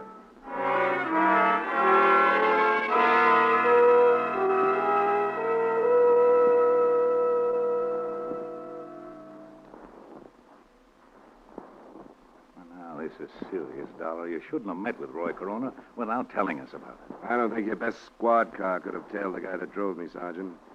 After I met him, he moved someplace else, so it probably doesn't make any difference. Then what do you think his game is? The way I see it, he was in love with Rita Cobb. 2 years in prison, he comes out and finds her involved with these men. He did enough listening at doors to satisfy himself that she was blackmailing Hayes as far as I can go. He's hoping to frame her for it or whether talking. Well, you shouldn't have met him when doors coming up. There. What did you bring me down here for? You're a witness, but it looks like you're... What's downstairs? Some fast explaining, Rita. And Hayes. I told you. For blackmailing Hayes. I found that out. It wasn't blackmail. I borrowed some money from Byron once in a while. That isn't what Roy Corona told Mrs. Hayes. Oh? I should have known. Well, I don't care what he told her. Go through just what happened the other night again. It's the same as before. Byron left, I heard some shots and ran out. Byron was lying there. You ran right out and didn't see anybody. That's right. You're sure you didn't see anybody? If I had, don't you think I'd say so? You didn't see Roy Corona? I wish I had. But I don't care what you've got on me. I'm not changing my story. I heard the shots, ran out, and Byron was lying there. Have you seen a lawyer? Is there a law against that? Are you sure you didn't run out first, then hear the shots, and then see him lying there? Are you asking me if I killed him? If you didn't, who did? I heard the shots, ran out, and he was lying there. We've figured out a motive for you now. Byron's wife got after him, made him come down and tell you he was going to turn you in. Didn't he say that? Turn me in? For what? Byron and I were good friends. He dropped in. So you prove that's what he said. We've got pretty good proof that you were blackmailing 5 men at least. Oh, I don't think you'll find anybody who'll say that's what it was. Yeah. You had enough, Dollar? I've had enough.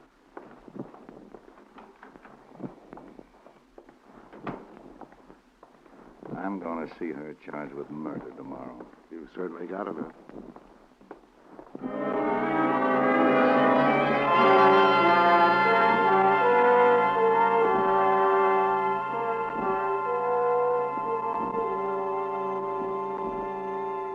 That's the way things stood that night, and until my hotel room phone rang in the morning.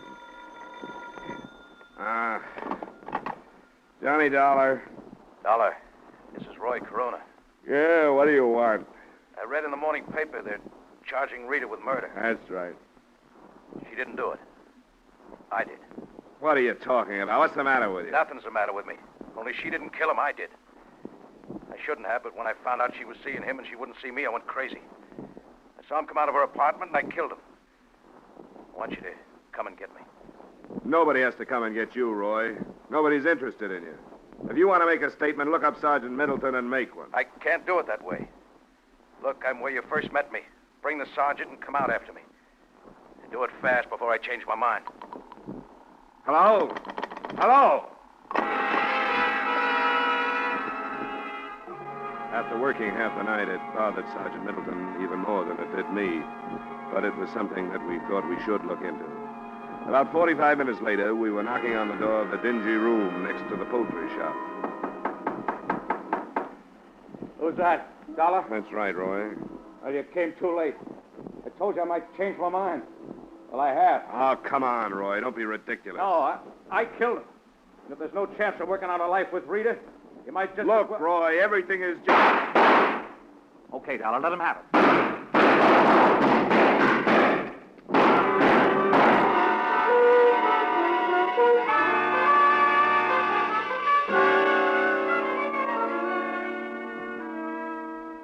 Roy Corona made a good try. As well he might have, since he went to Mrs. Hayes and started the whole thing. But his shots went wild, and the sergeant's mind did too. When we dragged him out, he was still telling the same story. He didn't stop trying to save her until he heard about the confession made by Rita Cobb after I'd left her, about her motive and about the murder gun that turned up in her apartment. Find enclosed his reaction to that. I'm sorry. I started it. I wanted to get her away from these men. I thought I could scare her away from the things she was doing. At That's why I went to Hayes' wife. I never thought it'd lead to this. And I'd take the rap for Rita if I could. Wanted to get her to come back to me. Now look.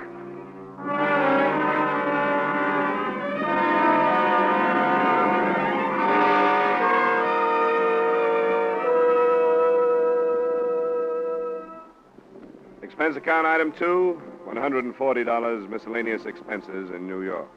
Item 3, same as item 1, transportation back to Hartford. Expense account total, $180.80. Remarks? Earl Fisher, the man suspected of shooting at me, was brought in for questioning. Because there was no proof, he survived that. But I felt sorry for him. I saw his wife, and what lay ahead for him at her hands was obvious. He was a condemned man. Yours truly, Johnny Dollar.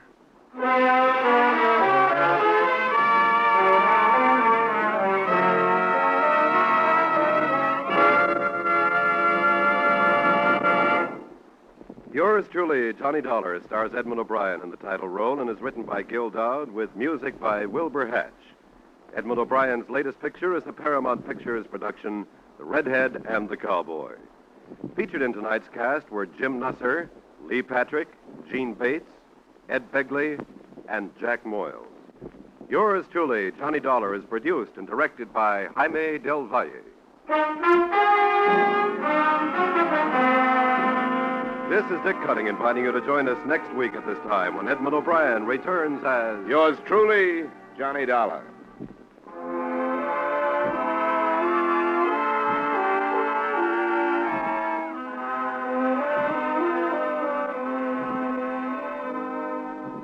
It's faster, it's funnier, it's got new life and a brand new punch because Jan Murray has taken over. It's CBS's Saturday night musical quiz, Sing It Again, an hour of mirth, melody, and money that's heard on most of these same CBS stations. Yes, Jan Murray is your new host. Alan Dale, Judy Lynn, the Riddlers, and Ray Block are your music makers. And there are still loads and loads of cash for identifying the new Phantom voice. Be sure to hear the new Sing It Again, starring Jan Murray, tonight on CBS. Stay tuned now for Von Monroe's Caravan, which follows immediately on most of these same stations.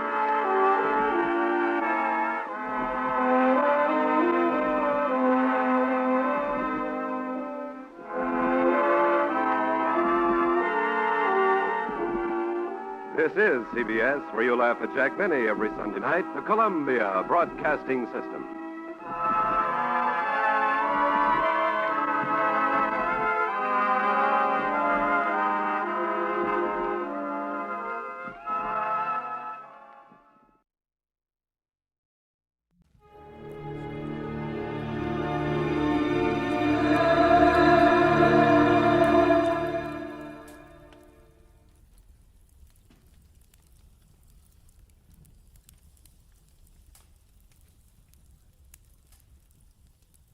Get this and get it straight. Crime is a sucker's road, and those who travel it wind up in the gutter, the prison, or the grave. This time, a wrestler on the skids, a quick change artist in an alley, and a girl with an eye for angles all met destruction because 100,000 easy bucks caught them in a stranglehold which none of them wanted to break. From the pen of Raymond Chandler, outstanding author of crime fiction, comes his most famous character in The Adventures of Philip Marlowe.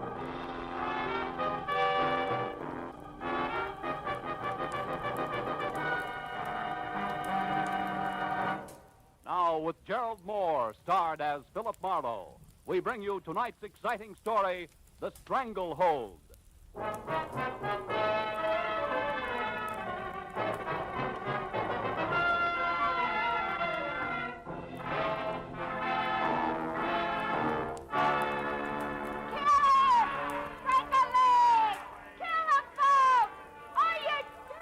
Sometimes men climb all over themselves for a purpose, sometimes for relaxation, and most times for no reason at all. Take professional wrestling. I watched in the ringside while two gargantuan hulks contorted their features in mock agony and bulged muscles at each other on a mat surrounded by tiers of onlookers, screaming through their half-chewed popcorn. While the fans, as usual, howled for blood, booed the decision, hooted the departing contestants, and waited for the next comic act, laughingly called the main event. I I went again over the letter I'd received 2 hours ago by messenger from one Manny Faber. It had included a ringside ticket to L.A. Wrestling Arena, a check for $200, and the request that I catch as much as I could stomach of the match between John, better known as Peachy Keen, and Jules Caesar, the Emperor of Brooklyn. After which I was to come to Faber's house for instructions that involved John Keene plus $100,000 of Manny Faber's money. So I watched a little closer as something that looked like a Sherman tank in a toga and leather sandals crowned with an olive wreath lumbered into the ring and sneered at the crowd. And since I'd long ago given up wrestling as a sport, I turned to the fan next to me wearing a derby on the bridge of his nose, waved a cloud of cigar smoke aside, and got some information. Oh, Caesar? You get your money's worth out of him, all right. Hey, what about this John Keene? How does he stack up? Ha! Peachy, you kidding? He's a bomb. Stinko. No show. Off. A blink down.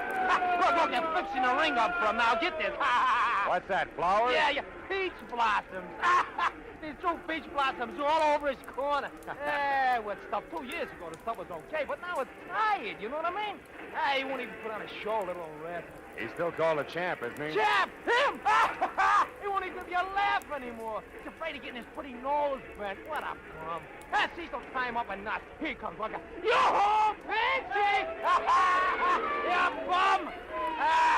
See what I mean with that profile? He ought to be a ribbon clerk instead of a wrestler. Yeah. Hey, what's that on the back of his robe? Are you kidding? That's a big peach, of course. Embroidered in gold on black silk. How do you like... Yeah. Go ahead. Hey, look, I hear them robes cost him $1,000 a piece. He thinks they make him hot stuff with the dame. Maybe they do. Who's the brunette in there talking with him? Should I know? There's always something like that. Now, look, pipe down, will you, man? You talk so much. Now, ladies and gentlemen, the feature event on tonight's program, a free-fall, no-limit contest of a wrestling. In this corner, at 278 pounds, the outstanding contender from the Atlantic Seaboard and Emperor of Brooklyn, Jules Caesar. And in this corner, at 225 pounds, the undisputed champion of the Western Hemisphere, John Peachy Keen. As the match got underway and Peachy started out of his corner, a good-looking brunette shouted something at him that stopped him cold. He turned to glare at her, and Caesar slapped a hank on him that put Peachy flat on his back for fall number 1. 3 minutes later, with his head in a gilligan, Peachy was well on his way to the mat again for fall number 2, which was enough for me, so I got up to leave. The brunette, I noticed, was leaving, too. And at the end of the exit tunnel, we came out side by side. You got a match? Huh? Oh, yeah, sure. Thank you. It's a mess, isn't it, huh? What's a mess? The way things are going inside there. Peachy ought to change his line of work, don't you think? Oh, what's it to you? A laugh so far. What's it to you? You said something to him that knocked him for a loop, baby. What was it? A personal matter. Oh, how personal? Oh, about like that. Thank you, and step down, Philip Marlowe. And you'd better step out, too, or I'll whistle for a gendarme. Nighty-night, Nosy. So saying, she flashed a couple of daggers at me from her snapping black eyes, spun on 4.5-inch red patent leather heel, and was gone. So I drove up to Hollywoodland and the house at 2000 Beechwood Drive, where I was to meet my client, Manny Faber. The house looked like a 2-room cottage from the street, but it ran for 3 stories down the backside of the hill. And all I did was touch the bell when the door flew open. You're Marlowe, am I right? Come on in, Marlowe. I'm Manny Faber, head of Faber Transcriptions Incorporated. Produce radio shows, you know. Yeah. So you saw him, eh? You saw that big, crooked, four-fleshing, stupid, mat-pounding mastodon that calls himself Johnny Peach Keen, huh? Yeah, I saw him. Yeah. Oh, have a chair. Oh, thanks. Well, what do you think? You just summed it up. What's that got to do with your $100,000, Mr. Faber? You haven't seen the late editions? No. They're full of it. Peachy Keen is suing me for 100 G's for slander. How can you slander a guy like Peachy? It's impossible. I know that, and you know it. But does a court of law know it? No. In fact, they're going to make it stick. No? How'd it happen? I'll tell you. A very sweet guy named Frank Gaynor. Yeah, I know him. A sports commentator. Yes, he's been doing 5 a week on my label and going big. But 3 days ago, what we've been expecting for months finally happened. Rest his soul. A week ticker. And just like that, he dropped dead on the street. Heart failure. Yeah, I read about it. Well, Frank always kept 5 broadcasts ahead, see? Made tape recordings in his own little studio. So I've been running his last 5 shows as a final tribute to him. Well, what happened? Yesterday, the whole 15 minutes of his broadcast was devoted to ripping apart John Peachy Keen. Here, listen. I've got the tape here on the machine. This is one part. A blight on the sports world. And furthermore, I have proof that Get John that? Peachy Keen has sold out to the highest bidder in small-time gambling circles in his last 3 matches. Now, I know for a fact that he has become so blatant in his underhanded dealings that even as dubious a business as professional wrestling cannot stand the stink. And officials have threatened to bar him from the ring. I can stuff. show beyond a doubt that John Peachy Keen has falsified medical reports to evade tough competition, and that he eventually... Yep. It goes on like that, Marlowe. Some of it opinion, most of it fact. And it's the facts that my lawyers tell me I've got to find the proof for or be a dead duck. That's why I asked you to come up here. Oh, excuse me. This is probably Ruth, Frank's wife. Nice show people once. Oh, hello, Ruth. Come in, honey. Hello, Manny. I haven't been able to find a thing yet. I can't imagine where Frank got his information. Oh, Ruth, shake hands with Mr. Marlowe. He's the detective I told you about. Mrs. Gaynor, Marlowe. How do you do, Mr. Glad to know you, Marlowe? Mrs. Gaynor. Manny, here's the key to Frank's private studio at 6122 Sunset. It might be a good place for Mr. Marlowe to start. Yes, all his files and equipment are there. Frank didn't like to work at home or at my plant on the strip. Wanted his own private setup. We looked there, but maybe we missed something. Okay, I'll see what I can find. Oh, by the way, do either of you happen to know a good-looking brunette connected in some way with Peachy? No, but he's quite a ladies' man, I understand. Why, Marlowe? That's just a hunch.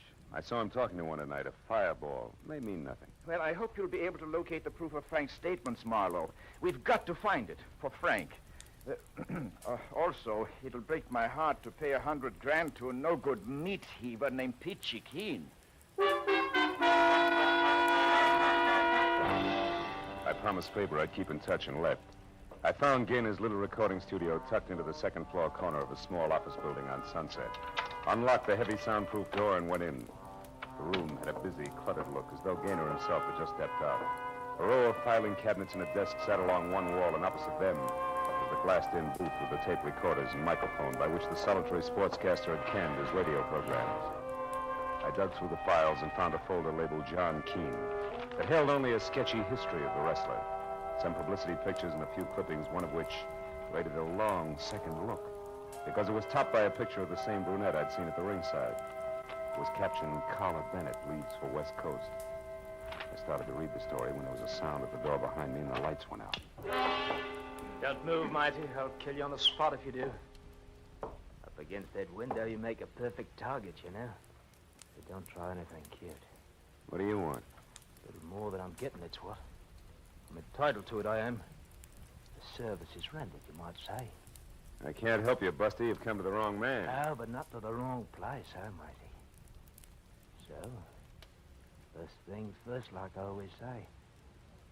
Turn around, Mighty. Yeah, it's nice. Oh!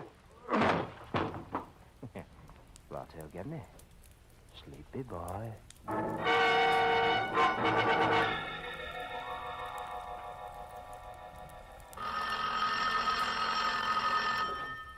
Oh.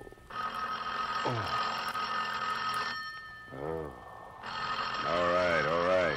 Don't rush me. Oh. Marlowe, where were you? Is something wrong? Yeah. As wrong as a limey showing up here to put this... Ooh. Put the slug on me. Limey? Yeah. Who was it? Why'd he slug you? Good questions, Faber. Hey, does the name Carla Bennett ring any bells? Carla Bennett? Yeah. No, I never heard of her. Huh?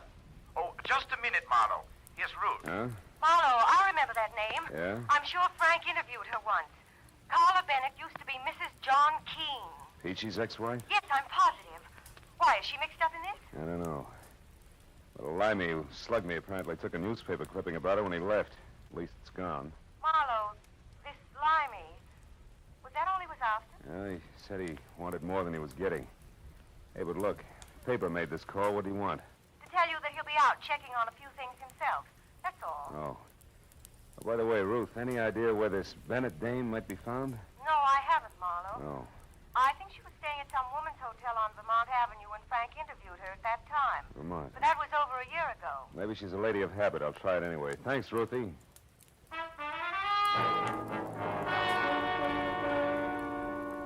There were 3 exclusively female hotels on Vermont. And the second one I called had a Carla Bennett registered. So I went out to my car and babied my aching head down Vermont to the Victoria Plaza Ladies Only Hotel. The lobby was done in ivory and pink with desk clerk to match, and the nameplate tagged as Mr. Seymour Pratt. I started over but stopped when I spotted about an acre of peach-colored suede coat wrapped around John Peachy Keen himself, lumbering up the stairs at the back of the lobby. Mr. Pratt saw him at the same time and darted from behind the desk like an angry canary after a rhinoceros. Just a minute, you. This is a ladies' hotel. So what?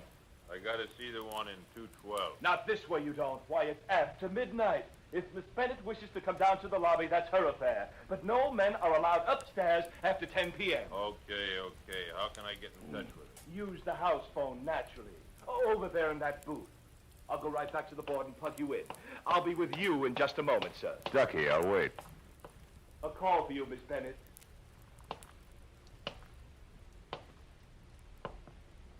Good listening, huh? What?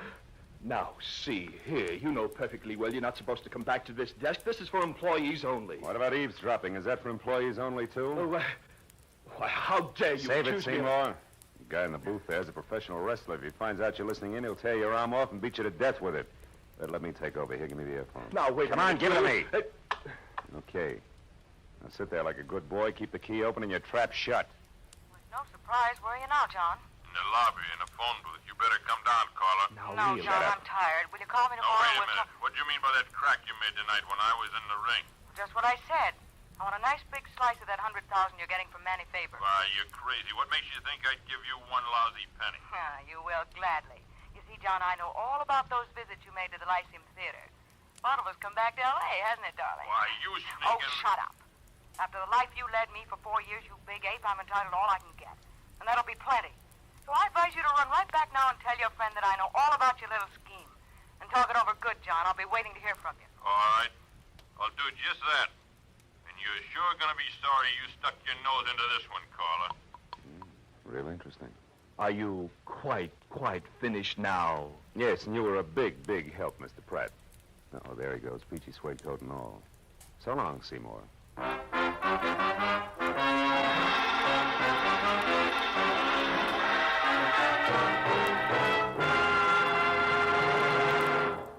In just a moment, the second act of Philip Marlowe. But first, Horace Height and his famous Youth Opportunity Program have joined Charlie McCarthy and Edgar Bergen, Red Skelton, Jack Benny, and the other top-ranking entertainers who make CBS Sunday nights a must. Enjoy these 30 minutes when Horace Height takes over on most of these same stations Sunday night this fall. Tune in this fall for the shows that you love best of all. Listen carefully. Here's the address. It's CBS. Now, with our star, Gerald Moore, we return to the second act of Philip Marlowe and tonight's story, The Stranglehold.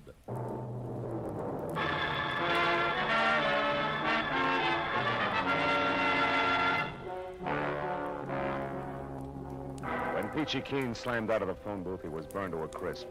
He stomped out of the woman's hotel via the back door that opened onto the parking lot. And when I got there, it was already out of sight.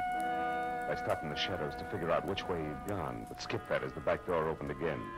This time it was Carla Bennett.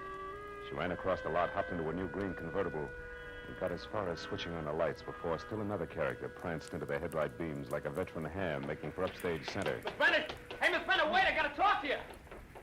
I couldn't tell where the first one came from. I only heard it.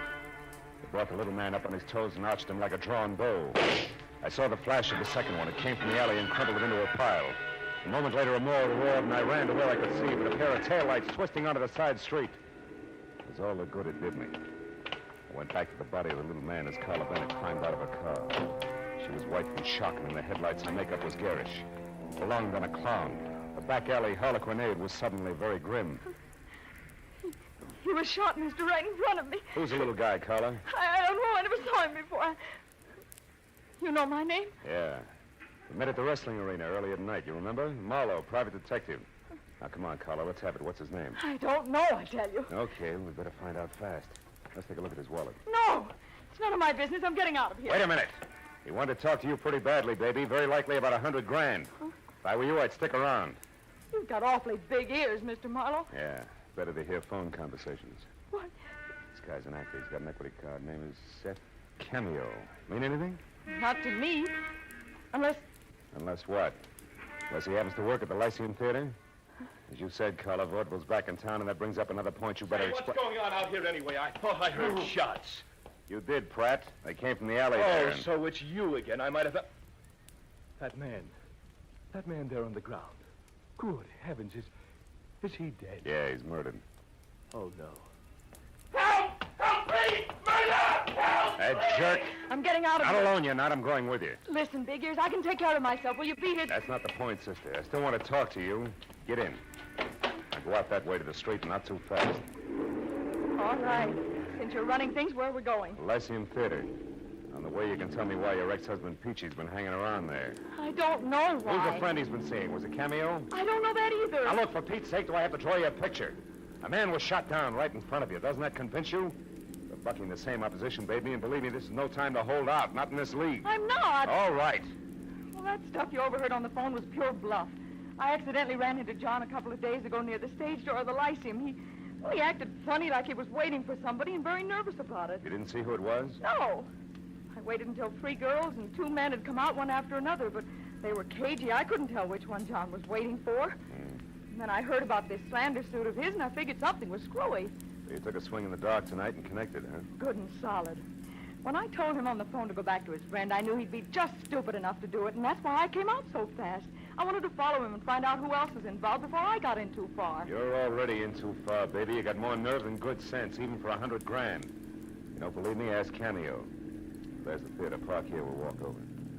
Look, tell me something, Big Ears. Suppose Seth Cameo did work here. What's it going to prove? All depends on what we find to go with it. He was killed to keep him from upsetting the apple cart. One way he could have done that would be to have proof of what Frank Gaynor said in his broadcast about Peachy. Sure, but fitting a vaudeville actor at the Lyceum into that slot doesn't make sense. No, but... Yeah, there it is. Cameo's placard. We were right. Yeah. Seth Cameo, the one-man all-star cast.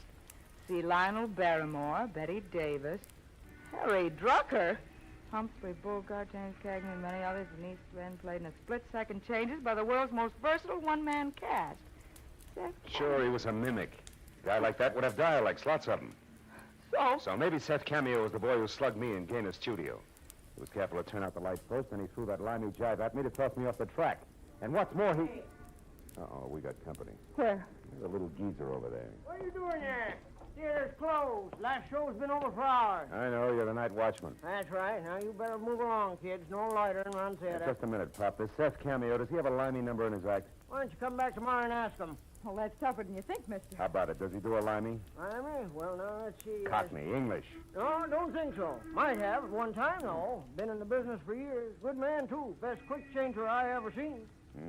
Has he got a scrap? Has he got a scrapbook or something in his dressing room, do you know? Well, yes, he has. Got a box there with every bill he's ever played on in it. Most actors do. But the theater's all closed now, fella. Well, you've got a key, haven't you? Look, Pop, it's important. We got to find out right away. No, I'm sorry, Sonny. Can't do it. Look, it's real important. Take a good look. Very important. $10. Uh-huh. Yeah. Oh, I guess it wouldn't do any harm if you just want to look.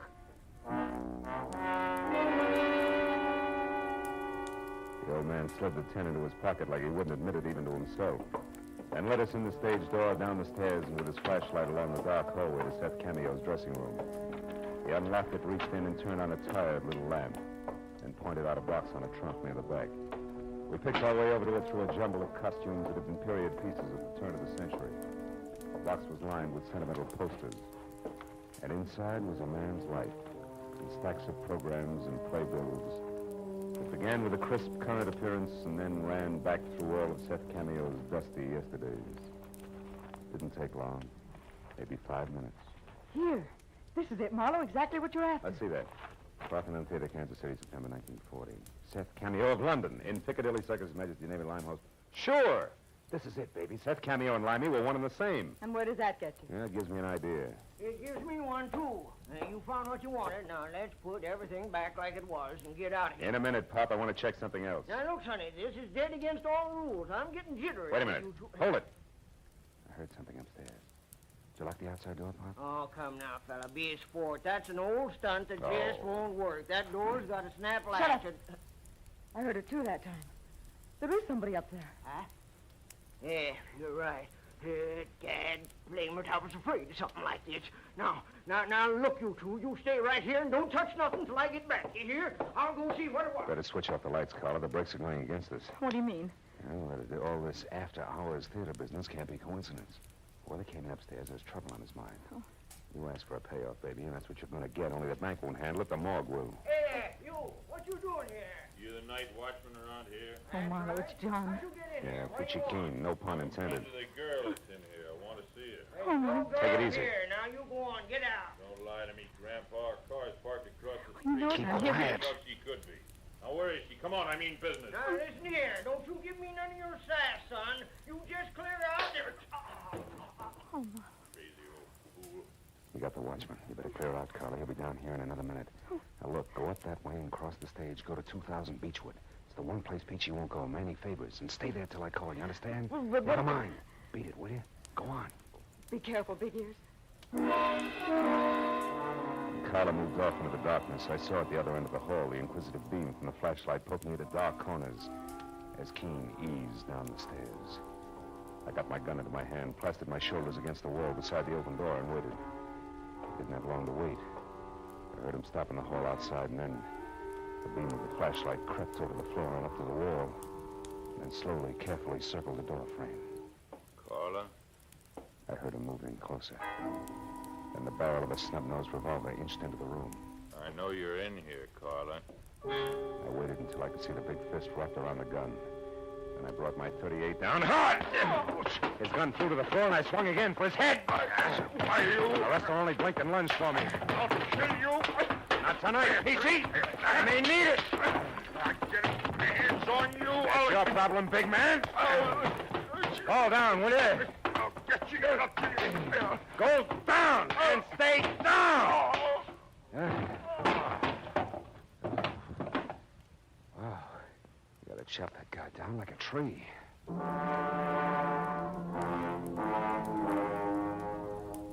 It had been short but vicious. And the one punch he'd landed had shaken me to my shoelaces. The wreckage of costumes, props, and a lifetime of old theater programs was scattered over the room like big moldy snowflakes in the crazy ankle-high glare from the still burning flashlight. As I sagged down onto a trunk to catch my breath, I saw something that brought me right back to my feet again. An illustrated program from the King's Theater in Buffalo that gave me a new slant on the whole mess. It billed Seth Cameo as the man with 1,000 voices, the perfect mimic. And the act that had followed him for a 30-week run was a girl whose face I knew well. I ran out of the theater into the nearest cab stand where I sent one driver to get the police over to the theater, and with another, I headed for Manny Faber's place on Beechwood, and what I was positive would be another murder. When I got to the front door, I knew there was no need to hurry. It was all over. Come on in, Marlowe.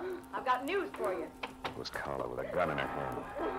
And on the floor in the corner, her face tight with pain, was Mrs. Ruth Gaynor, glaring hate up at me like a wounded panther. There she is, Marlowe. I recognized her as soon as I saw her. She's the one Peachy was waiting for outside the Lyceum Theater. They've been working together all this time to frame that slander suit against Faber. Yeah, I know. But I didn't expect to find you like this. What happened? She knew I recognized her and pulled this gun on me. One she used on Seth Cameo, no doubt, huh? Uh-huh. She was going to use it on me, too. But I was way ahead of her. She's only in love with John Peachy Keen, but I was married to him for 4 years, and you don't live with a professional wrestler that long without picking up a few tricks. They call you the weaker sex. What is it, Ruthie? Your elbow? Is it broken? Let me alone, you two-bit flatfoot. I'll call a doctor and get you fixed up. For one reason only, I don't even like to see a Black Widow spider suffer.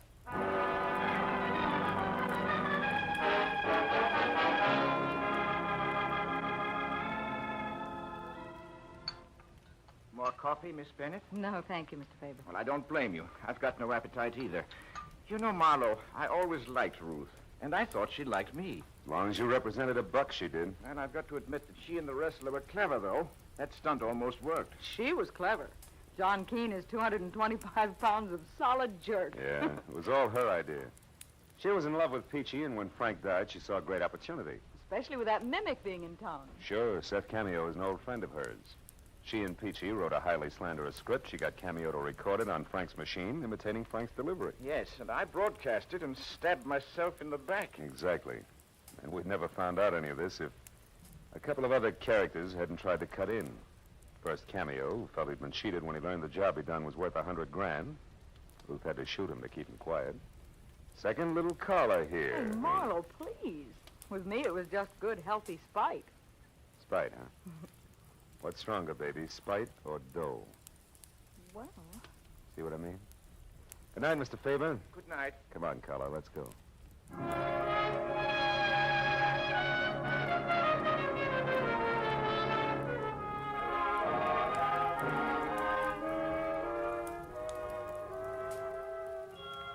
We didn't go home directly. We went on up Beechwood Drive, high into the Hollywood Hills, and parked where we could look out over the sparkling, sprawling city. And then we talked about Carla, her life, relative values, the city below us, and the dark hills above. And then, as we watched the first faint glimmer of dawn rise in the east, we both realized something. Not original, not very complex, and certainly not sophisticated, but very gratifying. In the final analysis, the best things in life, we both agreed, are still free. Know what I mean?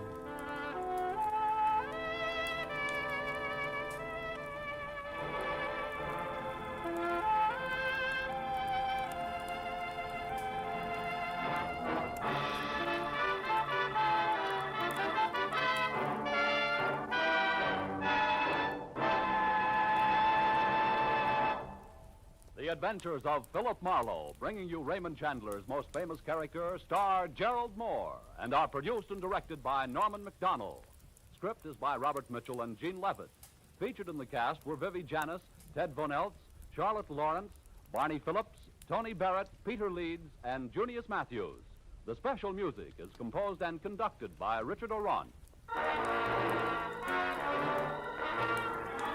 Be sure and be with us next week when Philip Marlowe says... I didn't know it, but I was caught in a smokeout that led from a search for a lady in black, past murder at a highway inn, to gunfire in a crumbling warehouse. And all for a girl, already dead in the morgue.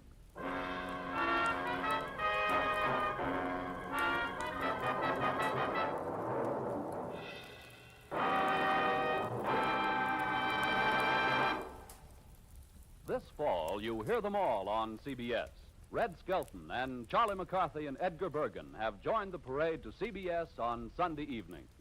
And be sure to hear the Contented Hour with Dinah Shore tomorrow and every Sunday over most of these same CBS stations. This fall, you hear them all on CBS. This is Paul Masterson speaking.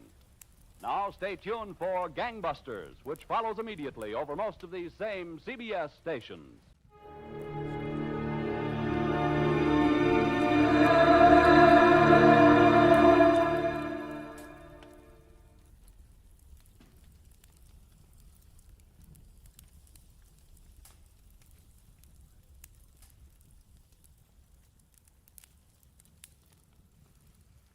Get this and get it straight.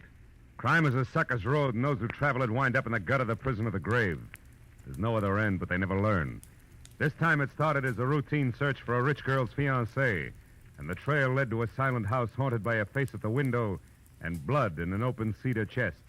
But before it was over, it became a search for a corpse that wouldn't sit still. From the pen of Raymond Chandler, outstanding author of mystery, comes his most famous character and crime's most deadly enemy, as we present The Adventures of Philip Marlowe.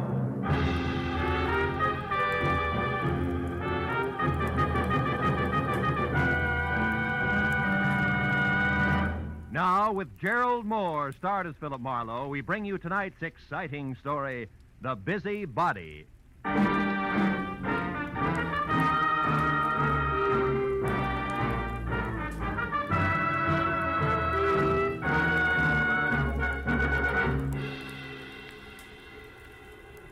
Phone jerked me up off my back and out of the sports page at 9:30 in the evening of an already too long day. On the other end was a warm, feminine voice, edged with the kind of self-assurance that means money, and lots of it. But the words were both hurried and panicky, so after I hung up, I reluctantly waded through the sports section with my feet instead of my eyes and headed for the coffee shop at Franklin and Bronson, where my new client, who had identified herself as Liz Stewart, said she'd be waiting.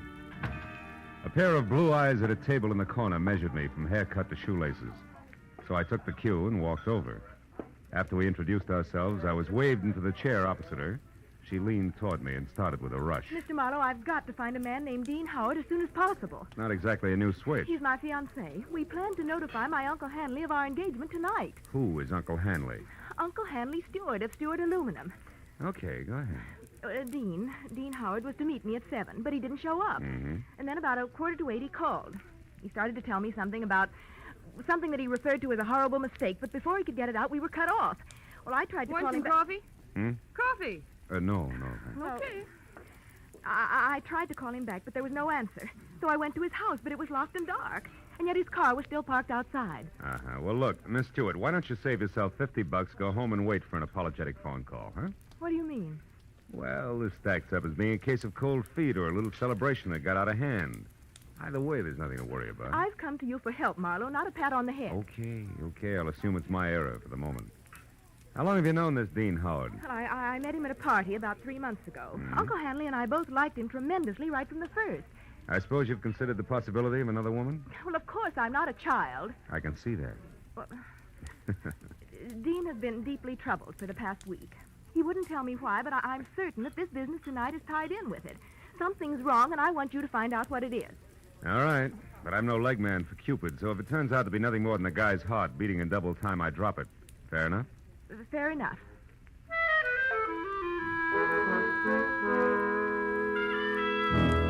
She gave me a short list of posh joints she and Dean Howard sometimes visited, and his address, which was 312 Normandy. She said I could reach her at home, which was 28 Roxbury Drive in Beverly Hills.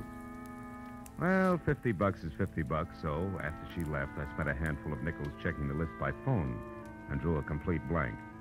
So I drove out Los Feliz to Normandy and found the number, 312. As I walked up to the door and leaned on the bell, I got the feeling that I was being watched. There was no answer, so I tried the door. It was locked. I threw a look over my shoulder as I walked around the side of the house and caught a glimpse of a face in a window next door, just before the curtain was dropped back into place. The back door of 312 was locked, too, I found out, as did the face next door, which was watching me again from one of the rear windows. There was one answer to that, so I went out in the street and up the steps of the house next door and knocked, good and loud. What do you want? My name's Marlowe, lady. I'm a detective. You may be able to help me. A detective? Mm-hmm. Well, come right in, Mr. Marlowe. It's about time's all I have to say. I'm Agatha Lambrigger. What's he been up to? Who? Well, you're investigating that bachelor next door, aren't you? Yes. Oh, how'd you know? Huh, stands to reason. I've known all along he's a suspicious character. He is? Lived there a year now. Comes and goes at all hours. Drives that fancy car out there. Wears fine clothes, but nobody seems to know what he does or where he gets all his money. Well, look, Mrs. And girls. Oh. Well, believe you me, they don't come to clean his house. Never gets cleaned. But they come just the same. Why, only tonight there was one. Some blonde in a white dress. I tell you, I've never Mrs. seen Lambrigger, did the girl go inside? Well, no. But she tried to. The door was locked. And it's Miss Lambrigger. Oh, how stupid of me. Well, tell me, did you notice Mr. Howard come home tonight? Well, I didn't exactly see him come home. But he was over there all right. And not alone either. Is that so? Another girl? No, it was only some man. Oh. But it still bears out what I've been saying. Because I just happened to glance out of my window at this one here across from that one of his, you see. Yes, sir. Well, a light was on over there. And I could look straight down a hallway. And do you know what? What? Those two grown men were roughhousing like a pair of hoodlums in that hall. Wrestling they were, like ordinary ruffians. I tell you, I never saw the like. I got a good look at him, and I'd certainly know him if I saw him again. Well, how'd the fight come out? Fight? Yeah. What the... Oh, the fight. Well, I can't say about that. My phone rang. It was Lenore Crowley. She simply talks her ear off you when she gets does. started. So when I finally got back to the window, when I happened to look out again, it was dark over there. So I never did find out what actually happened. But Yes, I well, think thanks that very much for your help. I really must run. Oh, and another thing. The noise and the drinking that's gone on in that house, why, you wouldn't believe it. Oh, you're leaving? As soon as possible, yeah. But you still haven't told me what he's up to. Well, I'm not at liberty to do that. Oh, well, that's a shame. Yeah. Well, I'll be here all the time, you know, and I'll certainly keep an eye on that house. Oh, I can't tell you how much I appreciate you're going to all this trouble just for me. Bonsoir, Miss Slambrigger.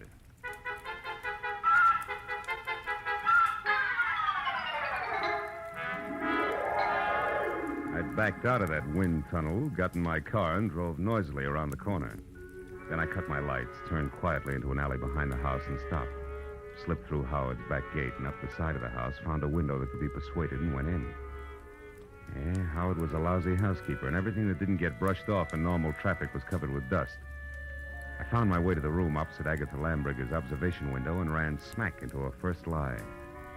Where she said there was a hallway, there was a solid wall, papered with purple roses and hung with 4 dingy pictures in bronze frames, 2 on each side of a big, ugly mirror. There were 2 hallways, but no angle at which either could be seen from her window. Furthermore, there was no sign of a struggle. One hall led to the study, the other to the bedroom, and I checked both. But still, there was no indication of a fight. On my way out, I barked my shin on the nose of a lion carved on the corner of an oversized cedar chest, just as the abrupt sound of someone at the door brought me to a rigid halt. Whoever it was had the patience of an 8-year-old on circus day.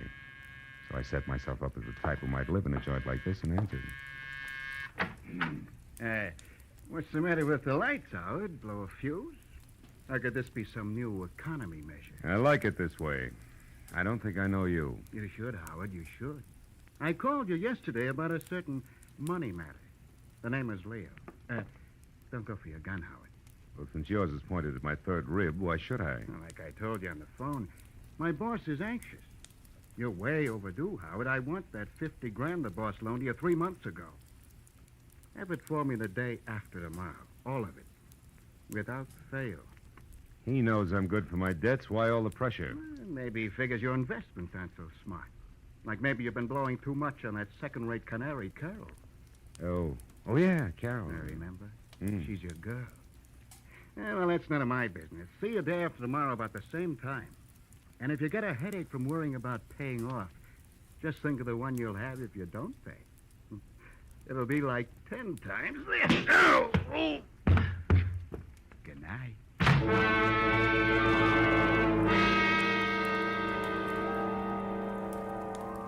The .45 in his hand caught the side of my head, and I went out cold. When I opened my eyes, the room had shrunk until there wasn't enough space left to stretch out in. And the climb to my feet, was as easy as roller skating through a log jam. And it wasn't until I found a match and had a light that I knew why. Somebody had moved me from the front door and crammed me into a broom closet like a bag of wet wash. When I got out, I saw that my cubbyhole was off the hall of the bedroom. I listened, but there was no sound in the house, so I started moving. But stopped when I noticed something else. The big cedar chest with carved lions on the corners that had been closed before now was standing open. I struck another match. Inside on the bottom was a thick red puddle of blood. Blew out the match and was in the middle of a mental apology to Liz Stewart when it came. I ran for the front door in time to see Agatha charge out of the driveway and down the street. Stark terror twisting her face. Help! Help! Hey, Miss Lambrigger, hold it! Oh, Mr. Marlowe! Mr. Marlowe! What is it? What happened? I saw him, Mr. Marlowe. I saw him. Up by the alley near the hedge. He's dead, Mr. Marlowe. Dead in my backyard. All right. Now take it easy, Agatha. Who was it? He's there now, lying on his back close to the hedge, and he's dead. What'll we do? Come on, we'll have a look. You can show me where he is. Well, all right. He's right back here. I happened to look out my rear window, and I saw something move. The dogs had been getting in my pansies lately, and I thought this was another. So I came out to chase him away. That's when I saw the body. It's right back here. It's gone. Mm-hmm. Now, look, Miss Lambrigger, I've got a headache. I'm getting a little tired of this. You saw a body here just like you saw a fight in a hallway from your window. You're so anxious to be in the middle of things, you'd make up any kind of a story. No, I'm not. No, I'm not. I saw that fight, and I saw Dean Howard's body, too. It was here, I tell you. Where? Show me exactly. Well, right about there, I'd Oh, say. sure. And I suppose it... Hey, wait a minute. Yeah. My apologies, baby. There is something here. Could be blood. Here's 2 dimes and a bar receipt from the tulip room on the strip. Oh, good heavens. What'll you do now? Raid the place? You can use my phone. Thanks, but until we know where the body is, we better play it cagey. Now, let's keep this a secret between us. That'll take a lot of courage, I know, but I can trust you, can't I? I won't open my mouth to a soul, Mr. Well, that's Marlowe. great. That's splendid. Now, you better go inside and stay there until you hear from me. Who knows? You may yet be a heroine, Miss Lambrigger.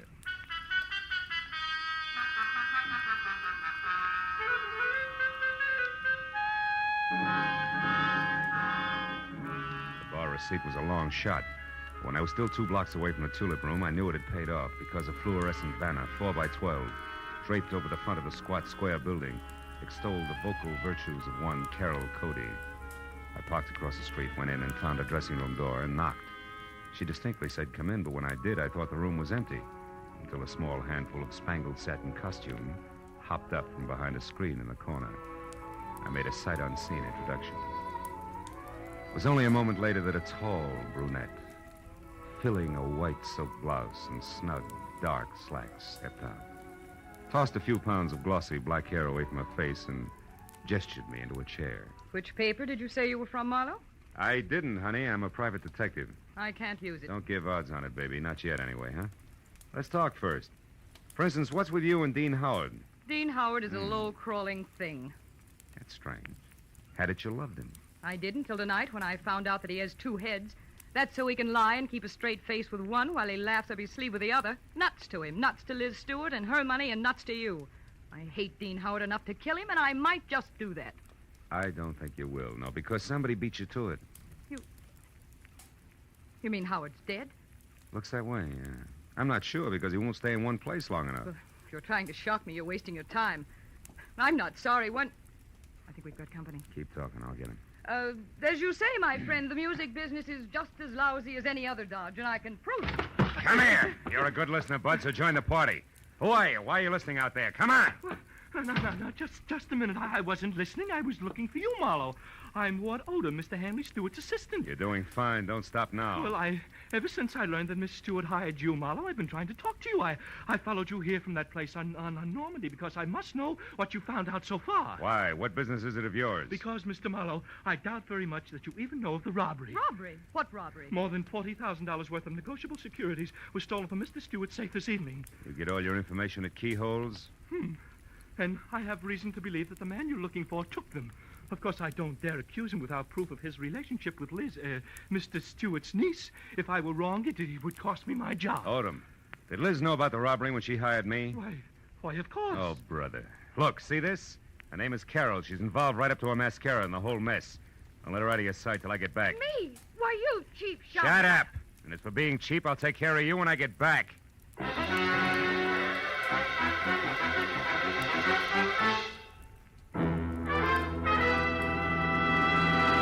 In just a moment, the second act of Philip Marlowe. But first, 3 gentlemen with highly varying but equally effective approaches to dealing with crime entertain you with their deeds of daring on CBS every Sunday.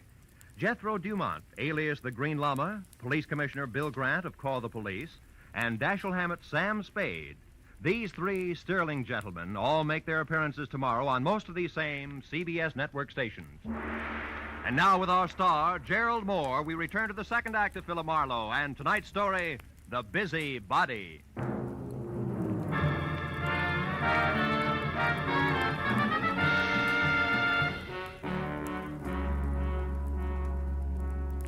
After convincing Ward Odom that his greatest contribution to the cause would be staying close, but not too close to the violent lady in slacks, I piled into my car and started for Beverly Hills in a beautiful liar named Liz.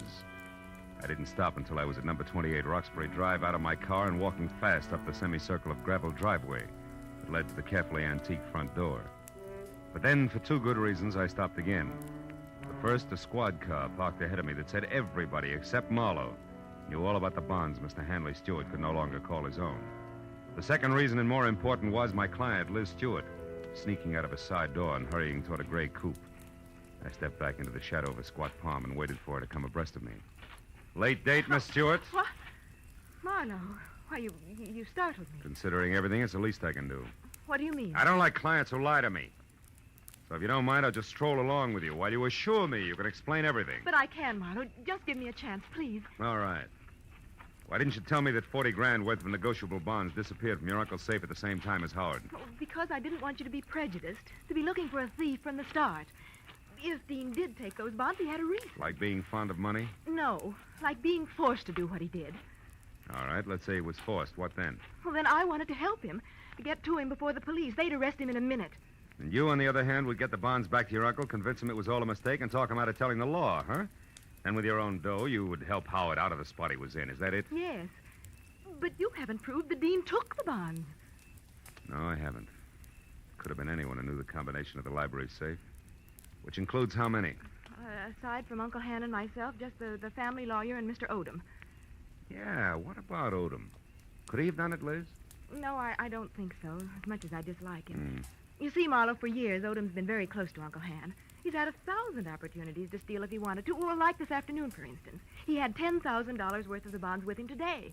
What was he doing with all that dough? Paying gas bills? He was going to sell them for my uncle. But the transaction fell through, so he brought them back to the house and put them back in the safe. Anyway, Marlowe, I don't think he'd have the courage to steal. I know what you mean.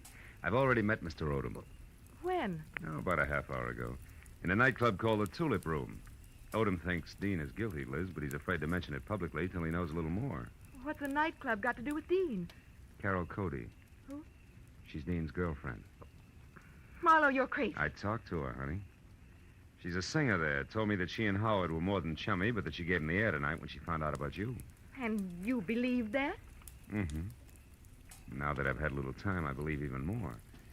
Details that she never bothered to mention. Details like Dean Howard and Carol Cody playing you for a sucker. He gains your confidence, then the combination of the safe, and then goodbye. But you see, the end was a switch, Liz. Dean didn't... Dean didn't what? Hmm? What is it, Marlowe? What are you staring at? Back of my car there. There's not gas dripping on the driveway. The color's too red. Liz, stay back. No, Marlowe. I don't want to. I want to... Marlowe! It's Dean. He's dead, Marlowe! Yeah. That, Liz, is the switch I was talking about. I think Dean Howard not only crossed you, but Carol Cody as well. She did it! She killed him! She killed him because she All right, found all out. right. Now, listen. Get inside. Tell the police about this. Do you hear me? But first, give me a 5-minute lead. I'll take your car. I want to get to Carol Cody before the law does. Without saying another word, Liz Stewart, her face drawn and streaked with tears, handed me the keys to her car and turned and walked slowly back to the house. I took one long look at the blood-soaked shirt front on the body I'd had been a step behind all night. Then got into Liz's car and pointed it back toward the tulip room. 20 minutes later, when my knock on the locked dressing room door brought no answer, I had kicked my way in. Alone and half-conscious in the middle of the floor was Ward Odom, the man I'd assigned to stand sentry over the brunette. Oh, Marlowe. Marlowe, she tricked me. Asked for a cigarette, and I went to light it. She swung. It adds, Odom, and you're lucky she let it go at that. It was more permanent in Howard's case. Oh, then you found his body, Marlowe. Yeah, in the trunk of my car. Oh, how awful. And she did all that, this Carol Cody? Yes and no. She must have had help, Odom, because, first of all, it takes something stronger than a chanteurs to keep shifting a corpse from cedar chest to garden to car, at the rate that Howard was being moved. And second, an old crow named Agatha Lambriger saw a man roughhousing with Howard over at his own place, not a woman. You mean there was a witness to the murder, Marlowe? Well, more or less. And you have no idea who the murderer is? No. And that, Odom, is all the more reason why I want to catch up with Carol Cody. Happen to know where she lives? Well, yes, at the Grayfield Apartment Hotel on North Havenhurst Drive. North Havenhurst. It's a room 118. 118. And I think that it's... Marlowe, wait, my top coat is gone. What? Yes, and she was wearing slacks, remember? Marlowe, maybe she's leaving town disguised as a man. It's a point, Odom. I still think I'll try the apartment hotel first.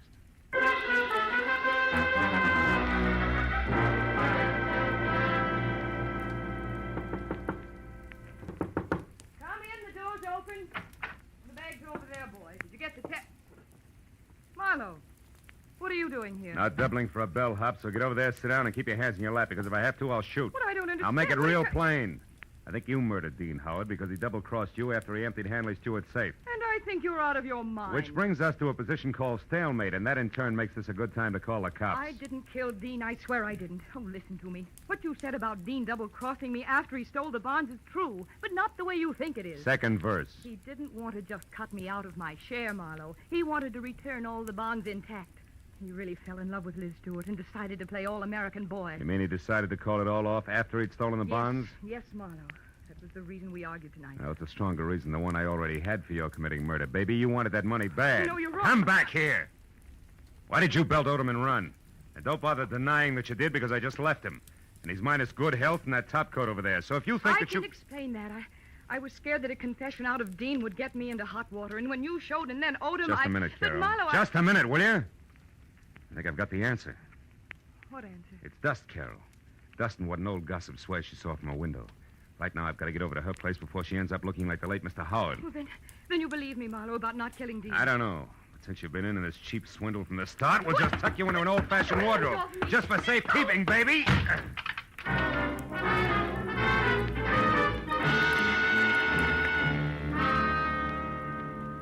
Outside in Liz's car, I slammed my foot down hard against the accelerator and didn't ease up until I screeched to a stop, away from 310 North Normandy, where I knew murder was scheduled to happen again. I was next to a pair of half-open French doors through which I could see Agatha Lambricker sitting erect in a straight-back chair. I was happy that I hadn't taken any longer in getting there. I was also happy that the man standing opposite her, gun in hand, the man who had murdered Dean Howard, had his back to me. I got a firm grip on the 38 in my You've hand. been so nosy, Miss Lambricker. And it's too bad that Marlowe had to let me know you've been a witness when I killed Dean Howard. A roughhouse, I think you called it. A roughhouse is what I thought at the time. But when I saw Dean Howard's body out in the alleyway, I knew... You knew I killed him. Everything would have been simple if you hadn't had your nose out a mile. I was going to run over him, and it would have looked like an accident. But I had to move the body after you saw it. Marlowe's car looked good until I could dispose of it. But there's no point telling you all this. You won't be able to gossip about it, Miss Lambricker. I'm sorry. Sorry, but that's the way it has to be. You or me. I vote for you, Odom. Drop your gun before I close the polls for good, real noisy like. Come on, drop it. No, don't shoot. I dropped it. Okay. I'll move to the middle of the room, hands high. Marlowe, I didn't want to do it, but I had to kill him. Dean Howard was going to return the bonds he took. Marlowe, and that please would have left listen you in to a me. spot, wouldn't it? Because Howard only stole 30 grand out of that safe. You were taking 10 grand to legitimately sell for your boss. I know what And when you went to I know what return them, you happened. saw there'd been a theft. And you decided to make the most of it and let somebody else take the rap for the whole 40 grand. Keep your eye on Mr. Marlowe. He's just Don't trying worry, a man who shoots another man in the back has no guts. He won't try anything while I'm looking at him. No, Marlowe. I don't have any more guts than it takes to jump behind a woman's skirt. A lady I choked to death.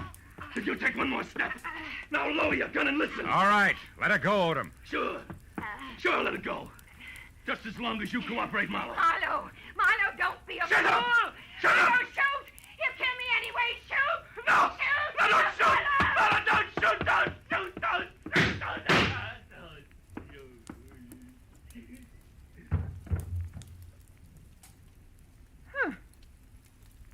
You were right, Marlowe.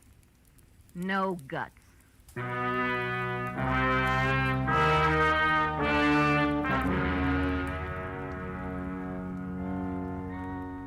It was an ambulance, a half a dozen squad cars, and a police captain included, and 3 long hours of questions and answers in triplicate later, before 310 North Normandy and Byron settled back to being just another quiet house on just another quiet street.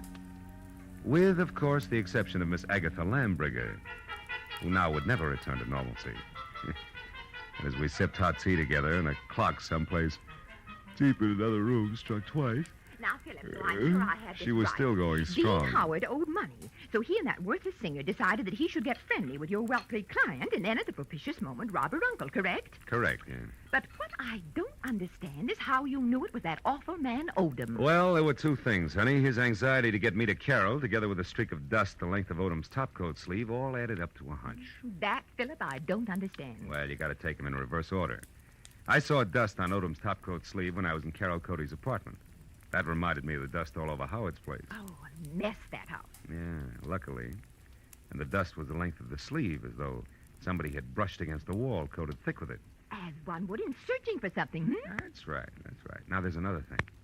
You saw Howard and another man roughhousing in a hall by looking out of that window there. Mm-hmm. Where, Miss Lambricker, no hall is visible, but where there is a mirror. Oh, then you mean I actually saw a reflection. Yes, darling, you did. Dean Howard hid the bonds behind the mirror. Which tilted so that I saw the reflection of a side hall. That's right. Well, now, Philip, one last question. Why did Odom move the body? Well, if it's the last, I'll answer it. Because he didn't want Howard's death to appear a murder on the night the bonds were stolen. It was better if he died accidentally and wasn't connected with a theft. Oh, I see. Yeah, well, now look, Miss Lam... Excuse me, I'll only be a minute. Yeah, but Miss Lambert... Hello? Oh, hello, Judith. Yes, wasn't it thrilling? Miss Lambriger, really, Darling, it all started so innocently. My part, I mean. Well, it was about 7 Miss Lambriger, I have... Philip, I'll be with you in a minute. Oh. Philip, who? Why, the detective, the one I mentioned earlier. A long minute, I'm sure.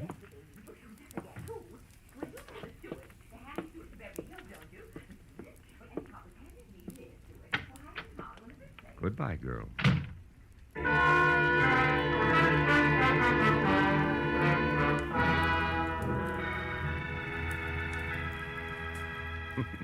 When I got outside, the silence was deafening. And then I remembered that I still had a client up on Roxbury Drive who I had to see. And that there were automobiles to be exchanged, and maybe, if I could find them, some right words to say to a girl who had a very rough night. So I started driving that way, slowly. But 10 minutes later, when I was halfway there, I stopped, turned around, and headed back for 310 North Normandy, and my .38 that I'd forgotten after a handful of policemen had finished examining it. It wasn't until I was at Agatha Lambriger's front door again that I realized something more important. Well, then this Odom, this killer, grabbed me as a shield, Judith, and told Marlowe he had guts enough. Guts was his word, my dear. Yes, well, I could get my gun another day.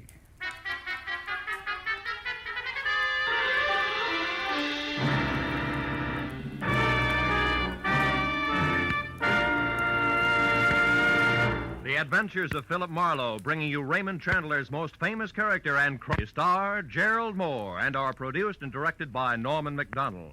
Script is by Mel Donnelly, Robert Mitchell, and Gene Levitt. Featured in the cast were Lois Corbett, Lorette Philbrandt, Lynn Allen, Peter Leeds, and John Stevenson. The special music is by Richard Orant. Be sure and be with us again next week when Philip Marlowe says... It began as the threat of a beating that journeyed into murder with a brown-eyed blonde, a jovial hippopotamus, and a tough ex-soldier of fortune, all complicating the problem until I got next to the key man.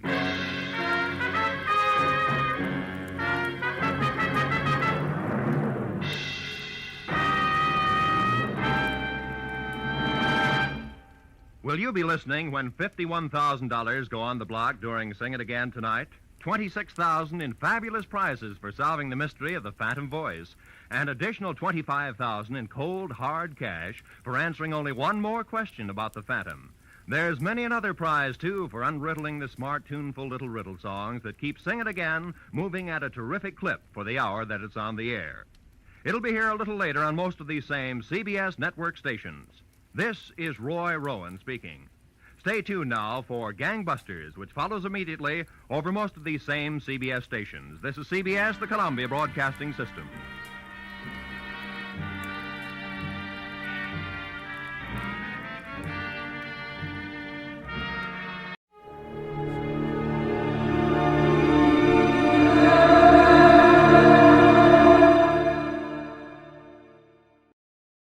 From Hollywood, it's time now for... Johnny Dollar. Paul Brennan, Inter-Allied Insurance Company, Johnny. Oh, hi, Paul. How's the world doing by you? Oh, I got troubles. Oh, like what? Like Albert W. Winkler. Winkler? Who's he? Maybe you mean who was he? Well, which is it? Well, that's the trouble, Johnny. We don't know. Huh? Well, he's disappeared, and with him a hunk of emerald worth exactly 100,000 clams. Wow. Well? Sure.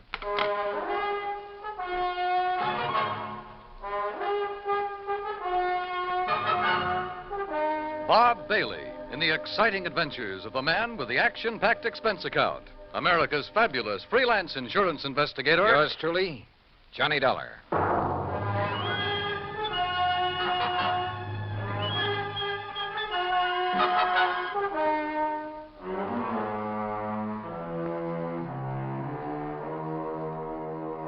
Expense account submitted by Special Investigator Johnny Dollar to the Inter-Allied Insurance Company, Dawson Building, Hartford, Connecticut. Following is an account of expenses incurred during my investigation of the Blooming Blossom matter. Expense account item 1, $1 even. Taxi from my apartment to the offices of Inter-Allied, where Paul Brennan wasted no time in getting to the point. Albert Winkler was a partner in a small jewelry firm down in New York. Real exclusive type place. Floyd and Winkler? Yeah, that's the outfit.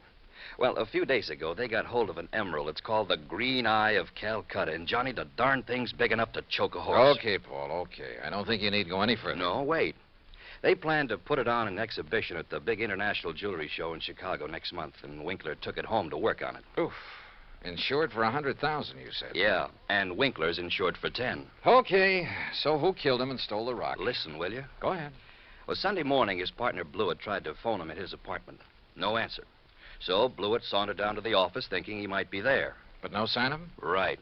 Nor of the Green Eye of Calcutta. Only a note Winkler had left the night before saying he was taking the stone home to work on it. Well, that makes it look as though maybe Winkler... Listen.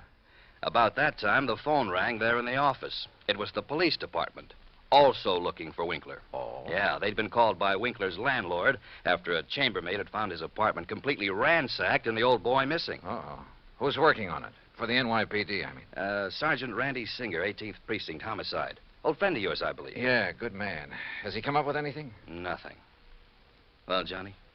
Sure, Paul. Now? Now. Item 2, another $1 for a taxi back to my apartment where I slicked the stubble off my face, showered, dressed, and was about to head for New York when the phone rang.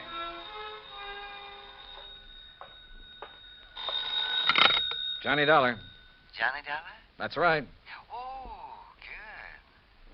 Well, who's that? Oh, yes, of course, Mr. Dollar. Huh? I must talk with you, sir. It's important, very important. Well, who are you? Me? Well, this is Wilbert Kenworthy Blossom. Yes, and I must see you right away. Well, what's this all about, Mr. Blossom, did you say? Oh, why, that's right. How did you know that? Oh, is this some kind of a gag? Certainly is not. And to think that now I'll be working with you on a... Oh, it's wonderful, just wonderful. What are you talking about? Why, you, don't you see? I follow every single one of your cases, sir. Either in the newspapers or on the radio. Oh, I'm your biggest fan. Is that all you call to say, Mr. Blossom? It is not. I'm calling about the mysterious disappearance of Mr. Albert Winkler. Winkler? You know something about him, his whereabouts? I certainly do. Where are you, Mr. Blossom? Here at my house in New York, and I'll be waiting for you, sir. Goodbye. No, wait. Give me your address. Oh, yes, of course. How could you know where to come if I hadn't given you that? Yeah. That was silly of me. Well, goodbye. The address, man, the address. Oh, of course. Yeah. It's 825 East 73rd Street.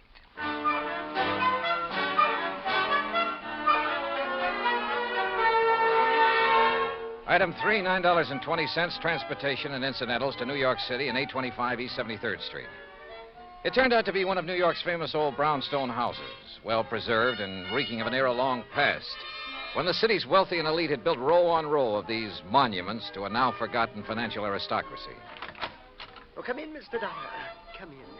I'm Wilbert Kenworthy Blossom, and I cannot tell you how thrilled I am to be working with you on this. I don't know how to describe it, but I'll try. The inside of Blossom's home was unbelievable. Ornate pre-Victorian furnishings, heavy velvet draperies, huge lamps and chandeliers, gilt-framed mirrors, even an ancient horsehair sofa. It was also filled with dusty piles of newspapers and magazines, hundreds of old books. Travel books, Mr. Dollar, and mysteries. Oh, I just love mysteries. One corner of the high-ceilinged living room was piled with old trunks and handbags, an old carpet bag even. Boxes of tools and utensils were stacked about, an ancient Victrola, beat-up sewing machine. You just never know when you might want to sew something, do you? Old guns and pistols, some of them museum pieces. A stringless tennis racket, a pair of rusty handcuffs locked to the base of a floor lamp without a shade, a broken bicycle pump. That's just in case I ever find a bicycle to go with it, you understand. Yes. Against one wall stood an old metal cabinet loaded with rusty surgical instruments and a worn-out catcher's mitt.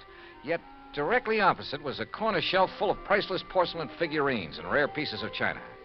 Some of the old clocks and jewelry on the mantelpiece were collector's items. Fine original oil paintings lay among piles of old shoes. All in all, it looked as though the contents of half a dozen pawn shops had been dumped into it. At auction sales, Mr. Dollar. Oh, yes, sir. I just cannot resist an auction sale or a bargain. But what are you going to do with all this stuff? Oh, just keep it. I like it. I like a lot of things. Yeah, so I see. Including 12 gross of Spence's superlative steel-tip shoelaces, patented 1841. But they were a bargain, Mr. Dollar. Just like all this fine artwork is, too. Yeah, I'm sure. Some of my friends pamper me a bit, though. You know, send me things they pick up at sale. Yeah, now look, Mr. Blossom, you told me you know something about Albert W. Winkler. Oh, yes. Yes, indeed. Well? And think of that magnificent emerald. Gone. Disappeared. Yeah, but now you said... And that poor Intralite Insurance Company. Oh, my. That's how I knew you would be called on this case. But $100,000... and $10,000 on Mr. Winkler. Well, at least they're off the hook on him until he's proved dead. Aha. And that's where I come in. With proof. Proof? What proof? Have you seen Winkler? Mr. Dollar, I have. Well, where is he? You understand, of course, that I know Mr. Winkler very well because I've seen him at his office so many times. Yeah, okay, go on. Oh, go on. yes, indeed. Such beautiful, beautiful jewelry he had there. And, of course, he was always trying to buy some of the things I had. But you say you've seen him where? Well, Saturday I'd planned with a couple of old friends to attend a railroad auction. That was the Canyon City and Metropolitan Railroad. Winkler was there at the auction sale? Oh, yes. Did you speak to him? Oh, no. Well, why not? You said you knew him. Oh, I didn't go to the auction. I wasn't feeling very well that day. I had a little cough. It was kind of like that. Then how do you know he was there? My friends went, and at least they talked about going. Mr. Blossom. And I'm sure they did, too, because they sent me something from...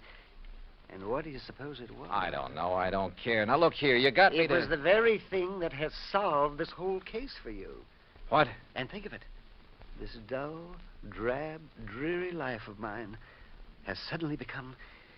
Why, it's almost like a mystery story, isn't it? Adventure and... Look, Mr. Blossom, Think of it. I'm being a detective. I'm working with my idol, the famous Johnny Dollar. Oh, George. Mr. Blossom, what did they send you? What's that? Oh, yes, of course. Here it is, sir. It's right here between the erector set and the golf clubs. This old trunk? That's right. Oh, great Scott, you think you do. But at first, of course, I thought of calling the police. But knowing all about you... Mr. Blossom, let me see that.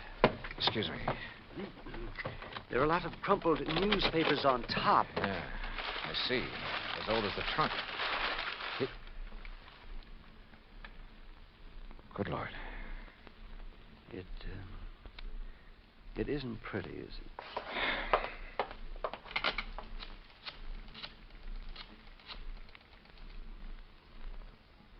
Sergeant Randy Singer, homicide. Randy, Johnny Dollar, get somebody over to 825 East 73rd Street right away, will you? Body of Albert Winkler. Randy got there in a matter of minutes. Got the same story from Blossom that I had, then called for the lab crew to come and take over. Now, who delivered this trunk, Mr. Blossom? Why, it was just a delivery man. Can you describe him? Would you know him if you saw him? Yeah, well, he was big and strong. He was very strong. Distinguishing features, scars or a limp or a beard or something? Well, I told you, Johnny, he was big and strong. How old? Well, I would say he was somewhere between 25 and, Yeah? 50. Yes, I'm sure. Well, that's a lot of help. Yeah, you better have those thick spectacles changed. But he was big. Yes, we know, and strong. What about his truck? Oh, I didn't see that. He left it outside. No. Now, look. These friends of yours who did attend the auction, who were they? Oh, yes. Now the investigation proceeds. Now the excitement. Who were they, Mr. Blossom? Well, there's Randolph Harrison and Percival.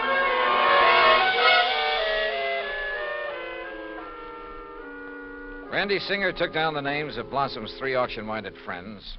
The lab crew arrived. Randy took off to dig up Blossom's friends, and I took a cab. That's item 480 cents to the apartment of Elwood Blewett, Winkler's partner in the jewelry business. Blewett lived alone in a modest but tastefully furnished 5 or 6 rooms on East 52nd Street. Of course, Mr. Dollar. I'll be glad to help you all I can. Albert's death has been a terrible blow. Yes. Well, tell me this, please. Yes? Did Mr. Winkler make a habit of taking valuable pieces of jewelry to his residence? Yes, Albert often took pieces home with him to work on them, clean, polish, and so on. Wasn't that a rather dangerous practice? Frankly, I always thought so, but he felt there was far more chance of being robbed if he were alone at the office than at his flat, where he wouldn't be expected to have anything of great value. Well, who has seen the Green Eye of Calcutta besides you and Mr. Winkler? I'm not sure. Of course, almost anyone would have been able to recognize it. Because of the publicity and pictures when you brought it over here? Yes. Come to think of it, Blossom indicated he'd been much impressed with it. Wilbur Blossom? Yeah. You know him? He's been in the office many times. He and Albert were always bickering over pieces that either of Bickering? us... Well, it was really something of a joke. Albert always wanted some of Blossom's heirloom pieces, and Blossom wanted some of the finer things we had. Did he ever buy? Never. He always wanted us to put them up at auction or at a bargain price. Hardly our way of doing things, needless to say. When did you last see Blossom? Why, last Friday. I was busy with an important client, and from the back room where Albert worked, I remember hearing Blossom insist that Albert show him the emerald. What did he? I don't know. The silly argument got so noisy that I closed the door on them. Oh, now wait. Certainly you aren't thinking that perhaps Wilbert Blossom... I'm not quite certain what I'm thinking, Mr. Blewett. Item 5, 10 cents, phone call to Randy Singer. No, not a thing, Johnny. One of the three names on Blossom's list is in Europe. The other two did go to the railroad auction, but purchased nothing. Randy, do a couple of things for me, will you? Like what? Phone whoever is stationed at Winkler's place that I want to look it over. Sure, everything is just as it was, including the poker that was used to kill him. Also, I want a copy of the picture of the trunk your lab boys took and the list of Blossom's friends. I'll have them waiting for you. And post a man at Blossom's place. Keep an eye on him. Yes, right away. Johnny, have you learned something? No, just, just for his protection, say. I'll talk to you later. Yeah, but...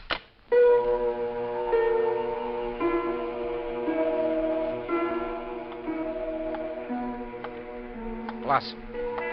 Yeah, Blossom. Maybe I hadn't given enough thought to the strange little character. Or to why the trunk with Winkler's body had been at his place. But if he were involved, why call me in? Cover up? Possibility. But Wilbert Blossom kill a man? Yeah, maybe he could. Maybe he did. I'd better see him as soon as I get through with the inspection of Winkler's apartment. Mr. Dollar? Oh, hi, officer. Did Sergeant Singer call and tell you that... He's on the phone here in the Winkler apartment now. Wants to talk to you. Says it's very urgent, sir. Okay, thanks. Johnny Dollar. Johnny, how did you know? Huh? The man I sent to cover Blossom's house for you got there too late. What? Whoever got in and attacked the poor old coot got away. Attacked? Blossom? Yeah, really did a job on him. Johnny? Okay, Randy.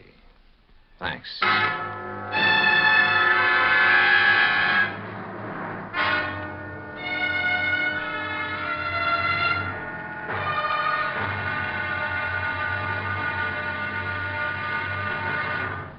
Act 2 of yours truly, Johnny Dollar, in just a moment. Democracy. As everyone knows, democracy means many things. Self-rule of the people, a higher standard of living, freedom of speech, press and religion, rights and privileges, liberty. But the most vital promise of democracy is mankind's right to dignity. For it is through the dignity of man that democracy has given mankind its greatest legacy of freedom. Now, Act 2 of yours truly, Johnny Dollar, and the Blooming Blossom Matter.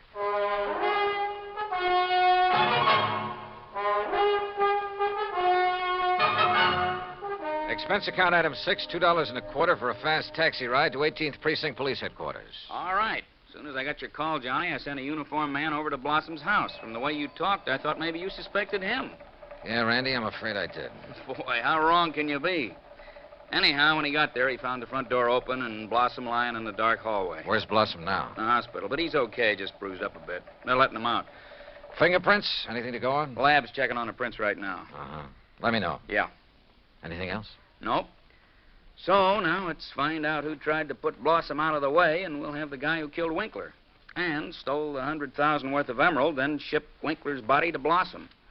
Oh, and by the way, here's the picture of the trunk you asked for and the three names Blossom gave me. Harrison, Norton, and Scatterday. What are you going to do with them? Randy, Suppose the man who attacked Blossom is the one who did all the rest. You got a better suppose? Well, look, Randy, whoever wielded that poker on Winkler couldn't have been very strong. A really hefty wallop would have bent it out of shape. And the lab agrees with you. But, of course, it didn't take much of a blow to finish off old Winkler. He didn't weigh much over 100 pounds, you know. Yeah. Any strong arm could have finished him off easily and without messing up the whole apartment. And don't forget, whoever did him in also put him in the trunk and delivered it to Blossom's house. But why? Yeah. Yeah, and where's the emerald? That's what you should be worried about. $100,000 worth of worry for your insurance company. Now, what are you going to do with that picture of the trunk and the list of Blossom's friends? Oh, yeah, sure. I'll see you later.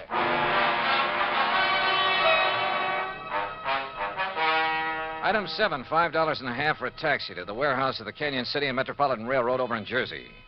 There I finally managed to track down a man who knew something about their occasional auction sales of unclaimed baggage and stuff. Insurance investigator, huh? That's right, Mr. McKinney. One of those boys with a fancy expense count, eh? Well, that's a matter of opinion. Look, you had an auction sale here last Saturday, didn't you? That's right, handled it myself. Want to know something about something we sold off? Exactly. Then I'm your man. Always remember all about every single item I sell and who bought it and all about 'em. That's fine, because I want to know if any of the names on this list bought from you on Saturday. Yeah? Randolph Harrison. Man by the name of Harrison buy anything? Nope. How about Percival Wentworth Scatterday? Nope. Ellsworth Norton? Nope. You sure, Mr. McKinney? I'm sure. How about Blossom? That a man's name? Yes, Wilbert Blossom. Well? No, sir. Nope, never heard of him. And like I told you, I never forget the stuff I sell or the fellows I sell it to. Wait. This picture of a trunk. Huh? Have you ever seen this trunk? Well, yes. Did you sell this trunk on Saturday? Yes, I did. To whom? Come on, man, it's important. Well, I was real early in the sale. Yeah, before most of the people got here. Bought this trunk and had it sent to his apartment in New York. And his name? Well, it was a funny kind of name. Blinky or Winky or... Oh, no. Winkler. Winkler. That was it. Albert Winkler. Item 8, $2, 2 drinks for myself at the nearest bar. But they didn't help to kill my feeling of utter frustration. Item 9, $5.50 taxi back to 18th Precinct headquarters in New York for want of a better place to go. Oh, it's about time you got here, Johnny. Oh? We matched up the prints we found after Blossom was attacked. You know who made them? Yeah, here's his card. Carlo Bernasconi. Any reckon? Couple of a dozen arrests, only one conviction. Anything to do with jewelry? Better. Accessory to a hijack operation a couple of years ago. He drove the truck. Hey. Sure. Got a mugshot of him? We got him. Downstairs. Come on, I'll take you down. Randy, what's he look like? Like you'd expect the truck driver to look. Big husky brute. Has he admitted anything? Well, the threat of a murder charge made him talk, all right, but none of it makes any sense. Of course it doesn't. But he's our boy, all right. He killed Winkler, beat up Blossom. I thought your lab decided whoever killed Winkler was a small fella. Yeah, So the theory about the same man killing Winkler and beating up Blossom doesn't work. But, Johnny, holy... Come on down. Let's talk to this Bernasconi. After I make a phone call. Huh? Who to? Yeah? Get me a man named McKinney, Canyon City and Metropolitan Railroad warehouse over in Jersey. Make it fast, please. Yes, sir. Hey, you been over there, Johnny? Just before I got here. Did you find out anything? No, but I'm going to now. Like what? Randy, for the first time, this whole thing is beginning to make sense. Here's your party. Mr. McKinney? That's me. This is Johnny Dollar, remember? Sure do. Good. And say, Now... I've been reading in the Good. Now... I've been reading in the paper since you left here about that body found in the trunk over there in New York. Yeah, well, look. Is that the same trunk you was over here asking about? Yes. Now, you told me that trunk was bought by a man who gave his name as Winkler. That's right. Do you remember what he looked like? Sure do. Why, I can give it to you as accurate as if it was in the police files. Well? Height, 5'9", maybe 9.5. Go on. Weight, between 155 and 58. You see, when I was young, I worked with a Carnation show guessing weight and height, and if I didn't guess it right... Yeah, okay. Now, how about the color of the eyes? Well, I noticed them because of the way he squinted through them thick, old-fashioned steel glasses. Thanks, Mac. I'm sending you a 10-spot on the next mail. Well, now... Well, Johnny? Come on, Randy. Let's go down and see this Bernasconi. You find something out new? Yeah, and I don't like it. I don't like it.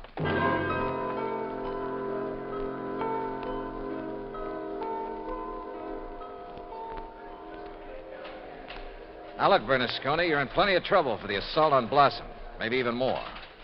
But I'm the man who can save you from a murder rap, if you'll answer a couple of questions. Sure. I told the cops. All right. Did you pick up and deliver a trunk yesterday morning? Sure, I told him. For a guy named Winkler. You got the trunk from Winkler? Sure, at his apartment on East... What did he look like? How tall? Maybe 5'8" or 10. What? Johnny... Slight build or heavy or what? I'd say about medium. Maybe 150 pounds. Johnny... Now, look, mister. Now, wait a minute, you look. Did you deliver that trunk to a man named Blossom? Sure, at 825 East 73rd Street. What did he look like? Him I never seen. I knew it. He hollered from a window that the door was open and I should put the trunk in the living room. What a junk house. But you must have seen him later when you came back and assaulted him. It was night then. When he come to the door, I just slugged him and let him lay there. Then I went inside where the lights was on to look for... Well, look for the big rock I'd read about in the paper. But then I heard a prowl car coming, so I beat it. Trunk wasn't there anyway. Okay, Bernasconi. See you later, Randy. Now, just a minute. Hey, and what about me? You said it...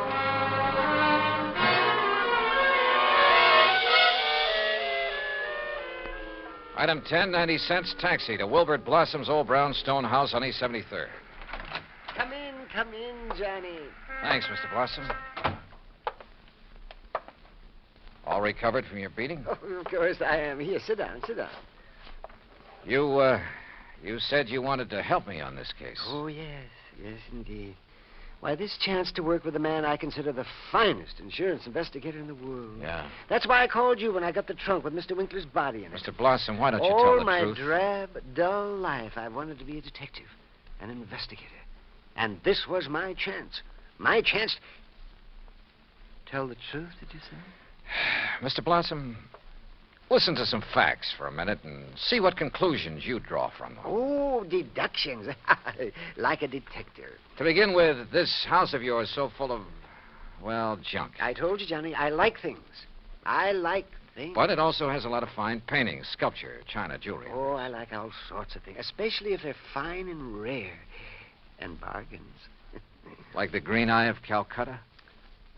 Oh, the most beautiful emerald in the world. And I would conclude that you'd do just about anything to have that stone. Yes, sir, Johnny. I'd reach the same conclusion. Okay. Now, when Albert Winkler and the emerald disappeared, it was in the papers that Inter Allied had written policies on them. Conclusion? Yes, sir. I would deduce that you would be called in. Wouldn't it be smart, then, if the killer was afraid I'd eventually get around to him anyway? Wouldn't it be smart for him to call me in and offer to help me? As a cover-up for what he'd done? Oh, yes. Yes, indeed. Or at least he'd think it would.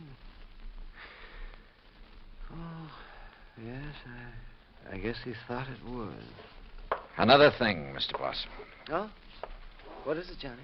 The body was packed in the trunk with old newspapers. Like these you keep piled around. Oh, why, yes. And I would deduce... So obvious that both Randy Singer and I overlooked them completely. Oh, well, there's so many things piled around here. You couldn't be expected to... Johnny. Yeah? What really made you decide that... Well, I'd like to know. All right.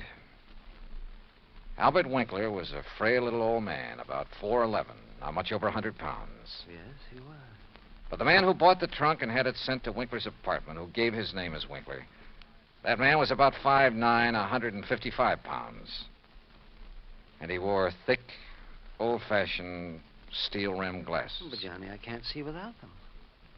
Then there's the truck driver. The man who ordered the trunk delivered to this house gave his name as Winkler, too. But Winkler was dead by then. Dead from a blow inflicted not by some big bruiser, but by somebody of, say, your build.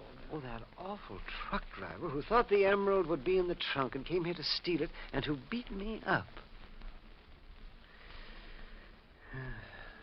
I suppose you want the emerald. Yeah.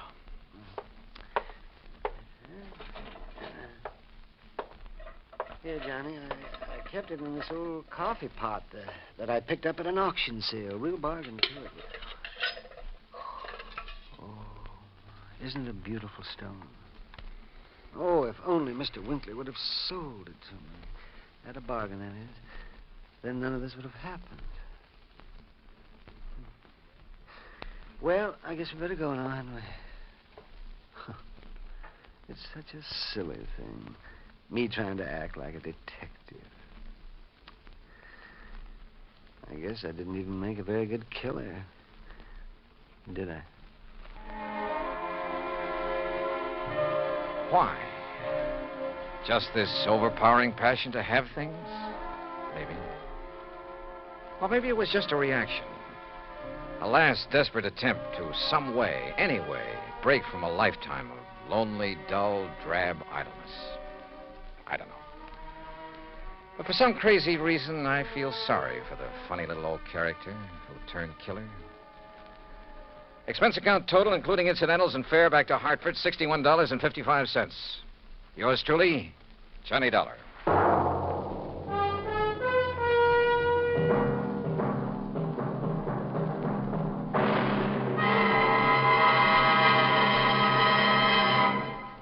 Now, here is our star to tell you about next week's story. Next week, a case so simple, so easy, so obvious, that it proves almost impossible to solve.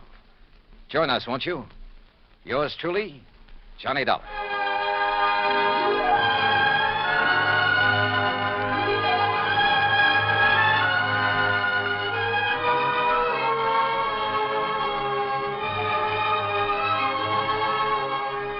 Yours truly, Johnny Dollar, starring Bob Bailey, originates in Hollywood. It is produced and directed by Jack Johnstone, who also wrote tonight's story. Heard in our cast were Howard McNear, Herb Ellis, Herb Bygren, Junius Matthews, Herb Butterfield, Frank Gersel, and Johnny Jacobs. Musical supervision is by Jerry Goldsmith. Be sure to join us next week, same time and station, for another exciting story of yours truly, Johnny Dollar. Dan Cubberly speaking. Johnny Dollar has come to you through the worldwide facilities of the United States Armed Forces Radio and Television Service.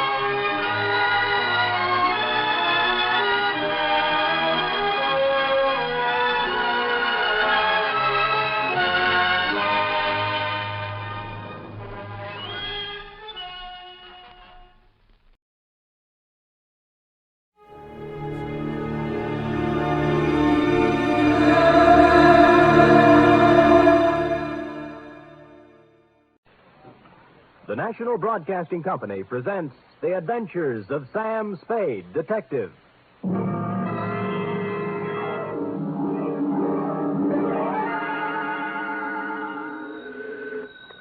Sam Spade Detective Agency. Miss Perrine? Who did you think it was, Sam? Not a Harry? You don't know what a hot guess that is, Cherub. Really, Sam? Mm-hmm. You think I'm the femme fatale type? In a black velvet gown with a veil? What chance would I have? Sam, you've given me new heart. Deservedly so, Wonder Girl, and in femme fatale, you have hit upon what might be called the keynote of the saga, which even now I am itching to tell you. A saga? More, a tale, Effie, well calculated to keep you in... Oh, no, we better put that another way. But while I mull a subtitle for this Oriental tapestry, find yourself a copy of something by Eric Ambler or E. Phillips Oppenheim and bone up on the ground rules of international intrigue. Ooh, international? Ooh, yes. The next 39 steps you hear will be me walking up to the door in my black Homburg and velvet collar, with my pockets bulging with plans for submarines, supersonic airplanes, and secret fortifications, and my tongue a wag with a report which will echo around the embassies of the world as the Cloak and Dagger caper.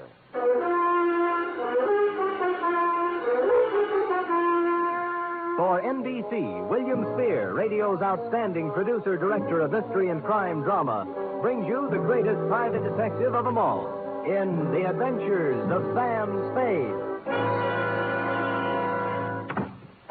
Sam? Who else? Sam, I thought you were kidding. About what? The black Homburg and velvet-colored overcoat. Yeah. But underneath the overcoat, Same old Sam. with the same old suit and the same old shreds. Who did it this time? Thereby hangs the tale. Huh?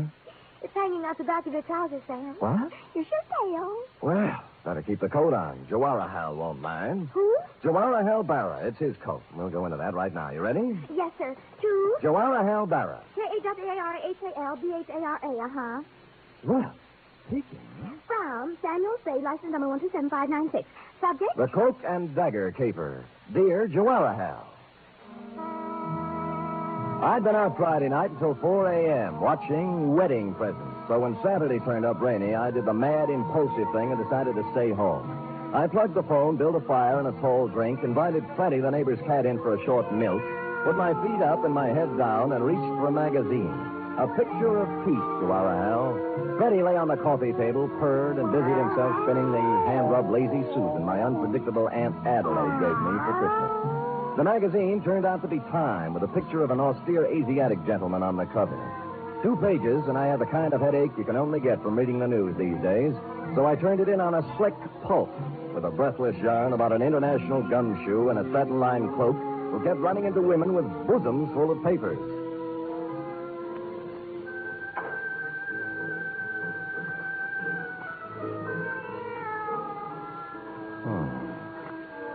She gazed up at him, her eyes smoldering, heavy-lidded. You, she faltered. You are Sheridan Ballard. Mr. G, too? He nodded. Her knife made a glistening arc, stopping as his hand met her wrist, gripping it like a vise. You liar, she hissed. With the other hand, he ripped away her veil, smothered her lips in hot, fierce kisses, felt her go limp in his arms. Now, Zelda, my girl, he whispered, let's have the plans for that plutonium-powered rocket ship. Veil lady. Mr. Spade? Huh? Well. What can I do for you, Veil Lady? You do not mind that I come in so? How did you come in so? The door is open. I see sitting in chair an attractive man. So? You are perhaps working on a remake of The Thief of Baghdad for television? Black tube, of course. Oh, you mean this what I have on? Also this what you haven't on. You keep out of this, Freddie. I saw her first. So, you just happened to be wandering past my door and popped in, is that it? Miss, You may call me Shalimar. No, I do not just pop in. I come by design. Well, just what kind of designs do you have in mind? Mr. Spade, you are Private Eyes? Shalimar, I am Private Eyes. You got troubles? Much. How much? I am beloved of Ahmed. Well, that's nice for Ahmed. Ahmed who? McClatchy. Ahmed McClatchy? How do you explain that? He has 2 American names. Oh, figure. You are a friend of Ahmed, too? Never heard of him. Oh, perhaps, Mr. Spade, perhaps you forget. Ahmed McClatchy? No. No? Never forget a face. What's the matter with Ahmed? Hashish. Dope? Much. He has the wild dream, the night horse, the what you call hallucination. You have told others of Ahmed's visit to you? I have told no one of Ahmed's visit to me for the simple reason that he... Oh. Huh? Do not pile upon one falsehood another. Well, Ahmed has to you paid a visit, this I know. Oh? Now, if you will be so kindly, I will join you in dream. Now, wait a minute. Why don't we... Sure. You do not want to talk with Shalimar? Well, I just think we ought to clear up this misunderstanding. Now? What do you have?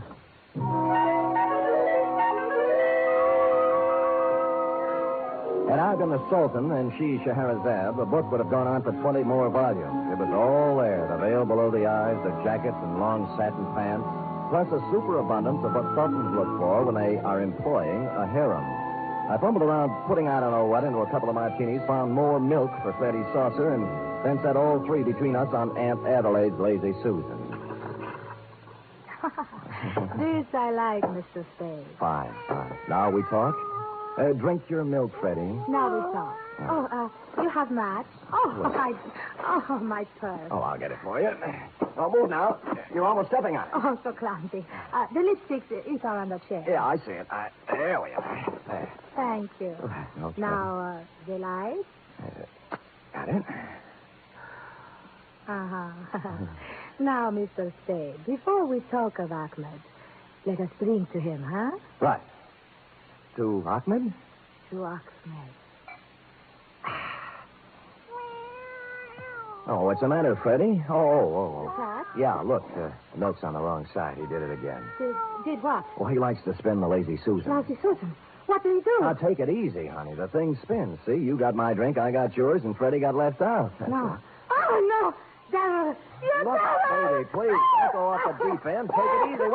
What's the matter with you? Huh? Shalimar. Oh, Shalimar, baby. Come out of it now, will you? Where's the glass? Oh. Cyanide.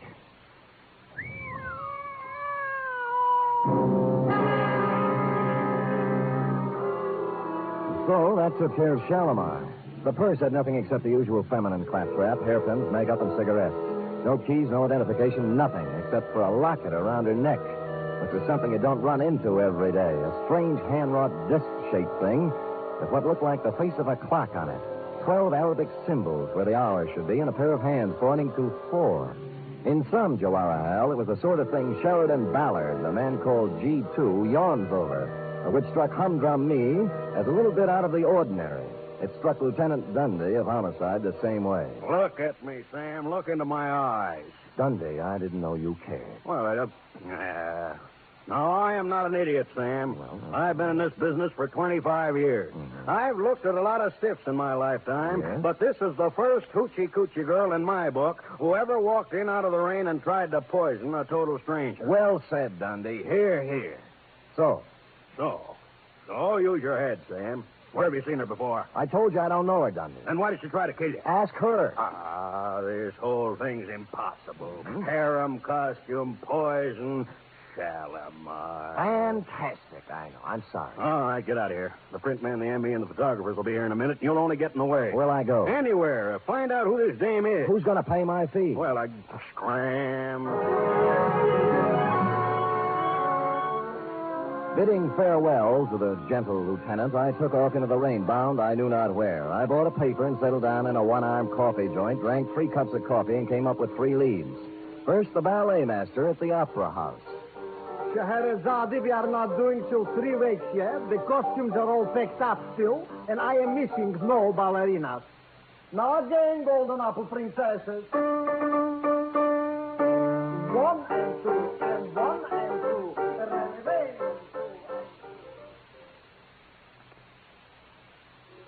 As she wiggles and waggles, she shimmies and shakes. You never saw anything like this, folks. So hurry. Direct from a Turkish harem, little Fatima, the girl with the double-jointed... Jack. Yeah, Jack? You sure she's in there, Jack? Wait a minute, Jack. Yeah, she's in there, man. Thanks, man. All right, folks, step in a little closer. Cheesecake? Sorry, but can't help you a bit. This here Turkish bat is 100% tagged. Homeward bound, I was walking down Grant Avenue when I passed a little shop near Pine Street. Gold lettering on one corner of the window spelled out, Hatchadurian J. Pappas, importer, curios. How do you do, sir? Hatchadurian J. Pappas? You get the pleasure. What's the J for? Never mind, kiddo. You can pronounce it. I accept your apology. Now, will you take a look at this? Huh? Oh, locket, huh? Uh-huh. Yes, locket this is. Where do you get this locket, sir? I found it. I thought you might recognize it. Yeah, I think I do. Good. You know, strange you should have come here. And yet not so strange either, if you want to look on it. Well, which is it? Sure. I'm perhaps the only fellow in town who might have dealt in this kind of stuff here. He's quite genuine. Oh, you mean you sold this? Probably. Sure. Who to? I'm trying to remember. A girl? A girl. Or was it a fella? A young fella? Or old fella? Well, that leaves only one more category. Huh? An old woman. Oh, you know her then? No, I don't know her, no. You know, I wish I could remember to whom I sold it to. Yes. It's been such a long time, you know. Of course, I can look it up and call you, Sport. Good. Here's my card. Oh, Sam Sport. Huh? Well, if you want to look at it. You said it's genuine, huh? Oh, sure. Secret Society medallion. 16th century. It's from the Indian state of Kashmir. Kashmir? Sure, kiddo. Kashmir. What's the matter with you? Don't you understand English?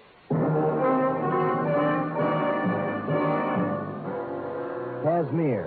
A typical Spade blunder. All I could think of was a girl on a cigarette package, thereby confining my operations to Turkey. But this opened new doors. The first, the most obvious, and ultimately the correct choice was a flossy nightclub known to the town's well-heeled party folk as the Vale of Kashmir. It was dark when I got there, but the front doors hadn't opened yet. Around at the side, an alley led up to the trade entrance, next to which stood a huge, wedge-shaped character with a swarthy complexion marred by a scar down one cheek. And to make him even more Oppenheimish, he was wrapped in a black, tent-sized opera cloak. I nodded politely, he spat, and I went inside. The Vale of Kashmir is a sumptuous bistro even on ordinary nights, and this night was obviously to be more than ordinary. The table across the end of the floor was banquet-sized. The place was hung with Kashmiri flags, and the picture of an old man who looked familiar was hung from the middle of one wall. The maitre d' was talking to an important-looking gent near the long table, and I walked over to them, pausing only to note one of the dancing girls practicing in a corner in her Shalimar-type costume. Felt like I was close to home. And the curry, you understand? Not too hot, yes, Excellency. It shall be as you wish. The florist will be here promptly with the flowers. I trust you will be prepared to take care of it. Excuse me, gentlemen. My name is Spade. Lashputsi, sir, at your service. Please, Mr. Spade, we have... No, not at all, my good man. What is it, Mr. Spade? Are you in charge here? I am the head waiter, sir. This gentleman is the Kashmiri proconsul. Oh, forgive me, Your Excellency, but... Yeah, sorry. Not at all. Do you have a dancing girl here named Shalimar?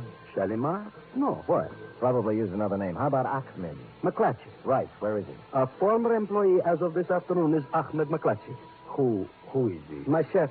Today, of all times, he does not show up. You know where he lives? Oh, I can look it up, but... Please, sir, the proconsul and I, in the banquet tonight, the arrangements, the Prime Minister himself. Sure. Just one more thing. A proconsul. Have you ever seen one of these before?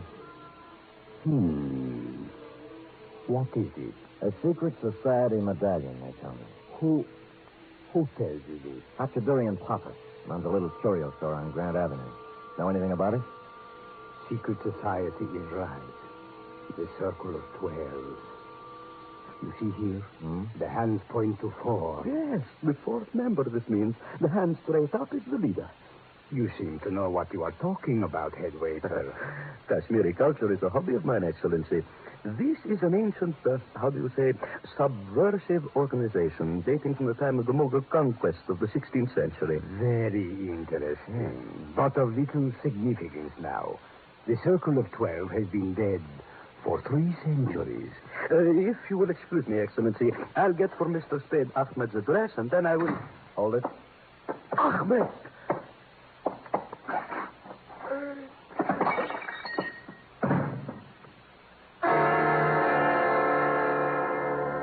He just made it to the table, swept the sugar bowl off it, and followed it to the deck. When I saw the dagger in his back, I grabbed my gun and set sail for the alley, looking for the cloak that went with it, but he was gone.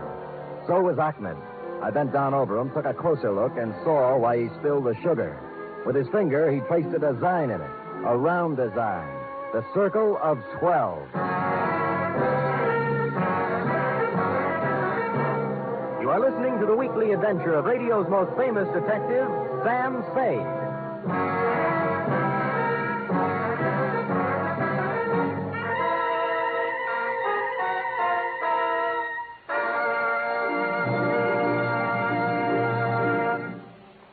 There's a bright newcomer to your NBC Sunday lineup starting this Sunday. It's Mr. and Mrs. Blandings. Now you can follow the further delightful adventures of the beleaguered Blandings in their famous dream house every Sunday. Starring as Mr. and Mrs. Blandings will be Cary Grant and his charming wife, Betsy Drake. Mr. and Mrs. Blandings is followed over most of these NBC stations by The Big Show. And this Sunday, hostess Tallulah Bankhead will present such bright stars as Fred Allen, Judy Holliday, Patrice Munsell, Gypsy Rose Lee, Vaughn Monroe, and many, many more. The chimes are your invitation.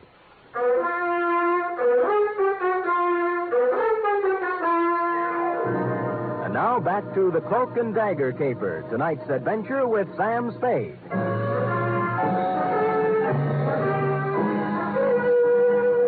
Well, Joanna, all the ingredients of a first-class international goulash were here. The cloak, the dagger, the man with a scar on his face, the lady with a veil over hers, and 2 corpses.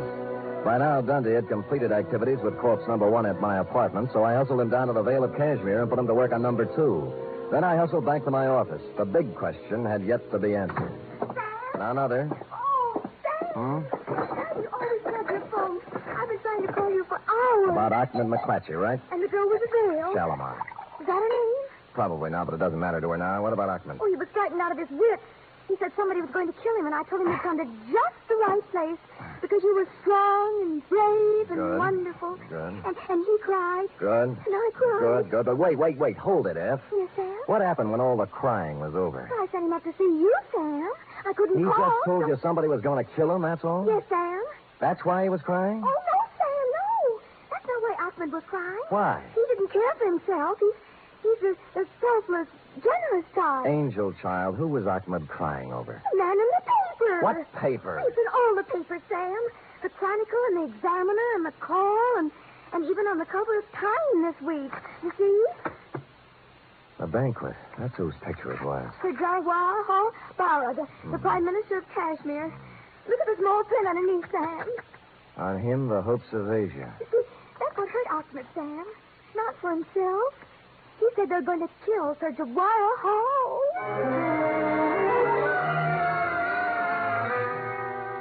2 paragraphs later, my taciturn secretary let slip the information that Shalimar had arrived at the office 5 minutes after Ahmed left and departed for my home and hearth loaded for bear.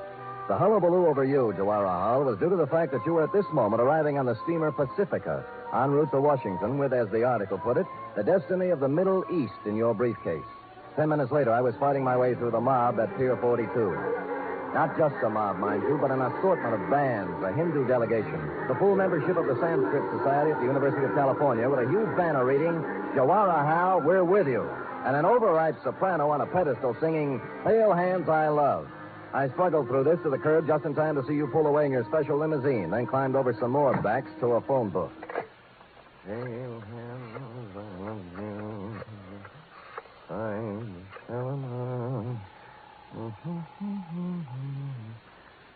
Kashmiri Consulate. Rajput Singh speaks. Look, this is Sam Spade, Mr. Singh. Oh, yes. Has the Prime Minister arrived there yet? He's due any minute. Why? Well, you better call out the guard. They're going to try to assassinate him tonight. My good man, do you realize My what... good man, I know whereof I speak. The cook at the restaurant. Ahmed. That is what... Yes, you're getting the idea, all right. It's the old Circle of 12 with a brand new paint job. Now get on it. My next move may sound to you like a combination of negligence, indolence, and ennui, Jawahar Hal, but I must remind you that I was not employed on this caper, was receiving no stipend for risking my ever-loving neck, and it added up the figures in the problem of primary interest to me, namely, the lady who tried to kill me on page 2. I therefore entrusted responsibility for your health and that of the Middle East to the proconsul, made my way home, put on my slippers, and set the lazy Susan on the floor this time for Freddie to play with. Where was I? Oh, yeah. Now, Zelda, my girl, he whispered, let's have the plans for that plutonium-powered rocket ship. Somehow, this all seems logical now. Never, she breathed. Rather death, Mr. G2, than to betray my country. Quiet, Freddie. Oh, no, not the buzzing now.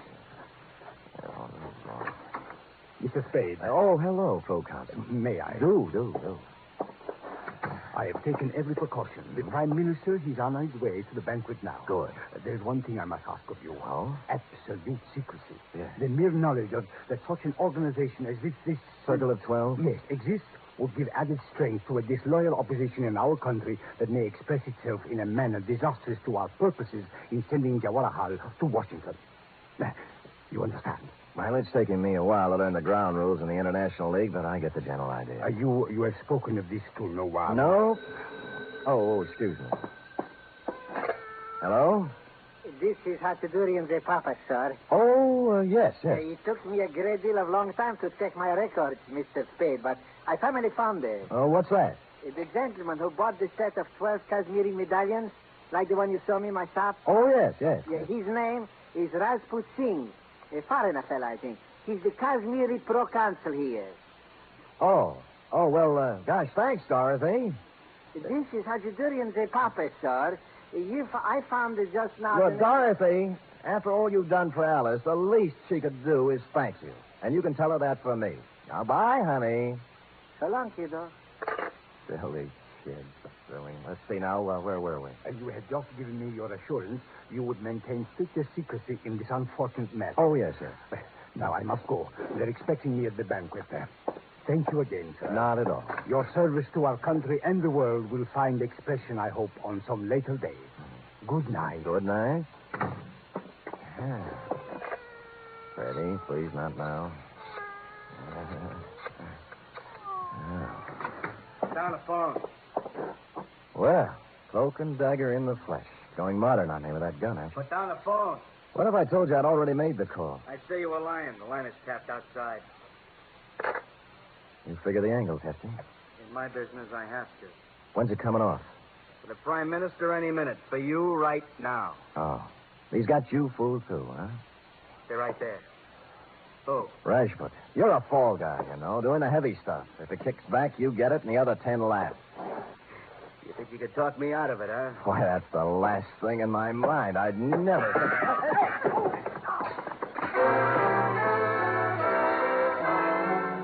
Everything happened at once. As near as I can recall, it began when Cloak and Dagger backed onto Freddie's tail. Freddie yowled, spun like a top, and C&D off balance, put his other foot on Aunt Adelaide's lazy Susan. Hardly a place for a big off-balance man to place his only remaining foot. About then, I kicked him in the stomach, grabbed at the gun, which skidded into a corner, and we went over and over for a while. C&D tore at my suit with his claws and teeth. I beat his head with an ashtray, and Freddie sat quietly in the corner and washed himself. At length, tiring of the ashtray, I beat his head on the radiator. And dear Cloak and Dagger gave it up with a long, unhappy sigh.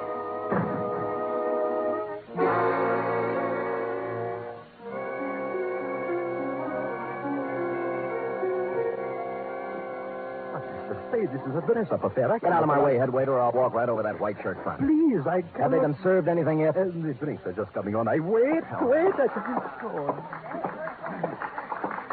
And now, my countrymen, before we introduce our guest of honor, Sir Jawaharlal Bara, our beloved Prime Minister, I suggest we rise and toast our country.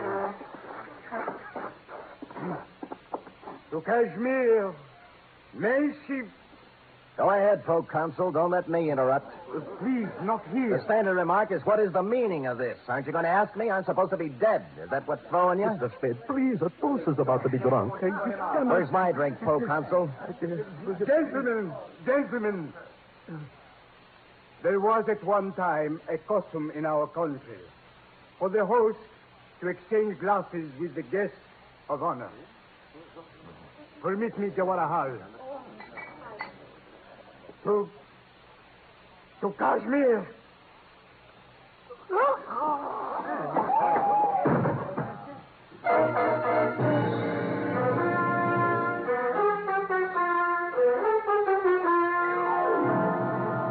And the moral of this story, if there is one, is when danger threatens, don't hire a bodyguard, buy a cat and a lazy Susan. Period. End of report. Oh, Sam. Why do people do these things? Oh, we all have different loyalties, have different ideas about duty. Yes? My duty, for instance, is to pick up a knot in my head and a suit full of holes once a week, while your duty You don't is need to draw a diagram, Sam. I can take a hint. Scoot?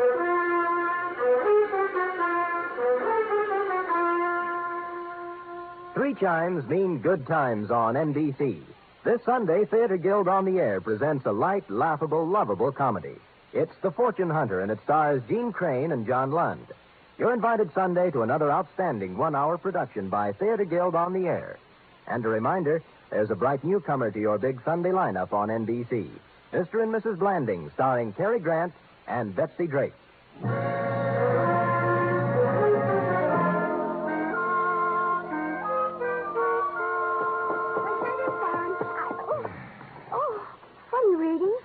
How can I do this? Something wrong? Wrong, the papers. The plutonium-powered rocket ship? What else? A dumper if I ever read one, F. The plans turned out sour. Oh, what were they? The Veil lady had entered a breakfast cereal contest. Well, that's life, little one. We struggle, we strive, we think we have success in our grasp, and it turns out dross. Oh, that reminds me. Hmm? How do you like it? What? My new dross. And that concludes the dialogue for tonight. Except for one thing, of course. Oh, I'm ready, Sam. Who wants to be the man called X? He has a different one every week. I am the man called Spade. Constant, faithful, semper fidelis. That's me. Good night, Mr. Fidelis. Good night, sweetheart.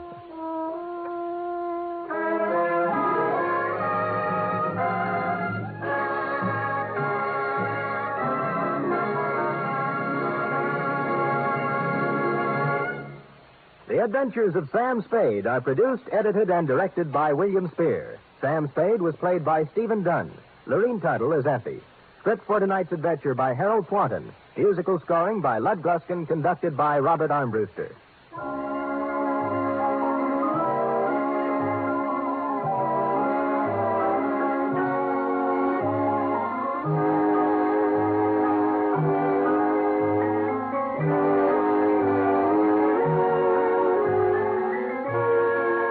Join us again next week, same time, for another adventure with Sam Spade. The Magnificent Montague next, then it's Duffy's Tavern on NBC.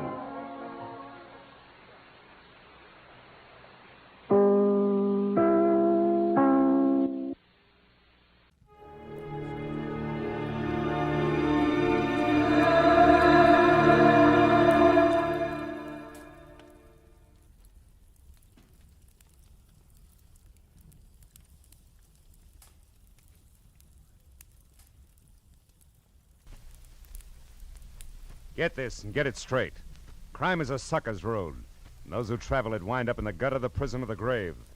This time a car hop knocked me down a flight of stairs. An honest woman was strangled by a green silk sash. And a simpering dandy was shot to death. All because of a run-of-the-mill accident 500 miles away. It happened like this. From the pen of Raymond Chandler, outstanding author of crime fiction, comes his most famous character in The Adventures of Philip Marlowe.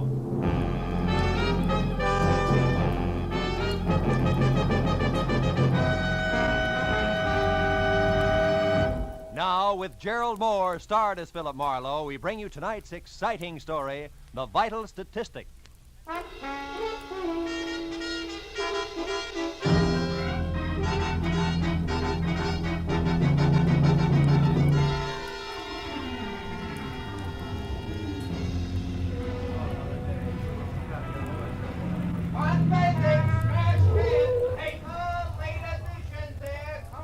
Hey, boy.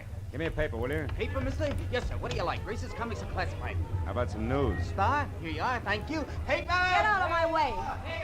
Hey, take it easy. Drive away from here. Fast. Oh, wait a minute. What is this? You've got to help me. I'm being followed. Oh, just a minute, sister. I think The you better light's green. Drive, will you? Hurry, please. Okay. She was streamlined, from close-cropped hair the color of a smoky sunset to low-heeled slippers brocaded in bronze. And in between, a dress that conformed as close and smooth as lacquer on a Chinese vase. I made 4 turns in 4 blocks, then pulled into the curb and stopped. She stabbed a look at me with a pair of sharp, jaded green eyes that said life had always been nothing but a calculated risk. Then she stepped out of the car and smiled. You were a big help, brother. Thanks, and goodbye. Not just like that, baby. Come here. I don't like being left out on a limb. Now, look, you did me a favor, okay, but we drop it right here. It's trouble. You wouldn't like it. On the contrary, it's business, like keeping my own nose clean. I'm a private detective, but I didn't issue any invitation for you to jump into my car. A private detective? Yeah, who's chasing you, baby? The law? You can tell me out here on the street or inside over a drink. I'll take the drink. I need it. Yeah. Maybe I need you, too. This might be a break. I'm Mrs. Terry LaBar, and you're, Marlowe, Philip Marlowe. Who are you running from, Mrs. LaBar? a woman in slacks. I don't know who she is or why she's following me, but every time I look back, she's there. This is the second day. Booth? Yeah, sure. Say, look, why haven't you talked it over with your local policeman? Are you working for me, private detective? It all depends. All right. I'm a merchant, Chinese silks. Not a little shop for 6% profit, but wholesale, quick, with cash at 40%. Uh-huh. So what's the point? No police. All it takes is a rumor of police, and I'll have doors closed on me from Seattle to Mexico. Good evening. May I get you something? A martini, please. Make it 2, waiter. Yes, sir. Right away. This gets us back to the woman in slacks, huh? Yeah. Here, Marlowe. 50 and 50. $100. I want you to locate that woman, find out who she is and why she's after me. Will you? Not without a few more facts. For instance, could she have some connection with your business? No. I have 2 men working with me.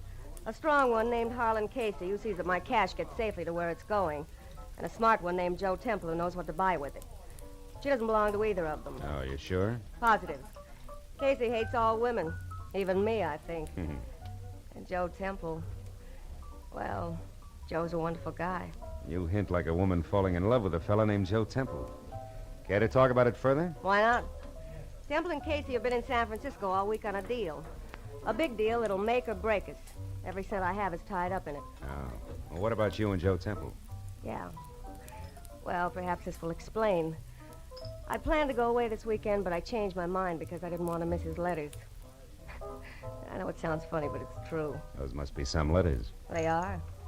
Like the one I got this morning. It's half business, all right. Complete account of how hard he and Casey worked for me yesterday in San Francisco. But the rest of it is to me, personally. I don't want to sound old-fashioned, Mrs. LaBar, but what about... My husband? Yeah. That was a mistake I couldn't live with. One thing I can't stand, Marlowe, is being lied to. It leaves me vindictive. I'm suing for divorce right now. Vince LaBar is a human leech, as cold and spineless and parasitic as the real thing. Okay, but why would your hating your husband put a woman in slacks on your trail? I don't know. All right, Terry, I'll worry about that, too. Any idea where I can start? Just one. I pulled a switch on her yesterday, Marlowe, for about an hour. I trailed her to the corner of Wilshire and La Cienega, then lost her in traffic. There are several dancing schools around there. Is that worth anything? Maybe. What kind of car was she driving? We were both walking. She's tall and brunette, and I've seen toads with nicer eyes. Not enough. Can't guarantee anything. I'll keep my fingers crossed, Marlowe. Here, take the 100. Oh. Do what you can to report to me at my place, 204 Beechwood Circle. Okay? Pardon, sir. Your drinks. 2 martinis? Oh, thanks. Here. Oh, thank you, sir. To your success, private detective. To your health, silk merchant. Drink hearty.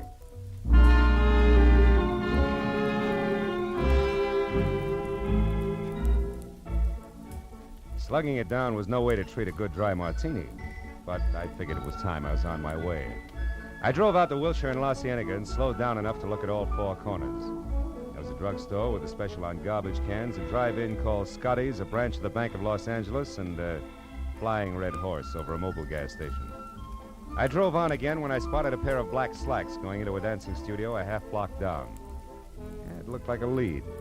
But after 2 hours of staring at knobby knees and shorts and bulging hips and bloomers, all knocking themselves out for a mythical Klieg-lighted future, I was finally convinced that it was a dead end. Now I got back into my car and headed up into the hills for Beechwood Circle in the slim hope that Terry could give me something more to go on. Her house at 204 was low and dainty and half hidden behind the tough, slender grace of a bamboo grove. The walk was guarded by a white marble lion of Korea, and the front door, when I finally found it, turned out to be a sliding panel in a wall of oriental lattice work. As the door slid open, I was looking down the barrel of a snub-nosed pistol, held very steady in the hands of a hard-eyed brunette, in a pair of black slacks. You've been looking high and low for me, haven't you, Peeper? Ever since you left that dame. I might have been. You're not the brightest character in the world, in spite of what you and your friends think. I spotted your car when she got in. It wasn't too tough to tag. Where's Terry? Sleeping off a hangover from better days. Skip the chatter. Where is she? Come on in and look. And that's no suggestion, sailor. It's an order. Move. Over there to the top of the stairs. Sure. That's a good smart boy. You're late, you know. I got what I came for, and now I'm in a hurry. Turn around. Look, sister. Shut up! Hey! A happy landing!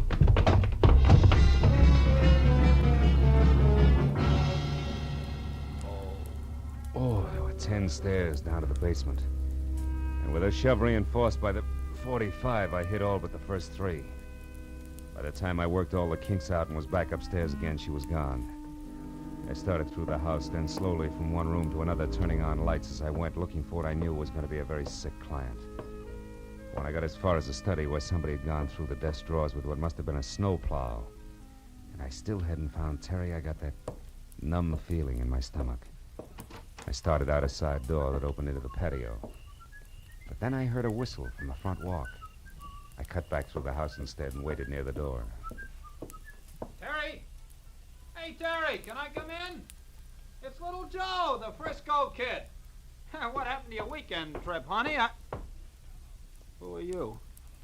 What do you want? Hiya, Temple. How do you know me? Mrs. LeBar hired me today just after she canceled the weekend. She gave me a rundown. She hired you? What do you mean? I'm a private detective named Marlowe. Why would she hire you? Because she was being followed by a brunette in slacks. She didn't like it, and that's all the information you're going to get, so relax. You say Terry isn't here? Isn't home? Not so far, no.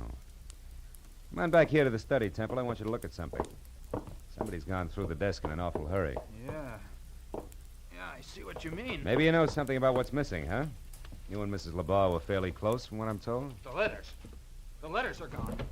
Terry kept my letters in this bottom drawer. Ah. By the way, Temple, where's your sidekick, Harlan Casey? Oh, I don't know. We both left San Francisco yesterday.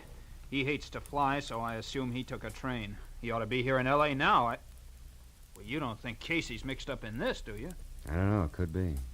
Vince LeBar. That's who it was that got those letters. It was Vince LeBar. They were really love letters. The business part was nothing. And LeBar is the dog-in-the-manger kind of guy who wants everyone to be unhappy if he is. That fits, Temple. With a smart lawyer, your letters to Terry becomes grade A material for a countersuit for divorce. Sure, he could make it stick and also get a fat settlement under community property laws. Now, listen, here's what you've got. Marlowe, it's Terry. Terry! Temple, Terry! wait! Terry. Look at her, Marlowe. Look at her. She's dead.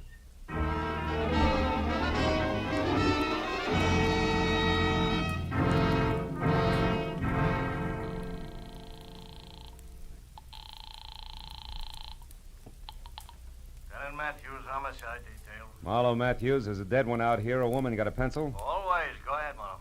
I'm at 204 Beechwood Circle. The woman was a client. Circle. Yeah, go on. She was strangled with a green silk sash from her lounging pajamas, Matthews, sometime within the last, I'd say, hour. Yeah. Her name was Terry LeBar. Hey, wait, Terry LeBar. Wait a minute, Marlowe. Listen, we got a teletype here from a sheriff in Empire, Oregon. Come in 5 minutes ago. So? Oh, wait a minute. Yeah. Says some guy named Jess Freeman from L.A. was killed there this morning in a traffic accident. Was loaded with big dough, but doesn't look the type.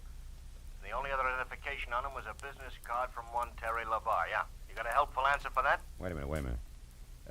Temple, do you know anything about a man named Jess Freeman? He was killed in Oregon today in a traffic accident and had one of Terry's cards on it. Freeman? Yeah. No, I don't remember him. No dice, Matthews. Who are you talking to, Bill? Joe Temple, one of Terry LeBar's associates. He's here. Never heard of Jess Freeman? Yeah. No, okay, Marlowe. Uh-huh. No, they sent his prints to Washington. A tattoo says he was in the Navy once. They'll pin him down. Now, about out there, any idea who killed him? Yeah, maybe a brunette in slacks. I think I know where to find her. Well, that's dandy. Sit down until we get there, Marlowe. I'll be right out. Wait a minute, Lieutenant. What? Look, right now it's only a hunch, but if I move fast and quiet, I might be able to develop it into something worthwhile, okay? Okay, but keep in touch, Phil. Yeah. I still can't believe it about Terry, Marlowe. Now, look. Why don't you just go home and take it easy? I'll tell Lieutenant Matthews where he can find you, huh? Thanks. 1310 Marlborough Drive. Right. Now, tell me, you know where Vince LeBar lives? Yeah, the Laverne Apartments on Rossmore. Uh-huh. He's got a suite on the top floor, 7A. 7A. And, if it's any help, he drives a new green Nash sedan. But I thought you said that it was that brunette who... I did. And if Vince LeBar can't lead me to the lady in long pants, I'll eat my shirt. What's more, Matthews will see to it personally.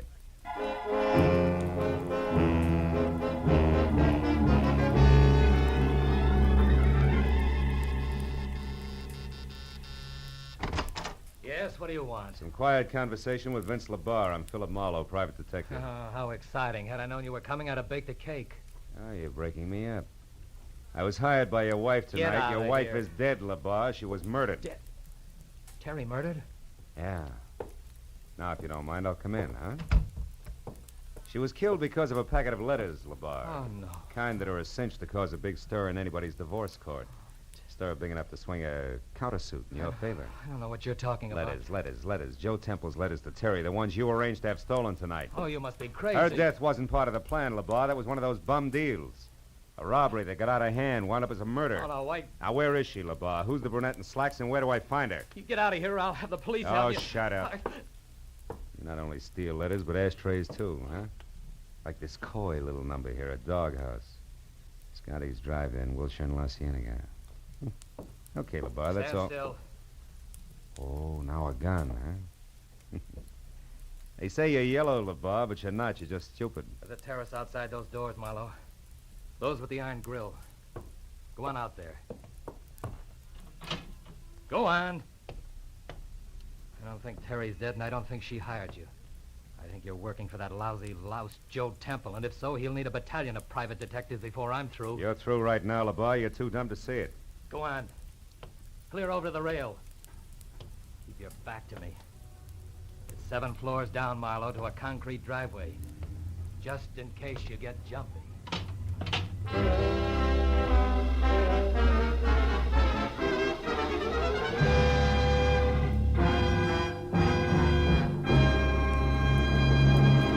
In just a moment, the second act of Philip Marlowe. But first, most people like to know what to expect. But on at least one CBS show, a great part of the fun is in what turns up on the spur of the moment. That show is Groucho Marx's Great Quiz, You Bet Your Life, heard every Wednesday night on most of these same CBS stations. Now, with our star, Gerald Moore, we return to the second act of Philip Marlowe and tonight's story, The Vital Statistic.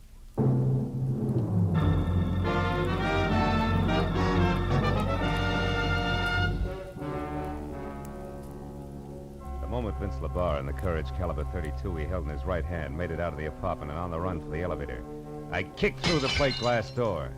And I spent the next 2 minutes alternately swearing, straining, and nicking myself while I played contortionist. In and out of the fancy snake grill work on my wrought iron cage until finally I reached the inside handle. And I was free out and over to the telephone in a big hurry. Because for my money, the icing on LeBar's voice left Joe Temple someplace on the short side. What the life insurance people call good risk. Hello? Marlowe, Temple, listen hard. Your life's in danger. What? LeBar, you had him tagged from the first. He's after those letters, all right. But what about the girl in slacks? Well, I think she might have a connection with a drive-in on Wilshire and La Cienega, a place called Scotty's Inn. I'm going to check it. Now, tell me, any word from Terry's muscle man yet? Harlan Casey? Yeah. No, nothing, Marlowe. But look, can't I meet you and talk to you? No. Vince LeBar had a gun and a short temper when he left here. I'll make us work any easier. Just stay away from open windows, Temple. I'll call you.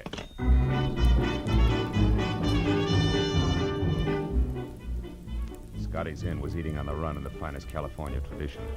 A mammoth circle of steel under glass painted a dazzling yellow and blue, surrounded by a half a dozen cars containing teenaged couples with smudged lipstick and the giggles. The second after I pulled in and parked, something in slacks with false eyelashes, a waist you could span with a handcuff, and a fixed frontline chorus girl's smile flipped the card marked Ginger against my windshield. Handed me a menu that still had the froth from an earlier customer's milkshake in one corner. What'll it be, mister? Just coffee, Ginger. Cream? Information. Oh, it's you again. Huh? Look, baby, what I told you on the phone 10 minutes ago still goes, huh? About what? About Rose Facetta, the girl you described. Long black hair, a nice shape, you're infatuated, but you don't know the name and address. So I was nice. I gave the name, told you to look the address up in the phone book, period. Don't be so lazy, baby. Wait a minute, Ginger. I didn't call you before, but that dime cup of coffee will bring you a $10 tip if you tell me who did. Hey, you want the guy who called. I don't know any names, but you're not him. He didn't talk up like you do. But what's all the fuss, baby? Rose Facetta's got a guy. She's spoken for. Besides, a handsome fellow like you should... Sweetheart, this is business, strictly, believe me. Oh. What's the address? Come on. 2428 Havenhurst Drive, bottom floor. Thanks. Here's a 10 I promised you. No, never mind. Hmm? The name was free to him, so why should I charge you? Besides... Decide what? I like the way you said sweetheart. Come on back sometime, will you, baby, when you want more than coffee? Okay. When I want more than coffee and less than murder, I will. Stay out of it, Ginger. It was definite double talk, but the effect was what I wanted. Ginger with mouth wide open and staring after me like my ears were on backwards. That way, she might be scared out of making a simple curiosity spike telephone call to the popular Rose Facetta. which would trumpet my arrival loud, clear, and prematurely. 10 minutes later, I was parked away from number 2824, Havenhurst. As I got out of my car and started toward the place, I found Vince LaBar's green sedan on the opposite side of the street and carefully tucked into the shadows of a pair of long-haired pepper trees. It was a good time for me to be careful. So when I knocked on the front door, which showed yellow light at the threshold and was the starting point for something not too close to music, I did it with the butt end of my .38. Yeah, who is it? Ziggy, friend of Ginger's. She asked me to deliver you a message, Rose. Oh, all right. What's the message, friend? Why, you loud... Don't try it, sunshine. There's no law against shooting ladies and knock you downstairs. Now back off. Come on, move, but not too far. For the moment, I want you in between me and Vince LaBar. Who? Look, Angel, it's all real plain. Those suitcases behind you there are packed. His car's outside. He's after the letters. Oh, no. Ha ha! There goes Vince now, Buster. Well, Peeper, your opener stinks. Get inside fast. Sure. Any place in particular, sailor? That chair near the desk. Keep your hands in your lap. Okay. If it'll please you, Mr. Detective, I'll be very glad to. After all, you're my guest, and I should be nice to you. Now we talk like a little lady, huh, Rose? Vince LaBar picked up the letters from you as scheduled, and you're getting ready to run because you killed Terry, and you'd rather not be around for the question and answer period, right? I didn't kill her. I just knocked her down. No. You didn't kill her. You just slowed down her breathing somewhat with a pajama sash. You're wrong, copper. Skip it. Doesn't add any other way. Go on, answer it. Who is it? Mr. Shirley, what's going on in there, Mr. Setter? Landlord? No, the jerk who lives in the top half of this place, along with a few thousand Mr. French Setter, if you don't poodles. open this door, I'm going to call the police. I distinctly heard a noise, and I... Come on in, Mr. Shirley. Well, what? Well, what's going on in here? Who are you? Never mind that now. Get on the phone and call the police. Huh? Oh, yes, of course. Yes, certainly. Oh. Operator, I want the police. 2824 Havenhurst Look, Drive. hero, Yes. you're a little mixed up about some things. Yeah, and you're just the kid to straighten me out. Those letters you got to tell me out. Those letters you got at Terry's place were written by Joe Temple. Was your boyfriend Vince heading for Temple when he left here? I can't... Try hard, sister. All right. Maybe he was. Now leave me alone. Not quite. Hey, you, Mr. Shirley. Oh, yes? On that desk next to you, there's a gun. Keep it on until the law arrives. Oh. Ladies wanted for murder. Well, yes, but what if she should... Yeah, then shoot, Shirley, fast. Because if you don't, she'll kill you. Tell the cops I'll fill in the blanks later. Oh, now, wait. Why must you leave? Why don't we both watch? Because a guy named Joe Temple needs my help a lot more than you do.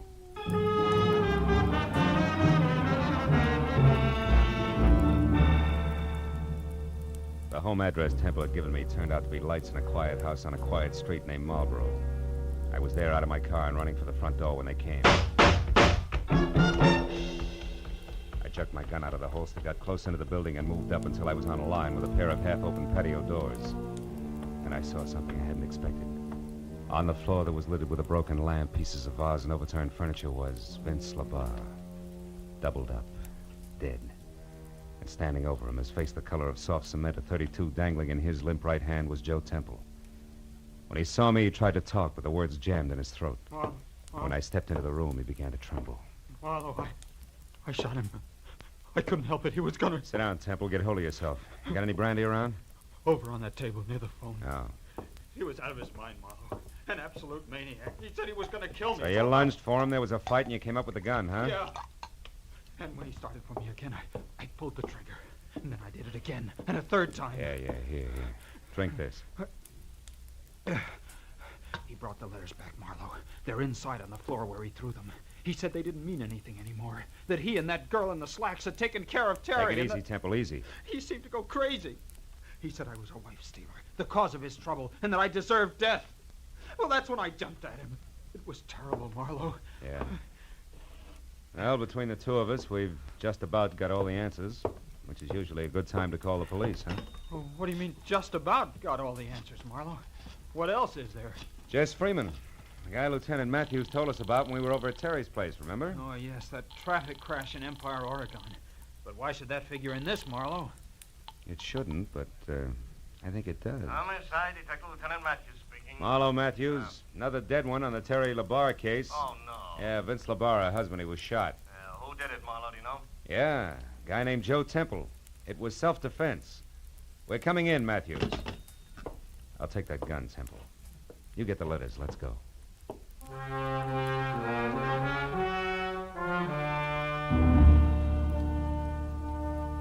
When we got into my car and started downtown, Temple was more relaxed. And he talked easily until we passed Vince LaBarre's sparkling green sedan parked a block away. Once again, close into the shadows, and once again, empty. Real empty. The sight of it closed him up tight for the rest of the trip. When we walked into police headquarters and through the quarter of a mile of glossy corridor leading to the door marked Homicide, he didn't open up any. But it didn't matter, really, because it's police rule never to talk to two men about the same thing at the same time. And I was first. Matthews said hello without shaking hands, waved me into an uncomfortable seat, and then lit his pipe while I brought him up to date. Then it was his turn. So Rose Facetta killed Terry LaBarre so that she could get the letters Joe Temple had written, huh? Mm-hmm. Did this so that her boyfriend, Vince LaBarre, could raise a lot of fuss in divorce court with the letters, file a counter-suit, that kind of stuff? That's the whole deal. Yeah, with Temple making it a doubleheader by shooting Vince when Vince came to kill him. That's it, Matthews. If you believe Temple. Huh? And if Temple hadn't slipped. All right, now what are you getting at, Phil? That when I was on the phone with you earlier tonight, you asked me if Temple or I knew anything about a Jess Freeman who was killed in a traffic accident in Empire, Oregon? Right, but you didn't. No. Nor did I mention the town of Empire to Temple. Yet a half hour ago, just before I called you, Temple came up with that name. Oh, then Marlowe, you... Oh. Hold my calls, Mooney. Marlowe, you mean... I mean that Joe Temple killed Terry LaBarre. Rose just knocked her out and got the letters. Temple strangled her while she was still unconscious. Yeah, but why? Because a guy identified as Jess Freeman got himself killed in a traffic accident. So? A guy who I think was actually Holland Casey, Terry's tool-fisted assistant, who together with Joe Temple was crossing the boss lady. Yeah, but Marlowe... And that left Temple in a very hot spot. To save himself, he had to kill. Can you prove all this, Marlowe? No. Not a word of it. It's conjecture. But conjecture that fits, Matthews. Yes. When Temple found Terry unconscious in the garden, that was his chance. He took it. Now, look, Phil, you're guessing at 90%. Sure, I'm guessing. But not in the dark. I know how these guys think and act. I've done too many cases not to know. Now, listen for a minute, will you, Matthews? Phil, I gotta will you have listen? facts. All right, okay. Now, look. Temple had to get those letters back, right? Yeah. And the last one in particular, because in the last one, this is the way it's got to figure. He had lied to Terry about being in San Francisco with Casey yesterday, when actually Casey was in Empire, Oregon. Yeah, when Casey was killed up there, the fact was bound to come out. Yeah, it's a good reason. Matthews, will you let me finish, please? All right, finish. Temple knew Terry would find out. He knew that she couldn't stand a liar and a partner who'd double-cross her. Temple knew that she'd get him and ruin him if it took her the rest of her life. So he came back to get the letter before she could read it, but she hadn't left town as planned, huh?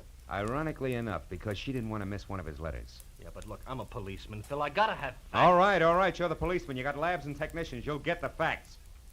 And I'll bet you it figures just like I say. Yeah, okay, Phil, okay. And another thing, Matthews. What? When you talk to Temple, who's holding the packet of letters now like a real good boy, yeah, you'll find the last one missing. It'll be in his pocket. I'll bet you on that. Well, that ought to do it, Lieutenant. Yeah, with one exception, Phil. Huh? How did Temple maneuver all this? Getting the letters from Rose Facetta, then setting up that self-defense deal. I don't know. But my guess is that Vince got the letters from Rose just before I arrived at her place. But when he got into his car... Oh, yeah. Temple was waiting, slugged him, drove back to his own house, dropped the body in the living room, shot him when he heard you coming? Something like that, Matthews. See if you can't get it out that way. Yeah, well, don't worry, Phil. If it's true, we'll get it out. It'll be true. Oh, now would you ask Mr. Temple to come in, please, Mr. Marlowe? I'll be glad to, Lieutenant. Say, Temple, Lieutenant, would like to see you. All right, Marlowe. I think I can speak coherently now. Good. They like to get the facts straight in there. Go ahead. Yes, of course. Good night, Marlowe, and thanks for your help. Oh, good evening, Mr. Temple. Sit down and start talking.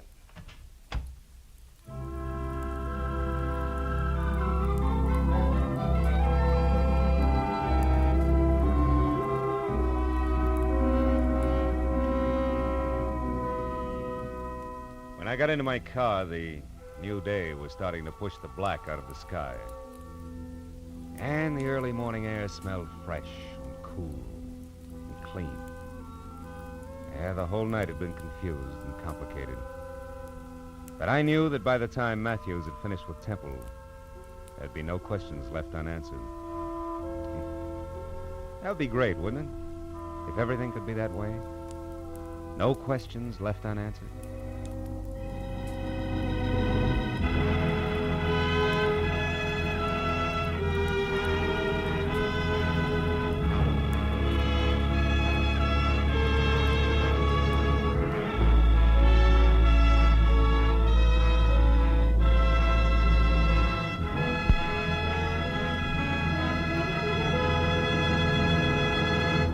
The Adventures of Philip Marlowe, bringing you Raymond Chandler's most famous character, star Gerald Moore, are produced and directed by Norman MacDonald and are written for radio by Robert Mitchell and Gene Levitt. Gerald Moore may currently be seen starring in Republic's The Blonde Bandit. Featured in the cast were Charlotte Lawrence, Elliot Reed, Doris Singleton, Georgia Ellis, Bill Lally, and Hugh Thomas. Detective Lieutenant Matthews is played by Larry Dobkin. The special music is composed and conducted by Richard Arant. Be sure and be with us again next week when Philip Marlowe says... This time a bride-to-be, a corpse in a plush bungalow, and a southern drawl behind a gun all had one thing in common. They moved through the same deep shadow.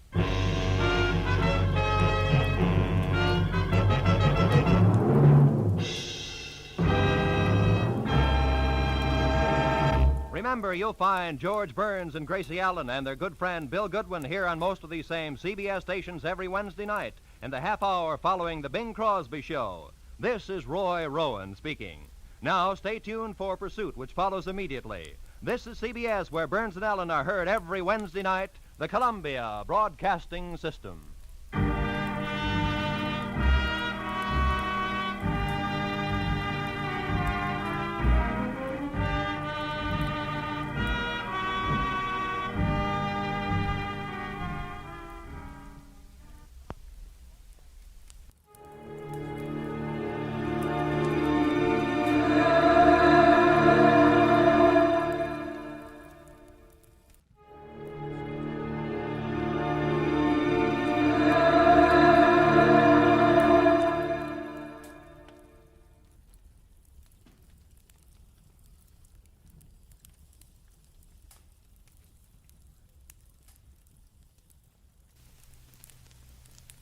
Get this and get it straight.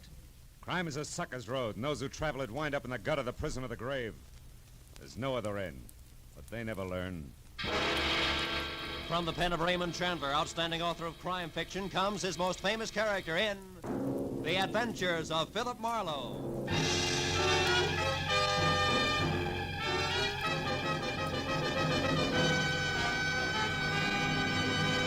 Now, with Gerald Moore starred as Philip Marlowe, we bring you tonight's exciting story, The Soft Spot.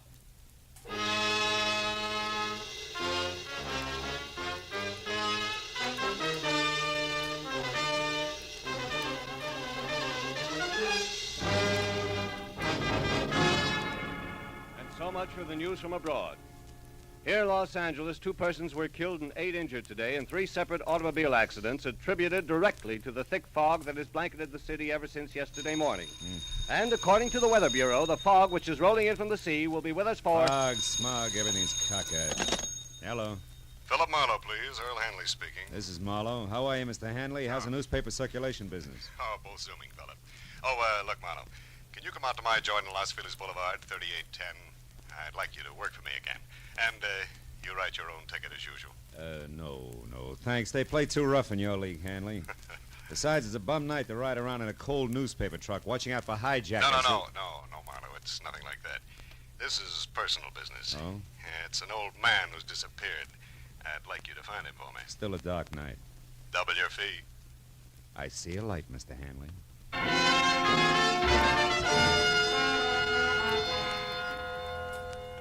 Outside, the city was wrapped up tight in the kind of wet, ceiling zero fog that leaves you feeling damp and all alone.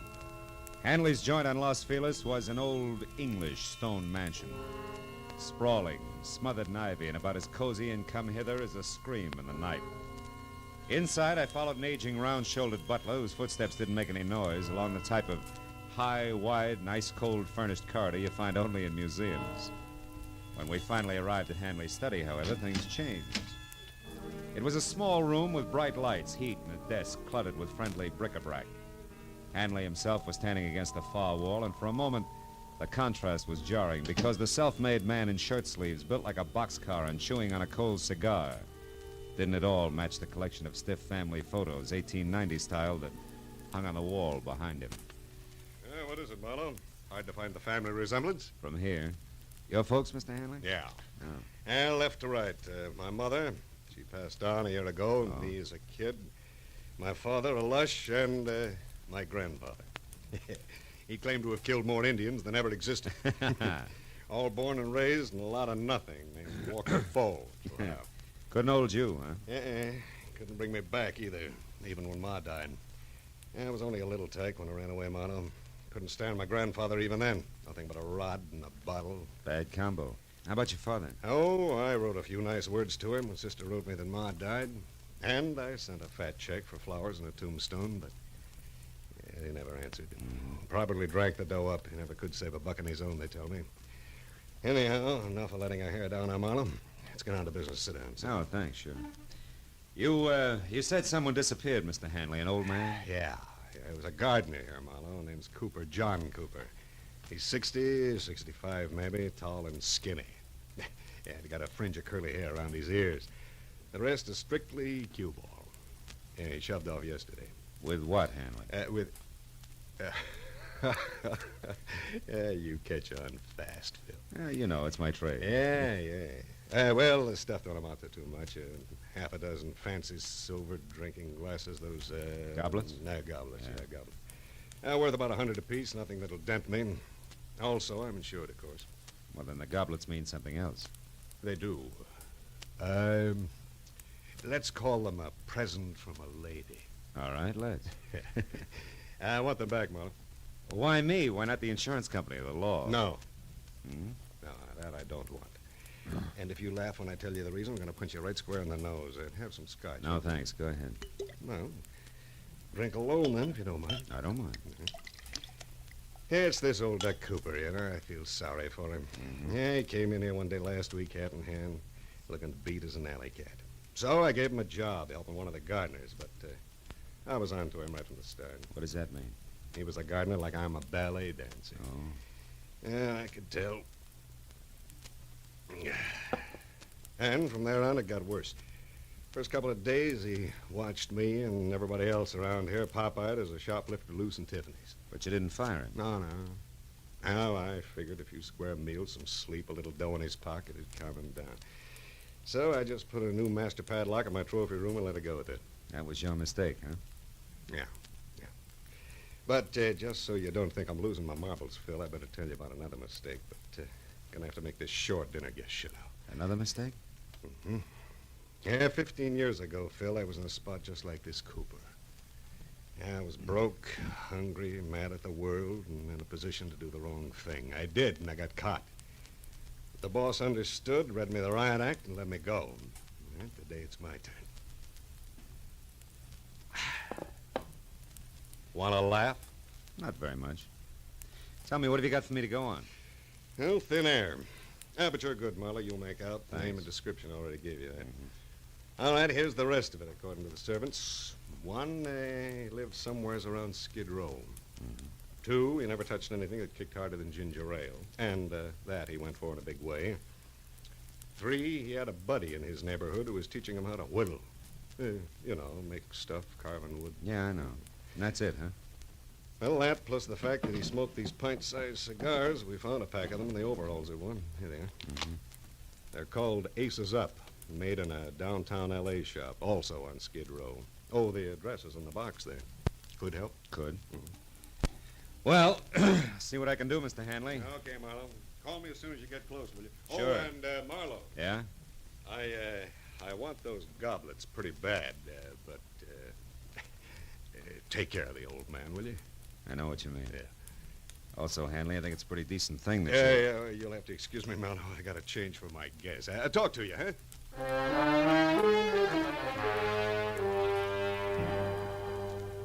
I followed Hanley back along the museum corridor, past the guests who included a spy beautiful lady dressed in too much black. chatting with a crisp item in banker's gray flannel who looked like he'd been born holding an hors d'oeuvre. I didn't see how they could have much in common with their host. But when the big front door eased closed behind me, I forgot about them and concentrated on finding a needle in a haystack. A needle in a haystack and a fog yet.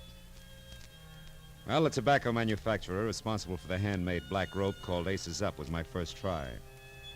His shop was a 2x4 dirty glass storefront labeled H. Andrade in dry, peeling gold foil that flaked off when I opened and closed the front door. And what had to be the proprietor was alone, rolling cigars on a rickety table that was stacked high with damp, dark tobacco leaves. He didn't look up when I described the man I was after. Asked if he'd seen him. A moment later, when he did turn his head my way to answer, I realized why. I am sorry, senor. I don't see nobody. I am blind. Fine start, huh? And for some cockeyed reason like the fog or the kind of man I was after or the neighborhood of derelicts I moved through, which could have used a few sprays of sweet air, didn't get any better. Not at least for the next hour, during which I stuck to the wood carving angle and covered every possible tie-in I could think of, including a visit to a nearby home for retired men of the sea. Looking for someone who's teaching a man to whittle. That's right. He's teaching an old man named John Cooper. Ever hear of him? No, can't say I have. But lots of lads here whittle. Why don't you have a chat with them? Okay, I In will. the morning. They're all bedded down now, mate. Wouldn't want to pipe 'em out over a silly question like yours, would you? No, Skipper. Let him sleep.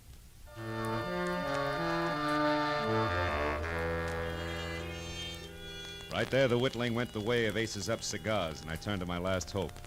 John Cooper's mania for ginger ale. However, asking about that in the cheap, noisy bars that dotted Main Street was even a sillier question. And it gave all the local comics their big break. Finally... Straight ginger ale, you say, huh? Now, let me see. I get so many orders for it, you know.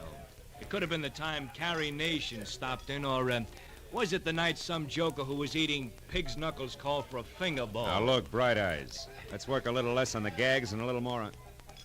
Hey, see that guy over there in the corner booth, the little fellow whittling on that stick? You know him? Come on. Here's 5 for your trouble. Who is he? The name is Skeeter. Been doing his drinking and wood chopping here for 5 years. Is he always alone? Not always. Sometimes he has a buddy with him. Lately, an old ball he's trying to teach how to cut them poles. Oh. A guy who never orders nothing at all, so don't get What started. does Skeeter drink? Skeeter? Yeah. Why, he always has bourbon in... Yeah, bourbon and ginger ale. Uh-huh. The guy you want must drink Skeeter's Chasers, huh? That figures, thanks. Well, don't mention it, Screwball. A profitable pleasure. Only with thine eyes. Making me nervous. What is it, mister? Lose something? Sort of. John Cooper. Oh. Have you seen him, Skeeter? He told me I could get in touch with him through you here at this bar. Said you were a friend. And I am. Say, is he in trouble, mister? Maybe. What makes you ask? Because he didn't show tonight. And last night he was all out of sorts. Had something on his mind. Couldn't pay attention to the lesson I was giving him. Is it bad? No, not if I can get next to him in a hurry. Tell me, Skeeter, do you know where he stays? Sure do. A rat hole over on South Spring, number 2. Hey, wait. Huh? You ain't a cop, are you? Oh, no, a friend, Skeeter. Yeah? What kind of cigars does he smoke? Friend? Aces Up. Do I pass? Uh-huh. It's 210 South Spring. 210 South Spring. Thanks. So long, Skeeter. I'll get in touch if I need any more help. Oh! Hey. Sorry, buddy. I was in a hurry. I didn't see you. You lost up my shoe shine, sweetheart. Where you running? Get your mitts off. I said I was sorry. What do you want? The dime you invested in the shiner, your ears slapped down into the pockets of that zoot suit. Which? Okay. We'll let it go. I thought we would. So long again, Skeeter, and thanks.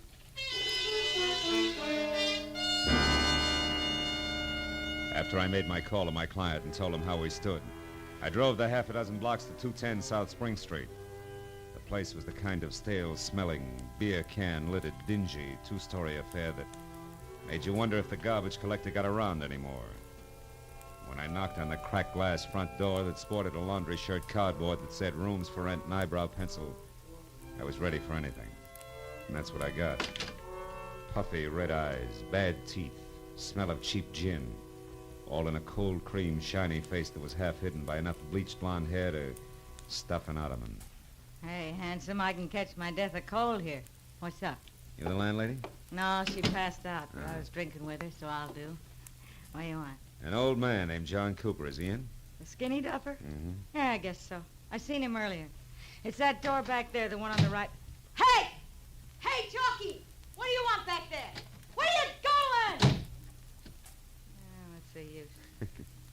This way, mister. Hey, was that Cooper's room the fella just came out of, last on the right? Yeah, that's it. That louse probably swiped your friend's bottle. He's the kind.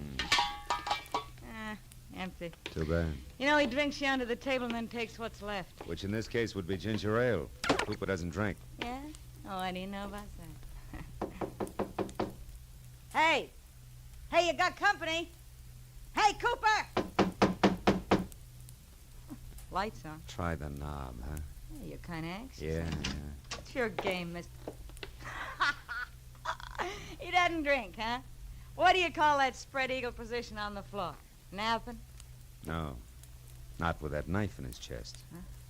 I call that murder.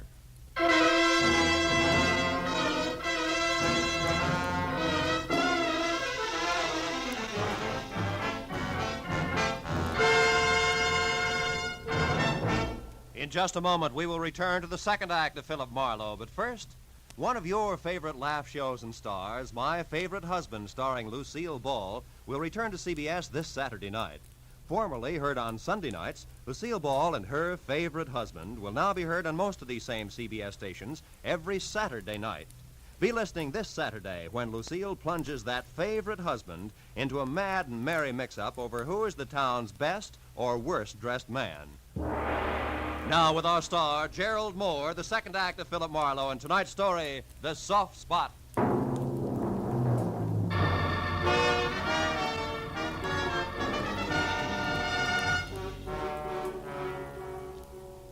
The old man's body was rumpled in death like a discarded bundle of rags, loosely pinned at the center with a knife that had killed him. And as the frowsy blonde gradually realized he was dead, the look on her face was dumb, slack-mouthed revulsion. Gee, death's an awful-looking thing, ain't it? Ain't it? Hey, don't touch him, mister. It don't seem decent to. Decency is strictly relative, sister. There's a scratch here on his neck. Like a woman's fingernail raked it. Huh? Where? Hey, his locket's gone. Locket? Yeah. This old guy wore a locket? Yeah, I seen it on him yesterday when the cops hauled off that redhead from upstairs. This old guy was shaving, and he came out in the hall without his shirt on to watch, and I seen the locket around his neck. What did it look like? It was a little square one on a gold chain. Now it ain't there. Ripped off and in a hurry. That much old gold's not worth murder, even in this backwash. Baby, what do you use for closets? Closets? Are you kidding? In this dump, you hang your stuff on the plumbing and like it. Why? Well, then there's no place here that 6 big silver goblets could be hiding, I guess. You couldn't hide a shot glass in this joint. Not for long, anyway. Well, the old boy traveled light. There's nothing here but... What? Hey, what'd you find? Hmm? What'd you find? Oh, this newspaper story on the table. Torn out of the day before yesterday's paper, it says. Nelson Root, wealthy Beverly Hills broker, dies in a freak car smash-up. Root is survived by his wife, former showgirl Evelyn Lansing Now, Root, what do you suppose that old guy was saving that for? To have sold his shoes with, maybe? Oh, sure. Now, look, as long as you get your brain in gear, tell me where I can find that guy who ran out of here. Chalky? Yeah. Hey, listen, mister, I don't want to get mixed up in this. I just live here and I'm back here. You're already mixed up in it. Yeah, but that Chalky's awful hard, mister. I wouldn't want to cross him. Now, listen, that old man there was murdered. Remember, it's for keeps. You tell me here and now, or the cops down at headquarters. Come on, where does he live? I don't know for sure. I think I heard once he's got a shack in the alley behind some warehouse over on San Pedro Street. Which warehouse? I don't know. Honest, I don't know. Hey, you might find out at Dooley's Diner. I think he shoots craps over there. Okay. Thanks, baby. And do yourself another favor before you cool off. Call the police.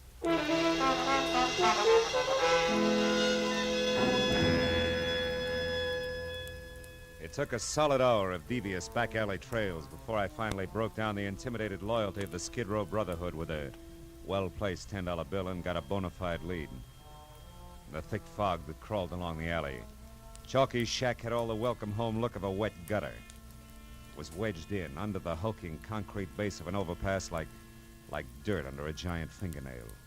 Sick yellowish light oozed out through a single tiny window, too murky to see into. So I did the next best thing and hoped that he was alone inside. Who's there? Who is it? I got a tip for you, Chalky. Dooley sent me. It's about the Johns. They're after you. Cops. Hey, wait a minute. Now, what's the tip, fella? What? Hey, where are you? Right here, Chalky. Now stay where you are, Buster. I'll kick your head off. Hey, what's the idea? I want fast answers, Chalky. Nice straight ones. Why'd you knife the old guy tonight? Knife the old... Hey, who are you? What's the idea? I want answers, not questions, Chalky. Why'd you do it? I didn't kill him. I never used the shiv. He was already dead when I went in there. I lifted that locket off to the old coot, that's all, so help me. Give me that locket. I ain't got it no more. Ma Murphy's got it now. I hocked it already. She gave me 3 1/4 on it. Look, I got a buck left. If you want that, you can have it. Lying grifter, you killed an old man to get the trinket for 2 cents. No, I didn't. I seen that guy with the big ears run out of the old coot's room, so I went up to take a look. Wait a minute. Guy with big ears? Yeah, he was a zoot suitor. I never seen him around before. I'd remember them flaps of his. Oh. He ran out of the old guy's joint in a big steam squad. Hey, now listen, buddy. He was the guy who done it honest. Ain't no doubt about it. He was the... Hey, now wait a minute. You ain't a friend of his, are you? He is again. No reason, unless he was telling me. Oh, now listen, buddy. No I never reason. put the finger on the guy before in my life. But when it's protecting my own hide, Finger? I gotta do... Yeah, I could have been the finger. So long, Chalky, and drop dead.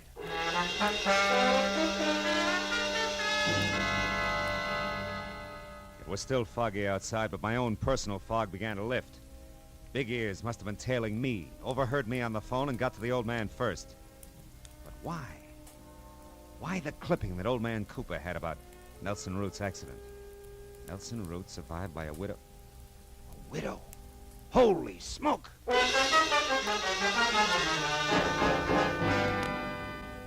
Callahan of the Daily Star gave me half a dozen pictures of Evelyn Lansing Root, from her early cheesecake days right on up to the role of widow in mourning. There was no doubt left. She was the lady in black, one of my client's dinner guests.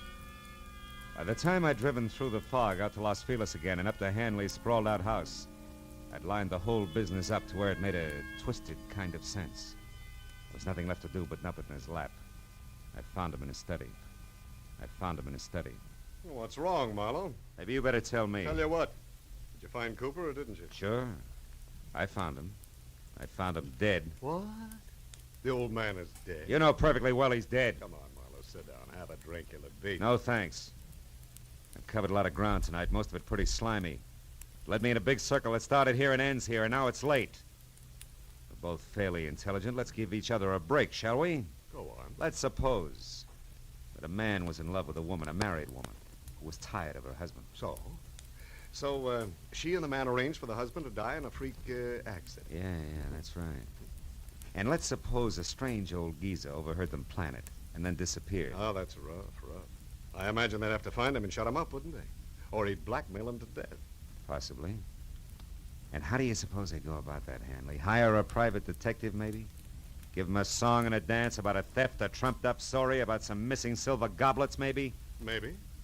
Only, he'd be much too reputable to do their killing. Yeah, so they'd hire a professional killer, one with big ears, to follow the detective.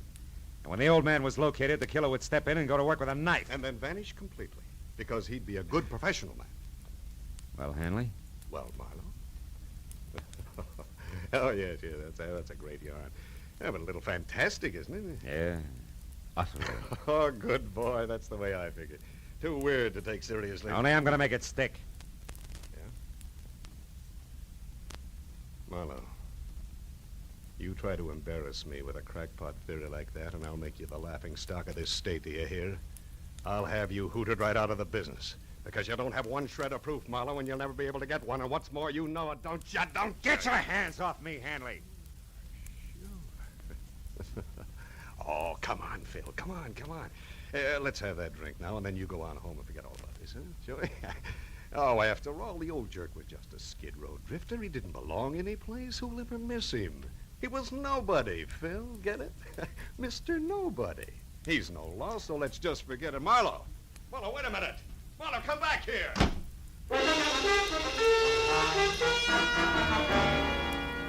I had to get out.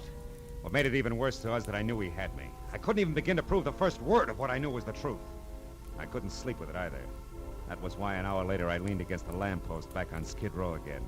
and looked across a lifeless intersection through the eddying fog at the gaunt flophouse where the old man had died. Well. A wayfaring stranger in the night. Hiya, pal. Beat it. Wait a minute, wayfaring stranger. Couldn't you accommodate me to the extent of a match, or would that break your back? Here.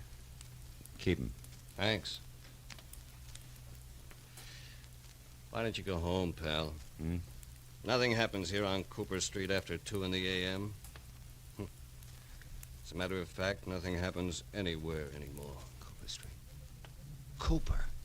That's one right out of the book. I'll bet $50 on it. 9 out of 10, they'll take the name of a street. Huh? Who? Never mind. You live around here? You're kidding. Where's Ma Murphy's pawn shop? Hey, easy. Watch the lapels, pal. Well, come on. Where is it? Ma's joined us 3 blocks down on Filbert, downstairs, middle of the block. But there's no romance there, pal.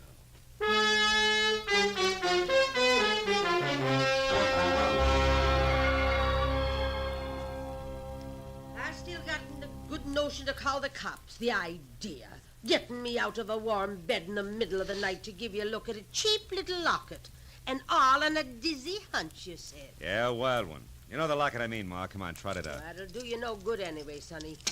Can't sell it to you for 30 days yet. The law, you know. Yeah, sure, but you've been winking at the law so long, you're blind in one eye, Ma. Is that so? Well, here you are. Say, is it hot, sonny? I'll know in a minute. It's the inside I want to see if it's... Oh.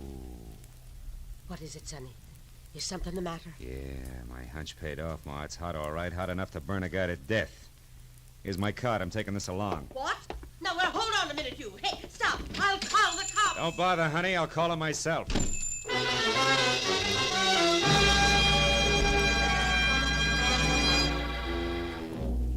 The lights were still on in Earl Hanley's study, so I pulled over and parked on the street and went up the walk on foot. And as I moved to the door, the fog slid around me in thick swirls. When Hanley answered, his face was hard and ugly. He had a gun in his hand. Our business is over with, Marlowe. Not quite, Hanley. What do you want? I got a tag for our fantastic little Just Suppose story. You're either drunk or stupid, Marlowe. I warned you once, now beat it. Not till you've heard my punchline, Hanley. It goes like this. Suppose a wife died after 40 years of marriage and left her husband alone. A lonely, lost old man who's mellowed with the years. Suppose he doesn't have much time left himself and he knows it, but he's got an obsession. An old unhappiness he wants to set straight. He wants to see a fella, not cause any trouble. Just be around where he can look at him now and then. Come on, get to the point. Sure, this is the point, Hanley. Huh? Here, take it. Where did you get this locket, Marlowe? Where? Just suppose it has your picture in one side and your mother's in the other. What then? I gave this locket to my mother when I was a kid. What did you get it? Come on, tell me. It came from around the neck of a harmless, sentimental old man who was stabbed to death tonight by a hired killer. He'd never have turned you in or blackmailed you, Hanley. Because that old man was your father. I had my own father killed. I ordered my own father's death. I didn't know it. Yeah. Mr. Nobody, remember? Come on, Hanley, give me the gun. We can go now.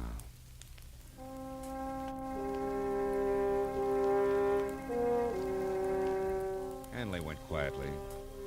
All the way, he kept the little locket clenched in his fist. But as I led him up the stairs at police headquarters, he broke loose long enough to shatter both his hands against the marble pillar. He wound up in a straitjacket.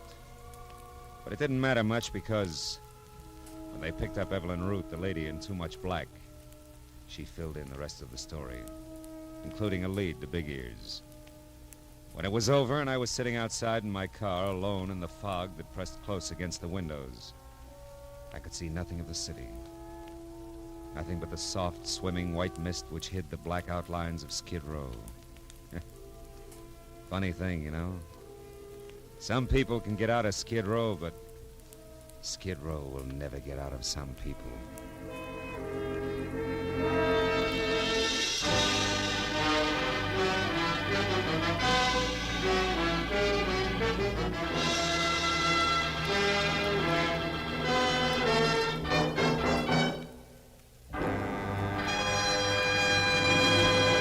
The Adventures of Philip Marlowe, bringing you Raymond Chandler's most famous character, star Gerald Moore, are produced and directed by Richard Sanville and written for radio by Robert Mitchell and Gene Levitt. Featured in the cast were Bill Boucher, Vivi Janis, Verna Felton, Edgar Barrier, Peter Leeds, Nestor Paiva, and Paul Dubov. The special music is composed and conducted by Richard Arant. Be sure and be with us again next week when Philip Marlowe says... This time there were 5 masks. One for greed, one for cowardice, one for cruelty, and one for deceit. And they all covered a murder. But it was the 5th mask that really counted, because it uncovered the killer.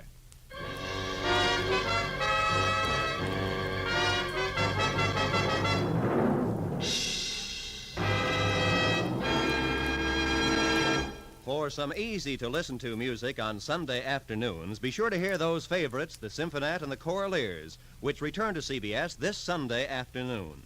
The Symphonette brings you musical favorites from the lighter classics, played by a group of outstanding instrumentalists. The Choraleers sing rousing marches, popular songs of the day, and familiar music of the past. Hear the Symphonette and the Choraleers this Sunday and every Sunday afternoon on most of these same CBS stations. To hear each and every star, leave your dials where they are, 'cause this is CBS, the Star's address. Yes, CBS, the Star's address. Roy Rowan speaking. This is CBS, where next week you will hear Philip Marlowe an hour and a half later Eastern Daylight Saving Time on the Columbia Broadcasting System.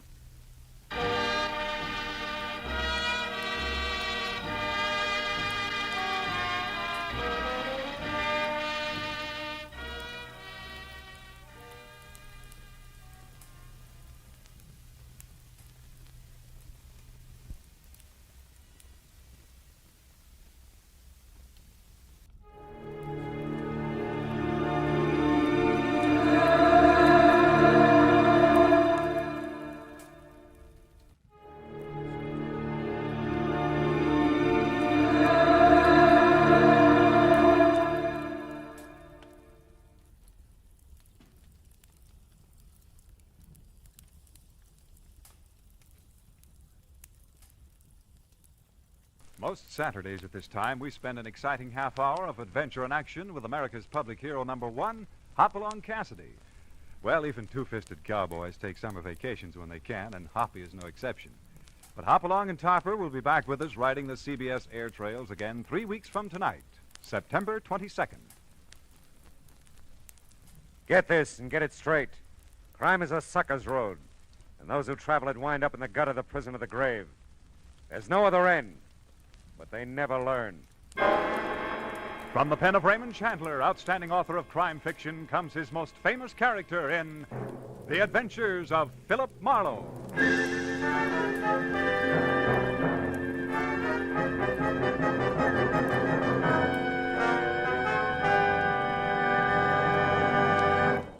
Now, with Gerald Moore starred as Philip Marlowe, we bring you tonight's transcribed story, Nether, Netherland.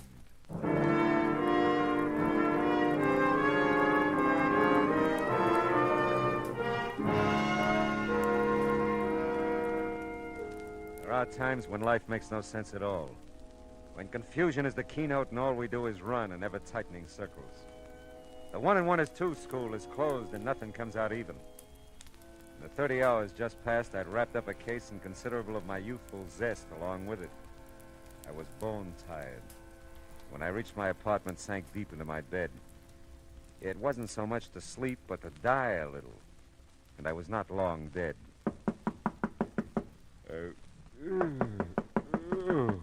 Oh, okay. Where are those slippers? Okay. Who needs more than 15 minutes sleep? Yeah. Yeah. Mr. Marlowe, I've got to see you. It's very important. Yeah, it better be. It's awfully late, I know. You're nice to let me in. Did I let you in? Yes. Just now. You're not still asleep, are you? No. No, I don't think so. You see, I always sleep lying down. It's a habit. You must know I wouldn't bother you this way if it weren't that... Well, someone's following me, Mr. Marlowe. Oh? He's been following me for I don't know how long. I'm so frightened. Oh, come on. How about a cup of coffee, huh? Oh, really, Mr. Marlowe, I don't think you're listening to me. I can make it worth your while. I wish you'd wake up. Yeah, well, that's what coffee's for. Come on. You can talk to me while I make it, Now, you were saying someone's following you. A man. Naturally. Who is it? I don't know. Uh-huh.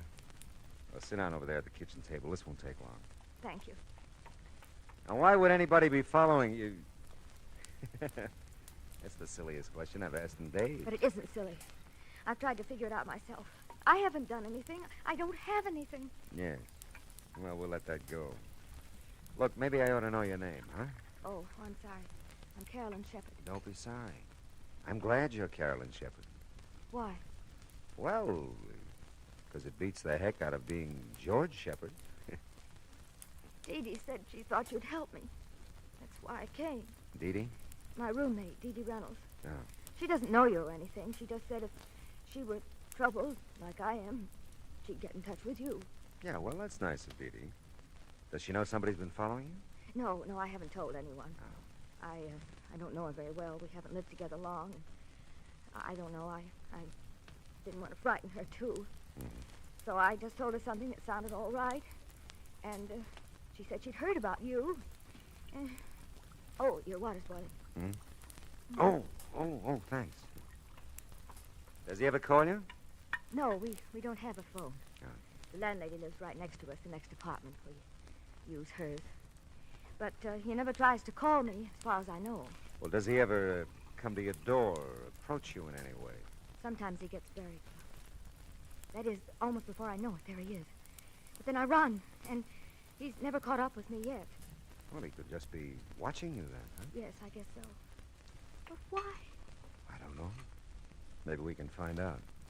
Did you see him tonight? Yes. He was out in front of the apartment house for a while. I don't think he followed me over here, but he may have. Can you see the street from those windows? Mm-hmm. See anything? No, nothing. Oh, Mr. Marlowe, what will I do? Well, right now, honey, you'll have a cup of coffee. I'll take a quick shower and a shave, and then we'll... He might come. Oh, the doors are locked. If you hear anything, just bang on the bathroom door. You won't be long. No. Sure not. Be back before you know it.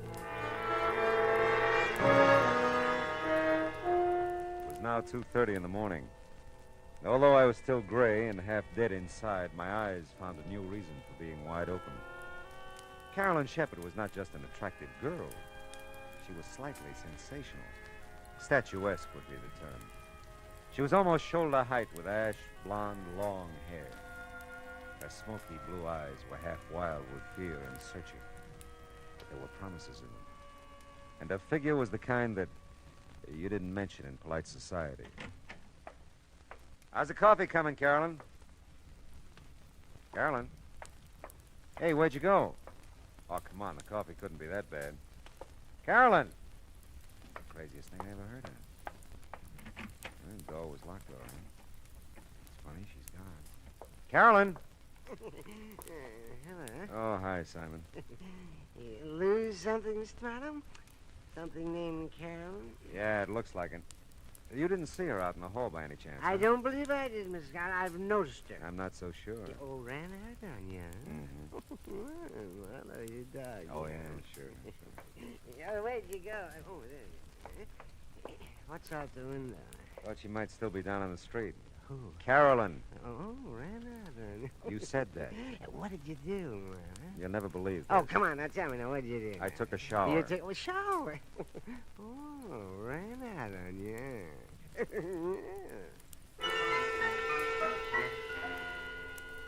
Simon was listening badly, but enjoying a good laugh when I left him. Back inside the apartment, I reached for a cigarette and a few conclusions. Her name was Carolyn Shepherd. Someone was following her. She'd been here, and she was gone. That's all I knew. I looked at the clock, 2:45. I remember the coffee I'd made, started to the kitchen to get a cup when my foot and eye caught something at the same time. It was a billfold. The driver's license said Carolyn Shepherd, and it gave a yucca address, apartment 3. Physical description didn't do it justice. But it heightened my memory, and I was there in no time.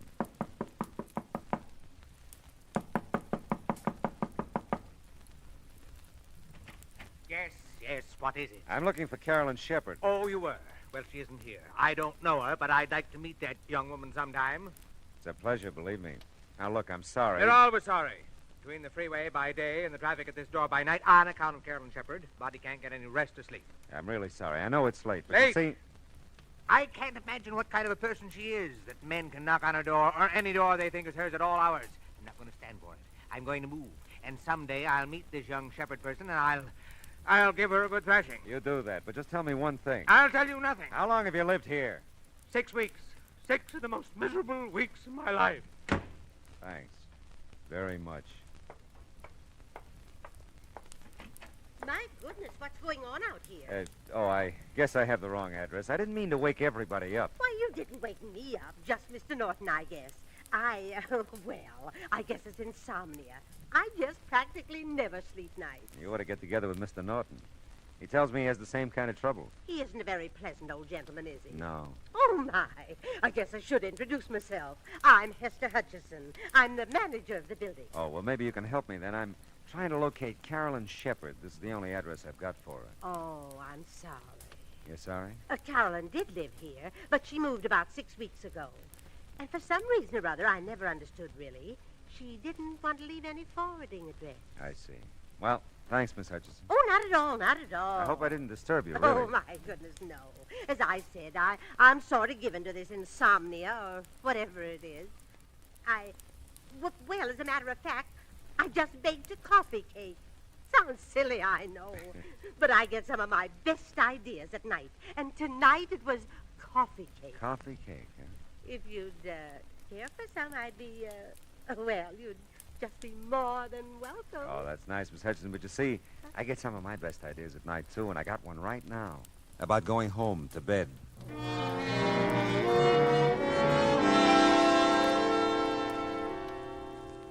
I could sleep. I knew I could. I could have been sleeping at least an hour if Carolyn Shepard hadn't decided to come into my life and go out again.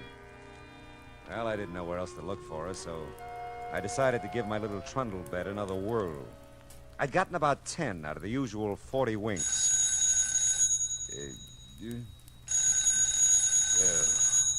Oh, no. Yeah? Mr. Marlowe? I think so. I'm Dee Reynolds, Mr. Marlowe. Well, that's swell, that's I swell. guess she isn't, but is Carolyn Shepard still there? No, she is... Who'd you say this was?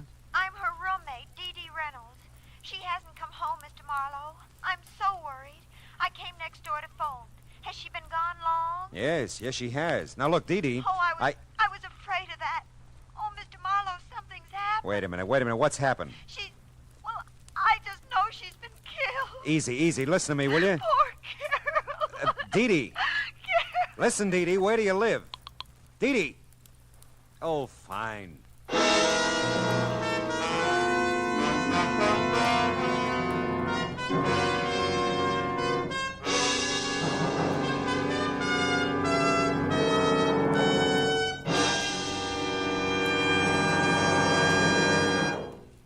In just a moment, we'll return to the second act of Philip Marlowe. But first, James Fassett brings you the second part of his two-program series of Holland Music Festival selections, along with a few colorful words about the music, customs, and people of Holland as he observed them. That's on your invitation to music tomorrow afternoon on most of these same CBS radio stations. Listen to tomorrow for your string serenade featuring Jerry Windsor with his singing strings in Music All America Loves. Now with our star, Gerald Moore, the second act of Philip Marlowe, and tonight's story, Nether, Netherland.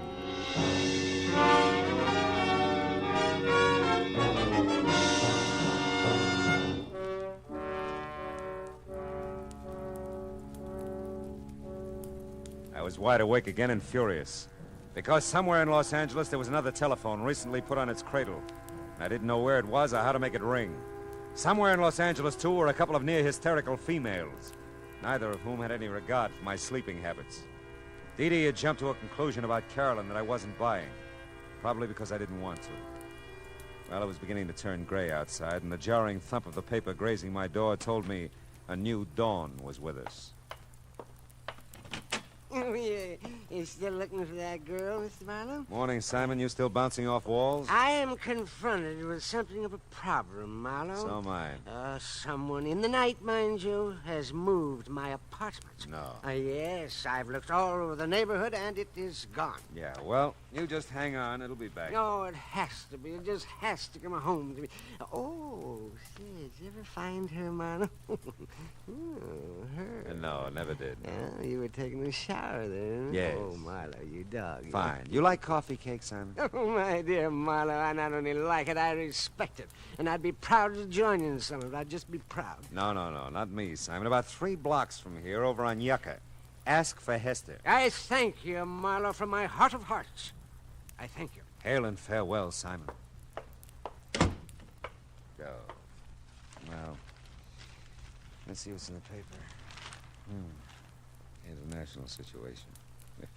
Caught it. Inflation. Holy smoke. Police late last night found an unidentified woman beaten and unconscious in the Beechwood area near the Hollywood Hills. The young woman, tall and blonde, was taken immediately to the police receiving hospital in Hollywood, where her condition is reported as serious.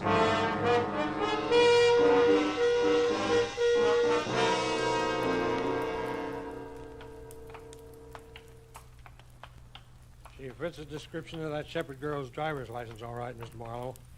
She's pretty banged up, though. Might be tough to identify her. Yeah, what time did they find her? About 3 o'clock this morning, I think. We were figuring robbery, since her wallet and most of the stuff in her purse is missing. Oh, here we are. Oh. Yeah, she's still out. Pretty doped up, I guess, huh? Yeah. She the one? No, she isn't. You sure? Yeah, hair is too blonde. Well, maybe she's had a quick dye job since you saw her last, huh? Very funny. Well, we'd like to wrap this thing up, you know. If you could identify her, we'd be part out of the woods. I'd like to help you out, but she's not Carolyn Shepherd.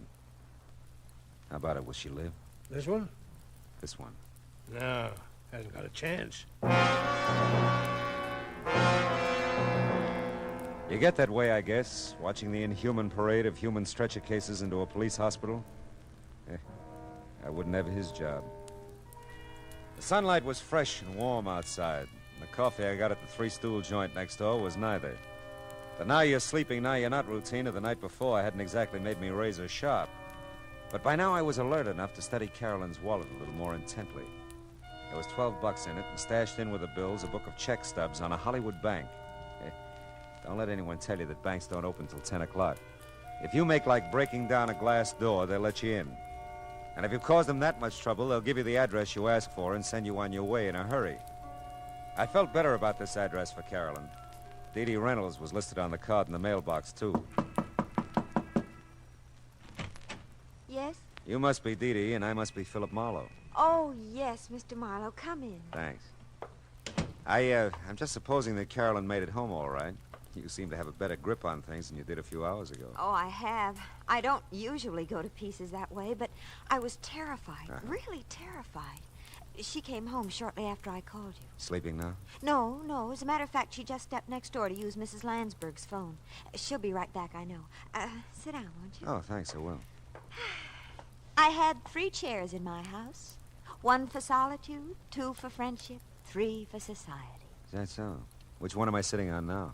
Oh, you don't know the quote. It's Thoreau. Oh, well, I'm impressed. Yeah. I shouldn't flaunt my knowledge that way.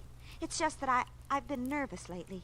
I always read Thoreau when I'm nervous. Well, aside from Thoreau, how much do you know about Carolyn? Not very much. She doesn't let anyone know very much. Oh. I know she's worried. She watches at the window, and she jumps when there's a knock at the door. She acts like someone's after her all the time. I told her to see you. That's nice. Society is commonly too cheap. We meet at very short intervals, not having had time to acquire any new value for each other. You quote a good deal, don't you? Thoreau reaches me. How about Frank Laszlo? Frank Laszlo? Yeah. No, I don't think so. Is he a well-known writer? I wouldn't know. I thought Carolyn might have mentioned him. No, not that I know of. Of course, we keep pretty much to ourselves. Which one of you smokes cigars? What? In the ashtray on that table there. Why, never even noticed it. That's odd. Of course, I was gone early last evening. Went to the library. Oh. Maybe someone was here to see Carolyn. Yeah, that could be. Well, hello, Mr. Marlowe. I'm so glad to see you. Are you? You don't know how glad. Dee Dee, would you... I promised Mrs. Landsberg I'd water the lawn, fore and aft anyway. It's the nearest thing I can get to Thoreau's Life in the Woods. I love a broad margin to my life. The swiftest traveler is he that goes afoot. Mr. Marlowe, you do know Thoreau. See you later, Dee Dee. Oh, it's been a pleasure. A real pleasure. She's an amazing girl, isn't she? So are you. You did a great disappearing act last night. I know. I felt so strange there. I knew he was around somewhere, and then I saw him down the street in front of your apartment. I had to run. I went out the back, down the fire escape. But you didn't come home for quite a while. Well, there's an all-night diner over on Franklin. I stayed there a long time. I was so frightened. I still am. It's got to stop, Mr. Marlowe. Whoever he is, he has to leave me alone. Who's Frank Laszlo, Carolyn? Why do you ask? Well, I looked through the check stubs in your wallet. You made weekly payments of $50 to Frank Laszlo for several months, up until 2 weeks ago. Well, he's just a family friend, Mr. Marlowe. He loaned me some money, and I've been paying him back. Yeah, but $50 a week is pretty much and pretty often. Well, I wanted to clear up the debt as soon as I could. I thought you had no family. I haven't. But we've known Mr. Laszlo for years. You see, I inherited a small amount when my father died, just last year. It was tied up for a while, and Mr. Laszlo just helped me over the breach, that's all. Does he live in town? No, he doesn't. If you're thinking he has anything to do with my trouble, Mr. Marlowe, you're very wrong. I wouldn't want him to know about it at all. You know, Carolyn, you never described this guy who's been following you. You know, I wouldn't even know what kind of a fellow to look for. Well, he's short for a man, not quite as tall as I am. And he's muscular looking. I think he's dark, too, although he usually wears a hat and a gray suit. Does he smoke cigars? I've never noticed that he does, no. You don't work anywhere, do you? How can I hold a job in the state I'm in? Oh, no, I just look and wait. What is it? I knew it. He's out there, Mr. Marlowe. Where? I just got in that car, the big convertible at the curb. Okay, honey, come on, let's go.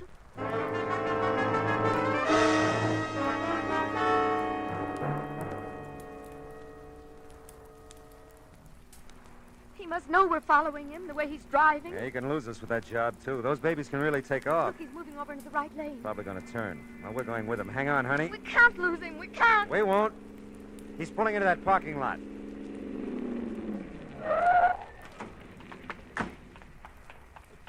Well, sir, we made quite a chase of it, didn't we? Yeah, we did. Get out of that car. I was just about to...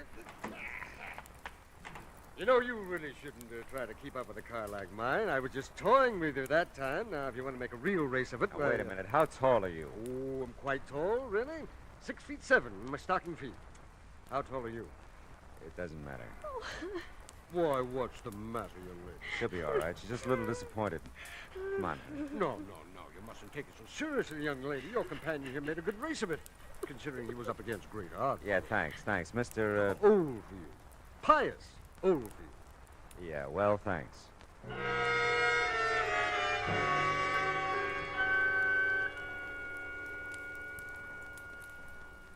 Oh, I don't know how I could have made such a mistake. But he did look like him, Mr. Marlowe. Until he stood up, I really thought... All right, honey, forget it. You're pretty tired and upset, and you're almost home now, huh? I don't want to be alone. He'll come. Don't worry, I'll stick around. Nobody will bother you. He must. He must. I'm so tired. So afraid. Take it easy, honey. We can't strike out all the time. Hey, looks like Dee Dee's made a friend watering the yard. Oh, no. What? Mr. Marlowe, this time I'm sure of it. It's him. I know it is. Cigar and all, huh? Okay, baby, we'll see. Come on. No, I can't. Come on, Carolyn. You gotta get with it, girl. Dee Dee, give me a hand, will you? Carolyn, what's wrong? She's pretty upset. Take her in the apartment, will you? Oh, sure, I will. Who's the guy with the cigar? Well, he didn't say. He asked for Carolyn. Okay. Hey, you! Hold it! I don't think so, buddy. I said hold it or I'll ram that cigar down your throat. You don't don't look so tough. That's how I fool them. Are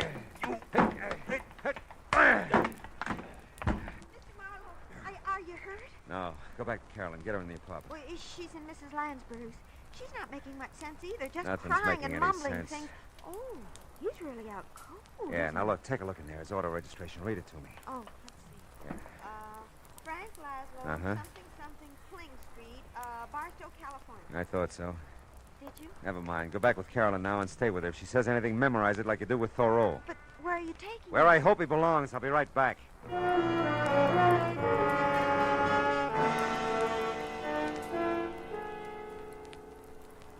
Hey, you keep dropping in like this, and we'll be old friends, Mr. Marlowe. Never mind that. What shape's he in? Looks like a minor concussion. He'll be around in a little while. Who hit him? A very dear friend of mine. Look, keep him here, will you, and keep an eye on him. I'll be back maybe with another customer for you.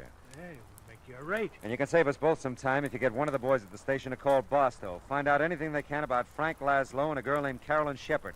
You can reach me at the Landsberg phone number I looked up on Cherokee.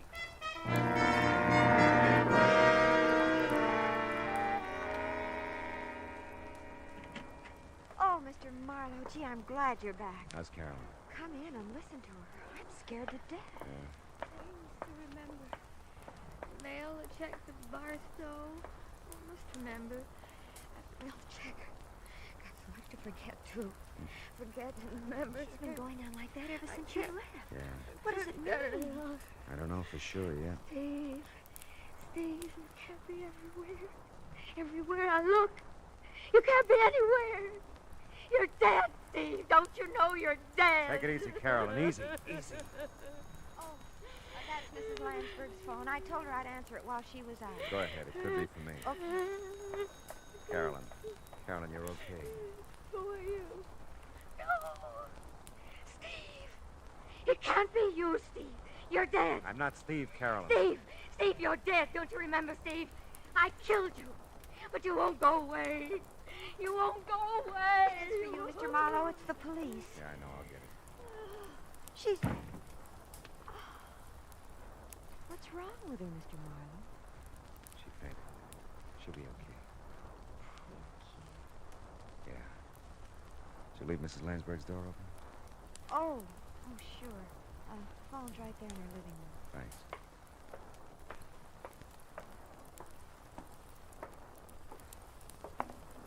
Yeah? Hey, Marlowe, that Barstow call was a rule. Really? That dame you mentioned, Shepard, she's wanted for murder. Who'd she kill? Her husband, Stephen Shepard, last March. What about Laszlo?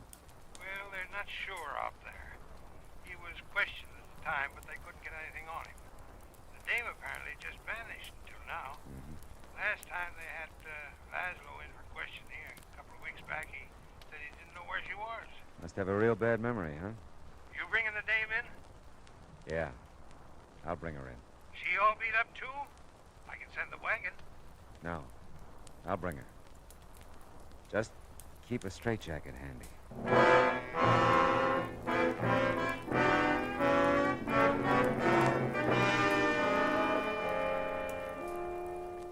Like I said, there are times when confusion is the keynote.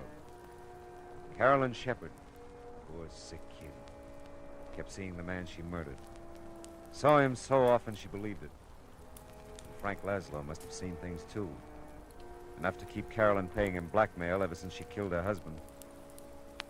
Did you ever stop to think of all the so-called nice, clean, upstanding citizens who carry a moral cesspool behind shining eyes and a sweet smile?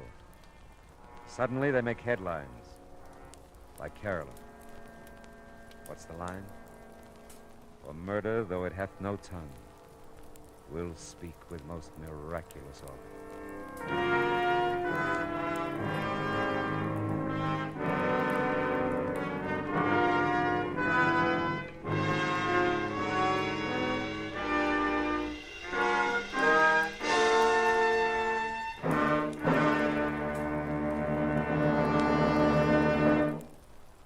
The Adventures of Philip Marlowe, bringing you Raymond Chandler's most famous character, starring Gerald Moore, was produced and transcribed tonight by Cliff Howell and written for radio by Kathleen Height. Featured in the cast were Lorene Tuttle, Verna Felton, Shirley Mitchell, Howard McNear, Ted Osborne, and Cy Kendall. Gerald Moore may currently be seen in the Santana production Sirocco.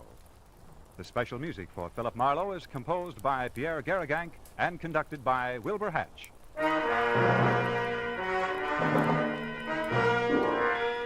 Be sure to listen next week at the same time when Philip Marlowe says... This time my plans for a fishing trip got caught in the line of a beautiful girl who didn't know upstream from downstream. I was in deep water for a while, but I finally caught my limit by using a special kind of bait.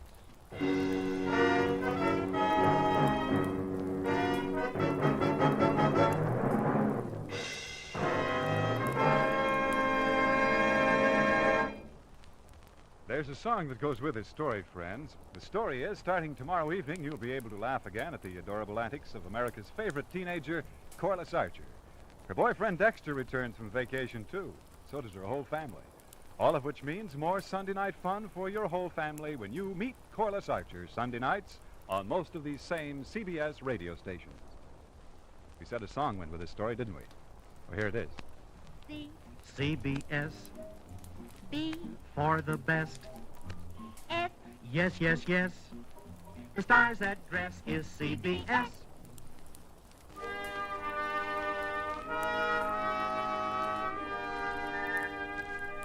This is Clarence Cassell saying, remember, for the sweetest music this side of heaven, it's Guy Lombardo time, Sunday evenings on the CBS Radio Network.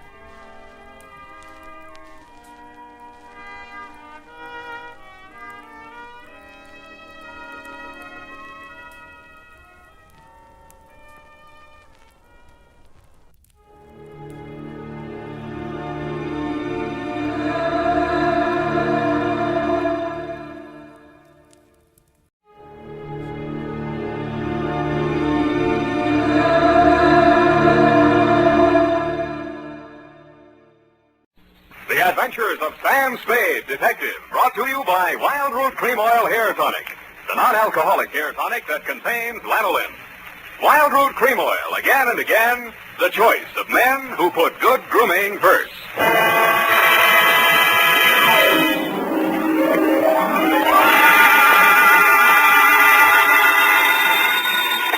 Sam Spade Detective Agency. Say what, sweetheart? Oh, Sam, how did it go? Well, it wasn't exactly a 10-in-1 outfit. More of a mud show, dog and pony type, you know, rag front.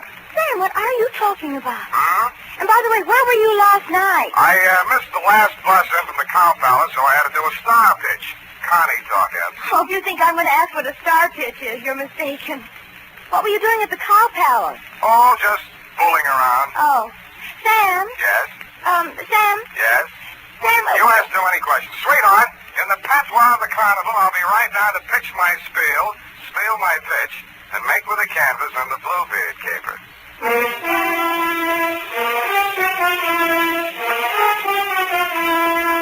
Dashiell Hammett, America's leading detective fiction writer and creator of Sam Spade, the hard-boiled private eye, and William Spear, radio's outstanding producer-director of mystery and crime drama, join their talent to make your hair stand on end with the adventures of Sam Spade.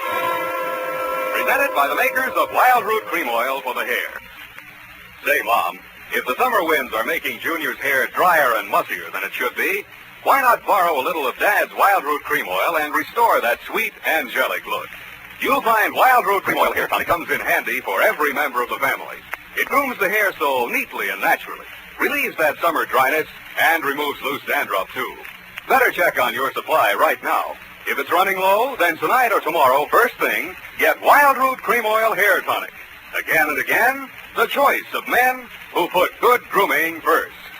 And now, with Howard Duff starring as Spade, Wild Root brings to the air the greatest private detective of them all in the adventures of Sam Spade.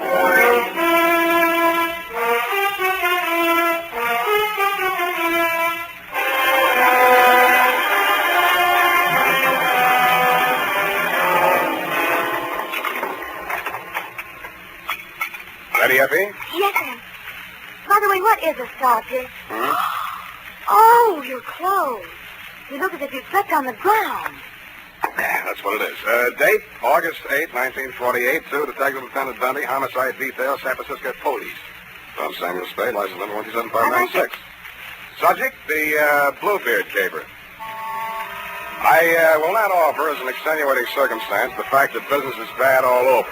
But it is true that I've been sitting in my office for 4 hours and the phone had not rung once. This one didn't phone. From the looks of him, he didn't have the required nickel. But the hangover he was wearing under his eyes had cost someone a pretty penny, so I figured his credit might be good somewhere. Mr. Spade? Yeah? Oh, my head. Here, try this. Oh. Want it mixed? Oh, no soda. Couldn't stand the noise. Where'd you wake up? In these same clothes. Figures. It all started at my sister's engagement party. Mint juleps. But they must have been full of flukum. Flukum? You don't happen to have an ice bag? It's customary for my clients to bring their own. Oh. Well, now here's a spiel. Did I tell you my name? The name he gave my secretary was Ned Towers. You want to stick with that? Yeah, Ned Towers, yeah. It's about my sister. She's... Her name? Sylvia. Sylvia Towers. Sylvia Towers. But it's not about her, really. It's about that Bluebeard. Bluebeard she's marrying. Jefferson Davis Calhoun. What about him? Oh, that marriage has got to be stopped. I found out that his name's not Calhoun at all. That he's been married 3 times under 3 different names. And that all his wives died mysteriously. And that he collected their insurance.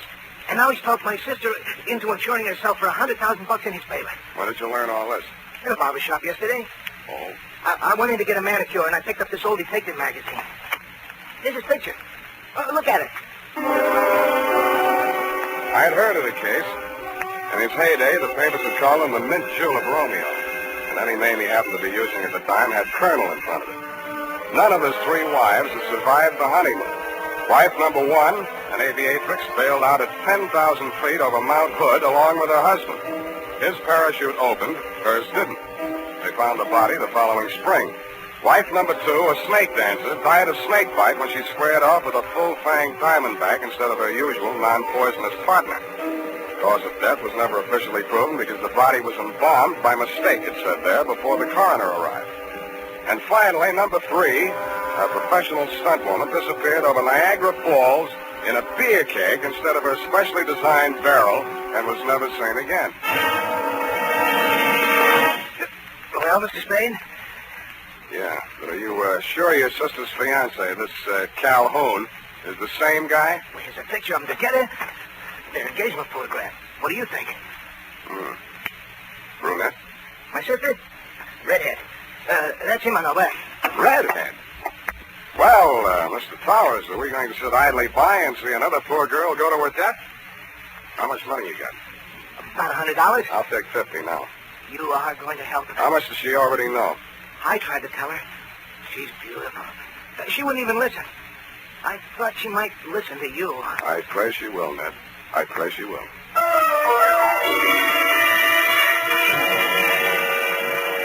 There were 2 aspects to the case that I wanted to look over more closely. A, Sylvia's red hair, and B, the red splotches on my client's face. I had a hunch she might be suffering from more than a hangover. So I dropped him at the address of a medical friend of mine who specializes in poison. He said the tests would take most of the afternoon, so I decided to find out who was Sylvia, what was she, was she as kind as she was fair.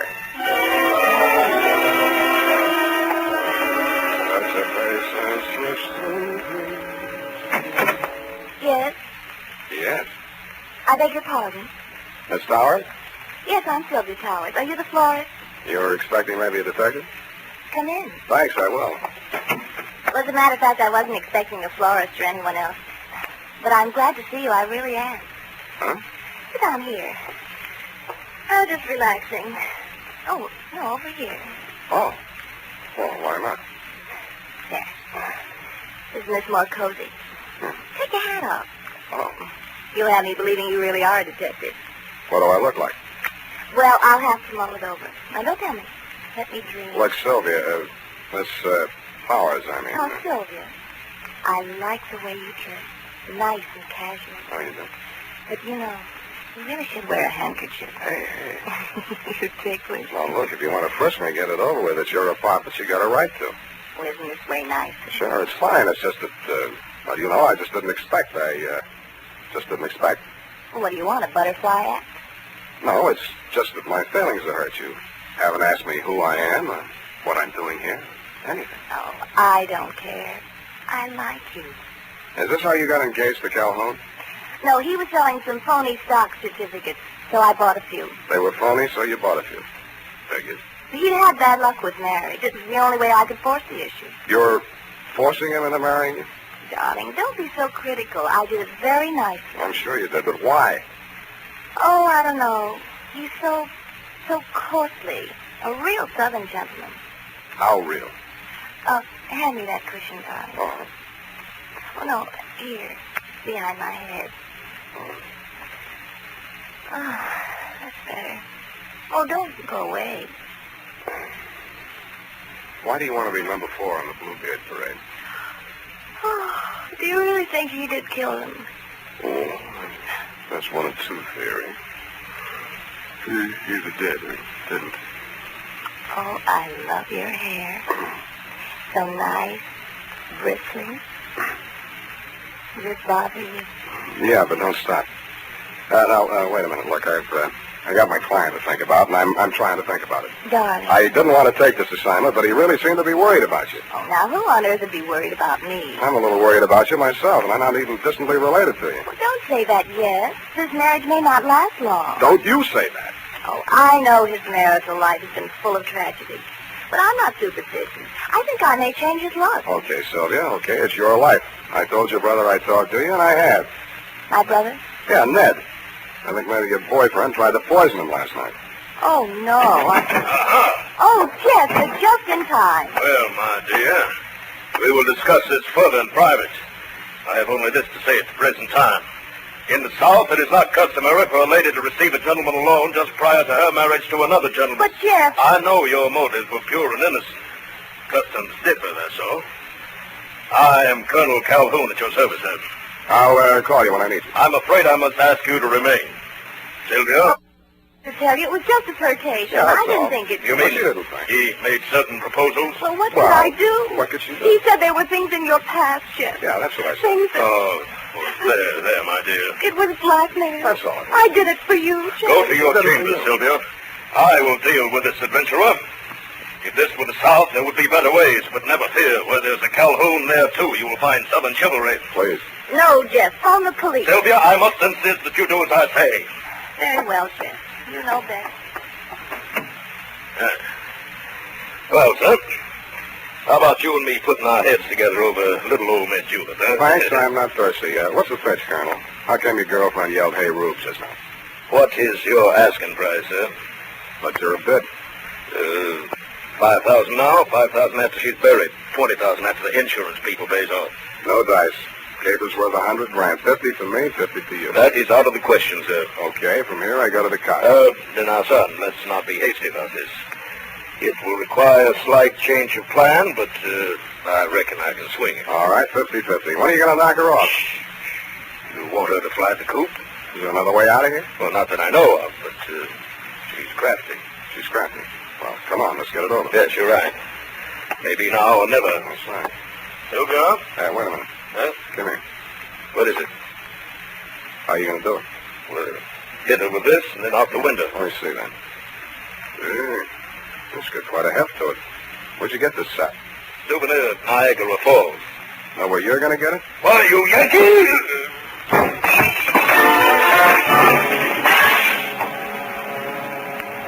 The souvenir of Niagara Falls was deadlier than I thought.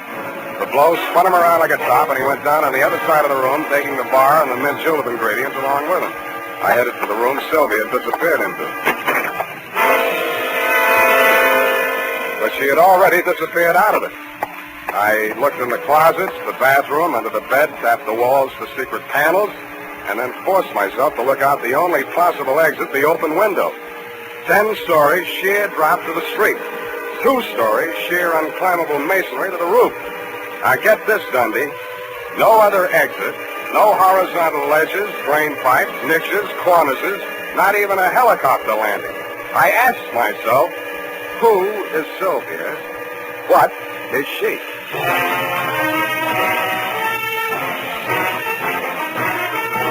The makers of Wild Root Cream Oil are presenting the weekly Sunday adventure of Detective Sam Spade.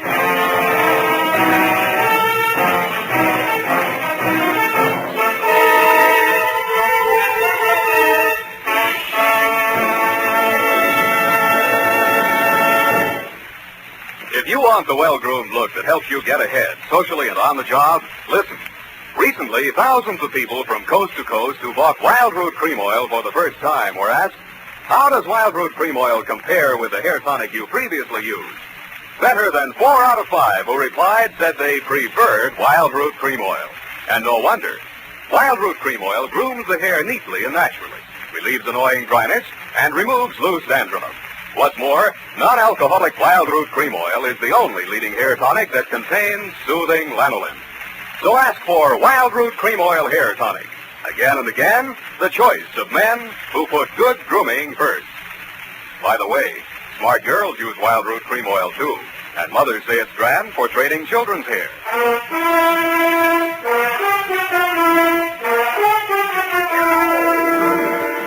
And now, back to the Bluebeard caper. Tonight's adventure with Sam Spade.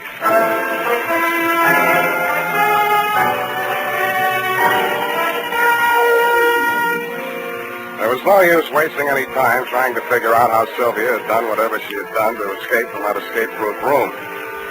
There was nothing of interest in it but a diving helmet, deep sea type, and the current issue of Billboard, a magazine which records the movements of show people. Under carnivals and tent shows, an item was circled. Colonel Carlisle's Colossal Carnival and Tent Show, which was currently playing San Francisco out by the Cow Palace. That reminded me of the Colonel in the next room. I went in to hit him again, but somehow his not being there didn't surprise me a bit. What I found on the roof did surprise me a little. It was the rope and grappling hook, human fly type, which fitted with the circusy aspect the caper was beginning to take on. But I'd never have taken Sylvia for a stunt woman. I took a deep knee bend to get into condition for what lay ahead, slid down the banister to the top floor, somersaulted into an elevator, and rode it down to the lobby, no hands. Pausing only to acknowledge the applause of the scrub woman, I skated on over to the phone booth. Hold his hands like the night. Dr. Mandel's office. Bernie, Sam Spade. Oh, say, I'm glad you called, Sam.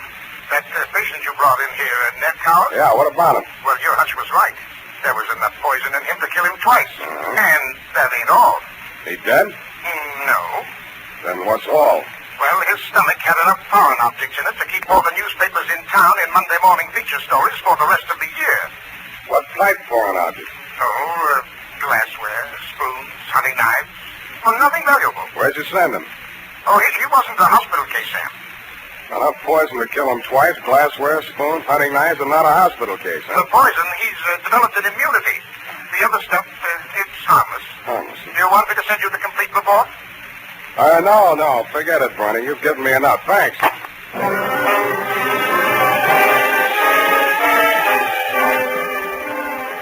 From then on, Dundee, it was mostly entertainment.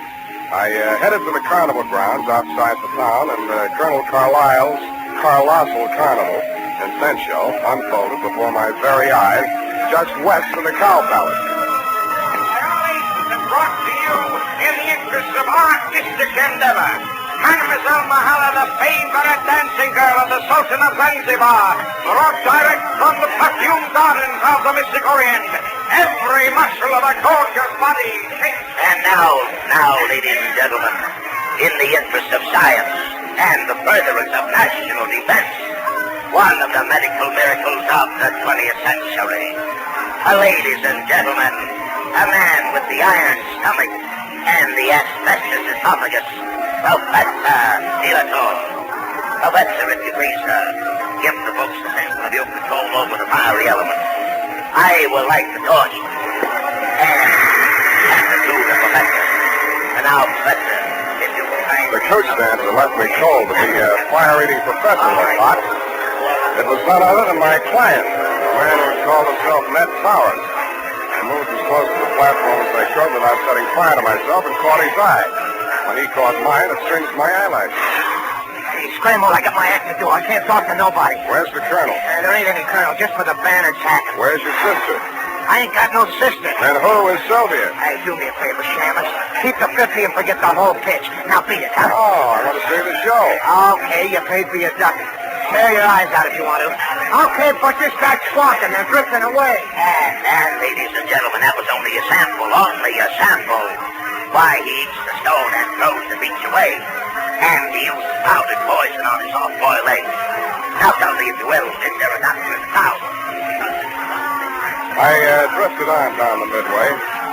There was Puna, Nature Boy, Gilda and Hilda, the Siamese twins. There was Shorty, the fat man, and Fatty, the short man, a bearded lady, and several natural freaks of nature. At the very end, there was a big canvas enclosure. The act was called the Three Death-Defying Darlings. From the noise inside, I judged that to be an understatement.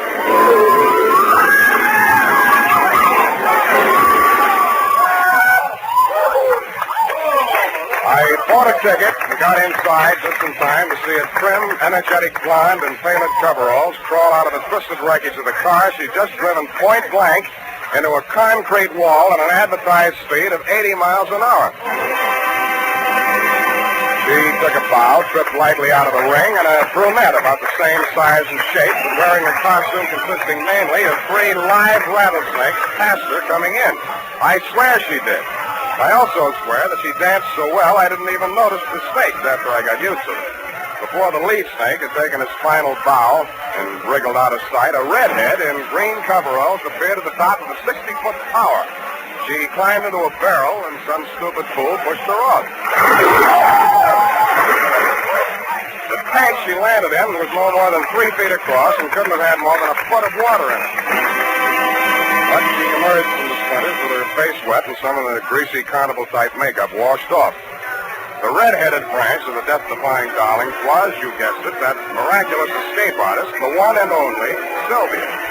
I was anxious to meet the rest of the act, so I vaulted over the canvas for their trail rescue. There was a sinister buzzing sound at my ankles as I entered. I jumped out of the way just in time to miss getting bitten by one of the brunette's dancing partners, the Diamondback. Sylvia looked at me pityingly, grabbed it expertly just behind the head, and shoved it down into its basket. Sam, you should have known better than to come in here unannounced. Strangers make Salome terribly nervous. Then we're even. How did you know I was here? I didn't. I was looking for my client.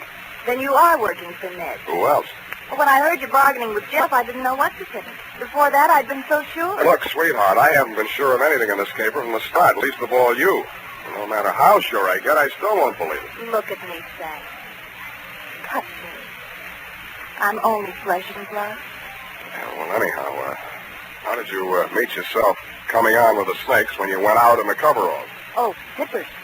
I was wearing the snakes underneath all the time. Snakes?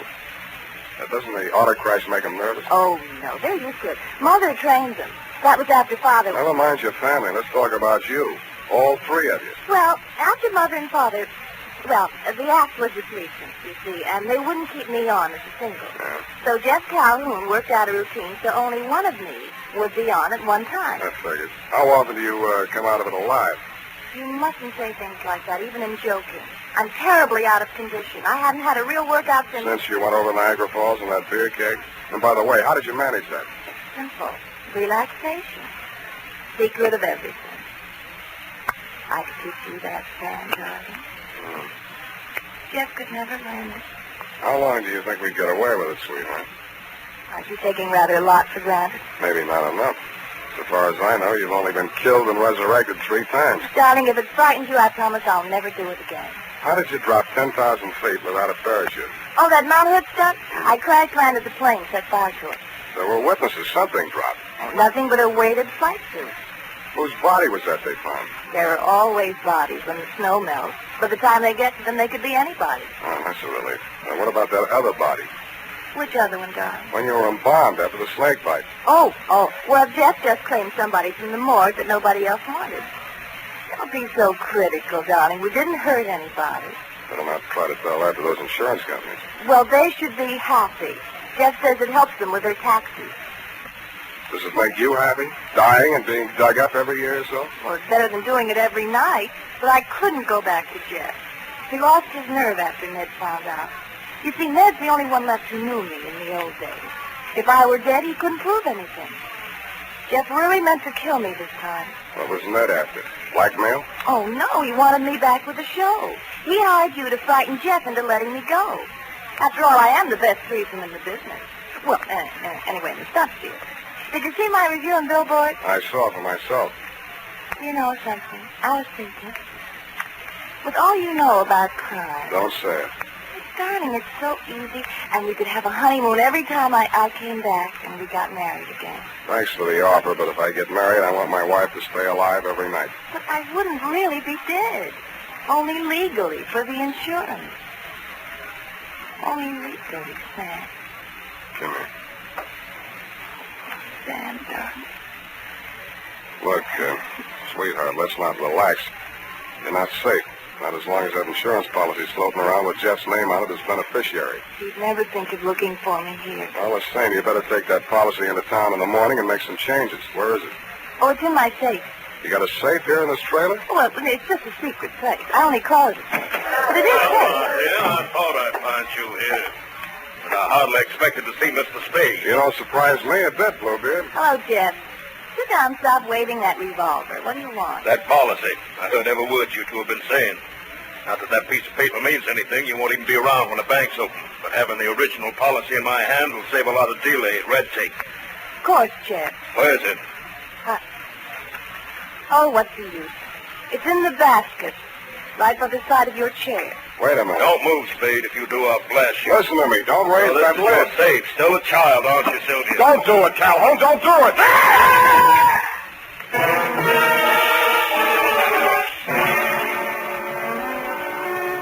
And that, Lieutenant dear, took the lid right off of the cable. Due to my Boy Scout training, my split-second timing, and the fact that Salome's fang missed an artery by a 30th of an inch, I understand Calhoun will live long enough, which as far as I'm concerned is any length of time you care to name. About Sylvia, I really don't know how to advise you there, but if you're planning on charging her with attempted homicide, you'll find that there are 3 darling sisters listed as U.S. citizens and residents of California. It might be hard to figure out which one of her to indict. Period. End of Nightmare Alley, Bluebeard Division. Any questions, Ep? Oh, just one, Sam. A grammatical error, but I'll correct it. And just whom do you think you are to be correcting my grammar? Who, Sam? Nominated case. Nominal. Nominated, Sam. The most frequently used cases in English are nominative, accusative, and possessive. Now, I'm referring to your sentence which reads, it might be hard to figure out which one of her to indict.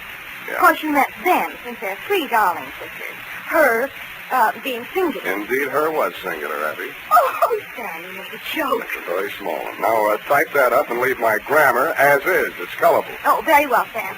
I'll just fix the syntax as I go along. Syntax? In California?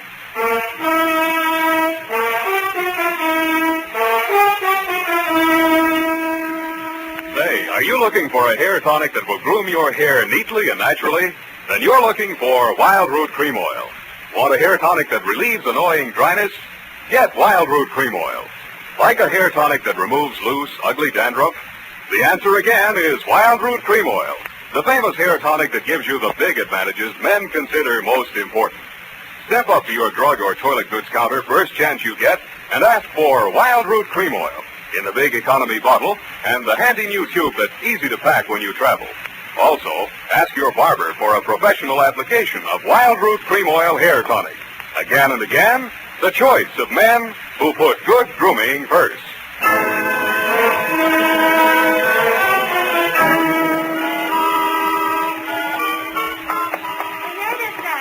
You were quite right. She was only one girl, so I left it to her and made the correction back farther. Back where, Sentence Twinkle just prior. Twinkle Toes. You know, where you said 3 darling sisters, I changed it to 1. That's impossible. It takes 2 to make a system.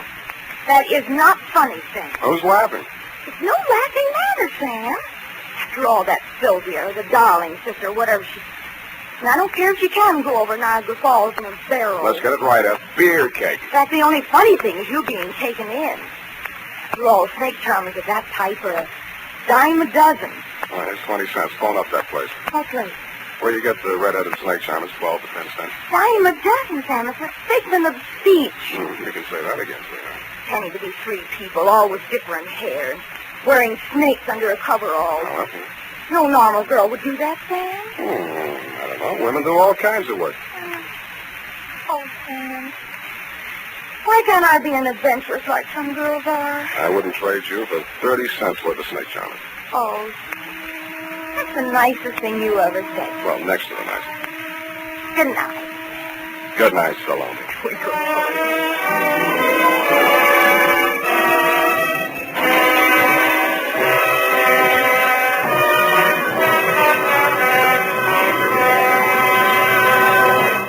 The Adventures of Sam Spade, Dashiell Hammett's famous private detective, are produced and directed by William Spear.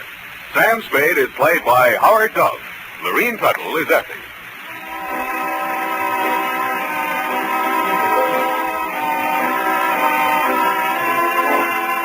The Adventures of Sam Spade are written for radio by Bob Tolman and Gil Dowd, with musical direction by Lud Gluskin. Join us again next Sunday when author Dashiell Hammett and producer William Spear join forces for another adventure with Sam Spade.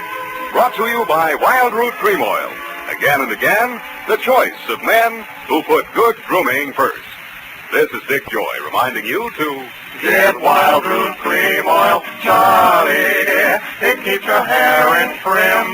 You see, it's non-alcoholic, Charlie. It's made with soothing lanolin. You better get Wild Root Cream Oil, Charlie. Start using it today. You'll find that you will have a tough time, Charlie. Keeping all the gals away. Hiya, Baldy. Get Wild Root right away.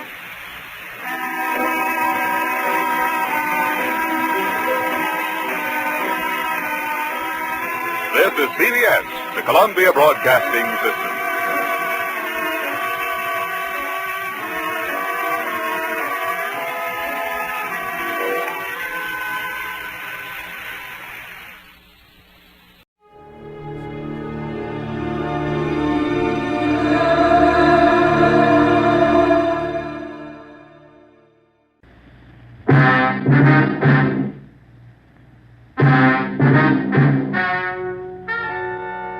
Ladies and gentlemen, the story you are about to hear is true. Only the names have been changed to protect the innocent.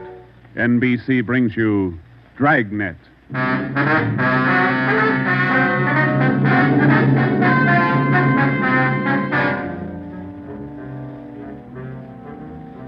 You're a detective sergeant. You're assigned to homicide detail. A gang of quick trigger gunmen have moved in on your city. They've given public notice that they'll kill the first cop who tries to take them. You know the risks. Your job, apprehend the suspects. Dragnet, the documented drama of an actual crime, investigated and solved by the men who unrelentingly stand watch on the security of your home, your family, and your life. For the next 30 minutes, in cooperation with the Los Angeles Police Department, you will travel step by step on the side of the law through an actual case, from beginning to end, from crime to punishment. Dragnet is the story of your police force in action.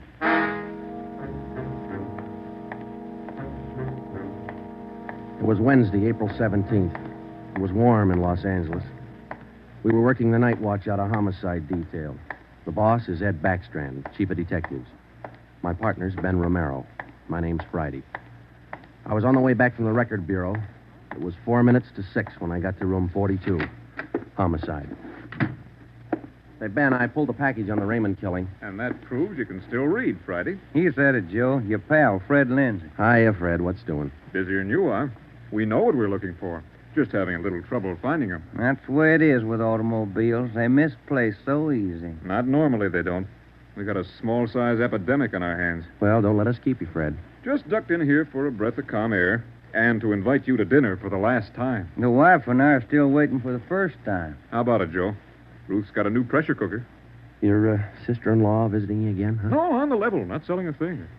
Come on. Who is it this time? My cousin. But she's awfully pretty, Joe. Oh, why do you guys insist on trying to marry me off? Me and Fred went down fighting, but it kind of grows on you after a while. Now, tell me, what is it about a married man? Just can't stand to see one single man left in the world. How about it, Joe? Tomorrow night at 7, okay? Okay. Tell Ruth I'll be there. It figures that he's got to run out of kinfolks pretty soon. Fine, we'll be expecting you. Got a stakeout tonight, but tomorrow I'll be clear. Anything big? Nothing definite, Ben. Just to follow up on those stolen cars. See you, men. So long, Lindsay. Joe, you'll like my cousin. Oh, Never say die. What a character. You just catnipped women, Joe. Yeah. Well, here's that Raymond package. Let's check those dates that Backstrand wanted, huh? Wednesday, April 17th was just routine. A dinner date I tried to get out of, some paperwork that the chief wanted done, and a hot, sticky day. Too hot to wear a suit of clothes. Sometimes it's like that. A day starts out being routine, and by the time it comes of age, it's got a personality all its own. At 10:23 that night, Ben and I were just finishing up the paperwork, and Ed Backstrand opened his office door. Righty, Romero, just got a hotshot call. What you got, Skipper? Hold up and shooting at Hooper and Esperanza, code 3. Code 3, that means red light and siren. It was 10:32 when Ben and I pulled up at the corner of Hooper and Esperanza. It was a bar in the basement of a building on the south side of the street. A radio car was there, and the two officers were holding the crowd back. A man was talking to one of the officers who turned and pointed to us. As Ben and I got out of our car, the man hurried over to us. You're the detectives? That's right, Sergeant Friday. My name's Cummings, R.L. Cummings. I own the bar. This is terrible. There was a gunfight downstairs. Uh-huh, come on. Where's the ambulance? One of the officers in the radio car said we needed the coroner. Did you see the actual shooting? No, I didn't. Here's the fellow that was shot. Oh, there's Jones from the crime lab. Hello, Friday. Romero. Hi, Lee. What do we got here? Pretty bad. Looks like a shotgun. Close range. He really got in the way of it. Ben. Yeah. It's Fred Lindsay. Motor theft. He was on a stakeout, Lee. Tell us about it, Mr. Cummings. You know this fellow, Sergeant? Yeah, we know him. What happened? We had a holdup tonight. 3 men. Yes, go on. Well, business was good, real good. We had a large crowd, and I was happy about that because I've been trying to sell out for a long time now. I've been showing the place to different parties all week long. I had a fella coming over tonight to take a look at it. What time was that? Oh, a little less than an hour ago, about 9:30. I see. Go ahead. It was almost time for this man to show up, so I called Eddie, that's my bartender, and I told him to kind of keep a lookout for the man because I was going back to the office to get the books ready to show. You know how it is when you want to sell a business.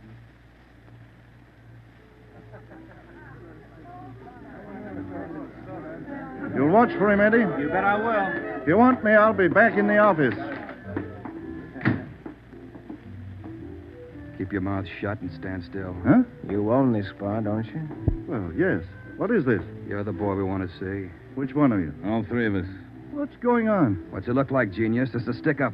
I haven't any money. You go to the bank on Thursdays, don't you? Well, I made my deposit today instead. I've been watching you for a month now. Don't give us that. You go to the bank on Thursdays. Now, come on, hand it over. I'm telling you the truth.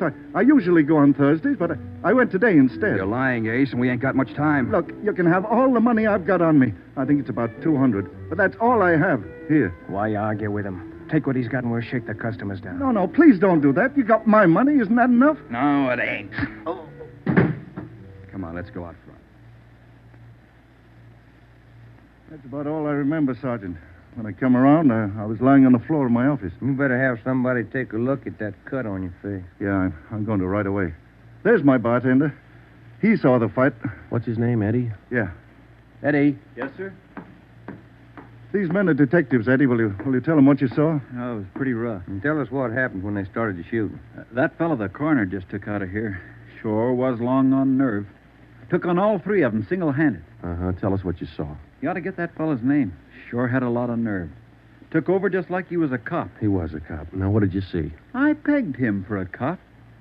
Well, he was sitting up at the bar. Been nursing a bottle of beer for about an hour. I was keeping an eye on the front door, watching for this fellow the boss wanted to see. So I didn't see the 3 hold-up men come through from the back. But I heard them. All right, let's knock it off. You can all see this shotgun. Anybody make a move and I'll blow your head off. Beamers cover the front door. Got it.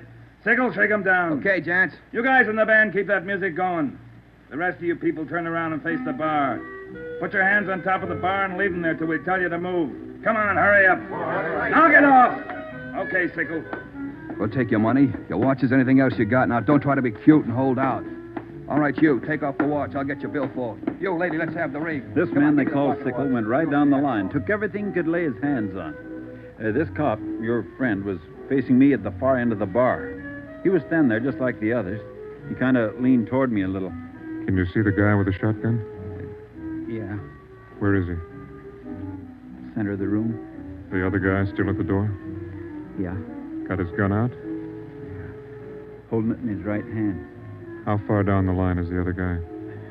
About 10 people away. Hey, you two down at the end there. Knock it off. Hurry up, Sickle. Doing the best I can. Come on, let's have the push, lady. You, next to the lady here, get the watch off. I'll take this wallet over. How far away now? Getting closer. But we better set up like he says. I'm going to take the one with the shotgun Oh, first. he'll blow you to pieces. I got a gun. How far away is that guy now? I thought Jans told you two to shut up. All right, Sickle, try to move and I'll break your back. Let me go. Go ahead and shoot, Jans. Take away from him, Sickle. All you people at the bar, down on the floor. Okay, you with that shotgun, drop it. Bemis, can you get a shot at him? Not without hitting Sickle. Come on, you, I'm waiting. You got us all wrong, boy. We like Sickle, but not that much. The cop was holding Sickle as a shield. When the big guy let go of the shotgun, both the cop and Sickle ducked. The cop didn't get hit. But this man Sickle fell over on his face, grabbed at his arm. The man with the shotgun went down on one knee, holding his stomach. The man at the door took a shot at the cop, but he missed. Then the cop fired 3 shots at the man by the door. Looked like the first 2 missed, but the last one caught the man in the leg and he went down. Well, by this time, the big guy with the shotgun had recovered enough to hold his weapon again. I tried to warn the cop. Look out, the guy with the shotgun. I see him. The cop pointed his gun and pulled the trigger, but he was out of shells. Boy, Sergeant, my stomach knotted up when I heard that hammer fall against those empty chambers. The cop threw his gun at the guy with the shotgun and then ran right at him. You know, it was just as if that cop was trying to run right down the barrel of that shotgun. I glanced at the cop on the floor, then I tried to follow the 3 of them as they made their way out of the bar. They jumped into a car out front and drove off.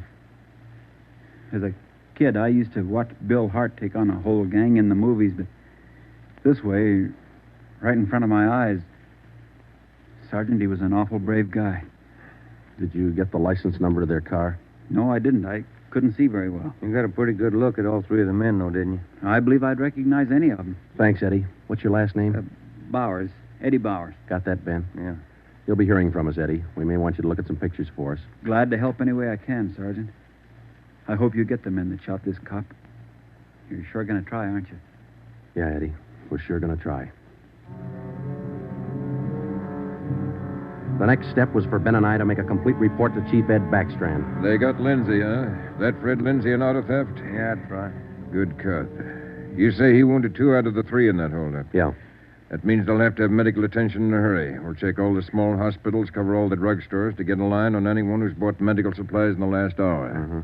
As soon as medical detail notifies Ms. Lindsay, I'd like to go over and see her. Smith from the medical detail's out there now. By the time you get back, we may have a flash in the drugstores or hospitals. We'll be back in 30 minutes. Call in when you get out there. Right, Ed. You might carry this with you. Yeah? I'm sick. I'm sick to my stomach about this thing. I want you to get those 2-bit punks. I don't want them to see another sunrise. Got that, haven't you? Yeah, Ed. Let's go, Ben. Chandler? Yes, sir. Put out an APB. Have communications broadcast the descriptions of these suspects every 30 minutes until further notice. Get them to communications right away,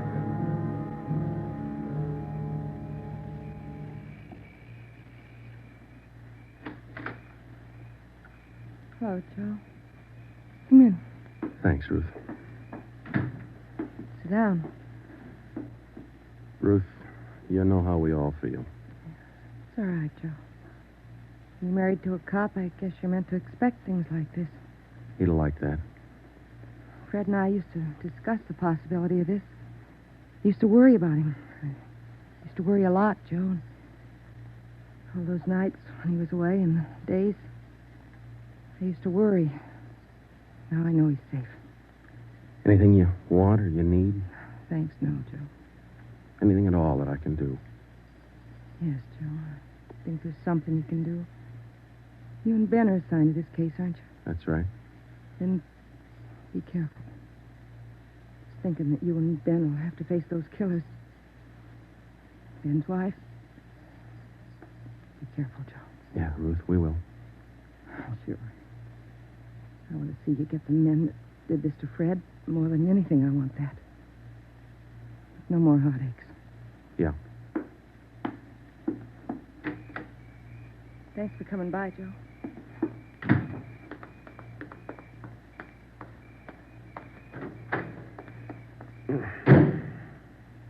How'd she take it, Joe? Let's go.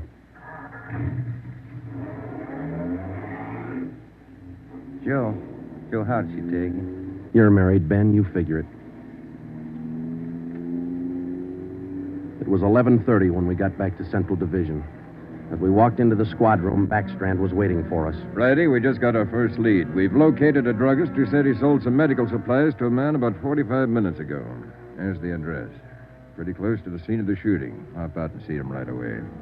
The Rex Pharmacy was exactly 14 blocks from the Red Feather Bar where the shooting took place. Rex Pharmacy was like your corner drugstore, complete with apothecary jars and shower curtains. The druggist was the same little man who's been prescribing sulfur and molasses since you were a kid in school. Just about ready to close. What can I do for you, gentlemen? We're from the police department. I've been halfway expecting you fellows. We got a report that you sold some medical supplies to a man about an hour ago. Yes, sir, that's right. It's like I was telling those other officers that were here a while ago. There was something funny about that little fellow. How you mean? Well, for one thing, he came in here sweating quite a bit. Of course, it's a warm night, but he seemed terribly nervous. Anybody with him? No, he was all by himself. What did he buy? Well, it wasn't so much what he bought, but how much. What do you mean? You know how most people buy iodine, a little 10-cent bottle. He bought a couple of pints. Then there was all that gauze and adhesive tape. Bought enough to repair a small army. Cotton, box of swabs.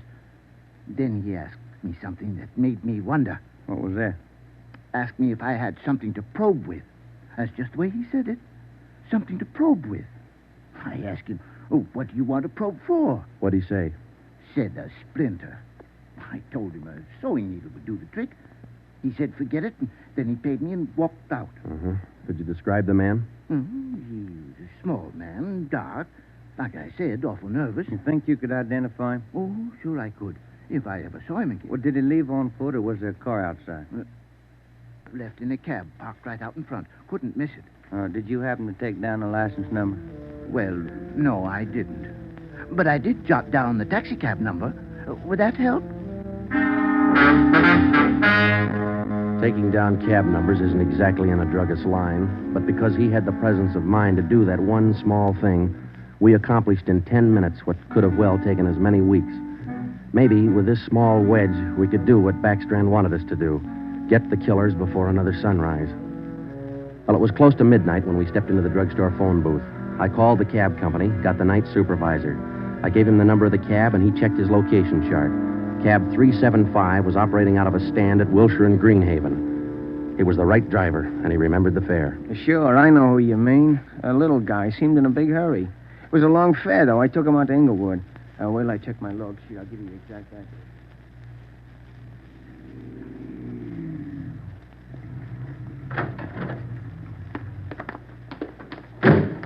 Here it is, Joe. 1523 Imperial. It's the rooming house. Yeah, come on. We'll check with the landlady.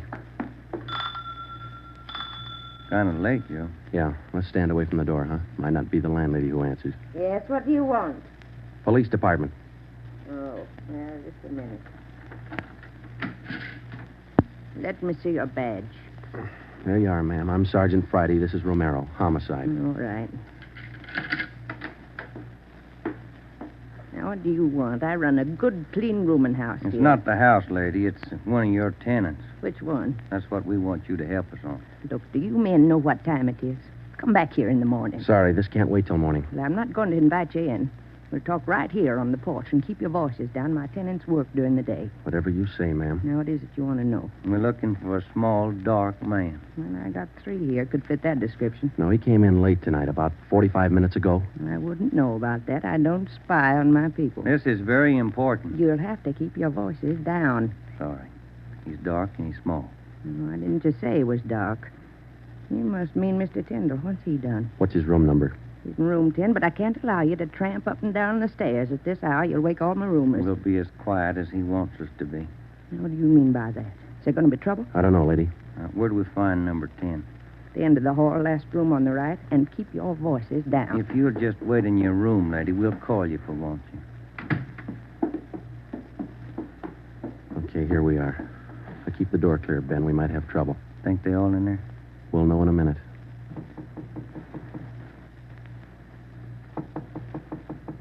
Who is it?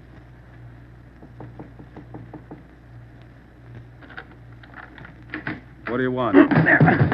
Police department. I'll try this closet, Joe. What do you want with me? What are you looking for? Closet's empty. What'd you say your name was?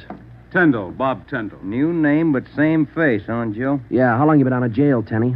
My name ain't Tenny, it's Tyndall. Your name's not Tyndall, it's Sam Tenney. We sent you up on a robbery charge 4 years ago. Now, isn't that right, Tenny? No, it's not right. You got the wrong man. I never been in jail. Yes, you have, because we sent you there. Now, come on. Who'd you buy the medical supplies for? I don't know what you're talking about. Look, Tenny, it's a hot night and it's late, so let's cut out the smart talk, huh? Who'd you buy those medical supplies for? Tenny, look, you're a two-time loser right now. Who are you shielding? You got nothing on me. I ain't done a thing. We can prove that you bought those supplies tonight, and it can go kind of hard on you. So let's open up. I haven't been out of this room all night long. We got a druggist and a cab driver who will make a liar out of you. I still don't know a thing. That cab driver hauled you home here 45 minutes ago. Where were you? I was out on a date. Is that who you bought the medicine for? Ben, call the druggist and get that cab driver. We'll take Tenny downtown. All right. All I did was buy the bandages and stuff. I got nothing else to do with this. Who'd you buy the stuff for? Now, you know everything else. You figure it. Oh, now, look, punk. We know there were 3 of them. One of them killed a cop. We're going to get to him, and Tenny, you're not going to stand in our way. He killed somebody. He didn't tell me that. Who didn't tell you? I don't want any part of murder. I'm going to tell you who it was, but I'm clean. I got nothing to do with it. I was trying to help him out of a jam. Who were you trying to help? It was Roy Bemis, Charlie Sickle, and Red Jans. They didn't tell me nothing about murder. Well, why'd you help? They offered me a pretty good piece of change to run an errand for them. You know I got paid for. That's all I had to do with it. Where did you deliver those medical supplies? I have to tell you that. I'm afraid of Jans. He's awful free with that shotgun. We'll give you protection. Now, where are they? Can I go to jail till you get them? You'll get protection. Give us the address. It's an apartment house. You'll get protection. Give us the address. It's an apartment house. Just around the corner from here. The Blue Eagle. We took Sam Tenney down to Central Division with us. On the way downtown, he told us that Red Jantz and the other 2 had their room at the Blue Eagle barricaded. Tenney said that they told him that they'd kill the first cop who tried to take them. But we knew they were wounded. He told us that Sickle had an arm wound, Bemis got it in the leg, and Jantz had a slug in his side. We figured they'd be weak from the loss of blood, and we could take them easy. You'll never take those guys easy. Sure, they lost a little blood, but they had enough fight left to stack that room. And they got enough left to kill you if you try to take them. On the way to headquarters, we stopped at an all-night drive-in and called Ed Backstrand. We told him we had a radio car watching the Blue Eagle. We gave him the whole story and told him we were on our way in. By the time we checked into Homicide, Ed had the plan all mapped out. It was 2:25 a.m. Here's the map from the city engineers. It's one city block bounded on the north by Hawthorne Street, on the south Lawndale Avenue, on the east 16th Street, and to the west 17th. The Blue Eagle apartment house is right here, on 16th and Hawthorne. West of the Blue Eagle is a private residence. South of the Blue Eagle on 16th is a vacant lot. There are 12 apartments in the building. The men we want are on the second floor, number 11. And that apartment faces east on 16th. How do you want to handle it, Ed? Now, Baker and Moorheim will evacuate the private residence. Friday, you and Romero clean out the apartment building. Right, Skipper. All traffic is being diverted. The entire block is completely isolated. We'll throw up a cordon. As soon as we clear the residence, nobody goes in, nobody goes out. Will you brief us again when we get there, Ed? I'll give you all the briefing you need right now. Get this. These guys have already killed a cop. I don't want to lose any more. You know they're heavily armed and they're desperate. Have the men draw shotguns, tear gas, and Tommy guns. I'll take care of that, Skipper. All right. Now, we're not going in after these punks like tin horn heroes. We're going after them, and we're coming out alive. All of us. What time is it, Friday? 2:37. Not much time till sunup, is it? It was a code 2. That means red light and move fast. Backstrand figured we needed 6 squad cars, 4 men to a car, the police public address truck, ambulance, and floodlights. Ben checked out the weapons to the men, and by 2:46, we pulled out of the Central Division garage. We slid into the area at 3:20 a.m. The 6 squad cars and the public address truck took up their positions. The floodlights were rigged and ready to turn on at Backstrand's command. The machinery was set to roll as soon as we got the neighborhood cleared. Ben and I evacuated the Blue Eagle apartment house. How many does that make, Joe? Well, we've cleared 9. 2 to go. Here's apartment 10. The killers are right next door. Joe, I'd like to kick that door in right now. Take your time, Ben. We'll get to him. Quiet now.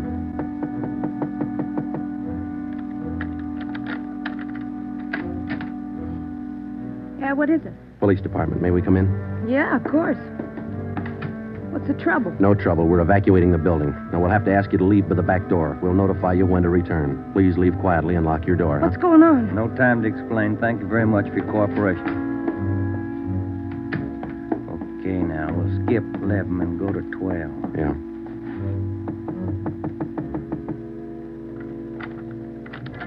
Yeah?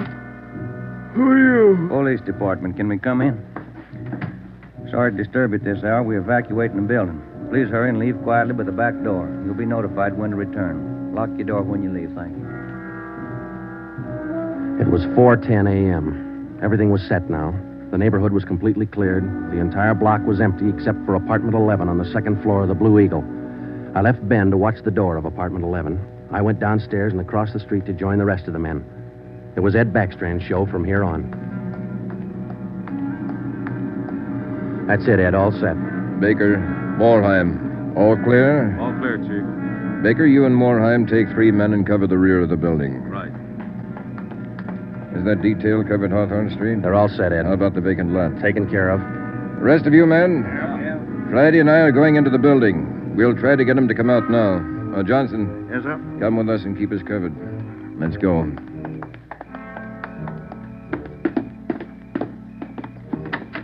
Apartment 11's up at the head of the stairs, Ed. Right. Any action, Romero? Not a thing, Skipper. Keep down, all of you. I'll try to get him out. Gents, Bemis, Sickle, you're all alone. The building's clear. Come on out with your hands behind your head. Come on out, gents, or we'll come in and get you. You hear me? I hear you, Ed. Come on, let's get out to the street. Johnson, cover that door and be careful. Keep down. Right, Chief. Friday, Romero, come with me. We left Sergeant Johnson to watch the door, and we ran out into 16th Street and ducked down behind the police sound truck. The floodlights hit the side of the building. Backstrand grabbed the microphone. Gents, Bemis, Sickle, you've got 30 seconds to come down out of that room. Walk out backwards with your hands behind your head. Stay together. Don't fan out. 30 seconds, gents. They're making it tough, Ed. Romero, lob some tear gas through that window. Right, Skipper. Come on out, Bemis. We're giving you a chance. That's more than you gave that cop in the bar. Come on out. That's Jance, Ed. He isn't coming out. They must have got Johnson because they're in another room. Shoot the gas in there. That's not going to get him out, Ed. Give it time, Friday. Burn those floodlights in up there. Friday, rake that second floor with the Tommy gun. Let's keep them in one room. Right. Hold your fire, Friday. George, give us a couple of masks. Ben and I are going in. The rest of you men concentrate your fire on those 2 rooms. Hit them down. Here's your mess, Joe. Let's go. Come on.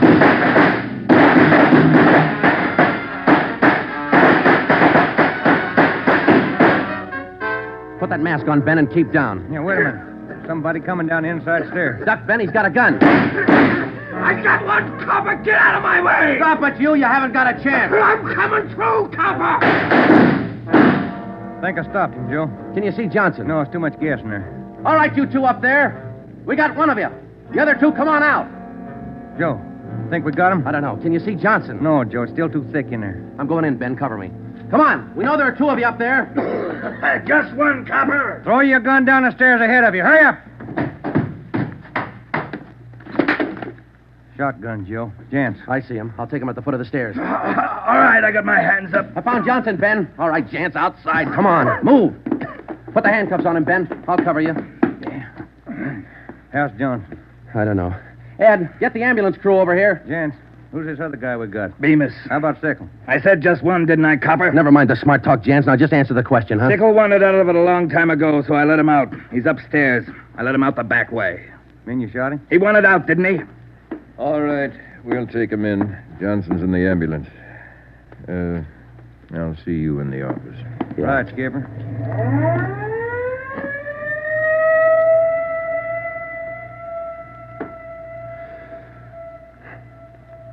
How about a smoke, huh? No. Yeah. Here you go. Backstrand said he didn't want those men to see another sunrise. Yeah. 5 minutes to 5, Joe. Sun ought to be up. Yeah.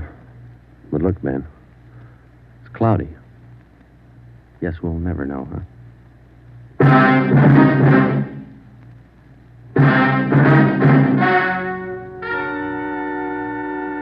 The story you have just heard was true. Only the names were changed to protect the innocent. Edgar Red Jans, the sole survivor, was tried and convicted and sentenced to be put to death in the state penitentiary in the manner prescribed by law.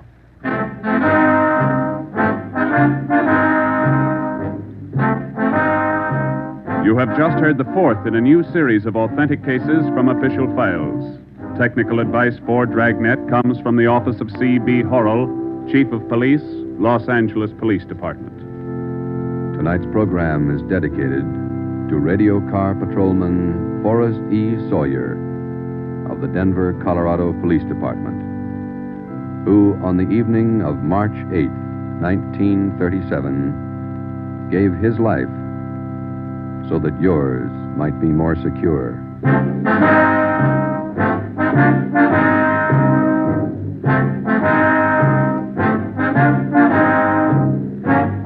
Dragnet came to you from Los Angeles.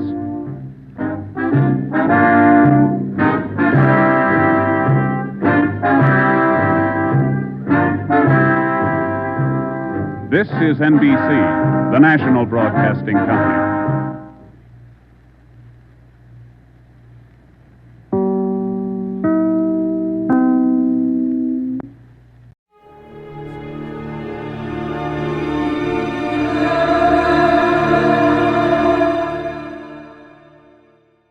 The Adventures of Sam Spade, Detective.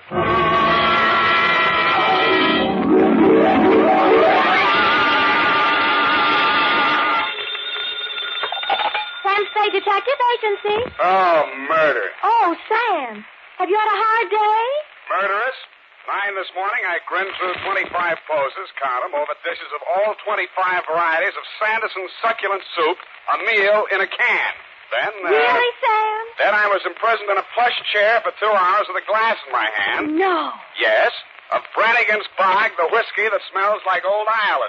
Sounds interesting. It wasn't. They wouldn't let me touch it till after. Aw. And for the rest of the afternoon, I've been pulling up my trousers. Woo! For a series of leg art shots which will bear the legend, Samuel Spade, prominent San Francisco detective, says McGonagall's grip tight is the garter for me. Oh, Sam, how thrilling to be prominent. Maybe so, but fame is a sometime thing, sweetheart. Just a flash bulb in the pan, as you will agree when you have heard my report on the Cheesecake Caper.